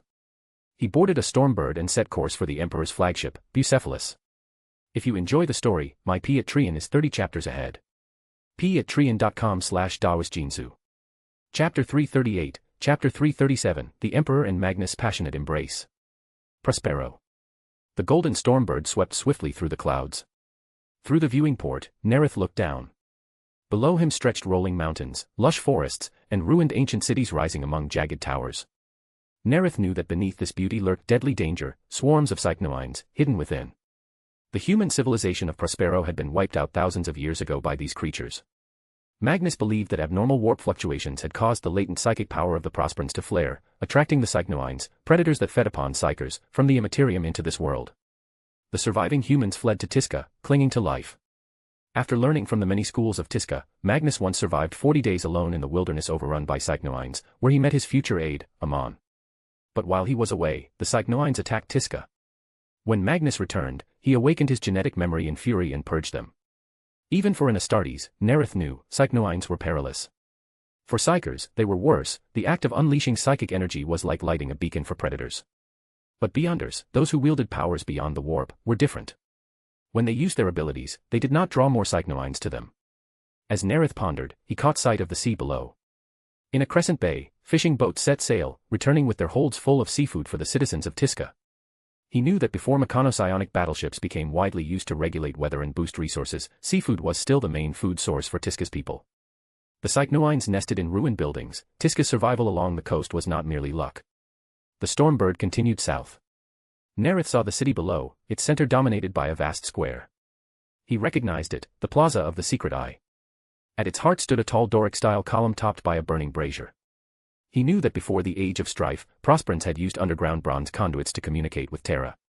That column was the last relic of that era, no one had ever been able to reactivate it. Radiating from the plaza were 81 streets, and Primarchs were fervently rebuilding under Magnus' guidance. Magnus' arrival had given them new hope. They no longer merely survived, they began to thrive. Land on the flat ground beside the Red Giant, the Emperor ordered the pilot. Nareth looked down and saw a towering red-skinned giant clad in white robes, gazing up at the descending craft. Magnus had not yet lost his right eye, his twin pupils were a vivid emerald green, shimmering with ever-shifting prismatic light. Standing slightly behind him was a man also in white robes, following Magnus' gaze upward. Nareth recognized him as Amon, Magnus' future equerry and captain of the Ninth Fellowship. The Stormbird landed gently. Nareth descended the ramp alongside the Emperor. "Father." "My son." Magnus smiled and strode forward. The two embraced warmly. Unlike the meetings between the Emperor and Russ, Ferrus Manus, or Vulcan, there was no awkwardness here. Magnus and the Emperor embraced as if they had known each other for years. And indeed, Nareth knew they had. For Magnus had never truly been separated from the Emperor. Even while still in his gestation pod, his psychic power was already immense. He then went on to create enumerations, a set of 10 meditative mental states. Through it, his soul wandered the ether and communed with the Emperor. Nareth thought of Hathermot. Only Magnus himself could access the 10th mind layer, Ahriman had reached the 9th. Hathermot, as the future Magister Templi of the Pavoni cult, had mastered the first 8. He could at least bring me the knowledge of those 8 layers and the arts of the bright feathers. After a few seconds, Magnus and the Emperor released each other. "Father, welcome. I have awaited this day for so long. My son, I, too, have long awaited this moment. The time has come." The Emperor turned slightly, gesturing toward Nareth. "Besides me, here stands your brother, Nareth. He came with me to your world. He has been commanding your legion until now. I believe you two will find much in common." Magnus, fully aware of his own origin and memories, regarded Nareth with curiosity and respect. He remembered that in the laboratory, only one other gestation pod had held an awakened consciousness, marked with the numeral 11. "Nareth, welcome," Magnus said in his deep voice. "Magnus," Nareth smiled, meeting his bright green gaze. "It's good to see you." His eyes lingered briefly on a book at Magnus' waist, faintly glowing with psychic light, bound in the hide of a Cycnoian. "Amon," Magnus said, introducing him, "my former mentor, one of Tiska's 9 masters. Amon, this is my father, the Emperor of Mankind, whom I have spoken to you about. The Ultimate One, the being beyond all limits, existing perfectly between reality and the immaterial. And this is my brother, Nareth, the most perceptive and insightful of us all." "Your Majesty, the Great Ultimate One," Amon said reverently, bowing. "Lord Nareth, welcome. Our master often speaks of you both." Magnus was now the leader of all the scholastic orders of Tiska, even Amon, once his mentor, addressed him as master. "Father, Nareth, come with me. I've prepared a celebration in your honor." Magnus led the way eastward. The Emperor and Nareth followed, with Amon walking beside them, curiously observing the two visitors. The sun was warm, the sea breeze gentle. Wherever Magnus passed, the people of Tiska bowed respectfully to the Red Giant who had delivered them from ruin. They came to a fortress at the foot of the eastern mountains, and Magnus spoke of his vision for Tiska's future. "The port will be in the north, the old district, where most common folk once lived. Here, where we stand, is the spot where I first set foot upon Prospero. This mountain fortress once sheltered psychers fleeing from the Cycnoines." Nareth noticed that when Magnus mentioned the creatures, a flicker of fear passed through Amon's eyes. Magnus caught it too and smiled gently. "I will bring rebirth to Tiska. The Cycnoines will trouble us no more." Turning to the Emperor and Nareth, his eyes glowed gold. "Upon the western plains, I shall raise a new city. At its center, the plaza where you landed. From there, I've planned 81 streets radiating outward. That will be the heart of Tiska's future." Nareth knew that Magnus had achieved this dream. The city he built, by any standard, outclassed even Terra's greatest hive cities, or the future worlds of Kalkis and Makridge, in productivity and happiness. Each thousand son was a scholar in their own right, their combined intellect shaped the perfect city, the City of Light. But Prospero had only Tiska. Kalkis and Makridge had many cities. And the City of Light would one day become a ruin. A shadow crossed Nareth's mind. The survivors of Tiska had learned to make use of every resource. Yes, Hather Mod and the agents of the Shadow of Order stationed here should study the Thousand Suns' secrets, their hybrid of science and sorcery, their sustainable energy arrays, their subterranean gardens. Magnus led them up a ridge toward the fortress. Around it, runes shimmered faintly, carved into the stone. Psykers with curved Prosperan blades and staves patrolled warily. Nareth knew these would become the elite auxiliary troops of Prospero, the Spire Guard, who favored curved swords in close combat. Entering the Great Hall, they were met by white-robed scholars staring in awe at the three towering figures. Magnus stepped onto a circular dais, not a throne but a lectern for a teacher. As the master of all orders, he looked out over his followers. Magister Templi, and students touched by enlightenment, the perfect being who stands above us all, the ultimate one, has come among us. Join me in offering your loyalty to the beloved Emperor. The red giant knelt on one knee. The white-robed figures followed, bowing low. The Emperor remained on Prospero for only 2 days. He and Magnus often communed through the warp, so there was no need for a longer stay. Nareth, however, remained in Tisca. If you enjoy the story, my Patreon is 30 chapters ahead. patreon.com/dawisjinzu. Chapter 339, Chapter 338, The Terrifying Queen of the Psychnoian. After sending his father away, Magnus met with Nareth. His deep voice carried a tone of apology. Nareth, forgive me. As much as I wish to speak with you right now, my sons are trapped in despair. I must rescue them first. Nareth glanced at Azek Ahriman, who was stepping down from the landing craft, his body twisted by flesh-warping mutations, his mind dazed as if sleepwalking, and nodded slightly. Of course. I don't mind waiting. Thank you for understanding, Magnus said, moving toward his sons. He spotted one warrior among them, clad in red armor, whose features were more perfect than the rest, his condition clearly better than the others. Magnus approached him and asked, "What is your name?" "Father," the warrior smiled reverently at the crimson giant before him, "I am Hather Mott." As a spectator, Mott imitated the admiring expression of Apophis, the strongest of his brothers, who gazed upon Magnus with awe. From his perspective as a biomantic psyker, he evaluated silently. Outwardly, both my father and my master possess perfection beyond any Astartes. But my master has the miraculous power to free me entirely from the flesh change. So, how will my gene father solve the mutation that plagues our legion? You're in good condition, Magnus said. I'll need your assistance. Your command is my will. Nareth withdrew his gaze, satisfied that Mott's performance showed no hint of deceit. He soon led a hand-picked honor guard aboard a Shadow-class Stormbird. Each chosen guard was a non-psyker, all were Beyonders beings. The Shadow-class Stormbird lifted off, flying west toward the dangerous wastelands. It glided silently over forests, rivers, and vast plains, descending outside the ruins of an ancient city. Nareth stepped off the ramp and beheld a cluster of black, scorched ironstone towers, long abandoned and now thickly overgrown with greenery. His eyes swept across the towers before striding toward one of them. He did not enter, instead, telekinetic force surged outward, gripping the rotted iron gate like a giant hand and tearing it down. A wave of damp, decaying air poured out, accompanied by a deep, droning hum, countless wings vibrating in the dark, like a storm of birds taking flight. The Psychnoian are extremely sensitive to psychic energy. Even the small pulse I used just now has already caught their attention, Nareth explained. The more psychic power you use, the more of them you attract. He had achieved exactly what he intended, to lure them out.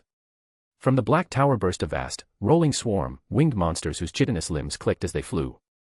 Their glossy carapaces gleamed as they twisted through the air, 6 slender limbs oozing viscous fluid. Each Psychnoian was nearly 2.5 meters long. Their wings beat so rapidly that the human eye could barely track them, though the shadows of order could easily follow their movements.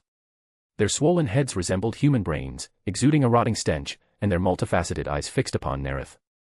The Psychnoian devoured all things, but psykers were their favorite prey. Naturally, Nareth, as the only psyker present, became their prime target. Dozens of male drones emitted a shrill psychic cry, invisible mental spikes shrieked through the air toward him. Nareth's spine flared with light as he ascended instantly into the second layer of the Thelema mind state. The psychic spike struck an unseen barrier, and ripples spread through the air, unable to pierce his psychic wall. The wasps, linked in a collective mind, beat their wings in unison and dove downward. Nareth stamped his foot against the iron gate, and shards of metal whirled into the air, twisting together into long metallic cords. This was no telekinetic spell, but his Beyonder ability, rope. He sensed other hives nearby awakening. Those closest to his psychic pulse were already flying toward him, while the distant ones remained still. The Baron of Corruption judged the rate of psychic drain and the recovery from the blood-red necklace coiled around his finger. So far, it was manageable. With a sharp grip, the metal cords constricted, bound Psychnoian fell helplessly to the ground one after another. Thud. Thud. Dozens crashed to the earth. Then more came, hundreds more, their eyes flashing with strange light as they released intangible, spectral eggs aimed straight at Nareth. He knew their pattern. Male wasps attacked first, bombarding psychers with mental strikes to render them unconscious. Then the females began their insatiable reproductive act, planting ethereal eggs in the victim's mind. The eggs would root within the victim's brain, microscopic at first, but by the next morning, they would hatch and feed on the host's mind. Nareth ascended instantly into the third layer of Thelema. The spectral eggs struck the psychic wall and dispersed in ripples. His restored spiritual energy erupted, green vines shot upward, wrapping around the wasps. Their razor-sharp mandibles, which could shear steel, could not so much as cut the fragile stems, for rope allowed him to reshape matter's physical structure by will. A deafening buzz filled the air as thousands of Psychnoians surged from every direction. Attack! Nareth ordered. This mission wasn't just to capture samples for study, it was to let his chosen hunting elites face the Psychnoian directly, to gain first-hand experience. Even with all his briefings, no amount of data could compare to combat itself. The selected hunters from his honor guard immediately followed his instructions. 4 provokers strode forward, drawing the swarm's attention as the wasps dived upon them as if upon psychers. The provokers raised heavy flammers and unleashed torrents of burning promethium, sweeping side to side. Molten fire consumed the oncoming swarm, turning them to ash. Amid the drifting sparks, 2 apothecary drew their archaeotech pistols and opened fire. Each bullet was coated with alchemical fluids crafted from catachan flora and fauna using the ability material adaptation. They did not know which poison would work best, so they tested all 52 kinds. As they fired, they noted the effects. Venom extracted from the catachan black viper proved the most lethal. A shot to the compound eye shattered it like glass, dropping the wasps instantly. The barbed neurovine toxin had the strongest paralysis effect. A hit to the swollen head caused the wasp to flap twice before crashing to the ground. The apothecaries meticulously recorded each toxin's result. Suddenly, a Psychnoian dived from the right, ambushing a provoker. Its bloated body dripped slime, a long, barbed stinger extended from its abdomen. A warrior stepped forward, storm shield raised, and the stinger struck the shield's crackling energy field with a thunderous snap. Electric arcs flashed, the wasp spasmed. An arbiter charged from the flank, his power fist blazed blue as it smashed into the creature's carapace. A violent explosion followed, tearing the insect apart. But even more wasps swarmed from the ruins like a black tide. Nareth transformed his vines into iron ropes, dragging over 20 wasps to the ground, then suddenly froze, sensing something. From the darkness emerged a gigantic, grotesquely bloated Psychnoian, far larger than any before. Its tail and stinger were as long as the others combined, and it bore 2 pairs of wings instead of 1. The moment Nareth saw it, he knew, the queen wasp. The queen was not a separate species but a rare evolution among the 3 kinds of Psychnoian, Mara, Luctos, and Prospero. Any could produce a queen, but the conditions were extraordinary, 1 in 10,000. Nareth remembered that in the far future, the Deathwatch's Muggos biologists would study them and conclude that such queens required near unreplicable conditions to arise. The queen wasp was a lethal adversary, capable of killing an entire Deathwatch kill team alone. Only the strongest wills could withstand her psychic onslaught, and only the mightiest warriors could hope to slay her. Her movement was so fast that even the provokers couldn't react. Her tail stinger pierced through power armor as if through paper. But just before it struck a shadow of order, the stinger suddenly slipped sideways, grazing past him. Nareth had bent its trajectory with his ability, Force. He rushed forward, and the queen shrieked with a piercing psychic scream that slammed into Nareth's mind like a tidal wave. He immediately sensed the gulf between her and the others. If a drone's mental attack was a steel needle, hers was a power sword. The psychic wall of the Primarch's mind trembled, but only for a moment. He did not stop. In an instant, he appeared before her. The Baron of Corruption clenched his right fist, muscles swelling, spine twisting as he hurled a punch like a cannon blast into her bloated abdomen. Brilliant light flared, and the queen's psychic shield shimmered around her. Boom. A deafening explosion shook the ruined city. Her shield shattered, and the shockwave hurled dozens of wasps aside. Nareth raised his left arm, channeling every remaining drop of psychic energy, and pushed forward with imprisonment. A viscous, transparent substance enveloped the queen. She fell to the ground, frozen in place like a specimen in amber. The hunt raged for 5 hours before no more Psychnoian appeared. Nareth ordered his guard to search the area and drag the corpses back to the Kingdom of Disorder. In his first hunt, he captured a total of 316 Psychnoian, and the most precious of all was, of course, the queen. It was to become the main ingredient for the Mentor of Disorder potion. The Shadow-class Stormbird lifted off for the return journey, carrying 3 captured specimens in its underbelly, 1 male, 2 females, destined for the apothecary's experiments. If you enjoy the story, my Patreon is 30 chapters ahead. patreon.com/DaosJinzu. Chapter 340, Chapter 339, The One-Eyed Magnus. When the Shadow-class Stormbird was still 2 kilometers above the surface of Tisca, one of the city's busy workers looked up and noticed the shadow looming in the sky. A few seconds later, recognition turned to horror. It was the eternal nightmare, the Psychnoines. The Psychers screamed in terror, panic rippling through the streets as they scattered in every direction. At that moment, Amon, Magnus' most trusted Magister Templi, was overseeing the construction of New Tisca in his master's absence, while Magnus dealt with the crisis afflicting his sons. Amon reacted instantly. He sprinted toward the descending black aircraft. Looking up, he immediately saw what hung beneath it, a net carrying several creatures with folded wings. 6 thin limbs bound by metallic rings dangled weakly from the mesh. They were the same terrifying beings that had slaughtered several of his apprentices and implanted invisible eggs into the minds of many others, the dreaded Psychnoines. Instinctively, Amon clenched his fists. Every nightmare of his life, both real and illusory, had begun with that haunting, piercing buzz. But unlike the terrified citizens of Tisca, Amon did not panic. He could see faint glimpses of the future, and he sensed no burning warning in his mind. He knew, with complete certainty, that the 3 captured Psychnoines were unconscious. He also recognized the aircraft's insignia. It belonged to their guest, the Order's shadow, Lord Nareth. Frowning slightly, Amon wondered to himself, why would Lord Nareth capture Psychnoines? Moments later, the Shadow-class Stormbird landed. Amon approached the giant, who stepped off the ramp and said sternly, "Lord Nareth, those Psychnoines you've captured are no pets. They are monsters, the very creatures that destroyed Prospero's civilization." "Amon, I know how dangerous they are," Nareth replied gravely. "But defense alone is never a lasting solution." Amon froze, startled. Not defend against them, but hunt them. He was about to question further when he noticed Nareth's gaze shift behind him. A vivid image flashed in Amon's mind. He turned around and saw thousands of crimson-armored figures filling the streets of Tisca. Most of the Thousand Sons had no memory of their arrival on Prospero. They had been placed in stasis fields to prevent the flesh change from spreading further through their bodies.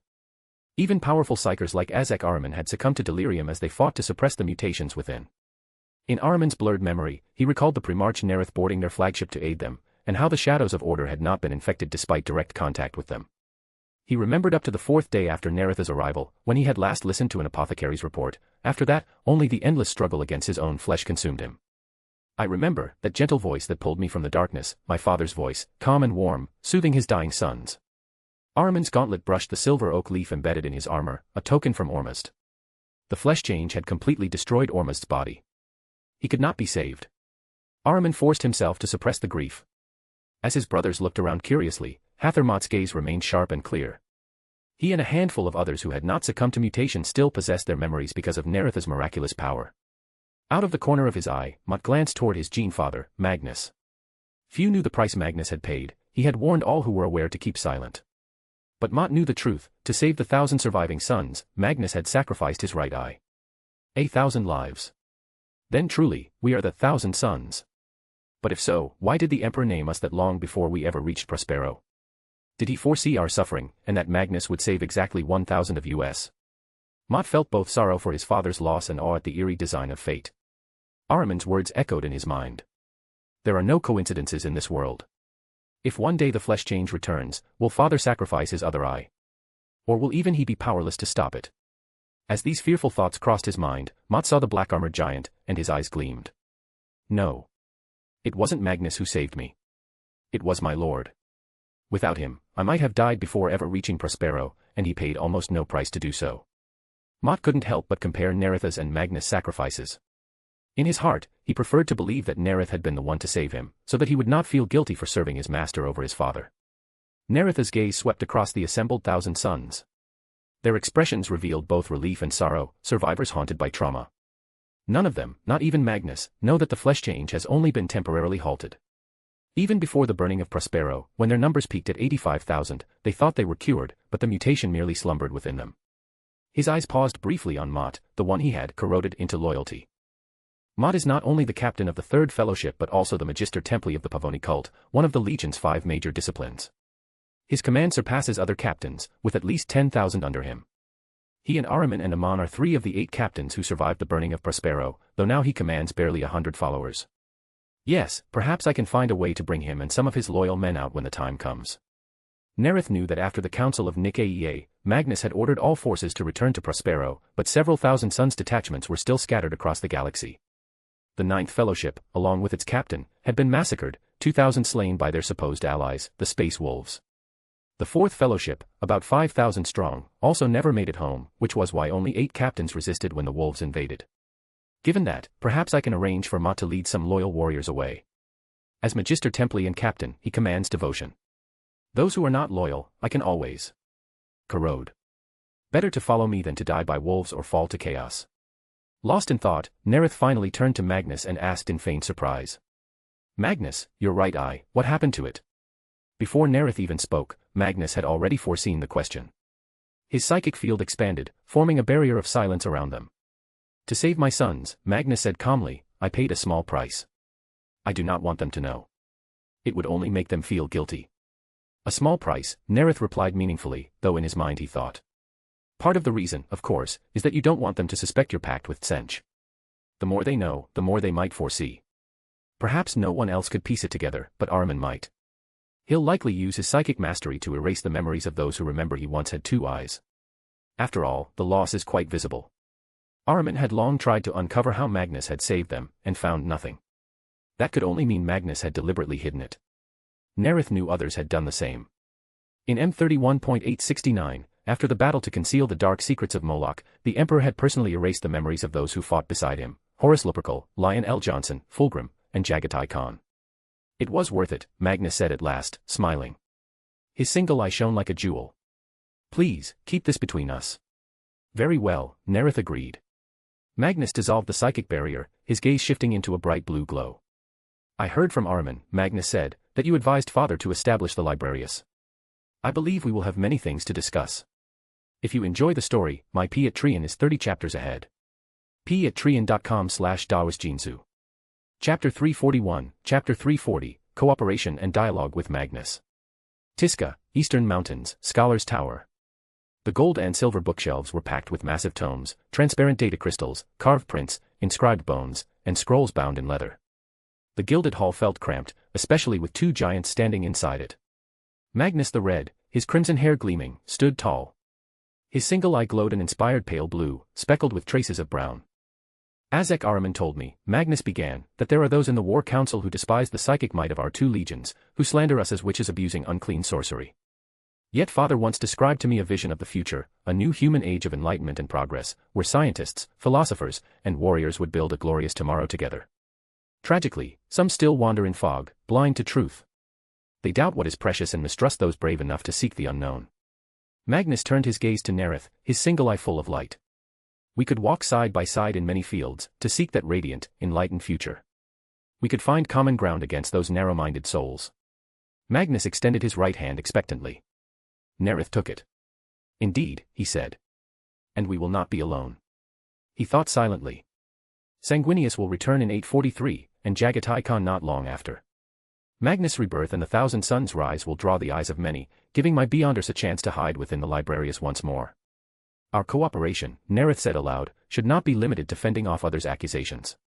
When you saved your sons, I traveled into the wastelands. Magnus' gaze dimmed to grey, his tone grew sorrowful. If there truly exists such a thing as a curse of talent, then the Psychnoian are that curse, upon all who grasp the secrets of the ether. Many I knew were slain by them. I still remember the males swarmed together a storm of claws and stingers.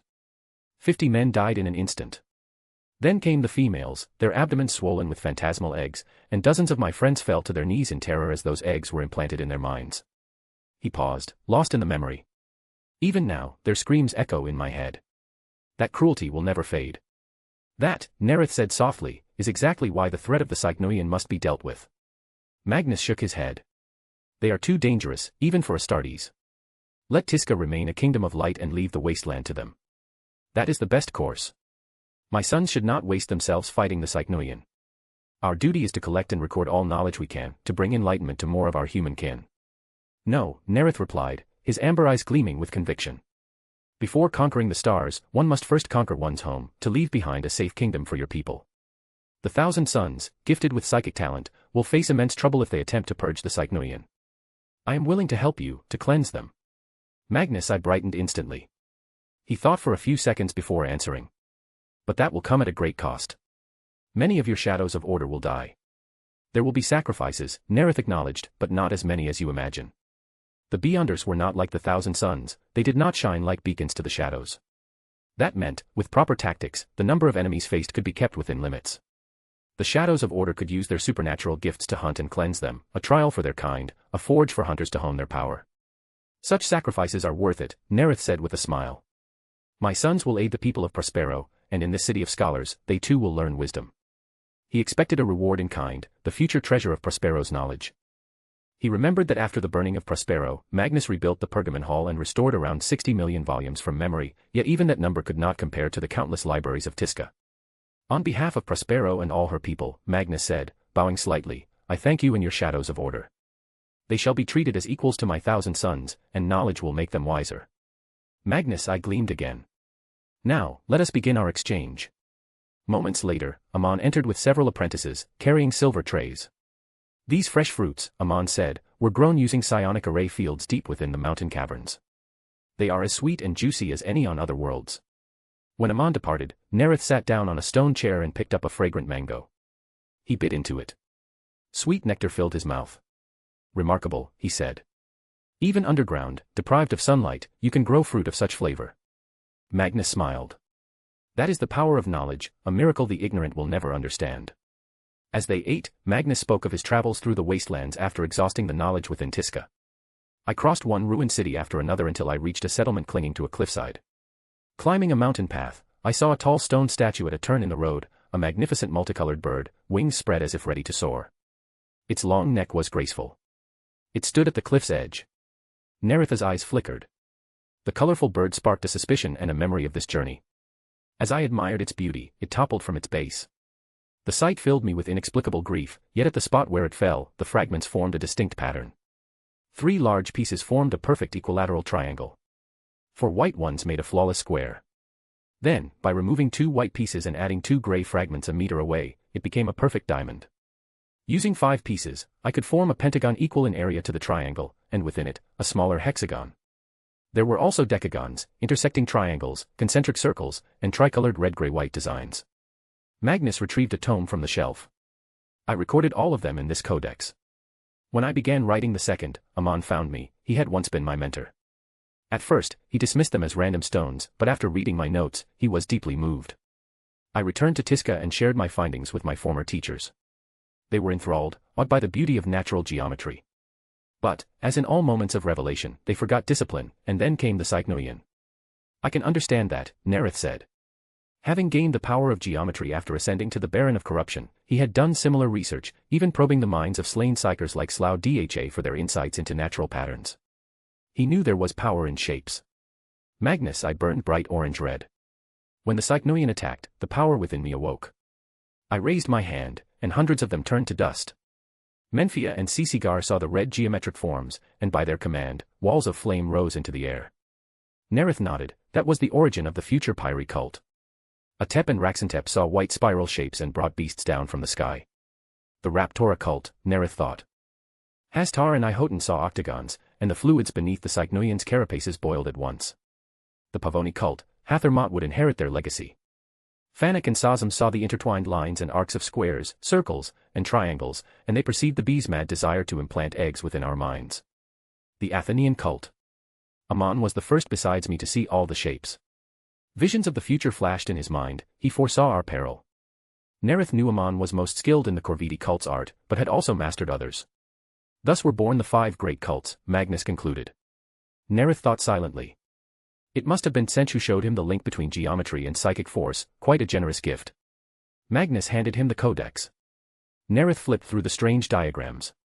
Pure knowledge, harmless in itself, yet bait to lure Magnus and his sons into seeking ever deeper mysteries. The price of destiny's gifts is always written beforehand. He knew Sench's gift held no direct corruption, not enough to taint a Primarch. The arts derived from it were no more perilous than those of the Eldar or the future human psychers. In time, he knew, Revuel Arvida of the Corvidi cult, first supreme Grand Master of the Grey Knights, would pass down these arts. And Lemuel Gauman, Ahriman's friend and apprentice, would carry them into the Inquisition itself. Drawing his thoughts back from the future, Nareth examined the diagrams again. They are linked to psychic energy, not directly usable for my own beyonder ability, geometry, but still, enlightening. He continued exchanging techniques with Magnus, finding the Primarch's etheric mastery superior even to that of the Fraile. He compared their powers. Magnus' psychic scope is broader, but my focus on 2 domains keeps me his equal. In telekinesis, I've just ascended to Baron of Corruption, I'll soon match his Raptora mastery. In mental control, with the Osiris hybrid, I already surpass his Athenian art. Finally, their conversation turned to the mind itself. Magnus listened intently as Nareth explained what he had learned from the Thelema doctrine, the discipline of shaping the mind's strength through will alone. The power of the mind surpasses the flesh, Magnus admitted.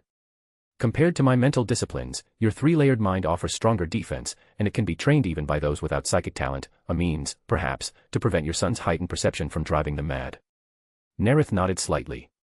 Through their dialogue, he had mastered the first three lower layers of Magnus' psychic meditations and even begun to grasp the middle three. Your mental art, Nareth said, can only be used by psychers. Mine allows anyone to reach their potential. He remained on Prospero for a month, exchanging knowledge with Magnus, before finally departing. When the Throne of Shadow's sovereignty departed, he casually left behind the Dionysian spear and set course for the Kingdom of Disorder.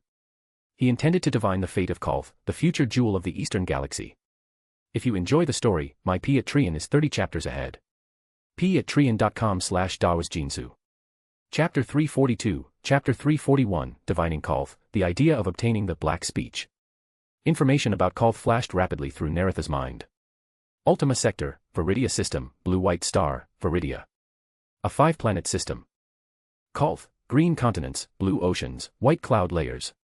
Among the 500 worlds of Ultramar, Calth was a particularly special one. Robot Guilliman had turned most of his realm into industrial worlds, yet Calth possessed both top-tier industrial output and a beautiful environment. Aside from the garden world of Lax, Calth was the most ecologically pristine planet under Ultramar's rule. Guilliman regarded it as a model world. Before the Battle of Calth, he even planned to appoint a 5th champion to govern from Calth, developing it as a new center of Ultramar. As the memories of the Viridia system flickered through his mind, Nareth quietly recited. Star map of the route from Enchiladion to the Viridia system. Star map of the route from Enchiladion to the Viridia system. After 11 silent repetitions, he tossed the dice of prophecy in his hand. The tetrahedron spun several times in the air before falling into his open palm. At the moment it landed, a holographic-like image unfolded before his eyes, a star map. Nareth recorded the map into a data crystal, then returned to the real space and had the robot John perform a divination. Through their psychic link, he shared the information with the Gyrinx. In John's home, his metallic eyes glimmered. As with his divination of Telasser, he chose to use dream divination again. He gripped a quill in one paw, unrolled a parchment with the other, and swiftly wrote. Viridia System. He whispered the phrase, writing it over and over, 11 times in total. Then, John laid the parchment aside, leaned back against his bed, and entered a trance. A glowing sphere appeared within his mind, his pupils turned black, and he plunged into deep meditation. The surroundings faded into a weightless void, filled with faint colors and distant, shifting lights. Images flashed rapidly through John's mind, and through their mental link, Nareth watched. Unlike the divination of Tarasa, no alien invasion appeared this time. When a vision of endless caves unfolded, Nareth realized, this was Calth. He narrowed his eyes and saw primitive humans clad in fur, wielding wooden spears, hunting beasts in packs. Sparse population, weak foundations, so this is Calth's present state. The vision faded. Nareth thought quietly. Population, that's the greatest challenge in developing Calth. If I recall correctly, Calth would one day become a retirement haven for many Auxilia veterans, both as a reward for service and as. A name surfaced in his mind, Olanius Person. In the future, Person would live on Calth for 18 years after retiring. As the oldest perpetual, he had lived for 45,000 years, 7,000 older than even the Emperor. Person had once been the Emperor's first war master, but after his plea to destroy the Tower of Enuncia and its forbidden dark knowledge was refused, disenchanted with the decision, Person stabbed his old friend with a dagger. Later, using the Black Speech, he destroyed Talon and escaped. During the Great Crusade, he disguised himself as an ordinary soldier among the Imperial Auxilia. For his valor, he was granted land on Calth. He would later become one of the key figures in the Emperor's victory over Horus, posthumously honored as a saint. When the Emperor prepared to embrace the powers of chaos and had turned it a proto-god Horus, it was Person who appeared before him, reminding him of his humanity. After a fierce argument, Person finally convinced his stubborn friend, pulling him back from the brink. He gave the Emperor the Anthame ritual dagger, then used his own life to complete the act of protection before his friend regained consciousness. The image of Person, standing alone with a lost gun against Horus, burned vividly in Nareth's mind, a hymn to human courage. Compared to Horus, Person's strength was insignificant, his laser shots couldn't even scratch the War Master. Yet when Horus's claw struck and turned him into blood mist, Person stood like a mountain, ensuring humanity's survival for another 10,000 years. Nareth pulled himself from the memory, his heart heavy with awe. I wonder if person will still choose to settle on Kolth this time. Would I have the chance to meet him? Could I perhaps learn the black speech from him? He knew that the black speech was an ancient tongue, not for communication, but a tool and a weapon. To speak or inscribe it aloud was to manipulate the structure of reality itself. Refocusing his mind, Nareth entered the fourth-dimensional space, spreading his spiritual presence until he touched a crimson light sphere. He saw Sanchez in his office, reading a data slate. A shroud of black mist enveloped Sanchez, drawing him into the kingdom of disorder. Having experienced this several times, Sanchez quickly knelt. "My lord." Nareth gestured, using telekinesis to float the data crystal toward him. "Follow the star map within it, go to the Viridia system. The planet Kolth has great potential. Develop it following the Triken model." He wanted to turn Kolth into the jewel of the Eastern Galaxy, while preserving its natural environment. Orbiting it is a massive asteroid called Alamasta, almost the size of a moon.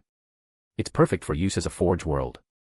In Nareth's memory, Alamasta wasn't only the Adeptus Mechanicus main base in the Viridia system, but also one of the most vital industrial sites across 6 nearby systems, deserving full development.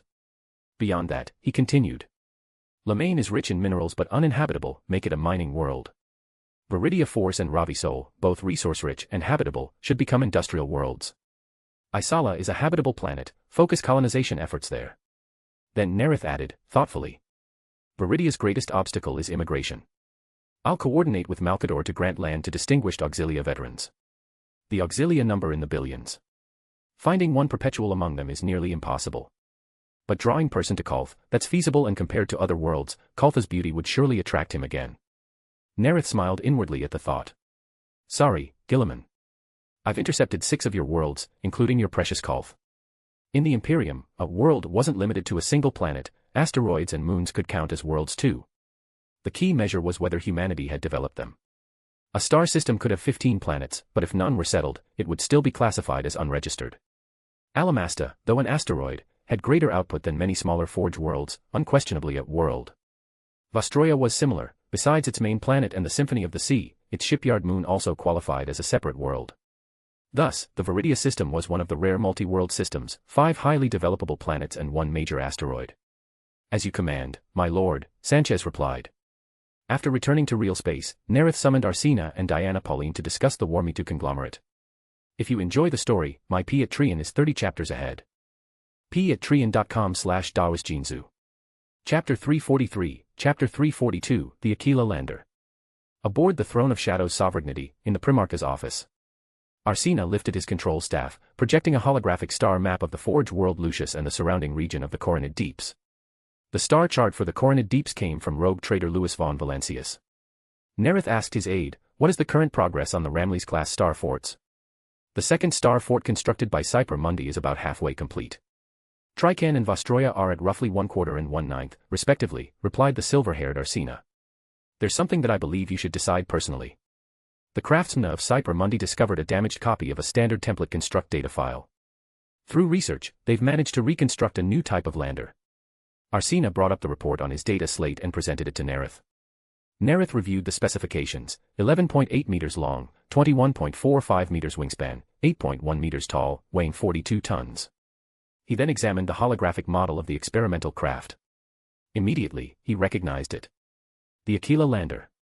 I remember, it originated from Cypher Mundi itself. Among Cypher Mundi's signature products, besides ships, was the Aquila Lander. The Aquila Lander was a small transport spacecraft, rarely used for combat. It typically ferried important individuals between orbiting starships and planetary surfaces. Its usual passengers were nobles, inquisitors, military commanders, and planetary governors, important figures of the Imperium. The lander's fuselage has an observation dome behind the cockpit, better than the viewing windows of a Stormbird, Arsena continued. During test flights, passenger comfort far surpassed all current atmospheric and void-capable craft. It has already gained immense favor among the nobles of Cypher Mundi. As Cypher Mundi serves both as a Legion base and an Imperial hub in the Segmentum Obscurus, it has drawn great demand. Many highborns have requested mass production, and are willing to pay handsomely for it. Nareth thought for a moment, then decided. The shape of its wings resembles the Imperial symbol's crown feathers. Its multiple exhaust ports converge like the wings of an eagle, so we shall name it the Aquila Lander. He wasn't fixated on using the name from his memory, but this name highlighted its symbolic elegance and would appeal to wealthy buyers willing to pay more. Replicate the STC data and have it produced by hive and industrial worlds such as Necromunda, for distribution among Imperial nobility. Which worlds will handle production, you will decide. In the short term, Nareth will not permit worlds like Cyper Mundi, Triken, and Vostroya, nor future candidates such as Kaz, the Tempest Star of the Corned Deeps, to possess civilian production capabilities comparable to those of a Forge world. Necromunda was the exception. Its production capacity surpassed that of any hive or industrial world, owing to its vast manpower and the technological inheritance of the Arrhenius continuity. Nareth wanted Necromunda to grow along its established trajectory, stripped of its corrupt habits, and not be confined solely to military production. It was also the best-suited world to manufacture Aquila landers, as the nobles of the Segmentum Solar were generally more numerous, wealthier, and more powerful than elsewhere. Distribute the craftsmen who discovered the STC fragments among the selected worlds, according to merit. I will have your rewards publicly proclaimed throughout Legion territory, Arsena said, understanding Nareth's intent to encourage discovery and innovation. Once the Aquila lander matter was resolved, Nareth returned his attention to the ongoing war with the Me-Too. The 3 star forts are still under construction and can't be deployed in this campaign, so we'll have only 2 available for combat against the Me-Too. Given their deployment time, we must decide now how to use them. He turned his gaze toward the commander of the first Ramles-class star fort, Captain Diana Pauline. Feeling the Primarch's gaze, the telepathist recalled, with her powerful memory, all the research she had done on the Me-Too conglomerate's dozens of star systems.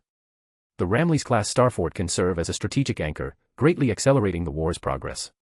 It should be deployed either at the enemy's weak point or a key strategic location. Undoubtedly, the Manichaean system, as the Me-Too capital, must have 1 star fort. As for the second, I believe it should be Demetus. Arsena highlighted Demetus on the star map. After nodding to Arsena, Diana continued, House Vironii are the most resolute resistance force within the Me-Too's domain. They've resisted Me-Too assaults for centuries. Once liberated, they will join our war. According to data from rogue trader Lewis, Demetus lies at the intersection of several minor warp routes, ideal for further advances. Nareth nodded slightly, agreeing with most of her reasoning. From a purely military standpoint, yes, but war is merely a means. There are other factors to consider. The telepathist looked at him. As always, she couldn't penetrate the psychic field of a Primarch. However, through long observation of the Legion and others, she had mastered her gift. Since reaching Sequence 8, her skill and precision had grown immensely.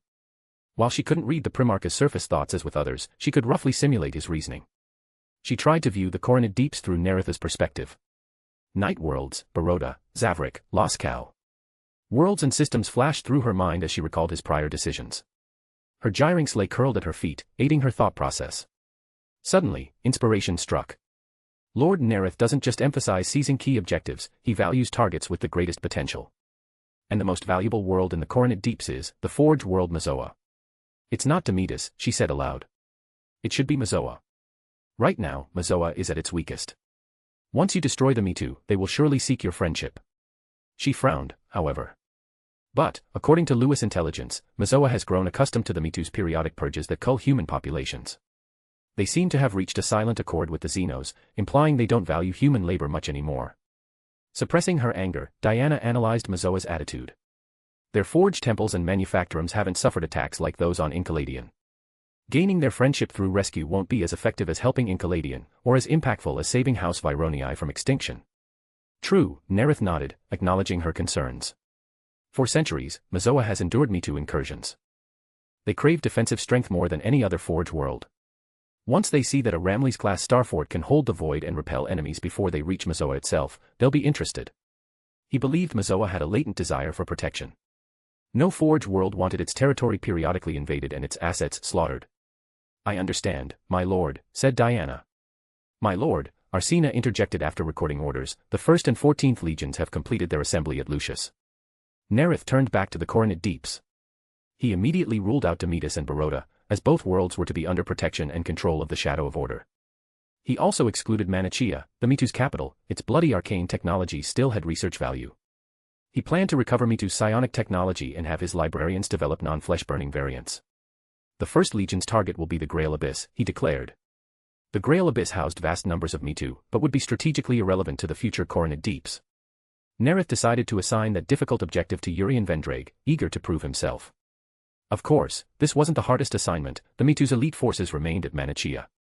I will personally lead the 6th, 10th, and 11th chapters, as well as detachments from the 1st and 12th, to strike at the Cyclops cluster. During the Great Crusade, Horus Lupercal had also prioritized the Cyclops cluster. It held immense mineral wealth, the foundation for future industrial worlds. Send word to Lucius, request support from the Legio Astroma and their Scitariis. The 14th Legion will follow my lead. Once the Shadow of Order secures Loscal, they'll advance independently toward Zavrik. Zavrik supplies food to the Mitu. The 14th's mission is to sever that supply. Nareth anticipated that once Zavrik fell, the Mitu would divert major forces there, playing perfectly to the 14th Legion's defensive strengths. In time, Zavrik would be reclassified as an agri-world. Though the Mechanicum couldn't transform resource-poor worlds into industrial or forge worlds, they could remake them into fertile agricultural planets. Even if Zavrik was bombarded into ruin, the loss would be minor. New agri-worlds could easily be established in the Coronid Deeps. Thus, Nareth confidently entrusted Zavrik to the 14th Legion. If you enjoy the story, my P at Trian is 30 chapters ahead. p@trian.com/dawasjinsu. Chapter 344, Chapter 343, Urian Vendraig receives his chance to prove himself. 841.m30, The Coronid Deeps, Grail Abyss. Wearing black power armor, Legion Master Urian Vendraig stood proudly on the bridge of the Invincible Reason. On the low tactical screen circling the command dais, Vendraig watched the icons of 99 void black capital ships advance in formation with his flagship. Two icons shone especially bright, the Paradigm of Hate and Truth's Razor. The central command platform, constructed from adamantine pillars and insulated cabling, shuddered as the void battle began, flooded with system noise and blinding flashes. Cogitators chattered in Binharik, their voices flavored with the techno-accents of Terra, Mars, and Jupiter. Red-robed tech priests whispered canticles in harsh, grating tones. Vendraig flicked rapidly through data on his slate, savoring the familiar pleasure of analysis. Finally, he had a worthy foe. Finally, a chance to prove he deserved command of the First Legion. He clenched his fist. I was not made Legion Master merely because the Hexagrammaton cancelled each other out in their bickering. The faltering First Legion will return to glory under my leadership. The tactical screens lit with swarms of crimson enemy signals. Vendraig issued his orders. Both fleets opened fire simultaneously, drowning every display in static. Void black Imperial ships exchanged devastating volleys with the crystalline vessels of the Xenos. The Invincible Reason surged forward through cascading explosions, streams of plasma, and laser fire, tearing viciously at the fractured hulls of enemy vessels. Tactical readouts flashed by too fast to count. Lance capacitor charge, 94%. Starboard shield array number 13 overloaded. Reports from other ships followed. Battleship Invincible Eagle lost. Battlecruiser Glory to Terra lost. Frigate Hurricane Wing lost. The First Legion advanced, but at a steep cost. The Grail Abyss was the Mitu Xeno's second most critical stronghold after Manichea. Their sacred Grail temples were located here.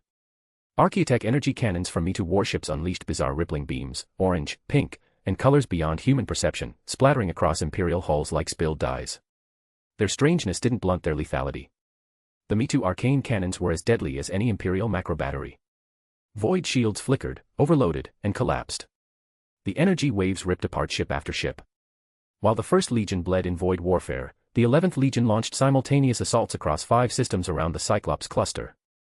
On Loscal, inside the Mitu Hall of Prophecy, hundreds of anemone-shaped aliens, each with varying numbers of limbs, gathered before a great machine. Despite their twisted heads, Mitu's physiology was broadly symmetrical. At the center stood a tall Mitu seer with 12 tendril-like legs, holding a crystalline arcane staff that shimmered with metallic light. It opened its long, narrow maw, sending ripples through its anemone-like body. Shadows. A vast fleet, send a warning to Manichea. Request aid. Several massive four-legged Mitu entered strange circular metal pods. Each device was connected by 25 glowing crystal cables to a bowl-shaped array above. Inside every bowl were 200 humans, the Mitu's preferred biological fuel source. Many had already collapsed into despair, kneeling and waiting for death. Others weakly hurled themselves against containment fields, achieving nothing. All 25 machines activated at once, screaming with a deafening mechanical howl. The humans were shredded into blood mist as the pods spun. Crystals in the center turned red, then fired blinding beams skyward. Warp energy flared like lightning. The 11th Legion arrives. At that same moment, the Throne of Shadow's sovereignty exited from the warp. In the command throne, Diana Pauline drifted through oceans of data, scanning fleet compositions using the 11th Legion's auger systems. After the first sweep, she had a complete view of Loscal. Enemy warships, 137 total. Capital ships, 29. Experimental masking test evaluation, safe. Marshal of Ordnance Gabriel and his team had gained little progress on reverse engineering the Shadow Blaster technology, but they had achieved promising results in falsifying sensor readings. At Vostroya's orbital yards, 12 ships, including the flagship Sword of Vostroya, had been experimentally modified. Diana had drafted a proposal for a field test, and now requested approval. Lord Nareth, I request authorization to begin experimental falsified reading trials. The rune in Nareth's ear chimed softly. He considered, then denied it. Not while 14th Legion vessels are present. No tests. Nareth remembered well, in the future, the 14th Legion followed Mordorion into the worship of Nurgle. Even without corruption, Mordorion despised Psykers more deeply than even Leman Russ. Russ would at least grumble before cooperating, Mordorion never would. Most of all, one does not reveal secret weapons when allies are watching. Especially when one does not yet know who, in the future, would truly be an ally or an enemy. Even if the experiment succeeded, using falsified reading tech in a joint fleet operation would risk exposure. Countering falsified readings required prior data. Without that, no one, not even allies turned enemies, could react effectively in time. Diana adjusted her plan. My lord, I will order the 14th Legion fleet to attack a detached Mitu formation, keeping them out of our firing arcs. Approved, but without the experiment, Nareth answered. She obeyed, accepting the Primarch's order. The 14th Legion deployed, tearing into a Mitu subfleet. Their void doctrine was exactly as history described, unyielding endurance, grim determination. The flagship carved through the enemy like a heavy scythe. First Captain Barrison watched silently, colorless explosions detonate across the screens, like strings of firecrackers around the flagship. Void shields strained under the Mitu's eerie beams. Begin, Barrison said calmly. The prow lance and macro batteries fired. Enemy ships erupted one after another in brilliant fire. He was watching the spectacle of destruction when Vox chants sounded. First Captain, Lord Nareth orders us to break off and make for Zavrik. We are to destroy the Mitu granaries. Understood. Navigator, set course for Zavrik. Make ready for transition.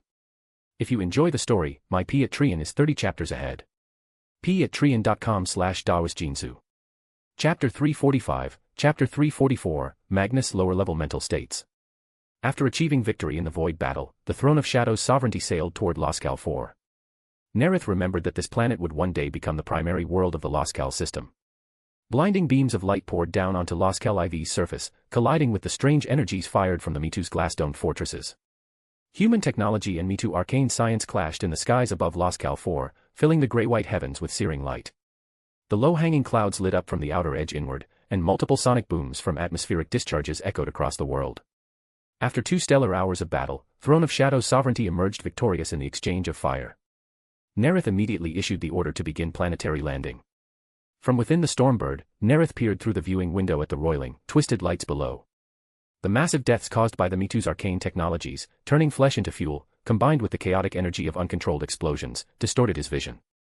The moment he stepped off the Stormbird's ramp, Nareth ascended into the third layer of Magnus' mental state. When he first began his studies under Magnus, he had mastered the first 3 layers of the enumeration. By the time he left Prospero, he had already grasped the middle 3. Through continued practice afterward, Nareth had learned to move freely among the 6 lower and middle layers of Magnus' mental structure. He could not only ascend instantly into any one of them but also shift directly between different levels without transition. The instant he entered the third mental state, the turbulent warp energy around him seemed to peel away like a veil. The world became incomparably vivid. The fragments of ruined walls overlapped with intricate geometric structures, and even the drifting dust turned into glimmering meteors in his sight. The third layer of the Enumeraean served a single purpose, to amplify a Psyker's perception and etch every detail of their surroundings into their mind.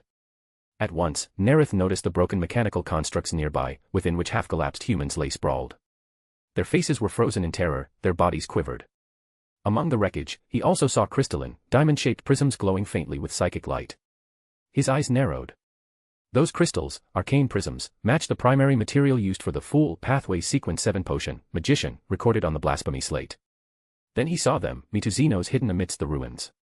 As photomorphic beings, the Mitu could manipulate light itself, blending perfectly into their surroundings. The explosion of the arcane devices had twisted reality, further aiding their concealment.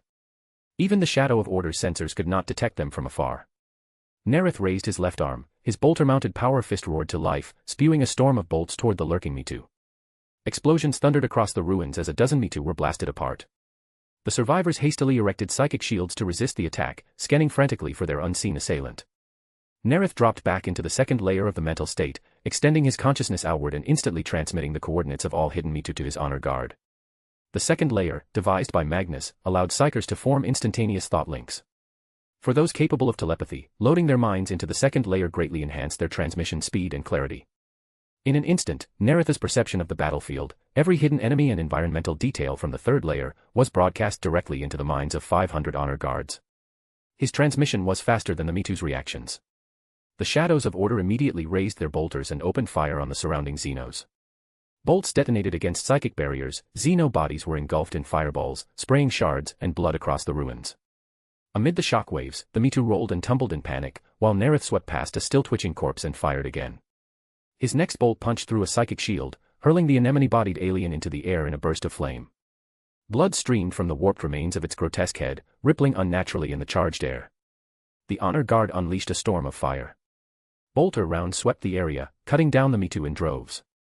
Their bodies spun and burst, some exploded outright, spraying clouds of shimmering blood like rippling mercury. The Mitu were horrified, their camouflage had proven useless. The black-armored warriors detected them the instant they entered visual range. Nareth's immense consciousness allowed him to transition across mental layers faster than thought itself, without any perceptible delay. Through his enhanced sight, he noticed a massive spherical building ahead. As the smoke cleared from the blasts, the world snapped back to normal. Hundreds of Mitu surged out of the structure, anemone-like beings with 7 pairs of legs, their bodies pulsing with pink light. Bolter fire struck their psychic shields in a thunderous rhythm. Boom. Boom. Boom. Ripples spread through the shields as they absorbed the impacts. Nareth's eyes gleamed. He raised his right hand and lifted it sharply. The Mitu screamed as an invisible force hoisted them into the air. In that instant of panic, Nareth's mind pierced theirs. Their psychic landscape was a blood-red harbor. Within their collective consciousness, Nareth witnessed how, every 4 stellar months, they conducted purges across Loscal, exterminating excess population to maintain total control. They herded humans into arcane machines and activated them mercilessly. Flesh dissolved into energy to fuel their systems. Delving deeper into their minds, Nareth found what he sought, the source of the arcane prisms. They were mined from Ghana's rock, a peripheral world in the Cyclops cluster, rich with crystalline deposits. Having extracted the intelligence he needed, Nareth clenched his right hand. Telekinetic force, like a giant invisible fist, crushed the Mitu in midair. Boom. Boom. Boom. The human slaves hiding among the ruins stared in awe as their terrifying alien masters were lifted up and pulped into drifting clouds of blood mist. After the Honor Guard and the 11th chapter secured Loscal, Nareth proceeded into the Kingdom of Disorder. In the 4th layer space, he extended his psychic senses toward a violet sphere of light. He saw Thomas leading the Librarius and the 12th chapter in an assault on Ghana's rock. Finding Thomas momentarily alone, Nareth drew him into the Kingdom of Disorder. Thomas looked around the swirling black mist, then raised his gaze to the throne where Nareth sat. My lord. With a thought, Nareth levitated an arcane prism before him. This crystal is mined from Ghana's rock, he said. Once the world is secured, begin excavation operations. As you command, my lord, Thomas replied. Nareth sent him back to the material realm and then ascended into the 5th dimensional layer, where his spirit reached toward a golden sphere. There he saw Hather Mott standing before an octagonal rune circle, radiant with shifting colors. Mott was studying the techniques of the Corvidi cult. If you enjoy the story, my Patreon is 30 chapters ahead. patreon.com/DaosJinsu. Chapter 346, Chapter 345, The Melee Scholar. After returning to the real space, Thomas made his way to the bridge. The 12th Legion's chapter master, Marquinius, spoke as soon as he saw the chief librarian enter. Ghana's rock is a world of stone, with few Xeno structures on the surface. The Mitu hide beneath the ground, so orbital bombardment has limited effect. Thomas nodded slightly.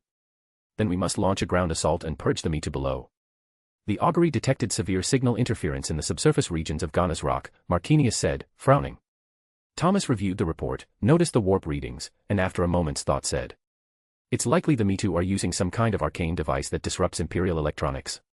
My Vox Psychers will assist your legion, he added. These Vox Psychers served as principal battlefield communicators. Unlike astropaths who transmitted across star systems, they handled shorter-range coordination of attacks and command signals. Ordinarily, one had to possess the psychic ability to project thought into the warp to become a Vox Psyker, an ability librarians could only master after years of disciplined training. But after the Black Emperor departed from Prospero, he had passed down Primarch Magnus enumeration techniques to the Legion's librarians. With the foundation of the Thelema mind state, the librarians swiftly mastered the first level of the mental states, clarity of thought, and emotional calm. This improvement greatly benefited the Legion's archivists, who recorded histories and categorized vast data, and the remembrancers, who reviewed reports with newfound composure and efficiency. Most crucially, it elevated the Vox Psychers. Previously, 196 librarians had failed to reach the psychic stability required for Vox duty. But after training in Magnus' second meditation, they could now transmit thought across small-scale battlefields with reliability. Ramsay followed Marquinius and his honor guard into the Kumasi Mountains, the largest range on Ghana's rock. Marching within the column, Ramsay examined the auger matrix's geological scans. Formation date, approximately 27,000 years ago. Highest peak, 9,250 meters, composed of clearly stratified rock layers. Range lies atop uneven saline flats, possibly the remnants of an ancient seabed. When Ramsay had been an archivist, he often noted such terrain data in his battle records. But now, as a newly promoted Vox Psyker, those duties no longer fell to him. 3 hours later, the detachment descended underground. Marquinius surveyed the tunnel and, after estimating its width, issued orders. Form teams of 3. 10 teams per squad. Sweep for Xenos. Ramsay and another guardsman followed behind the chapter master into the mining passage. After descending 13 kilometers, Ramsay saw his tactical display fill with static, their comms dissolved into crackling noise. Then he heard it, a low, mechanical whirring like a motor spinning up. Turning toward the sound, he saw a cluster of anemone-like creatures burst from the shadows. 1 o'clock, he shouted. Marquinius reacted a moment slower, raised his left arm, and fired a bolter. The leading Me-Too exploded under the blast. More poured forth, 8 tentacled humanoids whose 2 lower limbs ran like humans while 6 upper limbs wielded energy blades, shields, and spears.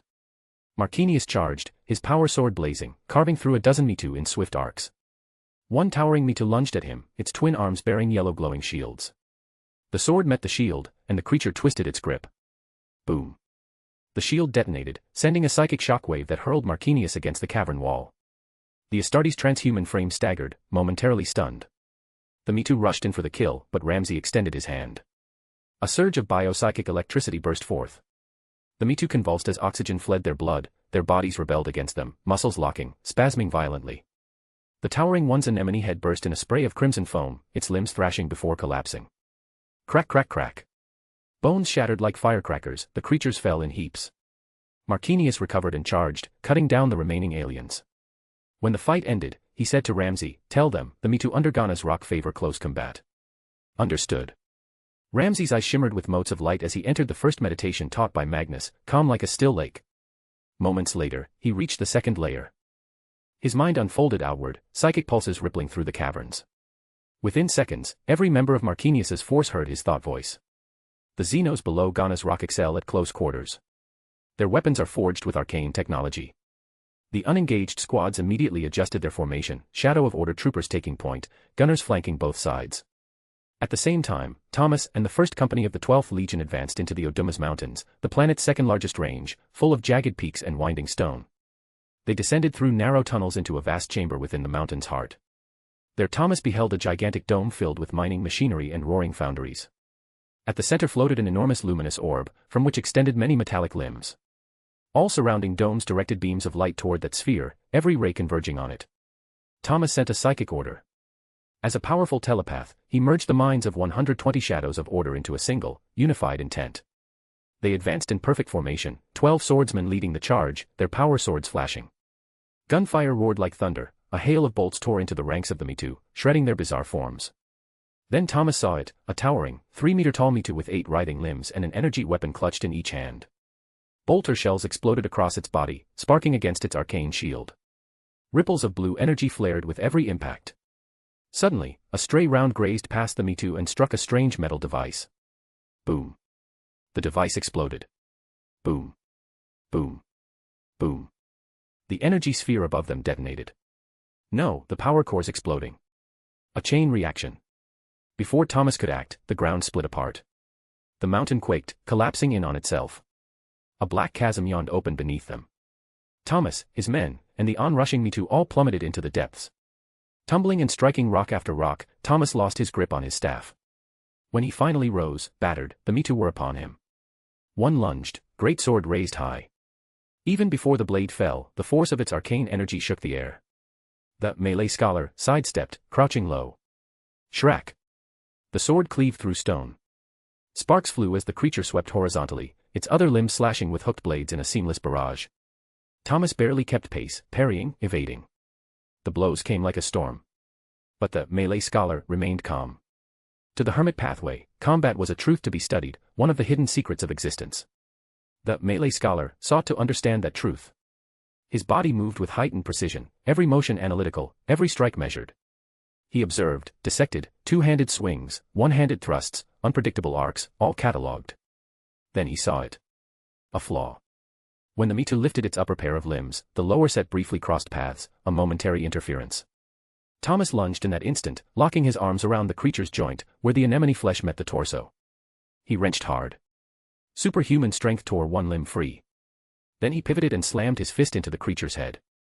The anemone burst, spraying ichor. The alien collapsed, lifeless. Thomas felt something within him break, or rather, transform. He realized, quietly, I have become a true melee scholar.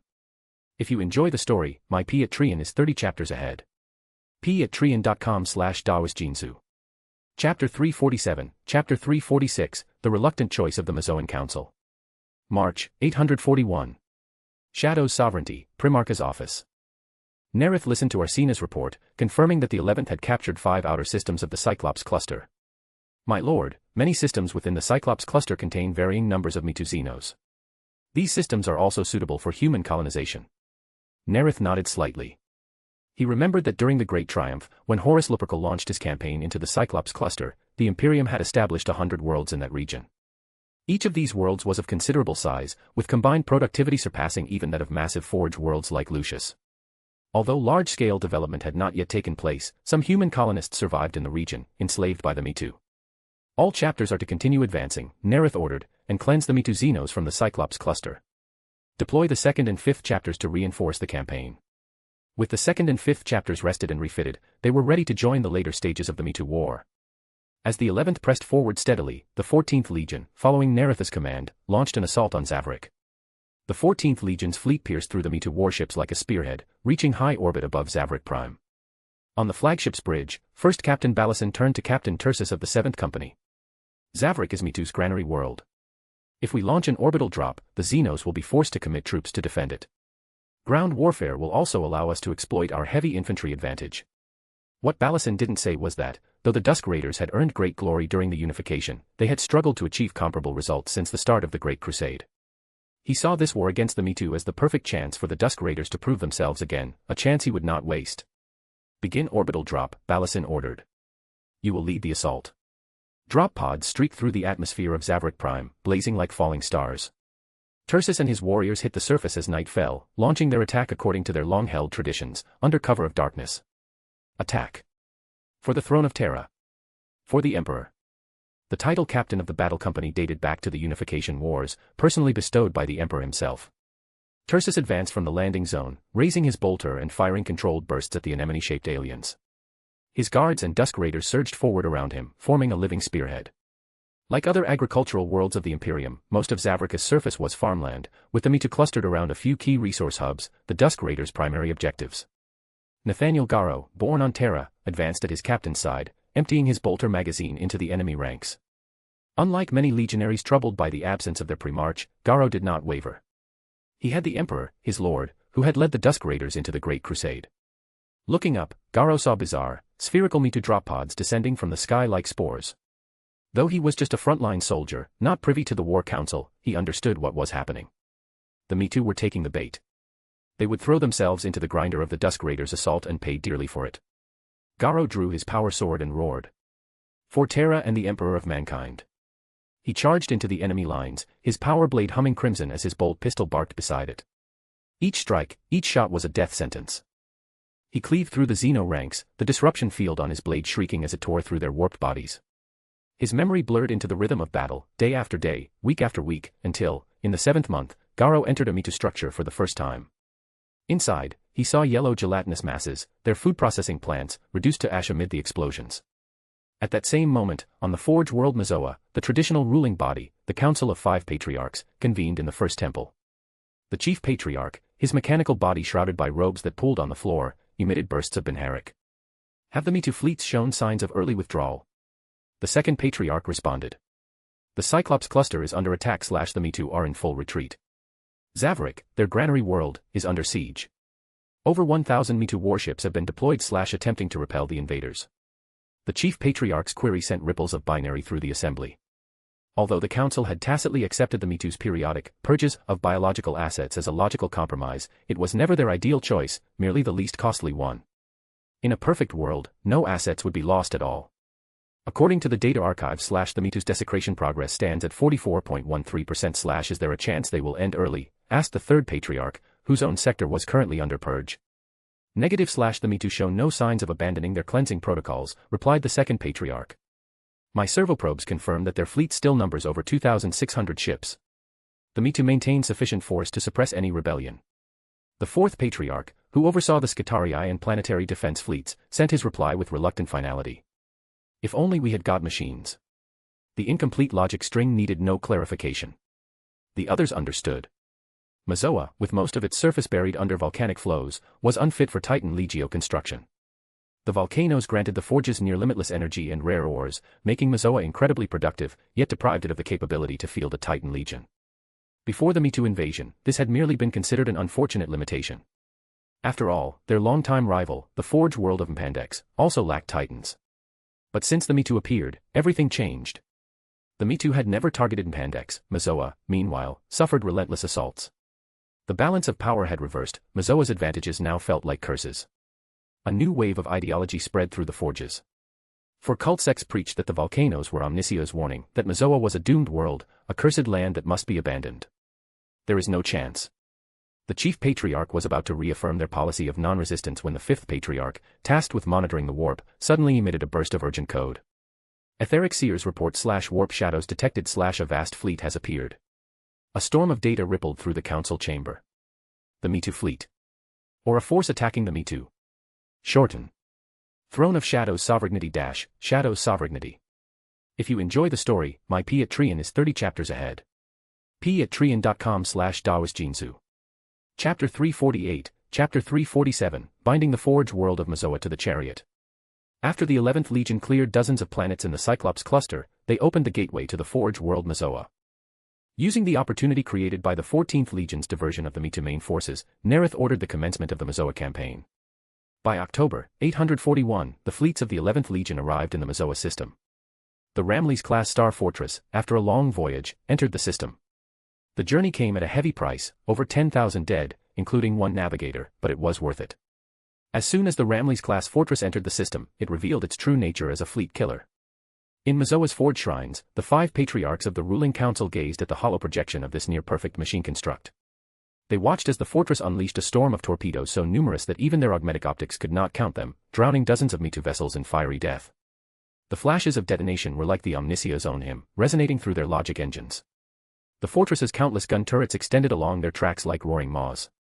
Energy cells and plasma capacitors boiled, releasing torrents of deadly firepower. The void filled with gunfire, waves of explosions swept through scores of warships. The Mitu vessels ruptured, hulls were torn apart by hundreds of wounds as white-hot flames flared from within. Light flickered across the fourth patriarch's mask as he sent a string of odd binaric code. A mighty void fortress. If we possessed such a guardian, the Mitu could never invade Mazoa. His logic chain was quickly echoed by the others. After scanning the data, the fifth patriarch transmitted his analysis. The fortress is constructed in the Gothic style, it is of human design. The deputy patriarch, responsible for diplomacy, transmitted his uncertainty. No known human power in the Coronid Deeps possesses a fortress of such magnitude. As the 5 exchanged code, more warships appeared in system. After analyzing the incoming data for several dozen seconds, the fifth patriarch transmitted his conclusion. Initial scan of black-painted fleet complete, 132 vessels analyzed. Construction, Gothic. Keel markings, unknown, but within human range. 27 share stylistic similarities with Mazoan designs, 50.81% average resemblance. Probability that the fleet is human, 96%. The chief patriarch paused for several seconds, then issued an instruction. Attempt to establish communication with the unknown, possibly human, fleet. Executing immediately. The deputy patriarch approached the control dais, mechadendrites extended into the data ports. After the recognition protocols completed, lines of techcant illuminated the screen. Mazoa's high-power comms arrays activated, transmitting into the void. Before the chief could issue further orders, the fourth patriarch sent a burst of code. I will ready all Scitarii and defense forces. The chief understood his restrained fury, the fourth longed to unleash the Omnisia's wrath upon the blasphemous Xenos, yet his logic engine warned of uncertainty. Wait until contact is confirmed and dialogue established, then act. Understood. The fourth Patriarch initiated the attack readiness protocol, feeling the machine spirit's eagerness for release. Then the Deputy Patriarch broke the silence with new code. Contact established with the unknown human force. They identify themselves as the 11th Legion, commanded by Primarch Nareth, Master of the Shadow of Order. They request a data exchange. Do we accept? 3 Patriarchs responded immediately. In brief communication, my sensory arrays register the other party as friendly, the deputy reported. All augury and remote readings indicate their power exceeds that of the Me Too Xenos, added the 5th. They are the Omnisia's emissaries, they can aid us in purging the Xenos, declared the 4th, his mask flickering with the flame of the machine god's zeal. To accept a data exchange from such a power was risky, their security systems might not withstand intrusion, but after 1 second's pause, the Chief Patriarch commanded. Activate all security protocols. Accept data exchange. After 120 seconds, a flood of filtered data poured into the Forge Shrine, flashing through the minds of all 5 Patriarchs. The 11th Legion. The King of Estonia. In a moment, their understanding of the unknown power expanded exponentially. Within that same instant, they reached consensus. Counterattack. Drive out the Me Too Xenos. The Patriarchal Council's collective decision, the highest level of joint authorization, passed through all layers of approval. Mazoa's defense arrays came fully online. 49 warships launched from their ports and opened fire upon the spherical Me Too vessels. The Me Too, long accustomed to Mazoa's submission, were caught completely off guard. For centuries since their decisive victory, Mazoa had never dared rebel, they had even opened their docks to the Me Too, allowing them to conduct their cleansings. In the command core of a Me Too flagship, the anemone-like commander's body flared angrily red. 4 tendril legs drummed frantically against the controls, then halted. The black-armored human fleet was a far greater threat than Mazoa's handful of ships. His body's coloration dimmed to a wary pale red as he ordered. Retreat. The Me Too fleet, shattered by the Shadow of Order's expeditionary armada, fled Mazoa in disarray. At Mazoa's void docks, the Deputy Patriarch led the welcoming procession for their liberator, Lord Nareth. Skitarii ranks saluted as artillery boomed in honor. The Deputy Patriarch approached the towering, black-armored giant. Lord Nareth, Mazoa welcomes you. A roar of flesh and blood voices erupted. It was Nareth's arrival that had stayed the Me Too slaughter. Amidst the cheers, Nareth entered the Forge Shrine and met the other 4 Patriarchs. He recalled the molten landscape seen upon descent, confirming Mazoa's volcanic surface still prevented the construction of Titan legions, and felt even more confident that he could bind this world of great productivity to his cause. The Chief Patriarch, speaking for the Council, expressed gratitude. Lord Nareth, you are Mazoa's liberator, our eternal friend. Nareth nodded slightly and smiled, then cast the bait. Patriarchs, Mazoa has suffered long under the Me Too. Surely you wish for weapons capable of defending yourselves. What kind of weapons? Asked the 4th eagerly, the image of that colossal fortress flashing through his mind. The Ramles-class Star Fortress. As Nareth spoke, his tech adepts transmitted binary schematics so the Patriarchs would understand precisely what he meant. Light pulsed across their masks as they conversed in code. 5 Ramles-class fortresses could form a perfect defensive network, even the Me Too fleet could not breach Mazoa, reasoned the 4th. Nareth must have demands, noted the deputy. After a short exchange, the Chief Patriarch addressed Nareth. Of course, Lord Nareth. We desire such fortresses to defend Mazoa. What do you ask in return? Nareth listed his terms. Mazoa shall ally with the Shadow of Order, your Skitarii will answer my call to arms, your forges will prioritize production for my legion, all surplus output will go to my appointed representatives. By the time Nareth finished listing 15 conditions, the Chief Patriarch realized, if accepted, Mazoa would be firmly chained to Nareth's war chariot. He hesitated. My lord, one fortress hardly balances such demands, even considering your rescue of Mazoa. I will also grant you the blueprints for constructing Ramles-class fortresses, Nareth replied, and at once, the Patriarch's masks shone bright. Of course, Nareth added, the completed fortresses will be deployed at locations of my choosing. After brief consultation, the Chief Patriarch spoke. My lord, I accept your terms in principle. They could not resist the temptation. Thus, represented by the Deputy Patriarch, Mazoa negotiated with Arsena Dunn's delegation for 3 stellar weeks, and finally, Nareth and the Patriarchal Council of Mazoa signed an alliance pact. If you enjoy the story, my Patreon is 30 chapters ahead. patreon.com/dawasjinsu. Chapter 349, Chapter 348, The First Shadow of Order to Awaken the Mind-Forged Staff. After ordering the 5 chapters that had fought in the previous campaign to rest, Nareth led the newly arrived 2nd and 5th chapters toward the Demeter system to rescue Nighthouse Vironii, which had endured a centuries-long siege by the Me Too. Before the 5th chapter's fleet departed, Santiago Boardcamp, who served as adjutant, received new deployment orders. Filled with excitement, he boarded a Stormbird and ascended onto the Shadow's Sovereignty, the flagship of their Gene Sire. As a former member of the Honor Guard, Santiago was no stranger to the Primarch's vessel, but he was unfamiliar with the location mentioned in the report, the Librarium. The Librarium sat at the rear of the ship, behind the Primarch's palace, isolated from other sections. Santiago knew its general layout, a rectangular structure. The outermost ring was the archivist's area, where scribes worked tirelessly. All battle reports and accumulated knowledge gathered by the Legion were compiled, categorized, and archived here. Though the Shadows of Order were not as obsessed with hoarding knowledge as the Thousand Sons, the influence of their Primarch and the vast Librarium still made it an immense treasure trove of wisdom, one so vast that even the Librarium itself could hardly contain it. With the completion of the Legion Fortress Shadowhold, most of the reports and system scan data had since been moved into the main tower's secret spires. After presenting his authorization rune and passing inspection, Santiago entered the outer archivist zone. There, he spotted a librarian in a black robe bent over his desk, studying a flickering crystal plate. That should be a Me-Too data carrier, Santiago thought silently. Had I accepted Chief Librarian Thomas's invitation, I'd probably be doing this kind of work right now. But I prefer standing beside my battle brothers. Even if librarians fight beside us at times, it's not the same.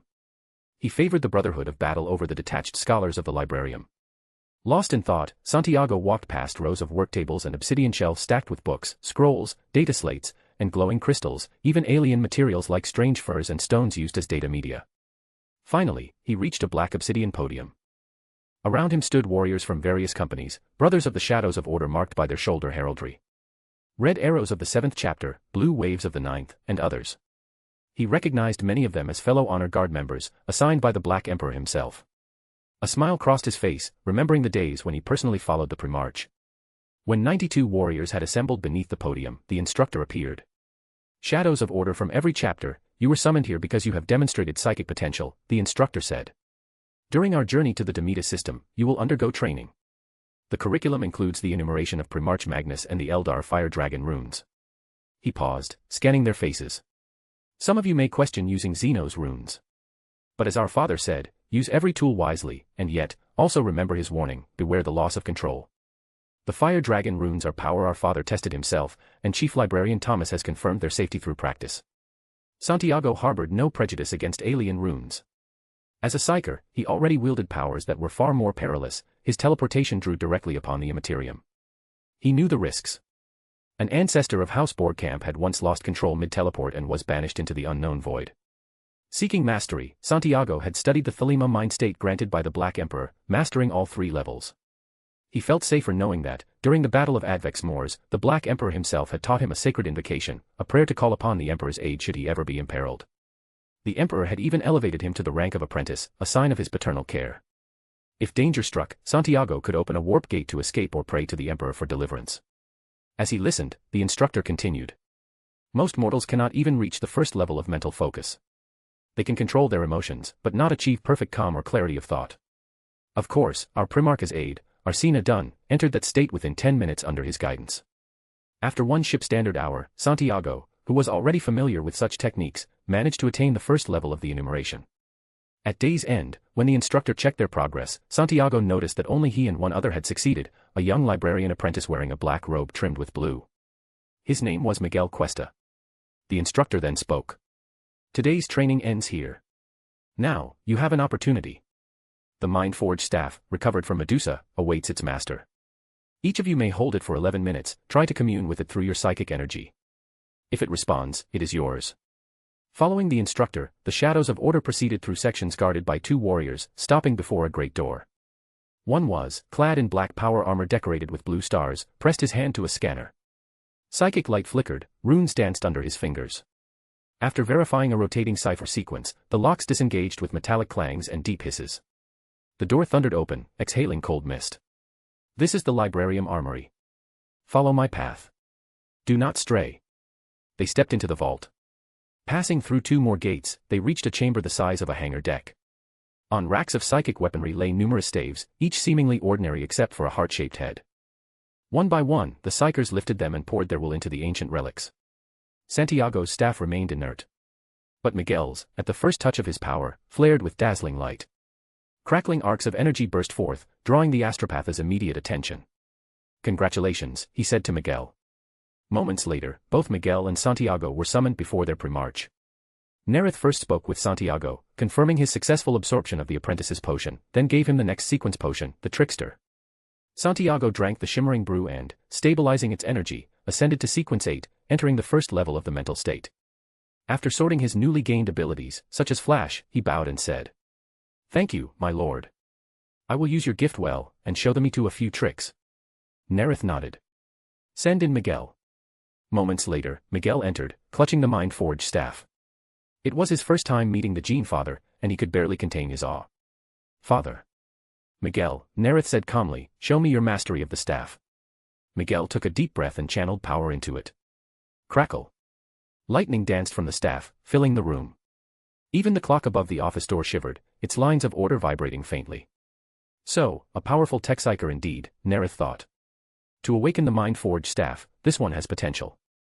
Perhaps not on par with Lidriak, but formidable nonetheless. Maybe I should cultivate him as an extraordinary being. He recalled that Lidriak, the first wielder of the mind-forged staff, had beheaded the Sapphire King, a Slaneshi demon born from the psychic storm of Ferrus Manus' death, a manifestation of their Primarchs' rage and regret. Though many Iron Fathers perished in that battle, Lidriak's mastery of the mind-forged staff had been decisive. That relic was a staff of immense power, far surpassing the staff of the Cybrids. Nareth then reviewed Miguel's dossier. "You're from Kasai, yes. Your family forges psychic longswords for the nobility." "Yes, father." "House Cuesta is the oldest and largest swordsmith clan in Kasai." Nareth nodded slightly. "A lineage that melds technology with psychic craft, perhaps it's no coincidence he awakened the staff. High psychic potential and mechanical aptitude. From now on, you are part of the honor guard." "By your will, father," Miguel said, realizing that this day had truly been his day of fortune, a powerful staff in his hand, and the Gene Father's personal recognition. Term correction. Heart-forged staff, mind-forged staff. If you enjoy the story, my Patreon is 30 chapters ahead. patreon.com/DaosJinsu. Chapter 350, Chapter 349, The Vironii Knights Who Survived the Brink of Despair. December, 841. Demetus System, Planet 3, Moon 2. High King Jock Vironii looked up at the emerald sky streaked with drifting ribbons of color. As a moon, the knight's homeland was lit by the reflected glow of the gas giant it orbited, bathing everything in a bright emerald hue. Jock's eyes were filled with fury. He knew that with every batch of Me2 aliens dropped from orbit, another noble fortress would fall into ruin. His communicator crackled. His eldest son, Geos, spoke. "Father, we only have around 200 night mechs left." Jock felt the grief of the machine spirits welling up, filling his heart with desolation. His house had once fielded 600 night suits. Now only a third remained. Jock could feel it. House Vironii stood on the edge of annihilation. Their supplies were nearly exhausted. Across all Demetus, not a single fortress remained intact. Memories of Vironii's ancient glory flashed through Jock's mind. The Demetus system sat at the crossroads of several short but stable warp routes, drawing early colonists to this world. Using the hulls of their exploration arc ships, they built a mighty fortress, Fellweather Keep. The settlers soon learned that the world was ruled by alien creatures who called themselves gods, who demanded that the newcomers submit to them. Thus began the Age of War. For decades, Vironii knights fought the twisted creatures who fed upon humans, using the standardized fortress templates of Stormgloom as their strongholds. Their battles boiled swamp oceans, scorched vine-choked forests, and turned the green sky black. In the end, they slew or drove the cephalopod, mammalian hybrids into the furthest wilds. For 5,000 long years of old night, the Vironii knights resisted countless invasions, some by unknown Xenos, others by infamous enemies such as orcs and Eldari raiders. But none were as terrifying as the Me2. Over centuries of resistance, generation after generation of knights died. Yet they never yielded. Even when nothing remained but shattered ruins, they upheld their oaths and refused to let the Me2 carry out their merciless purges. Jock listened as the machine spirit of his knight, Solidus, roared its greeting. Battered, poorly maintained, nearly falling apart, yet still determined to meet its end with honor. Through ages of bloodshed, each knight armor had outlived countless pilots. This gave the Demetus machine spirits a strange, unique nature, both aggressive and mournful. And the knights themselves had absorbed that temperament, solitary, stubborn, unbreakable. Every noble bestowed upon their knight armor a name filled with its own tragic dignity. Jock's knight was Solidus, a symbol of lonely resistance against alien cruelty. The High King steadied his thoughts and spoke into the comnet. Knights of Demetus, we are the last humans in a broken galaxy. We will be destroyed, but our oaths are unbreakable. Hold your ground. Protect our people. Solidus raised its left arm. Its shock lance rotated and roared. Our oaths are unbreakable. The replies were fewer than Jock expected. He didn't check for survivors. A new alert flashed across his retinal display. Plasma reactor output, 50.13%. Jock silently shut off the communicator. From now until death, he needed no further communications. Like this lonely, dying world, he would face his end alone. He ran a hand across the worn leather and cold metal of the command throne, then struck it firmly. The machine spirit roared in anger as Jock burst out laughing. His sorrow vanished. His eyes hardened as Me-Too vehicles and anemone-like bodies came into view. Jock's hands danced across the rune panel. Solidus howled in rage and charged forward. With longer mechanical legs than most knights, Lancer-class knights were taller and faster. Its ion buckler wasn't a force field, it was a real, solid shield. Demetus chancellors had standardized the Lancer pattern because its reinforced frontal defense excelled in dense jungles full of beasts. Now, with supplies nearly gone, conserving energy mattered even more. Speed meant survival. Jock fired Solidus's last 5 ion rounds. With thunderous booms, 5 Me-Too disc tanks exploded. He shut down the augury. Every remaining one had to go to locomotion and weapons. In melee, he needed no aiming. Solidus slammed into the Me-Too ranks. Jock silently thanked the ancestors for the old knightly design. His shock lance could fire at range or serve as a melee weapon, like the ancient Terran lances from the archives. He would not die waiting helplessly for death. He would die killing Xeno filth. The lance smashed through 6-limbed Me-Too bodies, turning them into liquefied sludge that splashed across Solidus' armor. Solidus advanced through the horde, crushing alien after alien. Me-Too tanks glowed strangely and launched metal projectiles. Jock raised his shielded arm, the ion buckler flared. Explosions rocked Solidus, but Jock pushed on. Reactor output, 49.34%. Reactor output, 37.58%. The alerts buzzed in his mind, but he no longer had attention to spare. His vision was filled with writhing anemone limbs. When beams began slamming into Solidus and he felt its pain through the machine spirit link, Jock realized the ion shield had been forced offline. Defenseless, he did not panic. He had accepted reality long ago. There was only one thought left: kill as many Me-Too as possible before death. Jock lifted his head proudly and charged like a true Vironii. Solidus trembled, smoke rising from its damaged plating, yet continued tearing through alien ranks with its lance. Then, Jock saw something. A kilometer ahead, a black aircraft rushed in at high speed. Me-Too flyers. The remaining Vironii knights also noticed the fast-approaching air formation. They watched the rotary cannon spin up, and saw the torrent of fire not shred their broken knights, but completely annihilate the Me-Too tanks and anemone soldiers. A storm bird descended.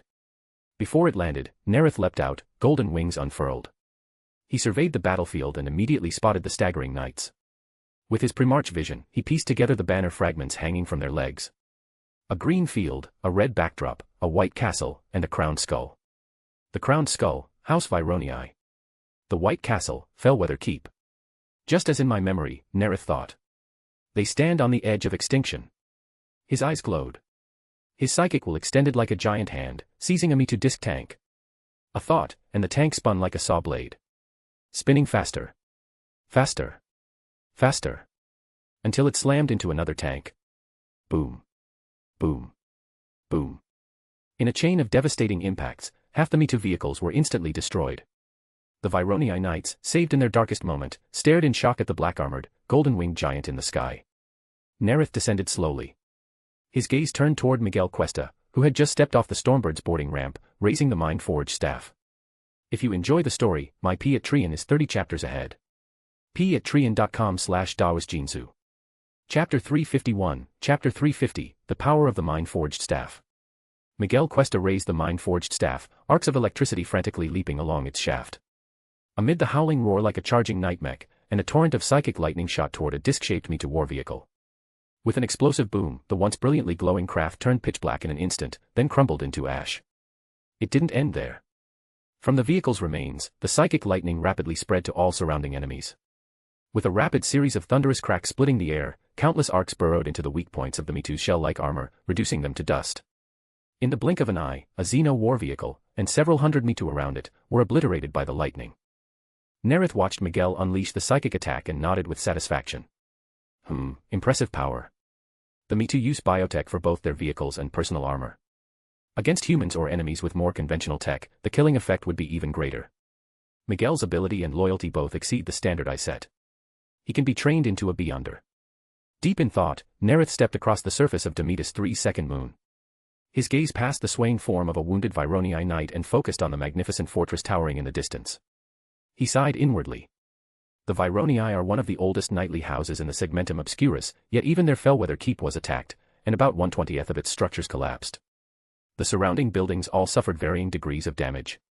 Inside the Cerastus-pattern Knight Lancer Lonely Zero, Grand Master Jock Vironii, seated upon the mechanical throne, stared at the black-armored, gold-winged warrior descending from the sky. This figure had crushed dozens of Me-Too war vehicles and over 1,000 Me-Too warriors in moments, unbelievable. They're attacking the Me-Too, likely also enemies of the Xenos. Humanoid, but without remote sensing, I can't confirm what lies beneath that armor. Aliens could mimic such a form, but not that size. And more importantly, we believed we were the last humans. Jock watched helplessly as the towering black-armored warrior approached. His night mech was completely out of power. Then, he heard a dignified voice speaking High Gothic. Are you the Night King of Vironii? Yes, Jock manually opened the cockpit and stood to face the black-armored warrior. Moments later, after leaving Lonely Zero, Jock accessed the standard data files introduced by the Shadow of Order to human colonies, giving him a first look at the mighty warriors who had saved Vironii. He was stunned to discover that Demetus was not humanity's final isolated remnant. Humanity had already risen again from the long night, and the commander of these black-armored warriors was the Primarch of the 11th Legion, Nareth. Jock and his eldest son, Geos, approached the Primarch. Lord Nareth, I am Jock Vironii, Grand Master of Demetus. We are eternally indebted for your rescue, our knightly order owes a liberation debt it can never repay. My lord, thank you for saving us. I am Geos Vironii, eldest son of the house, Geos said reverently, dressed in knightly garb with a sword at his waist, staring up at the giant before him. Hearing their names, Nareth instantly recalled everything about them. After the Vironii were rediscovered, they joined the Great Crusade immediately, fighting alongside the Dark Angels who rescued them. They served in 5 expedition fleets, earning vast honors, but suffered great losses of night mechs, creating enormous demand for replacements. Jock eventually chose to ally with the Forge world of Cyclothraith, the wrong ally. Cyclothraith sided with Horus Heresy, launching an attack during the alliance ceremony. Nareth recalled Geos as well. 1 hour before the ceremony, he discovered Cyclothraith's betrayal. He returned alone, fought his way through the landing zone, collapsed before his father's Horn Viper, and delivered the shocking warning. After Jock's death, the injured Geos led the Vironii through the crisis. Impressive capability. After reviewing his memories in a flash, Nareth spoke with a smile. Vironii's bravery in standing alone against the Xenos and protecting your people is admirable. Hearing the Primarch's praise, Jock and Geos both smiled. You will not fight alone again. My sons will march with the Knights of Vironii. The Forge worlds will supply you with night mechs. Demetus will have more knights than ever before. Geos was thrilled by the vision. Jock, however, frowned. The Vironii archives described the Mechanicum as endlessly greedy for knowledge. With the data he'd just read, he felt uneasy accepting Forge world aid. If Demetus' weakness was discovered, they might demand the priceless knowledge sealed within their colonial ark. Jock spoke cautiously. We appreciate your kindness, but Demetus does not require aid from the Forge worlds. Without this Me-Too invasion, our sacred tech wardens could repair our damaged knights. We will soon stand beside you in battle. Nareth understood the fear perfectly. His gaze flicked, almost imperceptibly, toward the Fellwether Keep. He knew the ancient crystalline archive lay buried beneath it. And indeed, the Mechanicum, Mazoa, Pandex, the new Cyclothraith, even far-off Lucius, all coveted the wealth and ancient data of the declining night world. Jock had stalled them for over a century, disgusted by their greed. Only when survival forced a choice did Demetus finally seek an alliance, choosing disastrously. If not for Geo's abilities, leading the knights out of ruin, Cyclothraith and the House Atrax would have destroyed them. Nareth himself was interested in the crystalline archive, but he had no intention of alienating the Vironii, who owed him a vast debt of gratitude. As the Baron of Corruption, he didn't need the Mechanicum's crude tactics. The moment he saw Geos, a plan formed. Take him along, and corrode him. One day, as heir and a highly capable leader, he would become head of House Vironii and Grand Master of Demetus. Then, the ancient archive would naturally fall into Nareth's hands. With a pleasant smile, Nareth said. There is no need for concern. No price will be required. Mazoa will build night mechs for you. Mazoa will follow my will and supply you. From their earlier reading, Jock and Geos knew the overwhelming power of a Forge world. Yet Lord Nareth could command Mazoa itself. Recovering from his shock, the Grand Master bowed deeply. We obey your will. I grant the Knights of Demetus time to recover until you are ready to walk the battlefield once more. Nareth turned to Geos. You will follow me. I will teach you, so you may adapt to what comes next.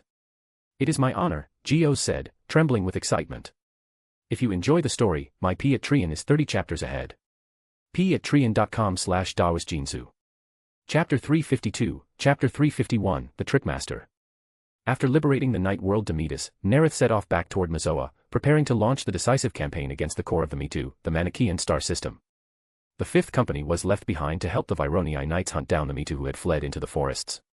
When Santiago Bogcamp led his 5 squads into the woods, the first enemies they encountered were not Mitusinos, but the alien beasts that had been driven into the forest by Demetus.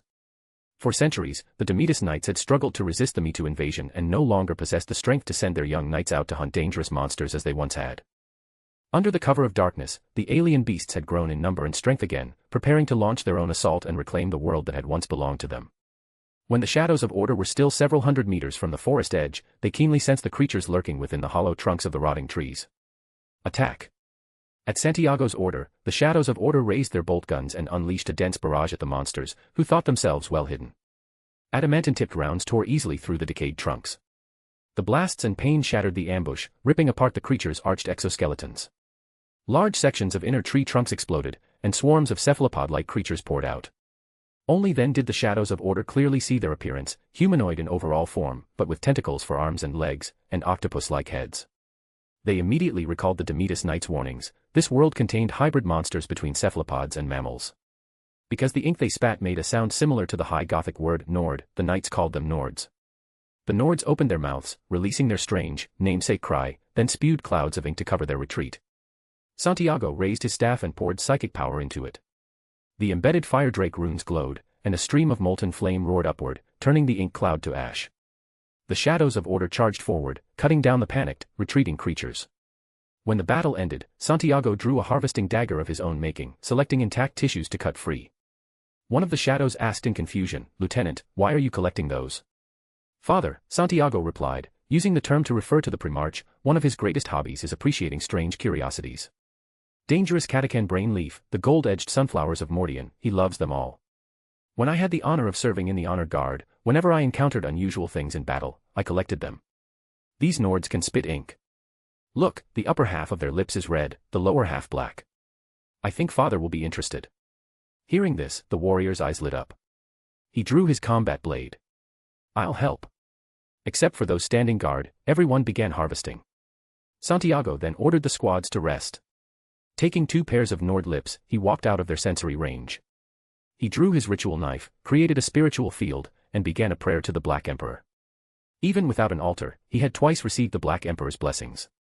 He was confident he could complete the rite and offer the 2 lips as a sacrifice. Black Emperor of the Shadows of Order, I beseech thy gaze. I beseech thy favor. I offer you this sacrifice. O iron laws of monarchs, basis of the kingdom of disorder, grant strength to my invocation. The Trickmaster finished the first recitation and began the second. As he reached the third repetition, black mist churned before him, and a mysterious gate appeared from nothing.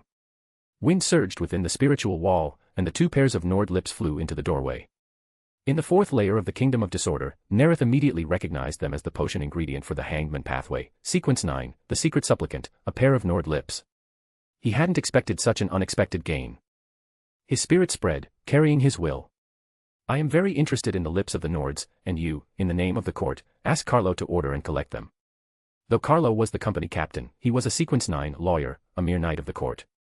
Santiago, however, was the 5th Company's only court baron and Nareth's favored candidate. The court had existed for nearly 30 years and had taken deep root in the shadows of order.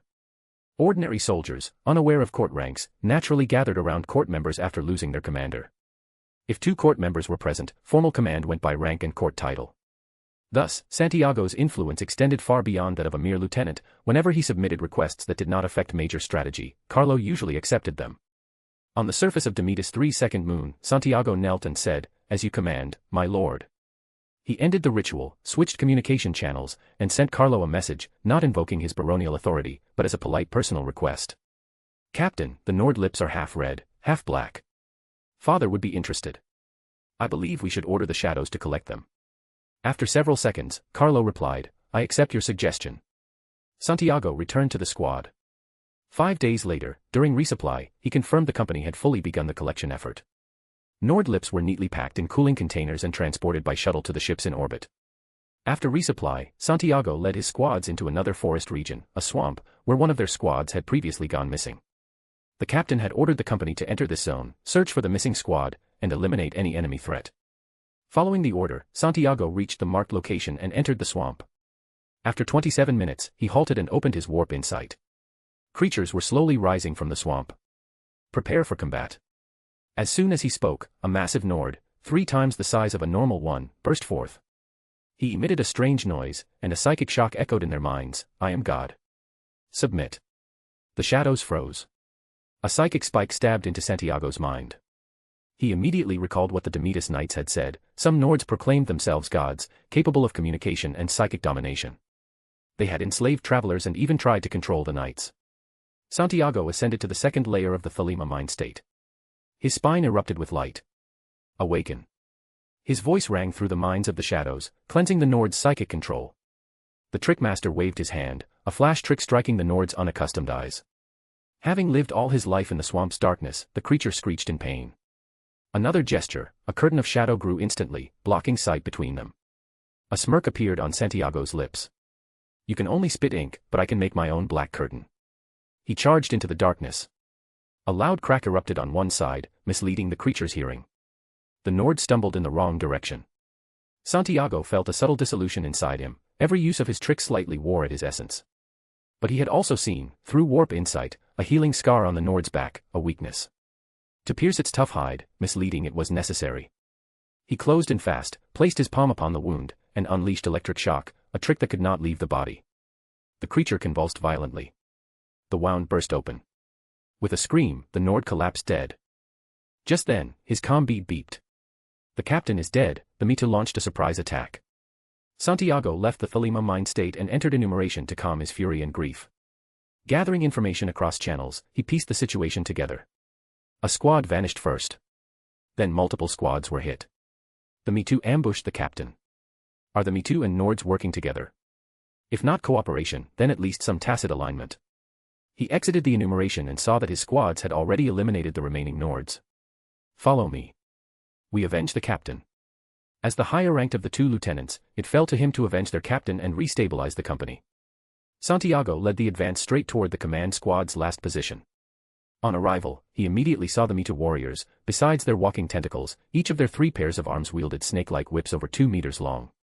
Once trained as a psychic artificer, and the 5th Company's most skilled craftsman, Santiago instantly recognized the 6 whips as psychic weapons. The Mitu called them arcane weapons, forged through metallurgy, psychic discipline, and biotechnological synthesis. The honor guard charged in righteous fury. The Mitu warriors' 6 arms blurred.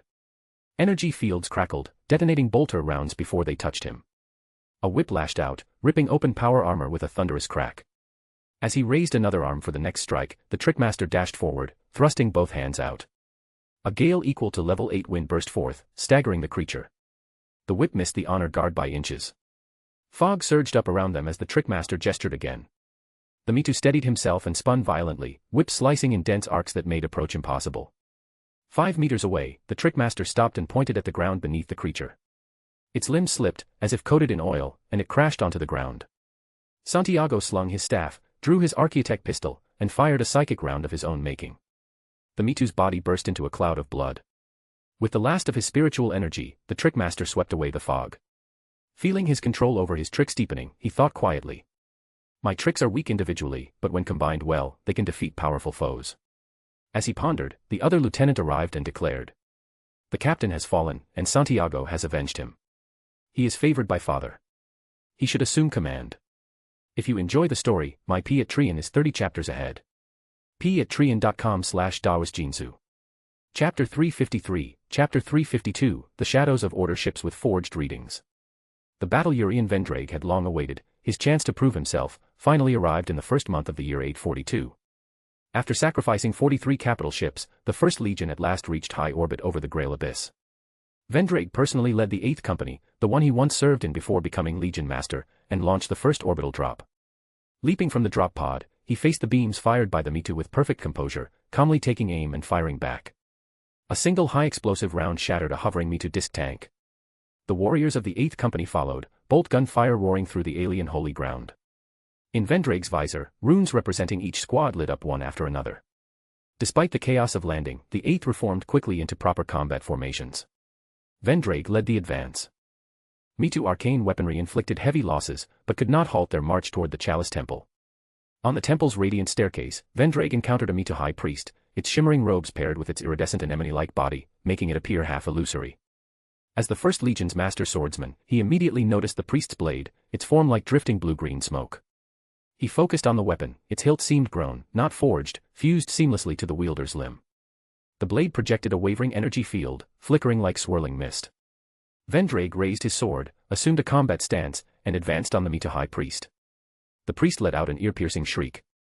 Vendrake didn't understand the words, but could guess their meaning, maybe curses, maybe blasphemies. As the creature hurled itself forward in rage, Vendrake struck first. He parried the alien weapon, twisted his wrist, pressed past the shimmering blade, and aimed straight for the priest's throat, but the high priest dodged with uncanny agility.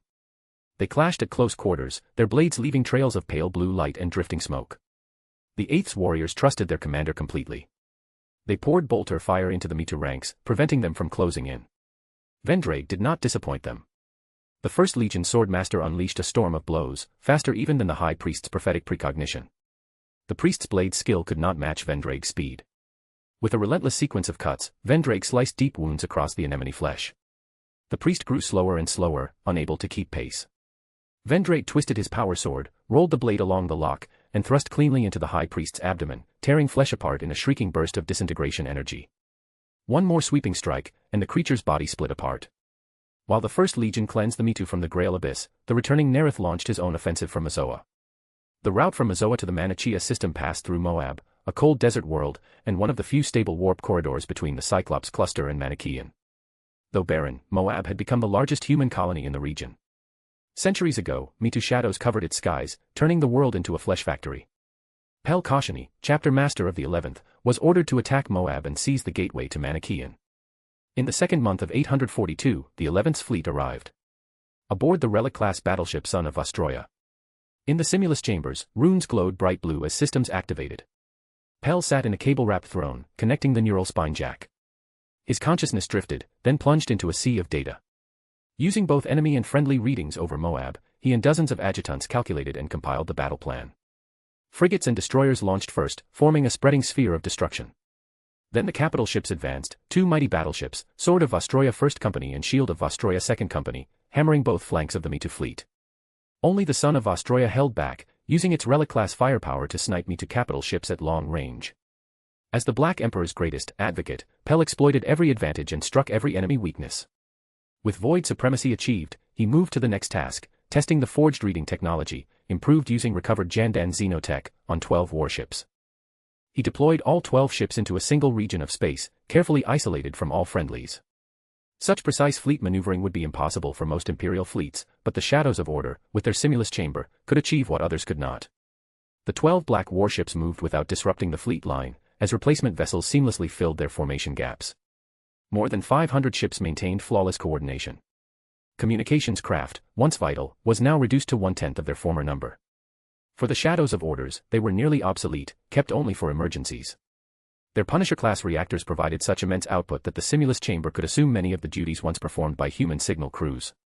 Aboard the 1st Company flagship Sword of Ostroya, Gibbs sat in the simulacrum, fully aware of his role. He selected a Mitu capital ship as the test target and gave the order. 5 meters away, a tech sergeant immediately executed the command. The battleship's new concealment field generators powered up to maximum. Thousands of nodes activated flawlessly, especially those tied to the ether. Since Mitu remote sensors relied heavily on etheric readings, these were critical. Gibbs focused on the one result that mattered. Would the enemy fire on the Sword of Ostroya? After 2 broadsides, he saw it clearly. The Mitu ships failed to detect his battleship at all. They kept rotating like dim, lumbering spheres, stupidly identifying the Gothic Imperial vessel as one of their own. Data from all 12 warships flowed to Pel. Not a single one had been targeted. The test was a complete success. With victory in the void assured, Pel ordered the Son of Ostroya into high orbit over Moab. After bombarding the Mitu orbital defenses, he began the planetary assault. Moab's voidport was crucial to the future Shadows of Order. It could not be reduced to ruins. Pel entered a drop pod, plunging toward the largest port dome identified by the auger array. Humans in the labor camp stared in shock at the rain of blazing lights descending from the sky. Pel stepped from the pod, assembled his guard, and charged toward the central dome. He raised his Archaeotech pistol and fired an inferno round. The diamond core shell pierced a Me to disc tank and ignited oxyphosphor gel, burning through alien flesh. He drew his golden blade. For the monarch of Ostroya, he roared, and silently added, for the Black Emperor. For my lord. Then he surged into the alien ranks, brandishing the golden sword forged by the Black Emperor himself during a duel with Vulcan. Power filled Pel's body. The Black Emperor had forged only a single weapon with his own hands, and Pel held it. The honor was overwhelming. The barbarian bellowed a savage war cry. 20 Me to reeled, vision swimming. The golden blade flashed, smashing through Me to's arcane weapons. The guard bathed in light like the Primarch's own twin wings, racing behind Pel. The golden radiance pierced the alien line like a spear tip until they reached the dome exterior, forced to halt. A Me to commander, a towering anemone creature, rushed from the defense bunker, wreathed in smoky light. Bolter fire hammered its shield, bursting in rapid detonations. Boom. Boom. Boom. Pel noticed the Xeno's shield held firm even under the guard's full assault. The creature raised a crystal-like pistol and fired a lance of orange light. It speared through a guard's power armor, leaving the air thick with burnt flesh. Pel, newly ascended Briber, lifted his Archaeotech pistol and fired 5 inferno rounds. Flames coated the arcane barrier, but the commander remained calm. Such attacks were far from enough. Then, the shield vanished. The Me to commander froze for an instant in confusion. Pel was already upon him. The golden blade fell, cleaving deep into the anemone flesh. If you enjoy the story, my Patreon is 30 chapters ahead. patreon.com/dawasjinsu. Chapter 354, Chapter 353, Rewarding the Rogue Traitor. In the 4th month of the year 842, the fleet of the 11th Legion arrived at Moab. Inside the Primarch's palace aboard the Shadow's Sovereignty, Nareth listened with a faint smile as Pel delivered his report. With the occupation of Moab, the 11th Legion now controlled the entire transportation hub of the Coronid Deeps. In Nareth's memories, Moab had always been the transport center of the Me to conglomerate. Even after the Empyrean established the Coronid New Zone and built the Abyss Port, Moab remained the second largest hub world in the region, a mandatory passage between the Cyclops cluster and Manake. My lord, so far, the 11th chapter has lost a total of 2,560 Shadow of Order Marines. Over 2,000 of them fell during the assault on Moab. Nareth's eyes dimmed. The 11th chapter had participated in the First Randan War, and its losses had been replaced after the war, bringing its numbers above 20,000. Now, after suffering the most severe casualties in its history, its numbers had dropped to 17,900. It will take 2 to 3 rounds of recruitment to restore it to 20,000. As Nareth pondered, Pel continued his briefing. After void battle testing, the improved Rangdan counterfeit reading device has been successfully verified. The Me too cannot distinguish our disguises. After thinking briefly, Nareth spoke. Your chapter has suffered heavy losses. It is unwise to deploy it in direct frontal combat. I have decided to grant you Cyclothrave. Use your expertise in ship modification to sweep the surrounding region of Me too vessels and take control of that world. As Nareth spoke, Arsena manipulated his control staff, projecting a holographic star map and highlighting Cyclothrave's location. The Me too never developed Cyclothrave, but the planet holds rich mineral deposits. It will be the most valuable world for future development in the Coronid Deeps. In Nareth's memory, Cyclothrave, still a primitive world now, would later rise rapidly and become a forge world. Though its production capacity was below Mazoa and Enceladion, only a second-tier forge world, it was still worth more than most worlds in the Cyclops cluster. And in the later heresy, Cyclothrave would side with Horus, becoming one of the bases of the future Dark Mechanicum. So Cyclothrave belongs to me. Its resources may not rival the Triken system, but it exceeds Vostonia's. By your will, my lord, Pel answered. Though disappointed he could not take part in the Manichaean campaign, the Black Emperor's words made him understand Cyclothrave's significance.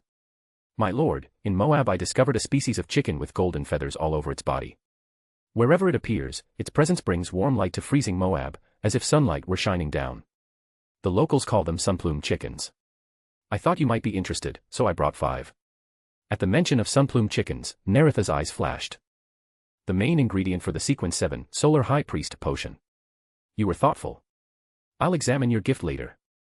After Pel left, Nareth turned toward the rogue traitor accompanying the chapter, Louis von Valancius. Louis, the star maps and intelligence you brought back from the Coronid Deeps greatly aided our campaign against the Me too Xenos. You deserve a reward. In the Cyclops cluster, there are 105 human habitable worlds. 72 remain undeveloped. You may choose any 3, they will belong to House von Valancius. Zaverick is also yours. I expect you to restore its production as soon as possible. As an agricultural world, it must supply food to the worlds of the Cyclops cluster. To motivate the rogue traitor to continue serving him, Nareth allocated 4 planets to him for development. "My lord, I will strive even harder to discover more worlds for you," Lewis said excitedly. House von Valancius had already received ships and tremendous wealth for past achievements. Though the 4 worlds would require investment, the family could bear the cost. Lewis felt overjoyed. Unlike past profit shares, this time House von Valancius would finally have its own foundation. He steadied himself and bowed. "My lord, I wish to take part in the Manichaean campaign, to cut down the abhorrent Xenos who enslave and slaughter our human kin." Lewis could not forget how the Meta massacred humans, treating them as fuel of flesh and blood. He refused to remain a mere bystander in this war. "Your courage is commendable. I grant your request," Nareth nodded. He did not want to lose such a valuable explorer. "Arsena, take him to my private armory. Let him select ring weapons and protective orbs." "As you command, my lord," Arsena replied, guiding Lewis to the Primarch's private armory. Nareth turned to Geos Vironii with a smile. "Geos, are you adapting well?" "My lord, being at your side has taught me much." Geos's eyes shone. Back in Demetus, he only felt the overwhelming might of a Primarch. Now, accompanying Nareth, the young knight had learned many things. He believed that once he became the Grand Master of Demetus, he could bring transformative change to the shattered night world. The Baron of Corruption watched Geos. He could already sense the barrier between his spirituality and his potion thinning, slowly merging. After ascending to Corruption Baron, the new followers I kept with me, Lien Ramles and Louis von Valancius, were loyal to me to a fault. Their roles had little effect, giving me almost no feedback. But Geos is different. The corrosion is working. I've already digested part of the potion. As Nareth reflected, Geos bowed. "My lord, my night mech has been repaired by the tech priests accompanying the legion. I wish to take part in the Manichaean battle." Seeing even a rogue traitor volunteer for battle, he refused to fall behind.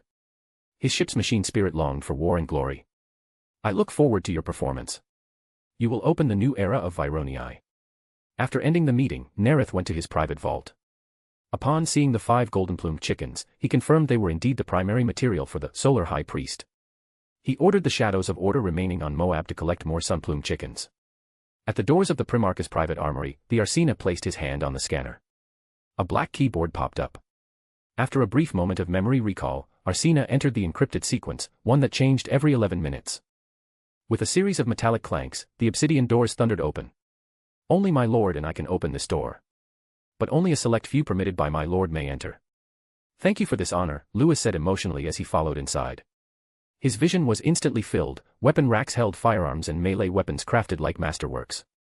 To his eye, any one of these weapons could be an heirloom for House von Valancius. He reminded himself that most were meant for a Primarch, or at minimum a Shadow of Order, before calming down.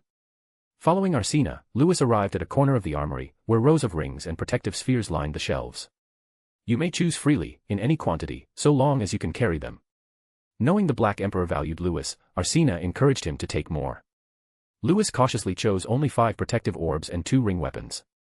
He did not want to appear greedy. Arsena frowned, then personally strapped 2 more protective orbs onto him and handed him 5 more ring weapons. "You deserve this," he said, cutting off Lewis's protest. "Your safety is a matter of importance to my lord."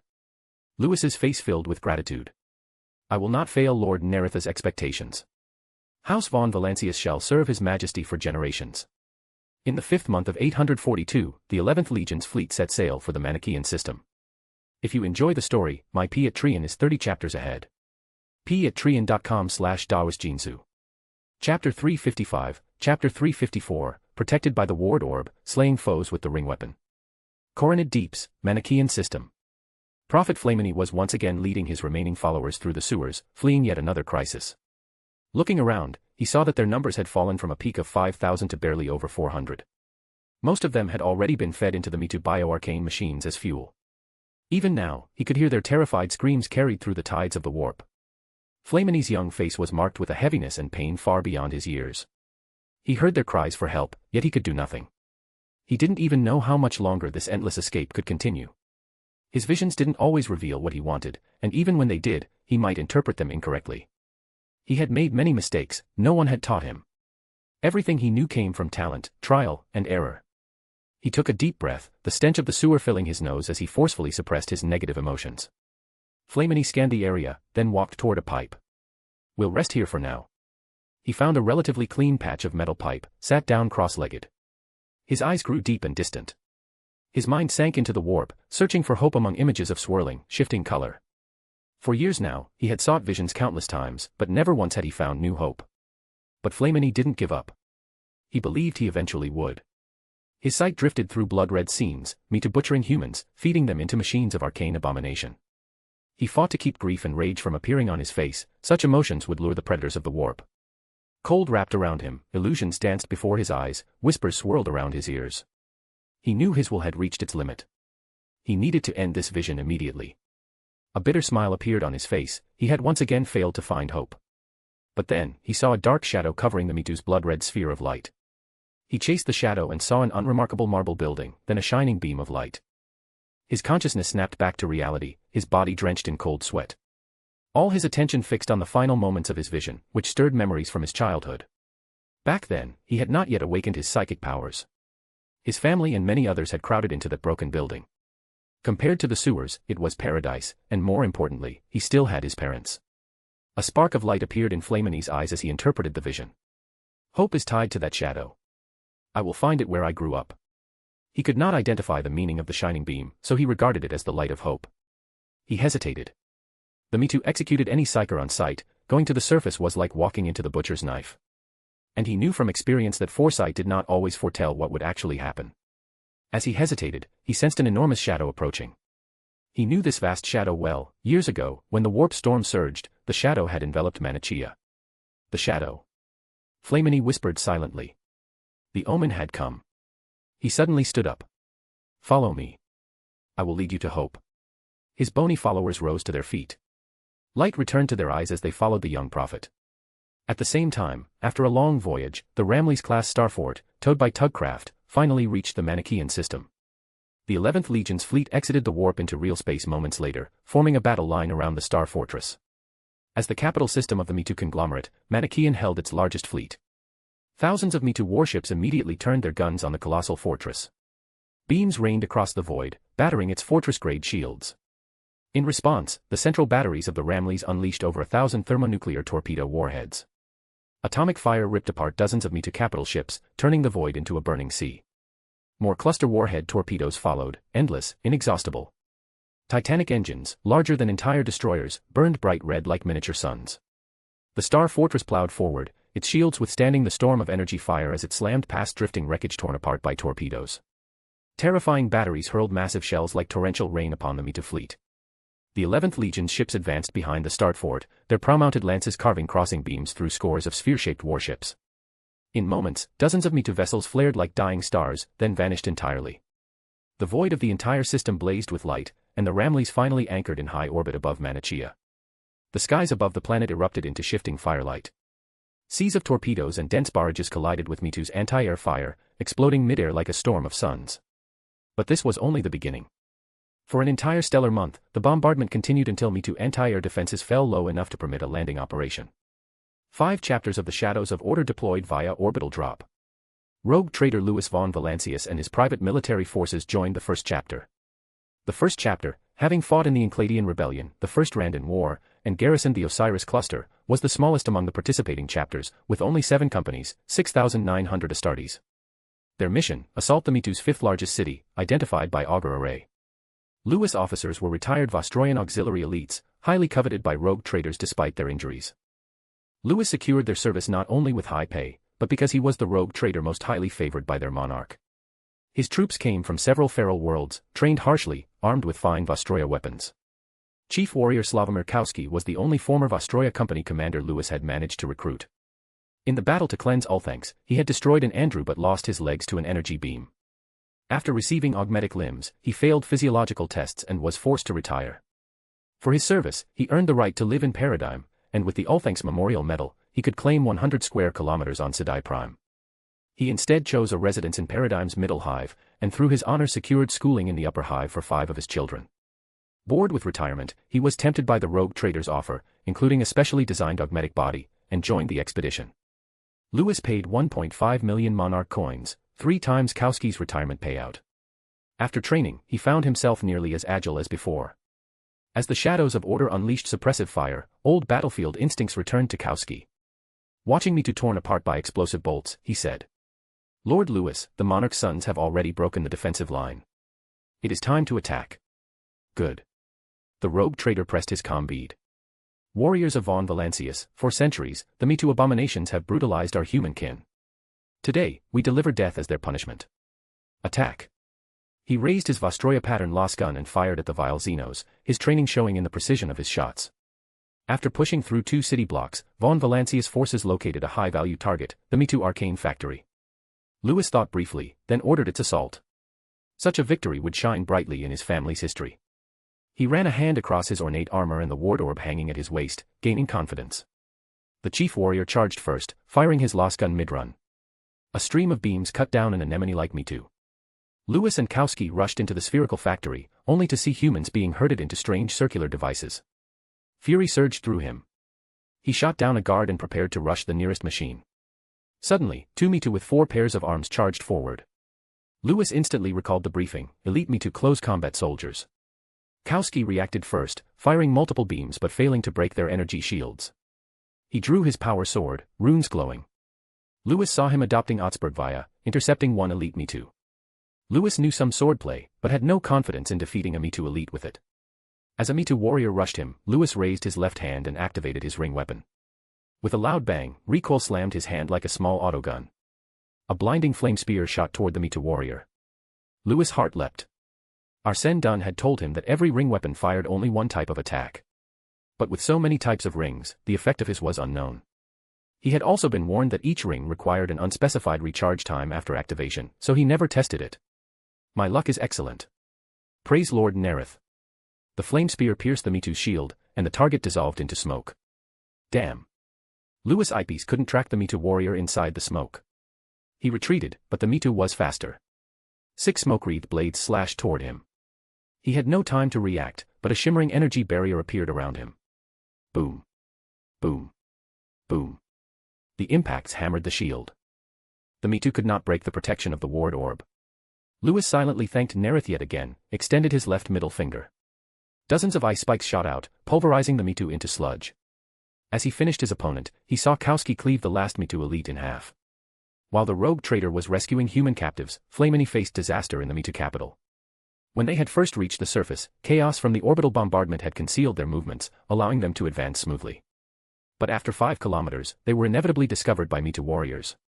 If you enjoy the story, my Patreon is 30 chapters ahead. patreon.com/dawasjinsu. Chapter 356, Chapter 355, Distortion. A beam of light flashed through Flamini's mind an instant before it appeared. He threw himself forward, rolling to the left to avoid the incoming Me Too attack. But his followers had no such foresight, several were killed instantly by the alien strike. Flamini knew he had fewer than 100 followers left, and the building from his visions was still more than 500 meters away. A thought flickered through his mind, to retreat, or to find somewhere to hide. But he could sense that the entire city was about to become a battlefield. A battlefield of blood-red Me Too and black shadows. Flamini felt relieved that his visions were correct, hope had arrived. But the sense of death pressed even harder on him. Since danger could not be avoided, he wanted at least to die in his birthplace. He made his decision and pushed forward. The revelation he had foreseen lay ahead. Only by reaching it could he find hope. Flamini also wanted to know if his parents were still alive, yet the visions he saw upon awakening his psychic power contradicted one another. Even several attempts at divination had given him no answer. Thinking of this, he raised his rusted gun and fired at the exact spot where a Me Too would appear a moment later. The Xeno fell dead, giving his followers a burst of confidence. They lifted their mismatched weapons and fired back. Those who had survived this long were excellent marksmen, every shot found its mark, killing several Me Too. Flamini kept his head low, advancing along the route he had foreseen, his followers close behind. The path to the target was soaked in blood. Although Flamini constantly adjusted direction to avoid enemies as much as possible, more and more Me Too swarmed in, and his followers fell one after another. When just over 60 meters remained, only 50-odd people were left. Flamini was the first to reach the building and immediately saw the rotting corpses inside. A violent buzzing filled his mind as a memory burst forth. His mother pushing him away. His father standing before him, shielding him. They had long been dead. Flamini finally accepted the cold truth, his parents had been slain by the Me Too long ago. He let out a bitter, despairing cry. Hope! He had reached this place, only to find nothing. Flamini let out a hollow laugh, then looked around. Countless Me Too warriors were charging toward them, more than a dozen of his remaining followers fell at once. Just as despair consumed him, a brilliant light ignited in his mind, and in his eyes. Blinding flames descended from the sky. In an instant, tens of thousands of Mitu were reduced to ash. Through the rising smoke, Flamini saw the armored giant in black walking toward him, and he understood, that was the hope he had foreseen. Nareth's gaze passed over the others and settled on the boy. He could sense with perfect clarity that the youth was a psyker, and an exceptionally gifted one. But the boy's emotions were volatile, threatening to spiral out of control. The Primarch sent a mental pulse to Ramsey, transmitting the boy's image directly into his thoughts. Ramsey. Assist him. Then Nareth turned his eyes toward the domed structure at the city center. By reading the Mitu mindscape, he already knew, the rulers of the Mitu United Empire were 19 consuls. The Mitu was made of many species. Aside from humans, used only as fuel, each species had a role. But the top of the hierarchy was always the anemone form beings. Each species capable of producing a sacred form created one consul to join the ruling council. The 19 Mitu consuls were inside the largest city, in the council dome. Nareth led his honor guard toward the dome. Bolters roared in a storm of explosive rounds, Mitu falling in swathes. The sword of Vol shimmered with blue-white light as it spun, slicing through anemone flesh. When Nareth reached a kilometer from the dome, the building flared with swirling, multicolored light in his warp insight, and he sensed countless lives extinguishing. Thinking of the Mitu's arcane technology, the answer was obvious. The Mitu were burning human lives as fuel to activate some sort of arcane device. A flash of cold fury passed through Nareth's eyes. His golden wing snapped once, and he appeared at the dome in an instant. His muscles bulged, spine twisting as he swung his left arm, firing a cannon-like punch. Boom. The stone shattered, spreading into a spiderweb of cracks before exploding into a gaping hole. The entire building trembled, then collapsed. Nareth stepped into the ruins and saw a shimmering barrier humming loudly. Tens of thousands of humans writhed and screamed. As they died, a supernatural energy was harvested by arcane machinery and funneled into the transparent shield above the high platform, where 19 massive anemone form beings were standing. In the warp insight, the consuls grew visibly stronger as more energy poured into them. Nareth knew he had to kill them quickly to stop their ascension and save the remaining humans. But the barrier's energy was clearly empowering the consuls. His wings snapped open. In a blur, he hurled the Dionysian spear. The spear pierced the barrier, shot through the chamber, and embedded itself in the ground beyond. The instant the shield cracked, Nareth flew inside, psychic presence flooding outward. The chamber had been sealed by the consul's will, so only their kind could enter, but the Baron of Corruption twisted that will, warping the chamber into an independent psychic domain.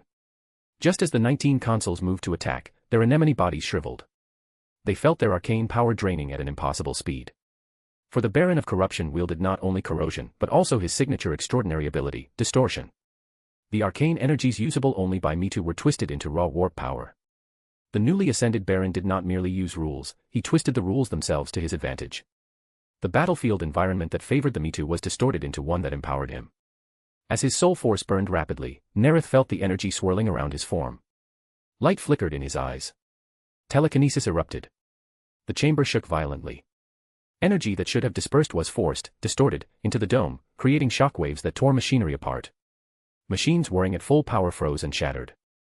Survivors stared in disbelief at the council chamber. With one controlled slash of his right hand, the Primarch carved open a rift between the physical universe and the warp. The vortex of destruction was unleashed. The 19 consuls were dragged into its depths. Their bodies were pulled apart in every direction at once. They fought desperately, but the destructive power was far beyond anything they could resist. Their struggle meant nothing. With horrific screams, their massive bodies were shredded, then torn again into finer and finer pieces. Within seconds, all 19 were obliterated by the vortex, leaving not even scraps behind. The rescued humans stared blankly as the consuls were torn apart. Then someone shouted. The Xeno leaders are dead. Roars of joy erupted. Tears streamed down their faces as they embraced one another. The Baron of Corruption dispelled the sealed barrier, and the blood-red chain around his right pinky glowed faintly, rapidly refilling his drained psychic energy. If you enjoy the story, my Patreon is 30 chapters ahead. patreon.com/DaosJinsu. Chapter 357, Chapter 356, My Destiny Lies with the 6th Chapter. After achieving a breakthrough in the Manichaean system, the 11th Legion began purging the Mitu Xenos. Louis von Valancius believed he had fulfilled his duty to his human kin. He decided to travel to the domain granted to him by the Primarch and begin developing it. Under the great dome of the Mitu capital, he met the Primarch. Nareth sat upon a radiant throne and asked the rogue traitor. Louis, how will you develop the world of House von Valancius? Louis had long prepared his answer. He replied. My lord, I've heard that the 14th Legion has already concluded the war on Zavrik. That world has a foundation in place, I want to begin from there. Nareth nodded, approving the rogue traitor's idea. Arsena, request that Mazoa provide assistance for the development of Von Valancia's territory. Before you depart, I have a gift for you. You and Arsena may wait in the rest area. Arsena led Lewis out of the temporary office to a rest area, where he asked the rogue traitor what aid he would require. Nareth returned to the Kingdom of Disorder and ordered the Void Apes to prepare a potion. For Lewis, he had chosen the coming Second Rangdan War would engulf the northern galaxy, and the key development zones would require protection by Ramles-class star forts. My lord, according to your earlier agreement with Mazoa, you accepted their request. The first 5 star forts constructed by Mazoa will be used to establish a complete system defense network. Cypher Mundi's second star fort will be completed in 2 months. Trikons and Vostroyas will require 2 years and 9 months, and 5 years and 8 months respectively. Nareth nodded slightly and ordered. Bring up the star map of the Coronate Deeps. Arsena approached the holodable, inserted a datapad, and projected the star map. Nareth stepped forward and selected 2 coordinates, Cyclothrave and another unnamed world, the location of the future Abyssport as he remembered it. He spoke to Arsena. The first phase development priority of the Coronate Deeps will be these 2 planets. Several days earlier, Pell had prayed to the Black Emperor, announcing that the 11th chapter had already seized Cyclothrave. Cyclothrave will be designated an industrial world. Recruit skilled workers from Cypher Mundi, Triken, and Vostroya. Nareth pointed to the unnamed planet. This is the largest warp lane convergence point in the Coronate Deeps. Name it Abyssport. Its role will be the central hub of the entire region. Begin large-scale colonization. Recruit settlers from Necromunda. The second star fort built by Cypher Mundi will be stationed at Cyclothrave. Nareth remembered that during the Second Rangdan War, Rangdan deployed more than a dozen war moons. Thus, he planned to station several star forts at the key worlds of the Coronate Deeps as the core of the defensive line. When Trikons and Vostroya's forts are completed, deploy them at Abyssport and Demetus respectively. Construct portals on Cyclothrave and Abyssport. All portals built by the 11th Legion were placed only in fully controlled key systems. Currently deployed portals were in the Segmentum Obscurus was Vostroya, Cypher Mundi, Vigilus System, Mordian, Triken, and Kasai, in the Segmentum Solar Necromunda, in the Segmentum Pacificus Tanith, and in the Segmentum Ultima Catacan, Osiris, and Talasser. A portal was under construction in the Segmentum Ultima's Viridia system, where Kolth resided. These portals served as the gateways linking all territories outside the Vostroya subsector. Even if the galaxy returned to the age of strife and warp travel became impossible, Nareth's scattered territories could still travel as the Arrhenius continuity did. Cyclothrave's value was unmatched, and Abyssport would radiate influence over the entire Coronate Deeps. Both were worth the massive expenditure needed to build portals. After settling all matters regarding development, Nareth issued another command. Miguel Cuesta will lead a joint librarium and techmarine team to research the Me2 arcane biotech. Miguel, being a psyker of the technomancy discipline, was best suited for this. To enhance his abilities, Nareth had already made him a savant. He then recalled another psyker, Ramsey, and the child he had rescued. Bring Ramsey and the child to me. By your will, my lord. After the attendant left, Nareth entered a vault suspended high within the dome. Judging from the Me2 numeral 3 carved on the gate and its scale, he assumed it belonged to the third-ranking overseer. Following the glow of spiritual radiance, he went straight to a shelf on the wall. Resting there were eye-shaped, azure gemstones etched with straight violet lines. Their soft glow made everything around them appear gentler, more beautiful. Nareth had already searched the vaults of the presumed first and second overseers. His greatest find was right here, the main ingredient for the Sequence 7 witch potion of the Demonist pathway, violet line blue eyes gemstones. He brought 83 pieces, storing them back to the Kingdom of Disorder. He then entered the first layer space, and mentally commanded the Jokero to prepare the Sequence 9 secret supplicant potion. For Ramsey, a psyker of the biomancy discipline, Nareth had chosen the pathway due to the Sequence 6 Rose Bishop, a stepping stone toward the fleshcrafting mastery of the hanged man holding the black-red potion. His eyes flickered. Ramsey and Hather Mott are both biomancy psychers. Mott's talent and abilities are superior, but I made him a spectator. He will not gain strength there. Once Ramsey ascends, I wonder which of the two will surpass the other. With this thought, he returned to the temporary office. Father, I have brought Flamini. Ramsey saluted. Nareth immediately extended his hand. Drink it. Ramsey grabbed the vial and downed it instantly. After transmitting the necessary knowledge into Ramsey's mind, Nareth turned his gaze to Flamini. The boy instantly felt the pressure of the Primarch's scrutiny. As a powerful psyker, his learning speed far exceeded ordinary humans. By staying at Ramsey's side, he had already mastered Vostroyan language, the history of the Shadows of Order, and the Primarch's teachings. Following proper Vostroyan etiquette, he knelt on one knee and said, "Honored Primarch, thank you for saving my life. The enslaved humans of Manichea now bathe in the light of your hope." "Rise," Nareth said with a smile, lifting the boy. "Tell me your story, I'm very interested." Flamini relaxed slightly, feeling less fear of the towering giant before him. He described, clearly and logically, how he awakened his psychic gift, fled through the sewers, and led his followers in evading me to pursuit. "You used your talent well," Nareth said. "For someone your age, it is commendable." Hearing the Primarch's praise, Flamini couldn't help smiling with pride. He decided to seize the moment and made his request. "Lord Nareth, Ramsay told me that children my age can undergo the trials and become honored shadows of order. I wish to serve you. Please grant me this chance." "I accept your request," Nareth replied with a smile. Then he addressed Ramsay, newly ascended Beyonder. "You will train him. He will become a formidable librarian." "No," Flamini shouted anxiously. "Lord Nareth, I have seen my fate, I will join the 6th chapter. Compared to becoming a librarian, I want to serve as a shadow of order in the chapter." Nareth fell silent for several seconds. As Flamini began to grow uneasy, Nareth finally smiled. "Very well. If you enjoy the story, my Patreon is 30 chapters ahead. patreon.com/dawisjinsu.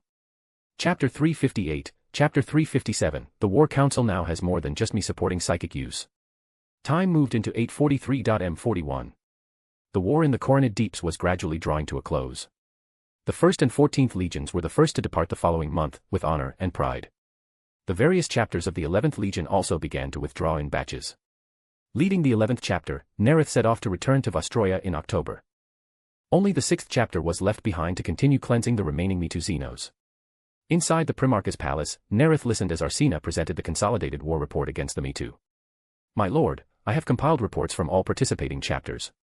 We have suffered the most severe losses in our history, with a total of 10,480 fallen.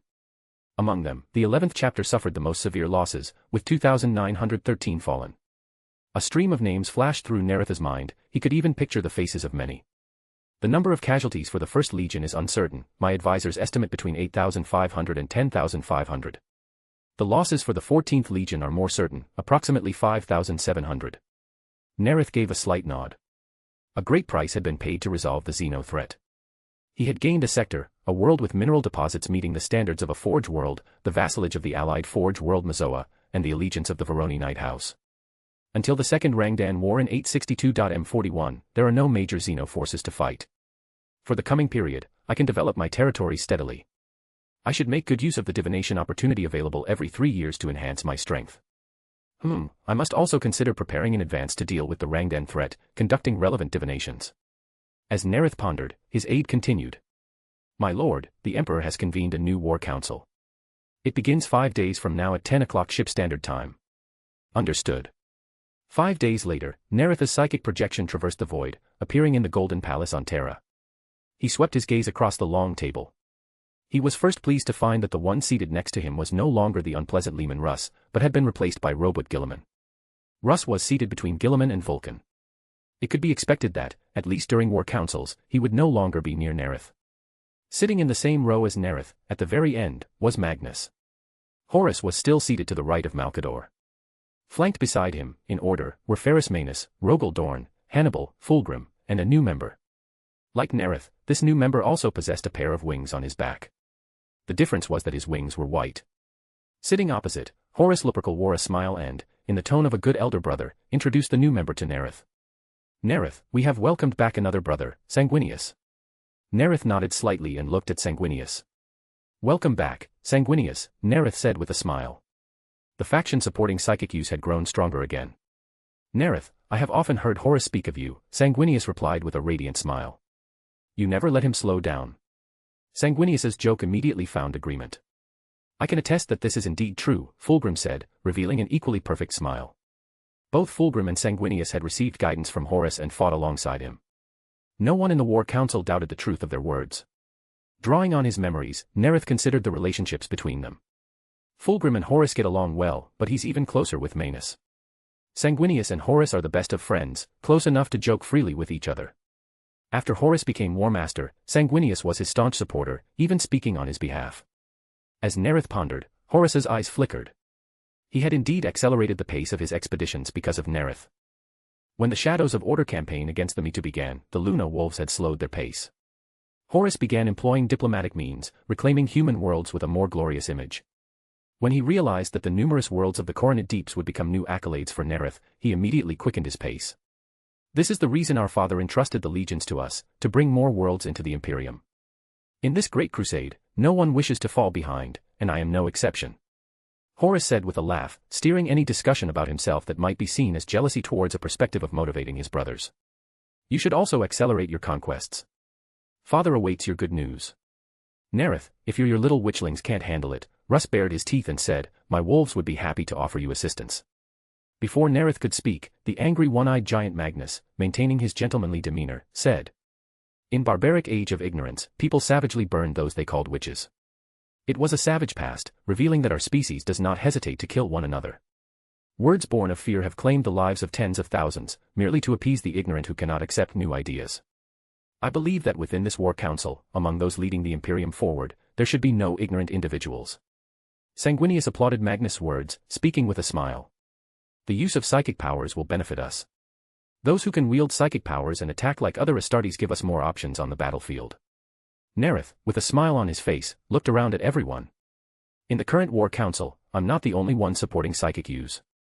Just then, a voice like grinding stone spoke. The use of psychic power is very dangerous. Although Father permits it, it should be used with caution.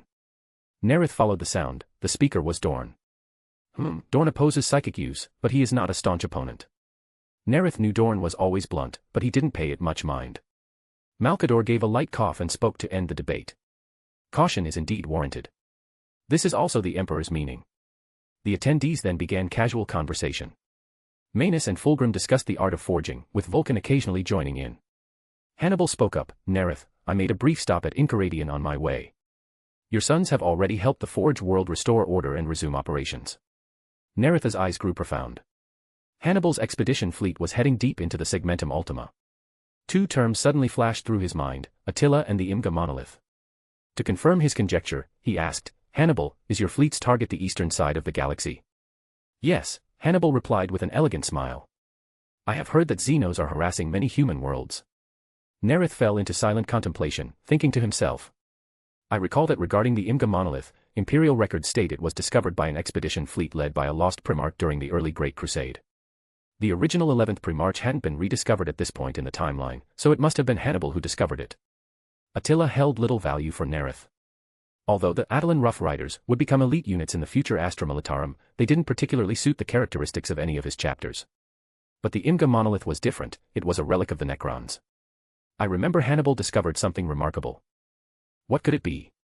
If there truly was a major discovery, it would indeed be worth performing a divination for.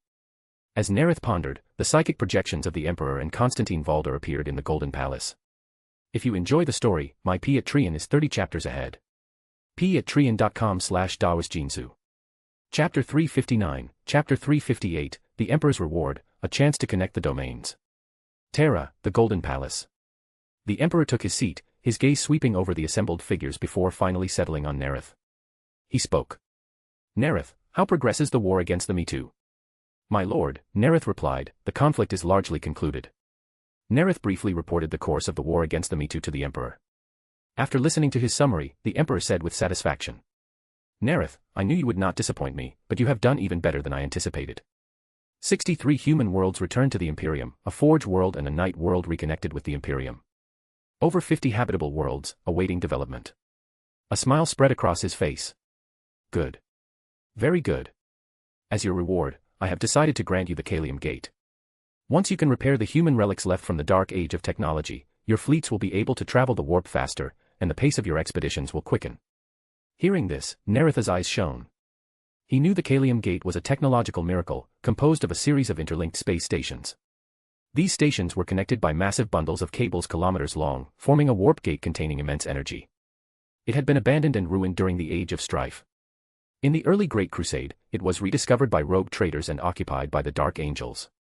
Once awakened, the gate could allow an entire fleet of warships to pass through the warp, shortening a journey of several Terran Standard years to a matter of weeks. I recall that in the future, after Lion L. Johnson reactivated the gate, the Kalium Gate began to be rebuilt, becoming one of the Imperium's hubs in the Segmentum Obscurus. But after the Great Heresy began, Perturabo assaulted this strategically vital node, reducing the Caelium Gate to ruins. Later, the White Scars, in order to return to Terra, launched an attack on the Caelium Gate, clashing with the Emperor's children. Afterward, the severely damaged Star Gate could never be repaired again. Nareth knew that repairing the Caelium Gate would require vast resources. The Imperium had spent over a century and had only managed to partially restore it. Moreover, the gate's location would inevitably make it a strategically crucial point of contention during the Great Heresy, but he truly couldn't resist such a temptation. The strategic value of the Caelium Gate for him was immense. Locations of his numerous domains and allies scattered across the segmentum obscurus surfaced in Nareth's mind. Once activated, the immediate use of the Caelium Gate would be that deploying a fleet there could allow rapid travel to any known world. Some voyages within the segmentum obscurus would become far more convenient via the Caelium Gate. Before the construction of the Abyss Port, workers from Vostroia, Triken, and Cyper Mundi would require immensely long times to arrive. Once activated, they would only need to reach the Caelium Gate first, and then they could quickly proceed to Herdison. Fleets from the segmentum obscurus traveling to other segmentums via the Caelium Gate could drastically reduce their travel time. The Caelium Gate offered more flexibility compared to Teleportaria. Although Arrhenius Warp Gate could connect domains in key regions and allow for slightly faster travel than standard warp travel, unlike warp travel, Gate had to be set up in pairs, allowing only point-to-point travel, lacking flexibility. The Caelium Gate could not only greatly shorten warp travel time but also allow access to almost all worlds through the Star Gate. As long as paired warp gates are constructed in key nodal star systems and linked with the Caelium Gate, the combination could connect the domains scattered across the galaxy. Constructing gates required enormous resources. Nareth couldn't possibly build them in every star system. And aside from the original gate of the Arrhenius continuity, all other bidirectional gates had their other end established on Vostroia. Even if a teleportarium warp gate network were built, without the Caelium Gate, the Telasser fleet wanting to reach Moab would have to first go to Vostroia, then to Abyssport, and finally follow conventional warp routes to Moab. Once a warp gate was placed at the Caelium Gate, one could reach Moab much faster via the Star Gate. This would also be important in the future Second Rangdan War. Through the Caelium Gate, a rapid response could be mounted against Rangdan attacks. The efficiency of recruiting new troops and reinforcements would also be higher, which was crucial in a prolonged war. Any star system with a constructed GARP, upon reaching the Caelium Gate, could proceed directly to any known region of the galaxy, without needing to transfer through Vostroia first and then undertake conventional warp travel. No other faction controlling the Caelium Gate would benefit from it as much as I would. The fleets of other Primarchs would have to reach the Caelium Gate each time they wished to use it. Nareth, however, with his paired teleportarium warp gate system, could have his fleets, after traveling via the Caelium Gate, return by heading to the nearest gate. The more domains I have, the more scattered they are, even spread across the galaxy, the greater the effect of the Caelium Gate combined with the teleportarium system. Deploy via the Caelium Gate, return via the teleportarium, and rapidly deploy again. Considering the resources consumed by deploying teleportaria and their defense requirements, I still need to selectively deploy them at key nodes. Conducting warp travel via the Caelium Gate could, in many cases, complete warp voyages faster. This held significant strategic importance for Nareth, with his scattered domains, especially those spanning multiple segmentums. Although it requires investing substantial resources to repair the Caelium Gate, build teleportaria, and establish a defense system centered on Ramirez-class starforts, it is still worthwhile. Thinking this, Nareth expressed his sincere gratitude to the Emperor. "Thank you, my lord. I will invest resources to repair the Caelium Gate as soon as possible." The Emperor smiled and nodded. Handing the Caelium Gate to Nareth would both reduce the Imperium's resource investment and give him peace of mind. With his Pegasus there, he believed no one could damage the Star Gate. After the War Council concluded, Nareth's consciousness returned to the Shadow's sovereignty. He leaned back in his chair, lost in thought. Although the Caelium Gate was activated by Lion, it might not necessarily require a Primarch. Besides, I still need to make a trip to Attila. I'll send people to take possession first. If it can be activated, good. If not, I'll deal with it upon my return. Which chapter should I assign to garrison the Caelium Gate? The situations of his 12 chapters flashed through Nareth's mind. The Star Gate is essentially a warp gate. Entrusting it to Santiago Bogdan, skilled in teleportation and someone of the door pathway, is most suitable. Having made his decision, Nareth proceeded to the 4th layer of the Kingdom of Disorder. His spirituality extended towards the glowing blue orb. He saw Santiago standing before a metal table, upon which lay the strange, smoke-emitting swords of the Mitu. Concentrating, Nareth formed the message he wished to convey in his mind, transmitting it through a subtle connection into the orb. Across countless light years, black mist suddenly rose in Santiago's mind. A black figure stood upon a throne, its majestic voice sounding directly in his thoughts. "I will order the 5th chapter to proceed to the Caelium Gate. Upon your arrival, take possession and find a way to activate it. As you command, my lord, Santiago whispered, clasping his hands together. Nareth then proceeded to the third layer. He had already decided to use the dice of prophecy to divine the Attila system and uncover the secrets within the Imga monolith. If Hannibal could make a discovery, I, with more capable tech marines and alliances with several forge worlds, cannot fail to gain something. A remarkable harvest clearly wouldn't refer to something like eating Xeno. Moreover, the known information I have about the Imga monolith confirms it is a Necron artifact. If you enjoy the story, my Patreon is 30 chapters ahead. patreon.com/dawisjinsu. Chapter 360, Chapter 359, Taking Possession of the Kalium Gate, surprisingly smooth. Holding the dice of prophecy, Nareth quickly recalled all the known information about the Attila system in his mind. Thousands of years ago, humanity colonized Attila and adopted a nomadic lifestyle. Attila is slightly smaller than Terra, consisting of a single continent covering half the planet, with oceans surrounding it. Attila has only one city, the bustling metropolis of Connaughton.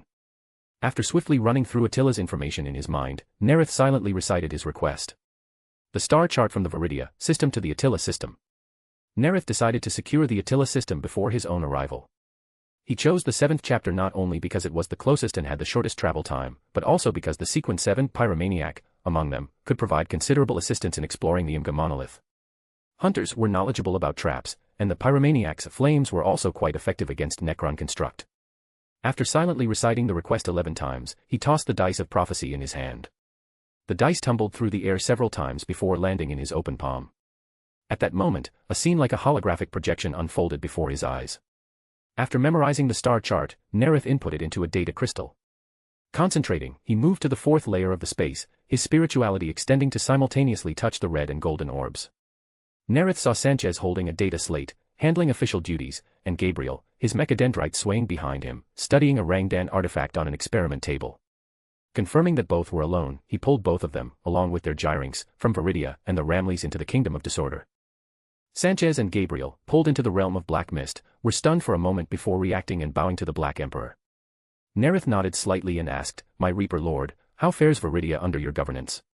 Sanchez was silent for a few seconds. Although he hadn't yet received mental enhancements, the superhuman brain of an Astartes, aided by his gyrinks, allowed him to quickly recall the relevant information. After a moment's consideration, he organized his thoughts. "My lord, Lemaine, as a mining world, is developing the fastest. With support from Incaladian, 7 large mining bases have been established, capable of meeting the development needs of the other worlds in Viridia. Alamasta is developing relatively quickly. As an asteroid, its mineral deposits are easier to extract. A large manufactorum has been established, capable of meeting 1/17 of the chapter's armament needs. Viridia Force and Ravishal are also developing on track as industrial worlds, having encountered few obstacles so far."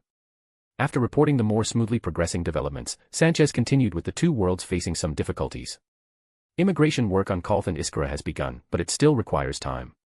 Thanks to your communication with Lord Malkador, approximately 5,000 retired auxilia and 12,000 citizen have immigrated over the past 2 years. In less than 3 years, to have developed Viridia to its current state, Nareth was satisfied with Sanchez's results. Although this was aided by the support of the Forge Worlds, Sanchez's efforts were indispensable. "I am satisfied with your progress. Continue with the current policies." Considering that Kalth might, as in his memories, attract Olania's person to settle there, Nareth decided against accelerating development by immigrating people from Necromunda. He focused his will, using telekinesis to deliver the data crystal to Sanchez. "Leave one company to guard Viridia and oversee local development. You lead the rest of the fleet to Attila according to the star chart in this data crystal and secure that system." Nareth emphasized, reminding him. "Remember, after arriving in the Attila system, only secure the planet Attila. Do not explore other planets." In his memory, the Imga monolith wasn't activated until after the opening of the Great Rift, when the warp storm known as the Sabalax approached. Subsequently, the monolith physically replicated the arriving Sotek dynasty fleet, clashing with Khorne's demonic legions in the Cerberax Wars, a conflict between Necrons and Khorne across 1,400 worlds. For a considerable time, the Necron artifact would not activate, but that didn't mean entering it now was without danger. After sending Sanchez back to Viridia, Nareth looked at Gabriel. "My Marshal of Ordnance, how progresses the research on the Rangdan artifacts?" "My lord, the librarians and I have made some progress in researching the personal energy shields," Gabriel replied. "Currently, we can confirm they utilize a special psychic fabrication technique, requiring collaboration between tech marines and librarians. Mass production is impossible." This also aligns with the fact that not all Rangdan Xenos are equipped with personal energy shields, only the elite warriors possess them. Nareth thought for a moment, then issued instructions. Prioritize fabrication for court members, from highest to lowest rank. What of research in other areas? Gabriel responded, My lord, the neural collars have been verified, they can restrain the Rangdan Xenos. Research on the Shadow Blasters is still ongoing, no breakthrough has been achieved yet. To my knowledge, the joint research by Muggos Lien Ramles and the Forge World Lucius on the War Moons is also still in progress and has not yet achieved a breakthrough. Nareth nodded slightly. Pass your current research to others and depart for Attila. Gabriel had previously researched the Golden Garuda, an artifact related to the Necrons discovered on Medusa, and thus possessed some relevant knowledge and experience. He was also one of only 2 Sequence 7 appraisers following the Paragon pathway. With Rozicki engaged in research with Vulcan and unavailable, Gabriel was the most suitable choice. After sending Gabriel back to the Ramles, Nareth returned to the real world. While summoning Arsena done, he transferred his of the star chart into a data crystal. His aide arrived as ordered, Nareth handed him the crystal. Order the chief navigator to plot a course to the Attila system. Order the 5th chapter to proceed to the Kalium Gate for garrison duty. Santiago is to take charge of the research. As you command, my lord. Arsena acknowledged the order, then reported to Nareth. The librarians and tech marines in the Vigilus system have sent reports. They believe no further progress can be made in researching the Eldari craft world fragment. How should it be handled? Although it was only a fragment of a craft world, that cruiser-sized piece still preserved a small ecosystem. The ideal solution would be to convert it into a ship and give it to Marlena. After all, for a Beyonder of the Mother pathway, the variety and quantity of plants equated to combat power. But currently, they lack the ability to modify the Eldari craft world fragment, whose core was Wraithbone. This new idea would have to wait for later realization. Tow the craft world fragment to Katakan and deliver it to Marlena. Attempt to convert it into an asteroid. While the Shadow Sovereignty was en route to Attila, the redirected 5th chapter fleet arrived at the Kalium Gate in the 2nd standard month of 844.M41. As Carlos Stormbird flew towards the space station following the navigation beacons of the Dark Angels garrisoning the place, Santiago ordered the canopy opened. He looked out at the series of stations connected by giant cables, like a necklace. Santiago's eyes were profound as he gazed at the central area enclosed by the necklace. As a demon-focused psyker, he could vaguely sense the leaping, hidden power within. The series of stations seemed dead silent, only the one towards which the Stormbird was flying had lights on. Carlo's Stormbird slowly landed, and he disembarked. Carlo had interacted with the First Legion on several occasions. His most memorable experience was when a First Legion warrior, following the Emperor's command, came to lecture the 11th Legion on tactics that had been experimentally successful in battle, his tone exceptionally arrogant.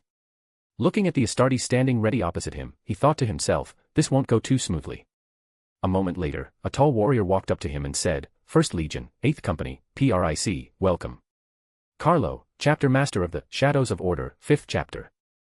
By order of the War Council and my Primarch, I have come to take possession of the Kalium Gate. I have received the War Council notification. It belongs to you now. After speaking, PRIC immediately led his team away. Carlo stood stunned for a moment, then somewhat stiffly turned his body to watch their retreating backs, thinking to himself. That was surprisingly smooth. It took him over 10 seconds to suddenly understand. It must be because Father gave the First Legion a chance to earn glory in the war against the Me Too. If you enjoy the story, my P at Trian is 30 chapters ahead. p@trian.com/daosjinsu. Chapter 361, Chapter 360, The Imga Monolith. 4th month, 844.M41, Segmentum Ultima, Attila System. The Shadow's sovereignty emerged out of the warp and proceeded directly towards the Imga monolith, massive as a moon. Open the protective shutters. Following Nareth's command, motors whirred, and the shutters on either side of the windows rose. Under silent machine code commands, the machine spirit dimmed the glass. Nareth's gaze pierced through the window, across the void, towards the ancient monolith. With no warp storm present in neighboring systems, the Imga monolith was not activated by any influence. It stood silent in the void, like any other celestial body. Nareth's superhuman vision could also make out the web-like patterns of glyphs covering its surface. He could recognize a small portion of them, identical to the glyphs on Medusa that had bound the Burning One's fragment. The majority of the glyphs, however, he had never seen before. 2 stellar hours later, Nareth, along with Arsena, Gabriel, Thomas, and Miguel Cuesta, boarded a Stormbird and flew towards the base of the monolith. On a stone step platform, he met Sanchez, who had rushed over upon hearing the news. Nareth led the group forward. The monolith's portico was about 100 meters high, its surface smooth and even, as if carved from a single piece of onyx stone. Intricate circles and lines were traced upon it, forming together an eerie composition. Arsena, a student of ratiocination, looked at the composition and said, "It seems to be a glyph." "Correct," Nareth confirmed his judgment. The center of the glyph was interlinked circles, one above the other. The outer part resembled crescent arcs converging inwards, all connected, with a horizontal line extending outwards from the center of each. "It is time to inform you of an ancient race's existence." Nareth then psychically transmitted knowledge about the Necrons and the Sotek dynasty to the others. The glyph on the Great Door was precisely the symbol of the Sotek dynasty. Arsena and the others rapidly absorbed the information, flooding their minds. An ancient race wielding incomprehensibly advanced technology, the Necrons. The powerful Sotek dynasty. Gabriel, having received 3 mental fortification enhancements, was the first to fully process the incoming stream of information. He remarked with awe. The Necronter and the Tech Priests share some similarities, but also differences. The Necronter leadership was deceived by the Tan, the Deceiver. To prolong their lives, they forced their entire race to undergo biotransference into machines. The Tech Priests view the machine as the sacred form of the Omnicia, believing the flesh is weak and that mechanization is drawing closer to the Omnicia. Arsena, a dual-disciplined psyker who had received 2 significant mental fortifications, absorbed the information, fully comprehending its meaning. He gazed at the Sotek dynasty glyph. The Sotek dynasty was already one of the most powerful dynasties during the time of the Necronter. As a powerful Necron dynasty, it possesses over 80 tomb worlds. The Imga monolith is located on the fringe of Sotek dynasty territory. It is one of their dynastic artifacts. Thomas, a mental disciplined psyker who had received 3 minor mental fortifications, was the third to finish processing the information stream. He said, "The Necrons must possess anti-psyker technology. I can feel that my consciousness cannot penetrate the door." Nareth had a similar feeling. Although the anti-psyker field wasn't active, the Imga monolith incorporated some Blackstone technology, and his psychic abilities were somewhat suppressed. The difference was, as a Primarch, his psychic power wasn't completely suppressed, his consciousness could barely penetrate the layered barriers of the door. Miguel, a technomancer who had received 1 mental fortification, finished absorbing the information in his mind slightly faster than Sanchez. He looked at the massive stone structure before him in amazement. The primary function of the Imga monolith is perfect physical replication. It can actually fully replicate Necron warships. What Father emphasized is that it's true duplication. The thousands of duplicated ships all exist physically in the real universe and can fight independently. This is a technological miracle. I don't understand how the Sotek tomb artisans achieved it. They utilized the power of the Tan, Nareth stated definitively. Even the Necrons could not achieve perfect physical replication through technology alone. Duplicating thousands of warships required technological and energetic power on an astronomical scale. The Necron's labyrinths can imprison a Tan, using tendrils wrapped around its shards to siphon energy and produce force fields. Sotek is among the foremost in this. Their relics can bind even a transcendent Tan. The Sotek dynasty ranked among the foremost of the many Necron dynasties, both in military might and technology. In the future, the awakened Nemzir Imhotep would unify the Sotek dynasty, becoming its Pharaoh. He even dared to challenge the silent king Zarek. Each transcendent Tan shard is an amalgamation of dozens or even hundreds of fragments. Their power far surpasses that of lesser shards. Fortunately, the shard here is bound by the Sotek. It cannot escape. Nareth recalled that the Imga monolith wasn't activated until 10,000 years later, after the opening of the Great Rift. He also knew that Hannibal had managed to withdraw unscathed and with significant gains, otherwise, he wouldn't risk exploring here. Sanchez gripped the sword forged from the Fenrisian Kraken, his reward from the Wolf King for winning the contest against the Space Wolves, and examined the structure before him with a hunter's gaze. "I am more interested in the Necron warriors, especially those scorpion-shaped constructs." Nareth shook his head slightly and said with a smile, "This is not a tomb world. There won't be large numbers of Necrons. You might only hunt some guardians. The greater dangers will be the pervasive traps and the defensive systems guarding the place. You now have some understanding of our objective here. It is time to begin the exploration." Having said this, Nareth led the 5 and the members of the Honor Guard forward. Reaching the Great Door, the group began to examine the sealed entrance. After a moment, Sanchez spoke first. He had assessed the door as a hunter would. The traces at the entrance have been washed away by tens of millions of years. Not a hint remains. I also can't locate a structural weak point. I can't break it open with controlled force. We cannot use violent force to breach it, Gabriel continued. Although I cannot yet comprehend the technology used to build the door. According to our Lord, it contains immense energy. A violent breach could trigger catastrophic consequences. Arsena used his psychic senses to probe the glyphs on the door, attempting to reason and find a pattern in them. My knowledge of Necron glyphs is still shallow. I cannot deduce a pattern to open the door. I have probed the door and grasped some of its technology, but there is a force within that repels my psychic power. After silently calculating for a few seconds, Miguel continued. To open the door, it is estimated to require at least 10 years. My eyes of mystery prying can perceive some things, but the spiritual energy consumption is extremely rapid. The time required. Thomas pondered for a moment before continuing. Would also be roughly 10 years.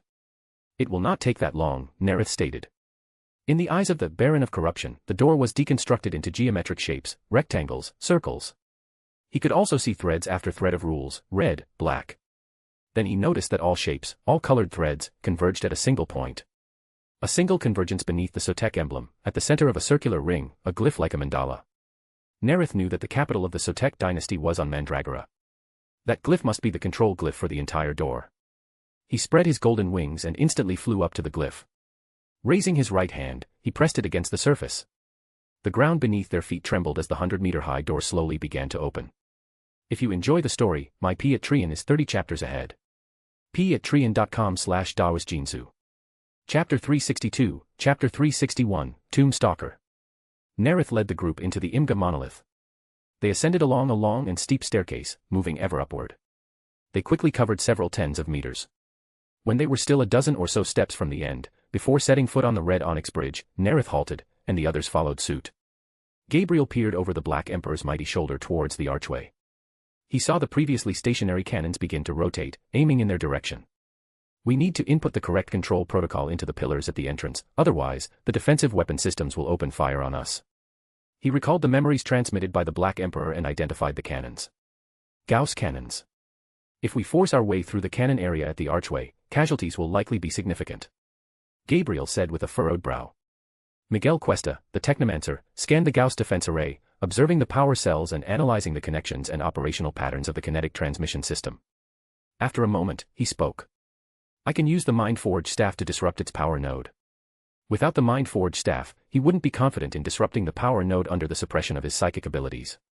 But with the Mind-Forge staff in hand, his capabilities were greatly enhanced. Handle it, Miguel. Nareth gestured for Miguel to come up and stand beside him. Miguel ascended the steps. He took a deep breath and swung the staff, aiming the heart-shaped head at the crystal shimmering with green light. Miguel channeled psychic energy into the staff. An invisible stream of energy shot out like a thread. With a dull thud and a sharp tearing sound, the energy crystal of the power node crackled and burst. Particles of alloy, like a swarm of electrically charged mosquitoes, scattered across the floor. The dozens of Gauss cannons drooped powerless. Well done, Nareth praised. Praise from his father made Miguel's face shine with pride. The team advanced again, reaching the top of the staircase. Their boots sank into a damp, green mist. Suddenly, a cacophony of harsh noises reached their ears. It was the clattering collision of war machine claws, mixed with the roar of gravity engines. Leave this to me. Sanchez stepped forward. A beam of emerald light shot out from the darkness, clearly outlining the silhouette of a spider-like creature. It was the size of a crane truck, constructed of metal. The moment he saw it, Sanchez matched it to the Tomb Stalker from the information provided by the Black Emperor. He knew Tomb Stalkers were responsible for overseeing maintenance and repairs, while also acting as primary security protocol automatons, serving as the eyes and ears of the central operating system, detecting intruders and swiftly dealing with them. The Tomb Stalker projected a sensory skin grid, a silent spectrum of dark green light sweeping over his black armor. The incendiary charged forward rapidly. He gripped the sword forged from a Fenrisian kraken tusk, his spirituality enveloping the blade, igniting it into flame. A beam shot from the jaw of the Tomb Stalker. A layer of flame erupted over the incendiary's body. The flames hissed, swallowing the beam. Sanchez's burning flame sword cleaved into the multi-legged, spider-like monster. The fiery blade split the unique armor of the Necron machine, shattering the glowing green sensor arrays and energy coils. After hacking the Tomb Stalker to pieces with several strikes, the hunter gained some understanding of it. Although not as familiar as the flesh and blood lifeforms he had slain before, it gave him an intuitive understanding of the ancient machines. From a hunter's perspective, Sanchez warned the Shadows of Order. Destroy their energy coils to take them down. The team stepped onto the bridge carved from red onyx and looked around. The bridge spanned a chasm between two high walls. The nearby walls were covered in exposed coil circuits and web-like glyphs. The other end merged with the dark structures deep within the tomb. After advancing nearly 100 meters, the screeching scrape and clatter of metal claws sounded again. More tomb guardians were arriving. More bizarre spider-like machines crawled forth. These constructs not only served as maintenance robots for the IMGA monolith but would also be immediately summoned for defense if intruders were detected, transforming into terrifying, lethal enemies. Quite different from the machines the Shadows of Order first encountered, the new mechanical guards adopted a rather cautious posture. The initial spider machine destroyed by Sanchez had transmitted the intelligence it scanned, including the attack it suffered in its final moments, to them. After computational assessment, the threat level of the intruders was deemed high. All Tomb Stalkers were in combat mode, standing ready. Their weapon arrays were primed, their pincer-like arms constantly opening and closing, and the particle beamers on their backs began charging. The Honor Guard uniformly raised their bolt guns, firing a dense barrage at the glossy metal exoskeletons. The first wave of spider machines was destroyed on the walls, falling one after another. Then came the second wave, the third wave. More Tomb Stalkers hid in the shadows, crawling out from the darkness, their countless eye prisms reflecting a sinister cold light. The team charged forward along the bridge surface. They saw a large gathering of mechanical guards at the end of the bridge. Some of these mechanical guards suddenly opened up, releasing countless swarming, tiny metal constructs. Tens of thousands of miniature machines, resembling beetles, swarmed up, rushing forward rapidly. Each metal mechanical insect followed a simple subroutine, adhering to a set of pre-designed algorithms to avoid each other's flight paths and deftly evade the walls on either side. The Xenos alloy beetles were densely packed, moving in unison like a shimmering tapestry soaring through the air. The Pyromaniac raised his hand, erecting a wall of fire. Two fiery serpents leaped up, casting a circle of blazing walls around him. The Canoptech scarab crackled as they fell, melting like insects. The Shadows of Order fired a dense barrage, shattering the mechanical creations. Nareth strode forward, ascending the steep staircase. As the team climbed the steps, the mist drifting on the stairs condensed into moisture. The stairs spiraled as they rose, and the walls of several massive halls came into view. Countless pillars, kilometers high, thrust down from above. Green pulses generated by oscillations surged and throbbed within the crystals. Irregular arcs of jade-green lightning crackled and jumped between the pillars. The team passed through an even longer and steeper staircase, reaching the end of the pillars, an irregular pyramidal structure. The pyramidal structure was dozens of kilometers high, with each side measuring several kilometers. An oily, dense mist rose from the pyramid. The airborne microdust shimmered with a green fluorescence. Green pulses from the oscillations surged and throbbed in the surrounding crystals, crackling loudly.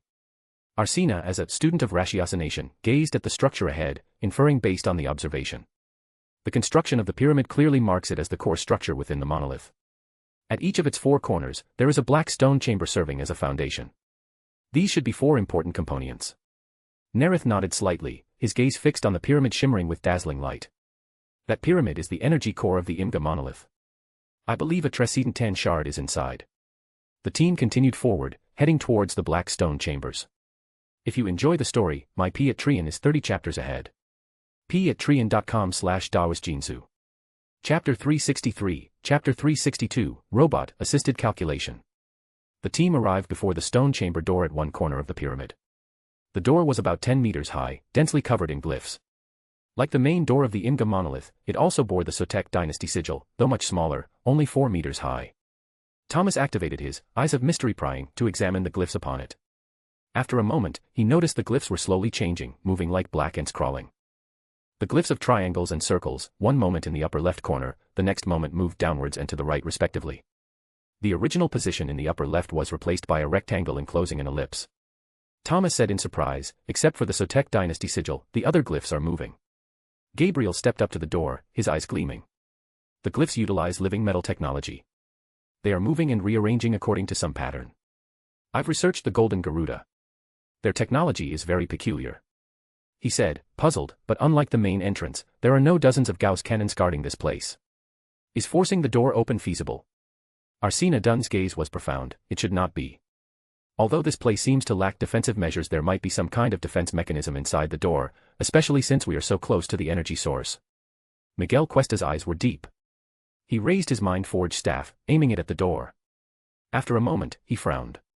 The green mist and the black energy field both interfere with my psychic probing. I cannot determine what is behind the door, but I do sense glyphs harboring danger. After listening to everyone, Nareth approached the door. In the eyes of the Baron of Corruption, the chaotic rule lines were as disordered as a deliberately tangled ball of yarn, preventing him from pinpointing the control core as he did at the main entrance. More troublesome was that as the living metal moved on the door, the Xenos glyphs reconfigured, and the rule lines also changed. Before the Baron of Corruption could sort out the mess, a new chaotic situation had already formed. The Primarch pondered for a moment, then spread his consciousness across the first 3 layers of the enumeration. Most Thousand Sons used enumeration rather crudely, pushing it only to the highest layer they had mastered. Even the chief librarian was no exception. In Nareth's memory, Colophes of the Pyri and Hathermot of the Pavoni both only maintained the 8th layer during combat, striving to unleash powerful spells. More refined application had 2 directions. One direction was switching between layers of the enumeration based on the situation faced. Ozek Ahriman and Sanact, the foremost swordsmen of the Thousand Sons, excelled at this. The other direction was simultaneously spreading consciousness across multiple layers of the enumeration, maximizing the computational power of the mind. Ignis, chief Void War specialist of the Thousand Sons, the master of Ruin, was most adept at this. Hailing from the Raptora, he, along with the Order of Ruin, used psychic links to possess computational power rivaling that of a cogitator array, while simultaneously transmitting commands instantly to every part of a warship. The Primarch now spread his consciousness to the lower layers of the mental fortress. He hadn't invested much time in this aspect yet, but he could already manage spreading it across 3 layers simultaneously. At the same time, through a psychic link, John the Robot, whose computational ability rivaled that of the augmented Iron Hands, joined the calculation. The Baron of Corruption's processing speed of the rule lines increased dramatically. The tangled yarn was quickly sorted out, outlining clear paths in his mind. Within a few breaths, Nareth discerned the method used by the Sotek cryptek on the door. The living metal changes according to the cryptek's design, causing the glyphs to reconfigure. The alteration of the glyphs recombines into new control nodes. The control nodes change every second. Nareth captured the control node for the next second. With a beat of his golden wings, he flew to its position before the glyphs changed. It wasn't the center of the lower circle, but a point between the horizontal line from the center of the upper circle and the left arc. Nareth pressed his right hand against it. The ground beneath their feet trembled slightly as the 10-meter-high door slowly opened. Simultaneously, through the psychic link, he felt as if stars were shattering within John. John has become a true robot. In the damp green mist, Miguel followed the Xenos glyphs around the door and found they converged at a point in the center of the hall. Within the dazzling green light, a black crystal hovered in midair. The power contained within the black crystal made him apprehensive. Miguel said with relief, "The door is connected to the Necron energy crystal. If we had used violent force earlier, the energy balance would have been disrupted, causing an explosion." After landing, Nareth led the group into the stone chamber. He saw memory crystals suspended in black devices within the chamber. Besides the memory crystals, there was also an energy crystal further inside the chamber. Between the 2 energy crystals was a mesh matrix. Gabriel stepped forward, circled the mesh matrix, and finally fixed his gaze on the glyph at its upper center. The 2 energy crystals power this chamber. The crypteks use the glyphs to control the matrix and execute their commands. He followed the glyphic links of the mesh matrix to the downward-sloping staircases on both sides of the chamber, leading below. The end point of the commands acts downwards. I believe the area below must be one of the functional modules of the Imga monolith. Arsena nodded in agreement. He said, "The pyramid has 4 corners, with 4 stone chambers. They should each control a specific functional module. According to our Lord, among them should be modules for generating the anti-psyker field and physical replication. To operate the monolith, besides the central power supply area, there should also be a maintenance module, and one whose function cannot be deduced." Nareth nodded, acknowledging the student of ratiocination, logical deduction. He did not proceed to the central area immediately, instead deciding to go downwards first. According to Arsena's reasoning, they should find something below, and it would be easier to obtain compared to the Transcendent Tan shard. The team descended the steps, green mist drifting around them. The stairs spiraled as they descended. Irregular arcs of jade-green lightning crackled within the surrounding walls. After descending nearly 100 meters, Nareth suddenly shouted, "Enemy contact!" The shadows of order immediately raised their weapons, ready for combat. Necron constructs materialized from the mist one by one. Tomb stalkers, hanging from the walls by their long tails ending in scythe-like barbs, launched assaults from various angles. When they reared up to attack, they moved like swiftly slithering snakes. Arsena swung his staff, sending a series of fiery spheres shooting towards the tomb stalkers. Compared to the bridge where they first encountered tomb stalkers, the suppression of psychic power here was stronger. His fireballs were only a quarter of their previous size. The fireballs slammed into the Necron constructs, passing through their bodies like piercing through mist. The newly appeared tomb stalkers were more formidable than the previous ones. Their bodies existed between solidity and the Necron phase shift technology. A thought flashed through the student of ratiocination's mind. After those tomb stalkers were destroyed, new, stronger ones were manufactured to deal with us. As Arsena pondered, he raised a force shield. The tomb stalker's tail whipped down hard onto the shield. Invisible ripples spread, and the force shield shook. A pair of sharp claws stabbed fiercely at the force shield. Just as the sharp claws were about to strike Arsena, the protective orb hanging at his waist flashed. The Tomb Stalker's claws collided with the rising protective barrier. Arsena raised his left hand, and his ring weapon shot out a metal spear, deeply embedding it into the construct's chest. The Tomb Stalker convulsed and gradually disappeared. Arsena scanned the battlefield. Compared to the bridge where they fought earlier, their combat environment here, descending along the passage, was more disadvantageous. Tomb Stalkers could emerge from overhead and either side, utilizing their swift speed to attack. 4 Tomb Stalkers charged the honor guard. The perceptive shadows of order, having detected the enemy early, managed a close-range volley. 2 Necron constructs fell. The remaining 2 broke into their lines. 1 Shadow of Order thrust with his bayonet attached under the bolter, but the monomolecular blade that should have pierced the enemy instead struck empty air, sliding into the mist. The Tomb Stalker swung its claws, tearing through the power armor. Just as it was about to shred the black-armored enemy, its arm suddenly slipped, the claws grazing past the side of the power armor without injuring the Shadow of Order's body. Another Shadow of Order drew his power sword, pressed the rune, the energized blade humming as he slashed at the Xenos construct. Nareth used force to alter the Tomb Stalker's claw direction, saving his Gene Son. He noticed the Shadows of Order were locked in a difficult battle. The swarming Tomb Stalkers were much more powerful than before, and they fully utilized the terrain and their speed advantages. He beat his golden wings, soaring into the air. A shower of golden flames fell. The power of the Flayer's fragment caused the living metal to melt rapidly. One after another, Xenos constructs were burned by the flames into puddles of mercury-like liquid, then liquefied and vanished. Continue advancing. Nareth issued the command, and the team continued descending. Their field of view gradually widened. Gabriel's eyes gleamed as he looked down below. He saw metal being pushed by Tomb Stalkers into strange black devices. Green light flashed, and moments later, a new Tomb Stalker emerged. After inspecting the area below, Gabriel said, "Below is a Necron manufactorum, producing Tomb Stalkers. They are then used to maintain the Imga monolith and attack intruders. They are purely automated constructs. I mean, they aren't like true Necrons requiring reanimation protocols. They are just mass-produced creations." Nareth thought for a moment and said, "Fall back to the control chamber. Research the memory crystals inside. Find a way to halt the manufactorum producing the Tomb Stalkers." The team then retraced their path back to the stone chamber. Sanchez led a team to bring more Tech Marines into the control chamber. The Marshal of Ordnance led the Tech Marines, along with Miguel, to begin researching the memory crystals. The Chief Librarian led the Librarians in assisting their research while recording data.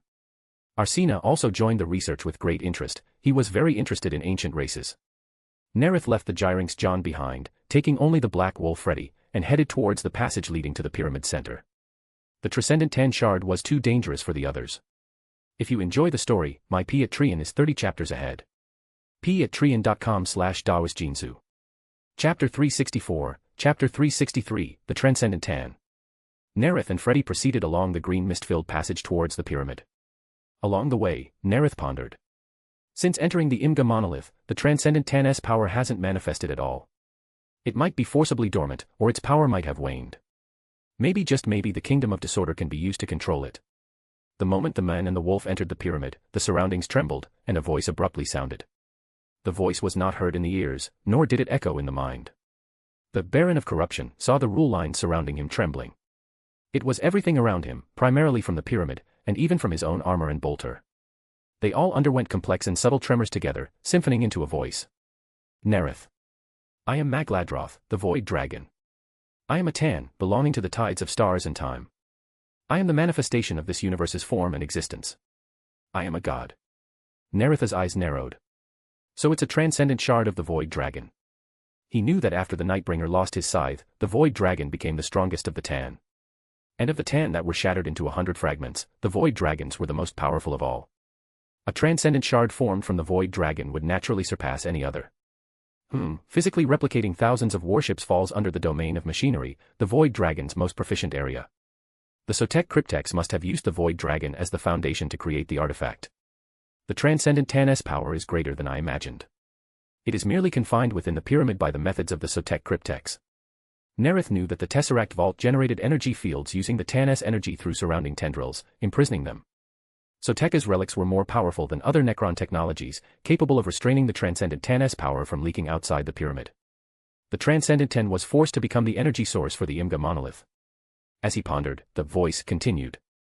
You will free me. And you will be rewarded. Your creator endowed you with power far beyond ordinary beings, but the power of the warp cannot compare to mastery over the material realm. Nareth's lips curled slightly, inwardly mocking. If I didn't know your largest shard was beaten and imprisoned by the Emperor, I might actually believe it. Sensing Nareth's doubt, the voice suddenly rose, its anger within it was deafening, like a cataclysmic wave crashing down. I am the true God. The living incarnate of this universe. The warp is but a pale shadow. I am the light. The sound waves battered Nareth, causing him to pause under the pressure, but it caused no substantial harm. The Baron of Corruption saw the rule lines tremble, but it did not trigger drastic changes in reality. Soteka's relic is indeed powerful, thoroughly restraining the Void Dragon Shard. Well, at least until the Great Rift opens, the Transcendent Ten remains imprisoned. I can proceed, observe, and gain a direct understanding of the Transcendent Ten. It will also be beneficial for controlling it in the future when I have the ability. You will free me. I shall travel the galaxy, reuniting with my scattered parts. And after that, I can grant you anything you desire. Nareth continued forward. The space before him suddenly opened up, and he looked up into the air. A star blazed in the void's night sky, and terrible heat surged forth from its luminous core. The power of an extinguished sun radiated outward, making the entire pyramid tremble. The black wolf's claws gripped the ground tightly, its smooth fur standing on end, sweat dripping down. Freddy said uneasily, "He is dangerous. He is trying to break free."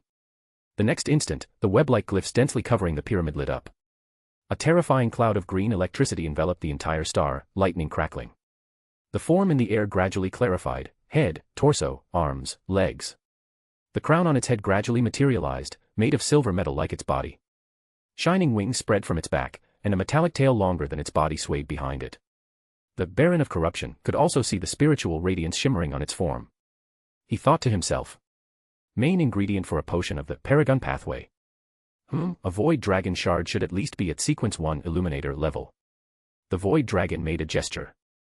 Its right hand shimmered, and a spear materialized out of nowhere. Just as it was about to move, a green light erupted within the pyramid and suppressed it. A moment later, the light receded. The Void Dragon rumbled, light shining through its gleaming silver skin. It gazed down with overwhelming arrogance, stern features, exaggerated angles, and a head elongated. Its form was somewhere between an Eldari and a human, its expression colder and ruthless than either species. Nareth keenly perceived that the Tan's anger was cold, almost emotionless, manifested as violent vibrations of atomic energy rather than through cruder chemical reactions. I am the master of the material realm, the embodiment of oblivion and destruction. You must free me. You will receive everything you desire. What I want, you cannot give, Nareth said calmly, continuing to observe and analyze the Transcendent Ten using his own perceptions from multiple perspectives. The Void Dragon looked down upon Nareth, who defied him. He saw the golden wings, his eyes gleaming. He then saw the sword at Nareth's waist, light shining within his form. Nareth simultaneously looked at the Eldari talisman encircling the Void Dragon's neck. He knew it was a Vol talisman. The Vol talisman exposed the Void Dragon's fatal weakness, leading to its defeat. The Void Dragon's gaze finally fell on the spear behind Nareth. After 12 seconds of silence, it spoke again. Nareth, what do you want? I want you. After weighing the options, Nareth decided to give up for now and deal with the Transcendent Ten after his own sequence had advanced. Since the Void Dragon won't break free for the next 10,000 years in the future, and now I control the Imga monolith, there's no need to take the risk. What? A thunderous roar sounded. The Void Dragon doubted what it had heard. It thought it had a chance to escape its bonds, never expecting that Nareth also coveted it. Nareth waited for the sound waves to subside and said to Freddy beside him. Let's go. The black wolf shook its body, sweat falling to the ground, pooling beneath it. It eagerly turned around, it had long wanted to leave this place. Freddy had already guessed that Nareth intended to use that mysterious space to subdue the Void Dragon. No matter how powerful this thing is, it cannot compare to the mysterious space. What he isn't acting now, only making preparations. Nareth left the pyramid with Freddy, thinking to himself. Is the erasure of Hannibal and the Second Legion's information from Imperial records related to this? Well, at least not initially related. He clearly didn't release the Void Dragon, and he discovered the Imga monolith early in the Great Crusade, while his records were erased later. Nareth returned to the control chamber and immediately issued orders to everyone. The Transcendent Ten inside the pyramid is extremely dangerous. No one is permitted to enter. If you enjoy the story, my P at Trian is 30 chapters ahead. p@trian.com/dawasjinsu. Chapter 365, Chapter 364, Flamini's Precognition. 8th month, 844.m41. Flamini, having just completed the hemastamen implantation, probed his body with his psychic abilities. It had been over 2 years since the osmodula implants. His long bones were prominent, and his ribcage had ossified. His ribs had grown into bony plates, interlocking and overlapping seamlessly, granting him a skeleton far beyond any mortal's, matched by his bulging muscles. Flamini clenched his fist and walked towards the training deck. To master the superhuman power inherited from his gene father, he needed persistent training. The image of his gene father surfaced in Flamini's mind. On Manichea, he had witnessed his father's heroic figure crushing the enemy. Flamini stopped before the weapon rack and picked up a single-bladed axe. Although he foresaw that he would one day wield a scepter-like weapon, he knew he needed basic proficiency in all types. Flamini swung the axe, the sharp sound of it cutting through the air whistled. He then spun the axe in his hand, the light reflecting off the blade, gleaming. Flamini held the axe horizontally before his chest, his left hand gently stroking the blade. Discontinuous images flashed rapidly through his mind. He knew this weapon was forged from fine steel, its significantly curved blade crafted by Vostroyan artisans. After familiarizing himself with the weapon, he approached the training cage. Pressing the activation rune, the metal gate slid open. Flamini stepped inside, raising the axe one-handed, assuming a standard combat stance to face the enemy. The previously stationary target dummies immediately moved, their rotating blades swiftly descending towards him. Flamini blocked out the visions flashing in his mind. Relying purely on his physical senses, he tracked the trajectory of the target dummy's weapon swings and moved the axe to parry. Loud clangs of metal on metal echoed in the training cage. 5 minutes later, after completing his one-handed axe defense drill, Flamini locked the dummy's blade with his axe haft, stepped in, and struck its body just before the second blade could descend. 2 hours later, Flamini, having finished all his training, returned to his quarters. The cramped quarters contained a large bed, mismatched with his physique. Flamini picked up a data slate and reviewed the operation briefing. Target planet, Segmentum Obscurus, Coronid New Zone, Juya. Mitu Xenos attacked Juya, resulting in the deaths of 174 miners. In the last 2 months, the Mitu have launched a total of 29 attacks, large and small. Flamini had been with the chapter for some time and knew that the other chapters had already left the area formerly known as the Coronid Deeps, now renamed the Coronid New Zone. Only the 6th chapter had been ordered to remain. He had also learned that the development of Juya was initiated under the directive of Chapter Master Pasquale. Before their gene father departed, he designated Cyclothrathene and Abyssport as the focus of development. Their construction was the priority in the Coronid New Zone's development. If Juya is personally chosen by the chapter master despite priorities elsewhere, its mineral wealth isn't the only reason. Flamini hadn't met the chapter master yet and knew little about Pasquale. He put himself in the chapter master's position to think. The Coronid New Zone is vast. The chapter master, having received this assignment, must feel pressure. The best way to prove oneself is to build a world of one's own. Juya is the perfect opportunity. After forming this speculation, Flamini returned his attention to the data slate. Primary mission, your task in this operation is to familiarize yourself with the battlefield environment under the guidance of instructors. Secondary mission, due to the death of the 13th Company's Remembrancer, you are temporarily assigned to fulfill his duties. Flamini put down the data slate, a flicker of disappointment in his eyes. He yearned to wield his blade against the Mitu to avenge his followers and the billions of humans who died at the Xenos' hands. But he also knew that he, who hadn't even completed the transformation surgeries, was only going to Juya to experience the atmosphere of the battlefield. He wouldn't even see combat. After 15 ship-standard days, the fleet arrived at Juya.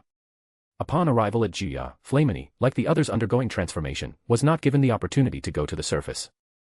5th day, the ship's mess hall. The future shadows of order queued up towards the servitor dispensers, filling their large bowls with nutrient gruel. Since none of them had received the Priamner implant yet, the nutrient gruel was diluted, with significantly lower calories and nutrients compared to that of the instructors. Compared to the fare in many legions, the daily meals for the shadows of order had slight variations. Flamini believed this was deliberate by the Gene Father, ensuring the shadows of order did not become detached from ordinary humans and allowing them to understand them better. He scrutinized the company's menials. He saw obvious pride in the cook. The cook shouted with a smile, "My lords, we have mango salad as part of the meal today." Rogue trader Louis von Valentius's transport ship delivered fresh fruits for the sons of the monarch. Flamini detected reverence towards them from the cook and other menials. As he observed the chapter's menials, a fellow neophyte from Menachia, familiar with Flamini, asked him, "Flamini, any new news? When can we go to the surface?"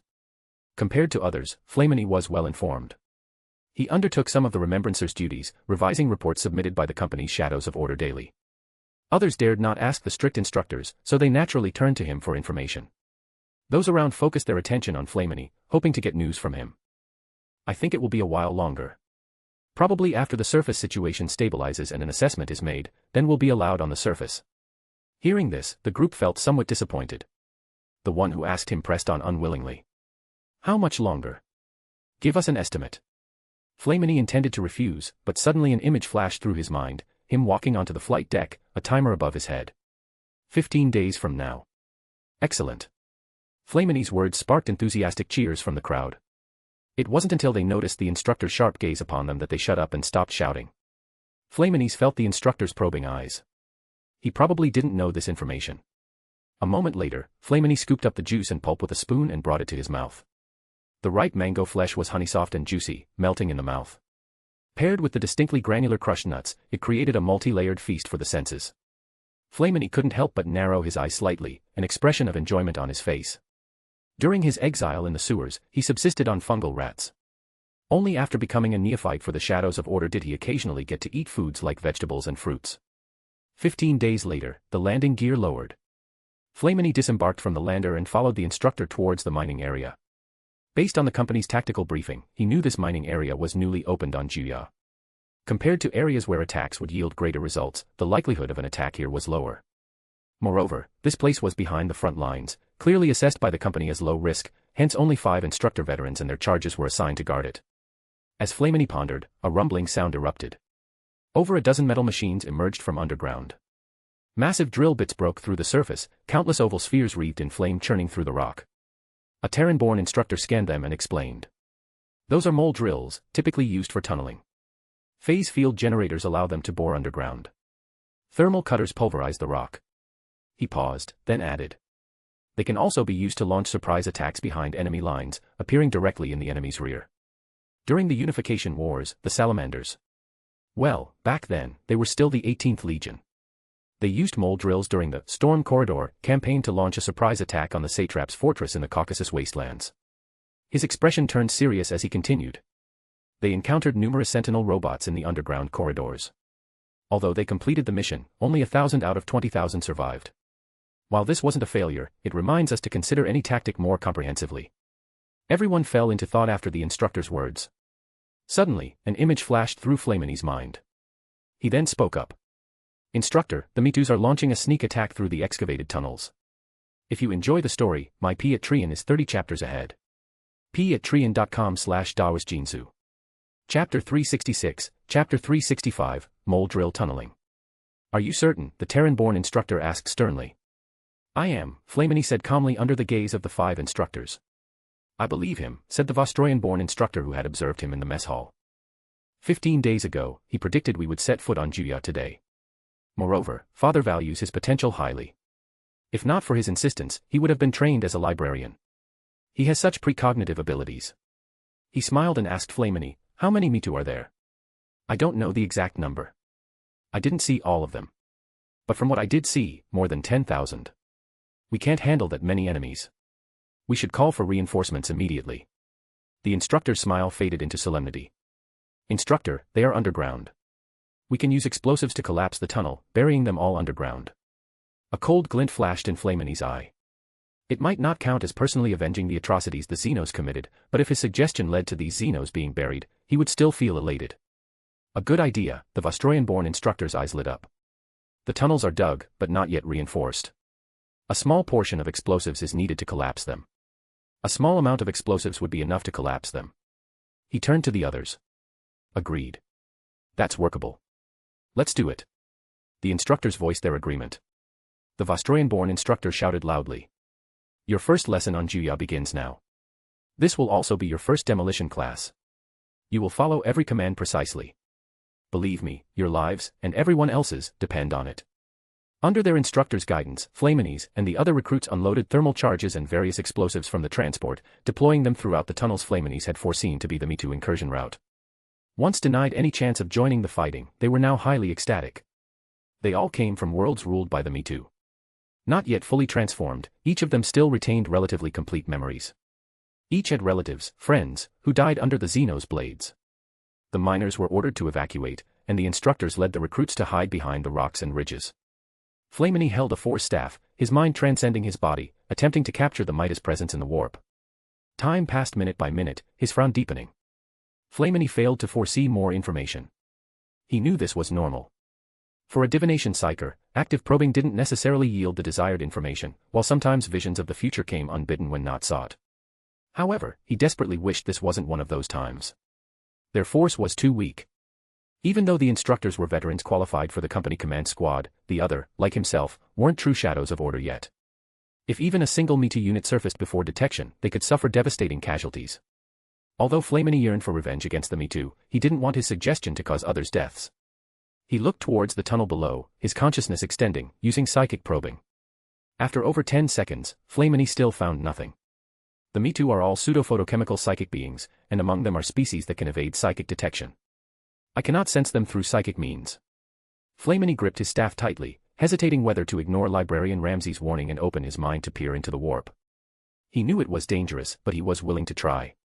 Just then, cold, sharp voices sounded simultaneously in the comm beads from the instructors. They're here. Flamini was stunned for a moment, suddenly remembering. I forgot, the shadows of order inherited the father's heightened perception. As he pondered, he saw the Vostroyan-born instructor beside him press the detonator in his hand. Deafening roars erupted, the entire mountainside shaking continuously. Images flashed through Flamini's mind, destructive waves of molten flame, carrying rocks, crashing down upon countless anemone-like creatures. Success. My suggestion worked. As Flamini felt joy, the instructor's voice came through the comm bead. Flamini. The instructor called several names. You, come with me. Flamini and the others immediately followed the instructor. He heard him say. The mole drill can carry 10 people. We're entering the tunnel to deliver a painful blow to the Me-Too. Flamini excitedly followed the instructor, entering the mole drill through the open hatch. Flamini, the Volkite charger is yours. Hearing this, Flamini excitedly sat at the operation station. After the explosion subsided, the instructors gave the order to move. Amidst rumbling vibrations, the mole drill's massive drill bit tore through the surface, crashing into the underground tunnel. Flamini, through the viewfinder on the operation station, locked onto the Me-Too Xenos. Open fire. As the instructor gave the command, Flamini shot furious flames at the Xenos. Over a dozen Xenos' anemone bodies were shredded by the dense barrage. Dozens of Me-Too raised their weapons, beams of light striking the mole drill's phase shield generator, flashing dazzlingly. The mole drill charged into the midst of the Xenos, its thermal cutters whining as it shredded them. The mole drill pushed forward until the phase shield generator alarm sounded, then it drilled back to the surface. Drenched in sweat, Flamini stepped out of the hatch, thinking to himself. 86. I personally killed 86 Me-Too. 12th month, 844.M41. While the Tech Marines and Librarians researched the Imga monolith, Nareth and Sanchez went to Attila. In the Stormbird, Nareth looked through the viewport at the increasingly close planet. Attila was smaller than Terra. The entire world had only one continent, with oceans surrounding the other half. As the Stormbird approached the surface, Nareth saw the sandy sea of dunes in the center of the continent, surrounded by vast grasslands. The sea of grass was dotted with rolling plains, towering mountains, rushing rivers, and deep inland seas. The Attalans spotted the black iron bird flying in the sky. They let out a war cry and chased after it on horseback. Nareth watched them with interest, simultaneously capturing the figures of over 1,000 Attalans. In an instant, the Primarch had categorized the mounted Attalans, noting their common physical traits. The Attalans were relatively short in stature but broad-shouldered, with long limbs, black eyes, and nut-brown skin. Their black hair was either in glossy braids or tangled masses, and many wore beards covering their chins, reminding Nareth of the people of Kagras. Nareth also saw their unique facial scars. As part of their coming-of-age ritual, some would make long, deep, vertical cuts on their cheeks, then rub ash into them. Attallan riders are elegant and swift. Only the Exodites surpass them in both aspects, Sanchez said, looking down, recalling the Exodites encountered on Triken. Nareth nodded slightly, his gaze below. The cavalry chasing them encountered another tribe. The belligerent Attalans immediately charged at each other. Their horses, descendants of those brought from Terra, burst forth with speeds exceeding armored vehicles, crashing into each other. Nareth knew that although the Attallan horses retained the ancient Terran form, they were actually creatures modified by environment and biotechnology. He knew that when the later Departamento Munitorum first noticed the Rough Rider mounts, they immediately recognized their value. Their importance and treatment even surpassed many officers of the Astra Militarum. Somewhat ironically, the Attalans were considered as lowly as Ogrins because they didn't bathe or wash their clothes. The Attalans believed bathing was an insult to the water spirits. As Nareth pondered, the two had already collided. Their 3.5-meter-long hunting lances, tucked under their arms, met first. In an instant, over a dozen from each side were pierced by the sharp spear tips. The victors raised their trophies, letting out triumphant howls. They drew their short knives, severed the heads, the bodies rolling onto the grass, and blood staining the greenery. Those who won the trophies, under the envious gazes of others, hung the heads on their horses. They would later fashion the skulls into drinking cups, symbolizing their victory. They passed through each other, then simultaneously turned around, charging at each other again. For thousands of years, they had fought like this. The brutal combat had forged them into fierce warriors. Nareth saw two Atalan's lances passed by each other, both avoiding the other's attack. Two horses collided like human-driven chariots, their hoofs kicking, mouths biting. Good men. Good horses, but their weapons need improvement if they are to become soldiers fit to stride the stars. If you enjoy the story, my Patreon is 30 chapters ahead. patreon.com/dawasjinsu. Chapter 367, Chapter 366, Attila. The weapon the Atalans are best with is the hunting lance, Sanchez said helplessly. Teaching them how to fire a lost gun, how to swap power cells, it's all far too difficult. The tech priests of Enlightener made preliminary modifications to the hunting lances, attaching promethium canisters below the blade. Nareth nodded slightly, thinking to himself, Inferno tip. He knew that in the future, the Rough Riders would use various spearheads on their lances, including common ones like the Inferno tip and armor-piercing tip, as well as powerful ones like Plasma and Melta tip that could detonate armor. Once the tip impacts the enemy, it detaches, simultaneously spraying intense flames that incinerate the enemy and leave burning fires among the enemy ranks. Afterwards, they need to switch to other weapons to continue their attack. Nareth nodded. The Atalans need time to master essential skills like using lost guns. They cannot set foot on the battlefield in the short term. Weapon research also takes time. For a considerable period, they won't possess the combat prowess of the future Atalan Rough Riders. Images of countless cavalry charging against and breaking through Necron forces surfaced in Nareth's mind, the peak battle of the Rough Riders in his memory. On Loxer 4, a buried tomb was activated, and the Necrons awoke from their slumber. The Atalan Rough Riders fought for 3 years, culminating in the Lumen Valley, where the Imperium assembled the largest cavalry charge in its history. 800,000 cavalry launched an overwhelming charge that broke the Necron lines. Nareth reined in his thoughts and asked, "Are they suitable to become hunters?" Sanchez looked at the two tribes still fighting behind them. The Atalans are very suitable. Their guerrilla tactics, honed over thousands of years of tribal warfare, are effective tactics for hunting. They are adept at using terrain features and cover to conceal their movements, suddenly appearing on high ground or ridges, and charging quickly towards the enemy. Their weakness in learning ability also won't be a problem since they'll become shadows of order. Nareth knew the Atalans rarely spent time learning to read and write, their lives were consumed by war. Written language was largely the domain of scribes, even many elite nobles on Attila were unwilling to bother with such trivialities. This was also the biggest difference from the world where Jagatai Khan landed. Kagras had a strong cultural atmosphere. In the future, white scars, poetry was even a mandatory. Nareth nodded slightly and said, "In that case, your chapter will recruit from Attila." "As you command, my lord."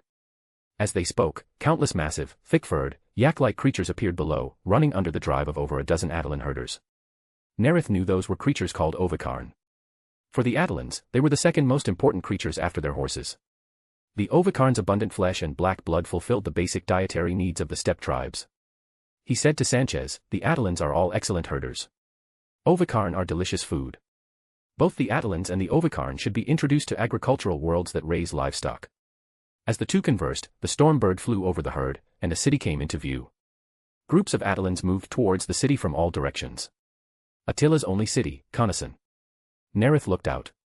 Even by Vostroyan standards, Coniston was a prosperous city. The storm bird slowly landed, and the two entered the city. The short, sturdy Atalans immediately noticed the group and burst into enthusiastic cheers.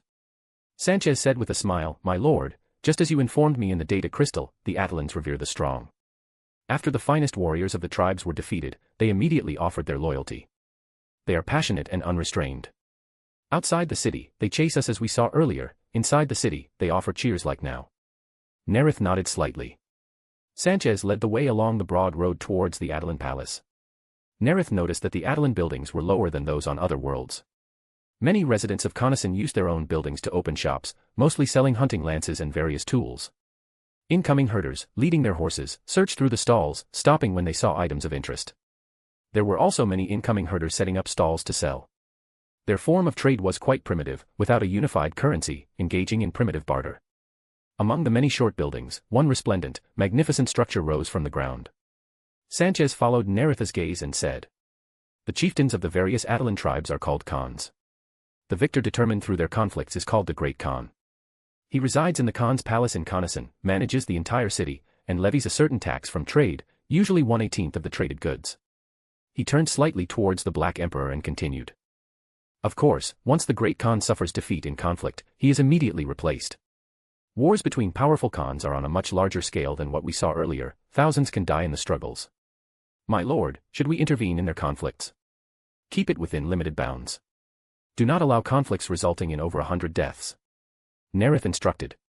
He knew the Attilan tradition of conflict had lasted for thousands of years, and the tradition of never-ending combat was the foundation that made the Attilans brave warriors.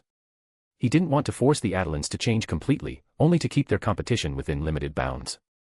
Although I initially refused Ferrus Manus' suggestion, Vostroya doesn't have traditions like Attila's, so I won't impose harsh policies on them. Reducing the intensity of combat isn't contradictory to preserving Attilan traditions. I understand, the Reaper Lord responded. A buzzing sound came from the comm bead in Sanchez's ear. He pressed it, then said to Nareth. The Great Khan and the Khans of the other major tribes have prepared a feast in the Khan's palace. Nareth followed Sanchez towards the grand palace gates. He saw over a dozen people wearing luxurious robes. Seeing the black-armored giant was taller and more imposing than Sanchez, they were startled. They knelt on one knee, placing their right hands over their hearts in salute. Nareth noticed the strong odor emanating from them was no different from the commoners. Clearly, they never bathed either. Rise, he said in Attilan. For him now, it only took over 10 seconds to extract the language they used from the locals' minds. We have prepared the grandest feast to receive you. The Great Khan finished speaking and led the way. Under the awe-filled gazes of the Attilans, Nareth walked into the palace. A moment later, Nareth watched the Great Khan's chef, who nervously performed the final preparations on the food. To ensure the best taste, it could only be done after they were seated. A whole, massive ovikarn rotated with a cracking sound. The aroma of charred fat from the firewood, mixed with the strong meaty scent of the meat and pungent spices, was carried by the breeze into his nose, overpowering the Attilan's strong odor. Nareth picked up a fork and put nearly half a strip into his mouth. The ovikarn's fat melted in his mouth. The sweet freshness of the meat, mixed with the salty spiciness of the spices and the caramelized aftertaste, lingered in his mouth. Not bad, Nareth praised sincerely. On the fourth day on Attila, Nareth stood atop the Khan's palace, looking down. Tibo, first captain of the 7th chapter, provoked 2 Khans, shouting at them. I hear you 2 fight every time you meet. This time you want a full war again, gathering your warriors. Let me tell you, forget it, unless you can defeat me. Come on. I'll fight barehanded. Charge me. Both of you. The intelligence possessed allowed him to anger both Khans into roaring in fury simultaneously. Tibo, newly promoted to pyromancer, didn't use his newly acquired abilities. He knew strength was what most impressed the Attilans. He neither dodged nor avoided, swinging his arms from below upwards, knocking the 2 long spears away. Tibo then extended his arms horizontally, knocking the 2 warhorses down. Nareth withdrew his gaze and looked at Sanchez approaching. My lord, news from Kolth. The workers, delving deep into the caves, encountered a terrible monster. If you enjoy the story, my P at Trian is 30 chapters ahead. p@trian.com/dawisjinzu. Chapter 368, Chapter 367, The Flourishing Development of Viridia. What kind of monster? Nareth looked at Sanchez. The natives call them Gorgon serpents. Nareth nodded slightly, signaling Sanchez to proceed with the briefing. Hearing the name, he immediately recalled that a species of Gorgon serpents lived in the caves of Kolth, xenos that weren't fully eradicated even by the time the Great Rift opened. The Magi of Enkaladian conducted deep scans on Kolth and discovered a rich rare earth deposit. The native inhabitants of Kolth dare not enter the caves. They keep repeating in terror that there is a horrific monster inside. A tech priest led servitors and 36 soldiers who retired from our auxilia and immigrated to Kolth into the cave, but they never came out either. Sanchez's eyes flashed, his tone turning surprised as he continued. Porty, stationed on Kolth, led a team into the cave. They encountered a serpent-like monster. During the fight, 2 of them were petrified. Besides possessing strange abilities, the serpent monsters are quite formidable in combat, and their numbers are countless. Therefore, Porty reported to me. Prepare to set sail. We go to Kolth to see these serpent monsters. Nareth issued the command, suspecting the Gorgon serpents might be potion ingredients. 3rd month, 845.m41. The Shadow's sovereignty arrived in the Viridia system. After Nareth ordered the protective shutters opened, the light of the star shone into the bridge. He then looked at the magnificent structures within the star system. The teleportarium was built near the star. Ancient technology captured the star's light, converting it into energy to supply the teleportarium's massive energy demands. A fleet patrolled the entire star system, centered around the teleportarium. The Shadow's sovereignty activated its thrusters and headed towards Kulth. Nareth's gaze was first drawn to the asteroid orbiting the star system. He saw 5 forge factories standing upon the massive rock. Intrasystem transport ships from the mining world Lemaine shuttled back and forth orderly like ants. Sanchez, noticing the Black Emperor's gaze and having prepared beforehand, immediately spoke up. Since my last report to you, Alamasta has added 1 large and 3 small forge factories, totaling 4 new ones. They can meet 1/8 of the chapter's armament needs and support the development of worlds like Kulth. Nareth nodded, thinking with a smile. Alamasta is already showing signs of the future Viridia Forge. Sanchez paused for a moment, then continued reporting on the development of other worlds. Lemaine has established 12 large mining bases and 23 small mining bases. Viridia's might is positioned to primarily supply weapons to the Auxilia. The lost gun pattern improved by the Artificer fires beams that are more dazzling, hence named the Luminous Eye pattern. Ravishal focuses more on manufacturing civilian mechanical products.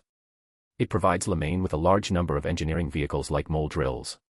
As Sanchez reported, the Shadow's sovereignty passed by Alamasta and entered Kulth's orbit. Nareth then turned his gaze to Kulth. From a distance, it resembled Terra. Green continents, blue oceans, white clouds. Olanius' person choice of Kulth wasn't without reason. Kulth's ecological environment is similar to ancient Terra. Such planets are hard to find in the galaxy now. Nareth saw an orbital dock hanging in Kulth's sky like a rising moon. This artificial island was a massive structure 300 kilometers in diameter, surrounded by countless docks, berthing platforms, gantries, suspended workshops, habs, and warehouses. Laborers worked busily at their posts. The keel of a capital ship was being laid, and 3 frigates were at various stages of construction. 5 months ago, the first orbital dock on Kulth was completed. Sanchez, noting the Black Emperor's gaze, added. According to the plan, Kulth will build 8 more docks in the future. Its shipbuilding capacity will surpass that of Vostroya. Among the Legion's domains, its future capacity should only be lower than Cypermundi and Trican. Good, Nareth praised. 1 hour later, Nareth and Sanchez boarded a transport ship. The black metal hull passed through the atmosphere, flying eastward. Nareth stood by the viewport, looking down at the wisps of smoke rising below. That is the Derakaran lowlands. There are 5 large mines around it, discovered shortly after I arrived on Kulth. Relying on the mines, the Derakaran lowlands were developed into an industrial zone. Following your command, a forest is preserved between each factory for off-duty workers to rest and relax. Nareth saw the buildings were orderly, like spots of sunlight, interspersed with patches of forest. The lander glided through the air, flying over a river. This river is called the Boros River. The estuary area ahead is Naride, where the fusion reactors power the entire surrounding region. The fusion reactors make this river valley one of the most fertile lands on the planet. Only the most distinguished veterans in the Auxilia can obtain land here. They only need minimal tending to achieve bountiful harvests. Nareth looked into the distance. Fusion reactors drew water from the river, washing away the dirty carbon powder clinging to the turbine blades, covering the estuary with a thick layer of black silt. He withdrew his gaze, focusing on the farmlands on both banks. Dark green fields of beets and curly kale were scattered about. Lush gardens were also scattered around. Irrigation systems drew water from the Boros River to this dry plain, creating oases. Palm trees swayed in the wind, ponds shimmered. Sprinkler systems filled the air with mist. Countless small rainbows appeared out of nowhere. Looking at the fertile alluvial plain, Nareth thought to himself. I recall person accumulated merits in the Auxilia and finally obtained land here. As Nareth pondered, the transport ship arrived above Naride. Most of the space in the estuary was occupied by industrial facilities, but there was still a market at the port. Transport ships of various sizes crowded together, floating by numerous docks and embankments. The Primarch's superhuman vision could see fish jumping and crabs scuttling in the ship holds. The port of Naride connects to the ocean. Fishermen bring their fresh catches here to sell. Person also often came here to satisfy his cravings. Nareth nodded in satisfaction. I am pleased with the progress of Kulth's development. Sanchez smiled at the Black Emperor's praise. Ahead is the city of Numinous. It stands on the north bank of the Boros River. Across the river is the newly constructed Karas fortress. The caves where the mine tunnels are located are beyond Numinous, to its east. As he spoke, the transport ship skimmed over Numinous city, heading towards the endless, dense network of caves. If you enjoy the story, my P at Trian is 30 chapters ahead. p@trian.com/daoisjinzu. Chapter 369, Chapter 368, Conceptual Swap. The lander touched down east of Numinous city. The honor guard disembarked from other landers and assembled behind him. Porty, now promoted to lieutenant, led 3 squads waiting there. He approached Nareth. "Father." Nareth scanned Porty's squad and found only 27 members. He thought to himself. 3 shadows of order lost. The Gorgon serpents can inflict casualties on Astartes. He nodded slightly and issued the command. "Move out." The team then followed Porty's lead into the caves. The moment they stepped into the dark cave, a damp, foul, fishy stench assaulted their senses, nauseating. The caves connect to the edge of Numinous. The city sewage system is linked here, Porty explained. The foul smell comes from those serpent monsters. That also points us towards our target, Nareth said, his nose twitching slightly as he inhaled the stench. Astartes, through their olfactory neurointerface, could track the unique sense of certain special creatures. The shadows of order inhaled the damp air. Their olfactory detection was only rivaled by that of the space wolves. The foul odor was discerned, becoming their guiding beacon. Following the foul smell, the team navigated through the web-like caves. "Father, the petrifying ability of the Gorgon serpents poses a certain threat to the shadows of order," Porty reported to Nareth along the way. "Once you make eye contact, it's as if a force is applied to the body, movement slows, and the helmet's lenses cannot block this effect. One must resist the influence exerted by the Gorgon serpents with firm will. Most of the time, the shadows of order are not as vulnerable as ordinary humans. But there is a small portion of mutated serpents with 3 pairs of eyes on their heads. Once eye contact is made, the brain becomes sluggish." Porty pondered for a moment, then found the appropriate expression from his vocabulary. "If the petrifying ability of ordinary Gorgon serpents is like burying a shadow of order in a sandpit, we can break free with a little effort. Then making eye contact with the larger Gorgon serpents with 3 pairs of eyes is like sinking into a sea of sand. Those with weaker will are swallowed by the sea of sand." One warrior was petrified, turned into a statue because of this. A flash of sadness passed through Porty's eyes. He continued. "Shadows of order with firm will can still resist. In my squad, 2 others made eye contact with the 6-eyed serpent monster. One relied on his own will, the other promptly entered the first layer of the Thelema mental fortress you created. Neither was petrified. It is worth noting that besides petrification, the Gorgon serpent's sharp claws can tear through power armor. Their claws and the fangs in their mouths contain potent venom. Shadows of order can also be poisoned and temporarily paralyzed." Nareth nodded. He smelled several serpent monsters, the straight line distance only about 2 kilometers. He gave an order to Sanchez. "The 5 companies of the 7th chapter awaiting orders are to temporarily increase their time spent tempering their will and practicing the Thelema mind state." He instructed the Honor Guard members, "Enter the Thelema mind state." Nareth would review the Honor Guard members while answering their questions about various techniques. The Thelema mind state was researched by the Nareth specifically for the shadows of order. The requirement of the first layer, true will, to discern one's true self, wasn't a high threshold. After 100 days of practice, all Honor Guard members could master it. All members of this batch of Honor Guard had mastered true will. The Honor Guard members, while running, took varying amounts of time to enter the first layer mental state. Nareth's gaze pierced the depths of the dark cave. He saw over a dozen upright humanoid creatures, most about 2 meters tall. Among them, only one Gorgon serpent with 3 pairs of yellow eyes was about 2.5 meters tall. The Gorgon serpents had no legs, instead, they had serpentine tails longer than their height. Their arms were attached to their chests, relatively short compared to their bodies, with sharp claws covered in scales. Nareth noticed their eyes indeed shimmered with a spiritual radiance. Indeed potion ingredients. Judging from the radiance, they are either the main ingredient for Sequence 6 or an auxiliary ingredient for Sequence 5. After promoting to Baron of Corruption, I unlocked half of the potion formulas. None included Gorgon serpent eyes. Petrification, most likely the main ingredient for Sequence 6 Hypnotist, of the Visionary pathway, or an auxiliary ingredient for Sequence 5 Marionettist, of the Fool pathway. As Nareth pondered, the Gorgon serpent sensed his gaze and looked over. He did not avoid eye contact, meeting their yellow eyes. The moment their eyes met, the Nareth felt his thoughts stagnate for an instant. His descending right leg also felt as if pulled by something, slowing slightly. After experiencing the Gorgon serpent's petrifying ability, Nareth instantly ascended to the first layer of the Thelema mind state. Simultaneously, he put on the Banshee mask and let out a terrifying shriek.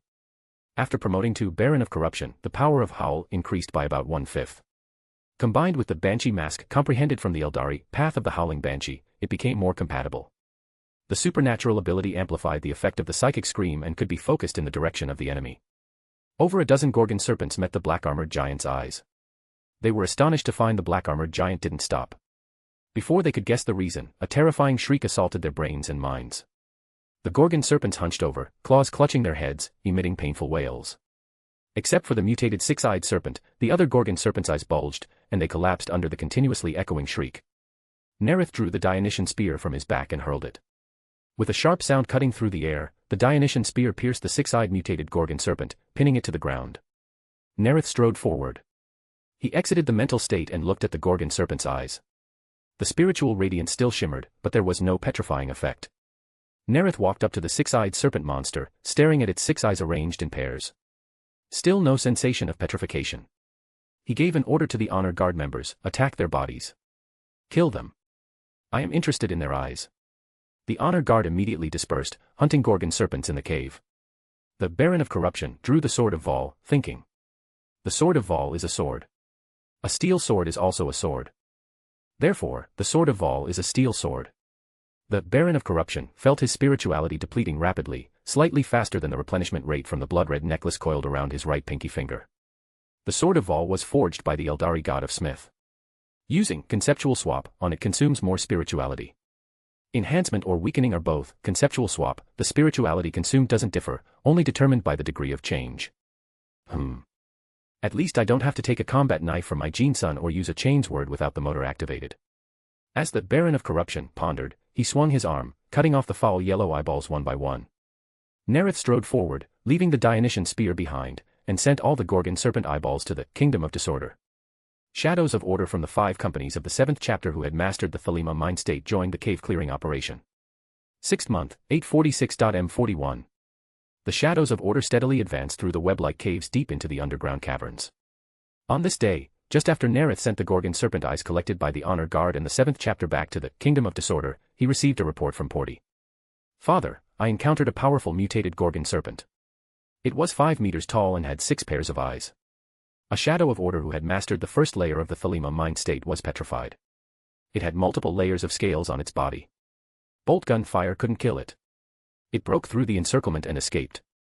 If you enjoy the story, my P at Trian is 30 chapters ahead.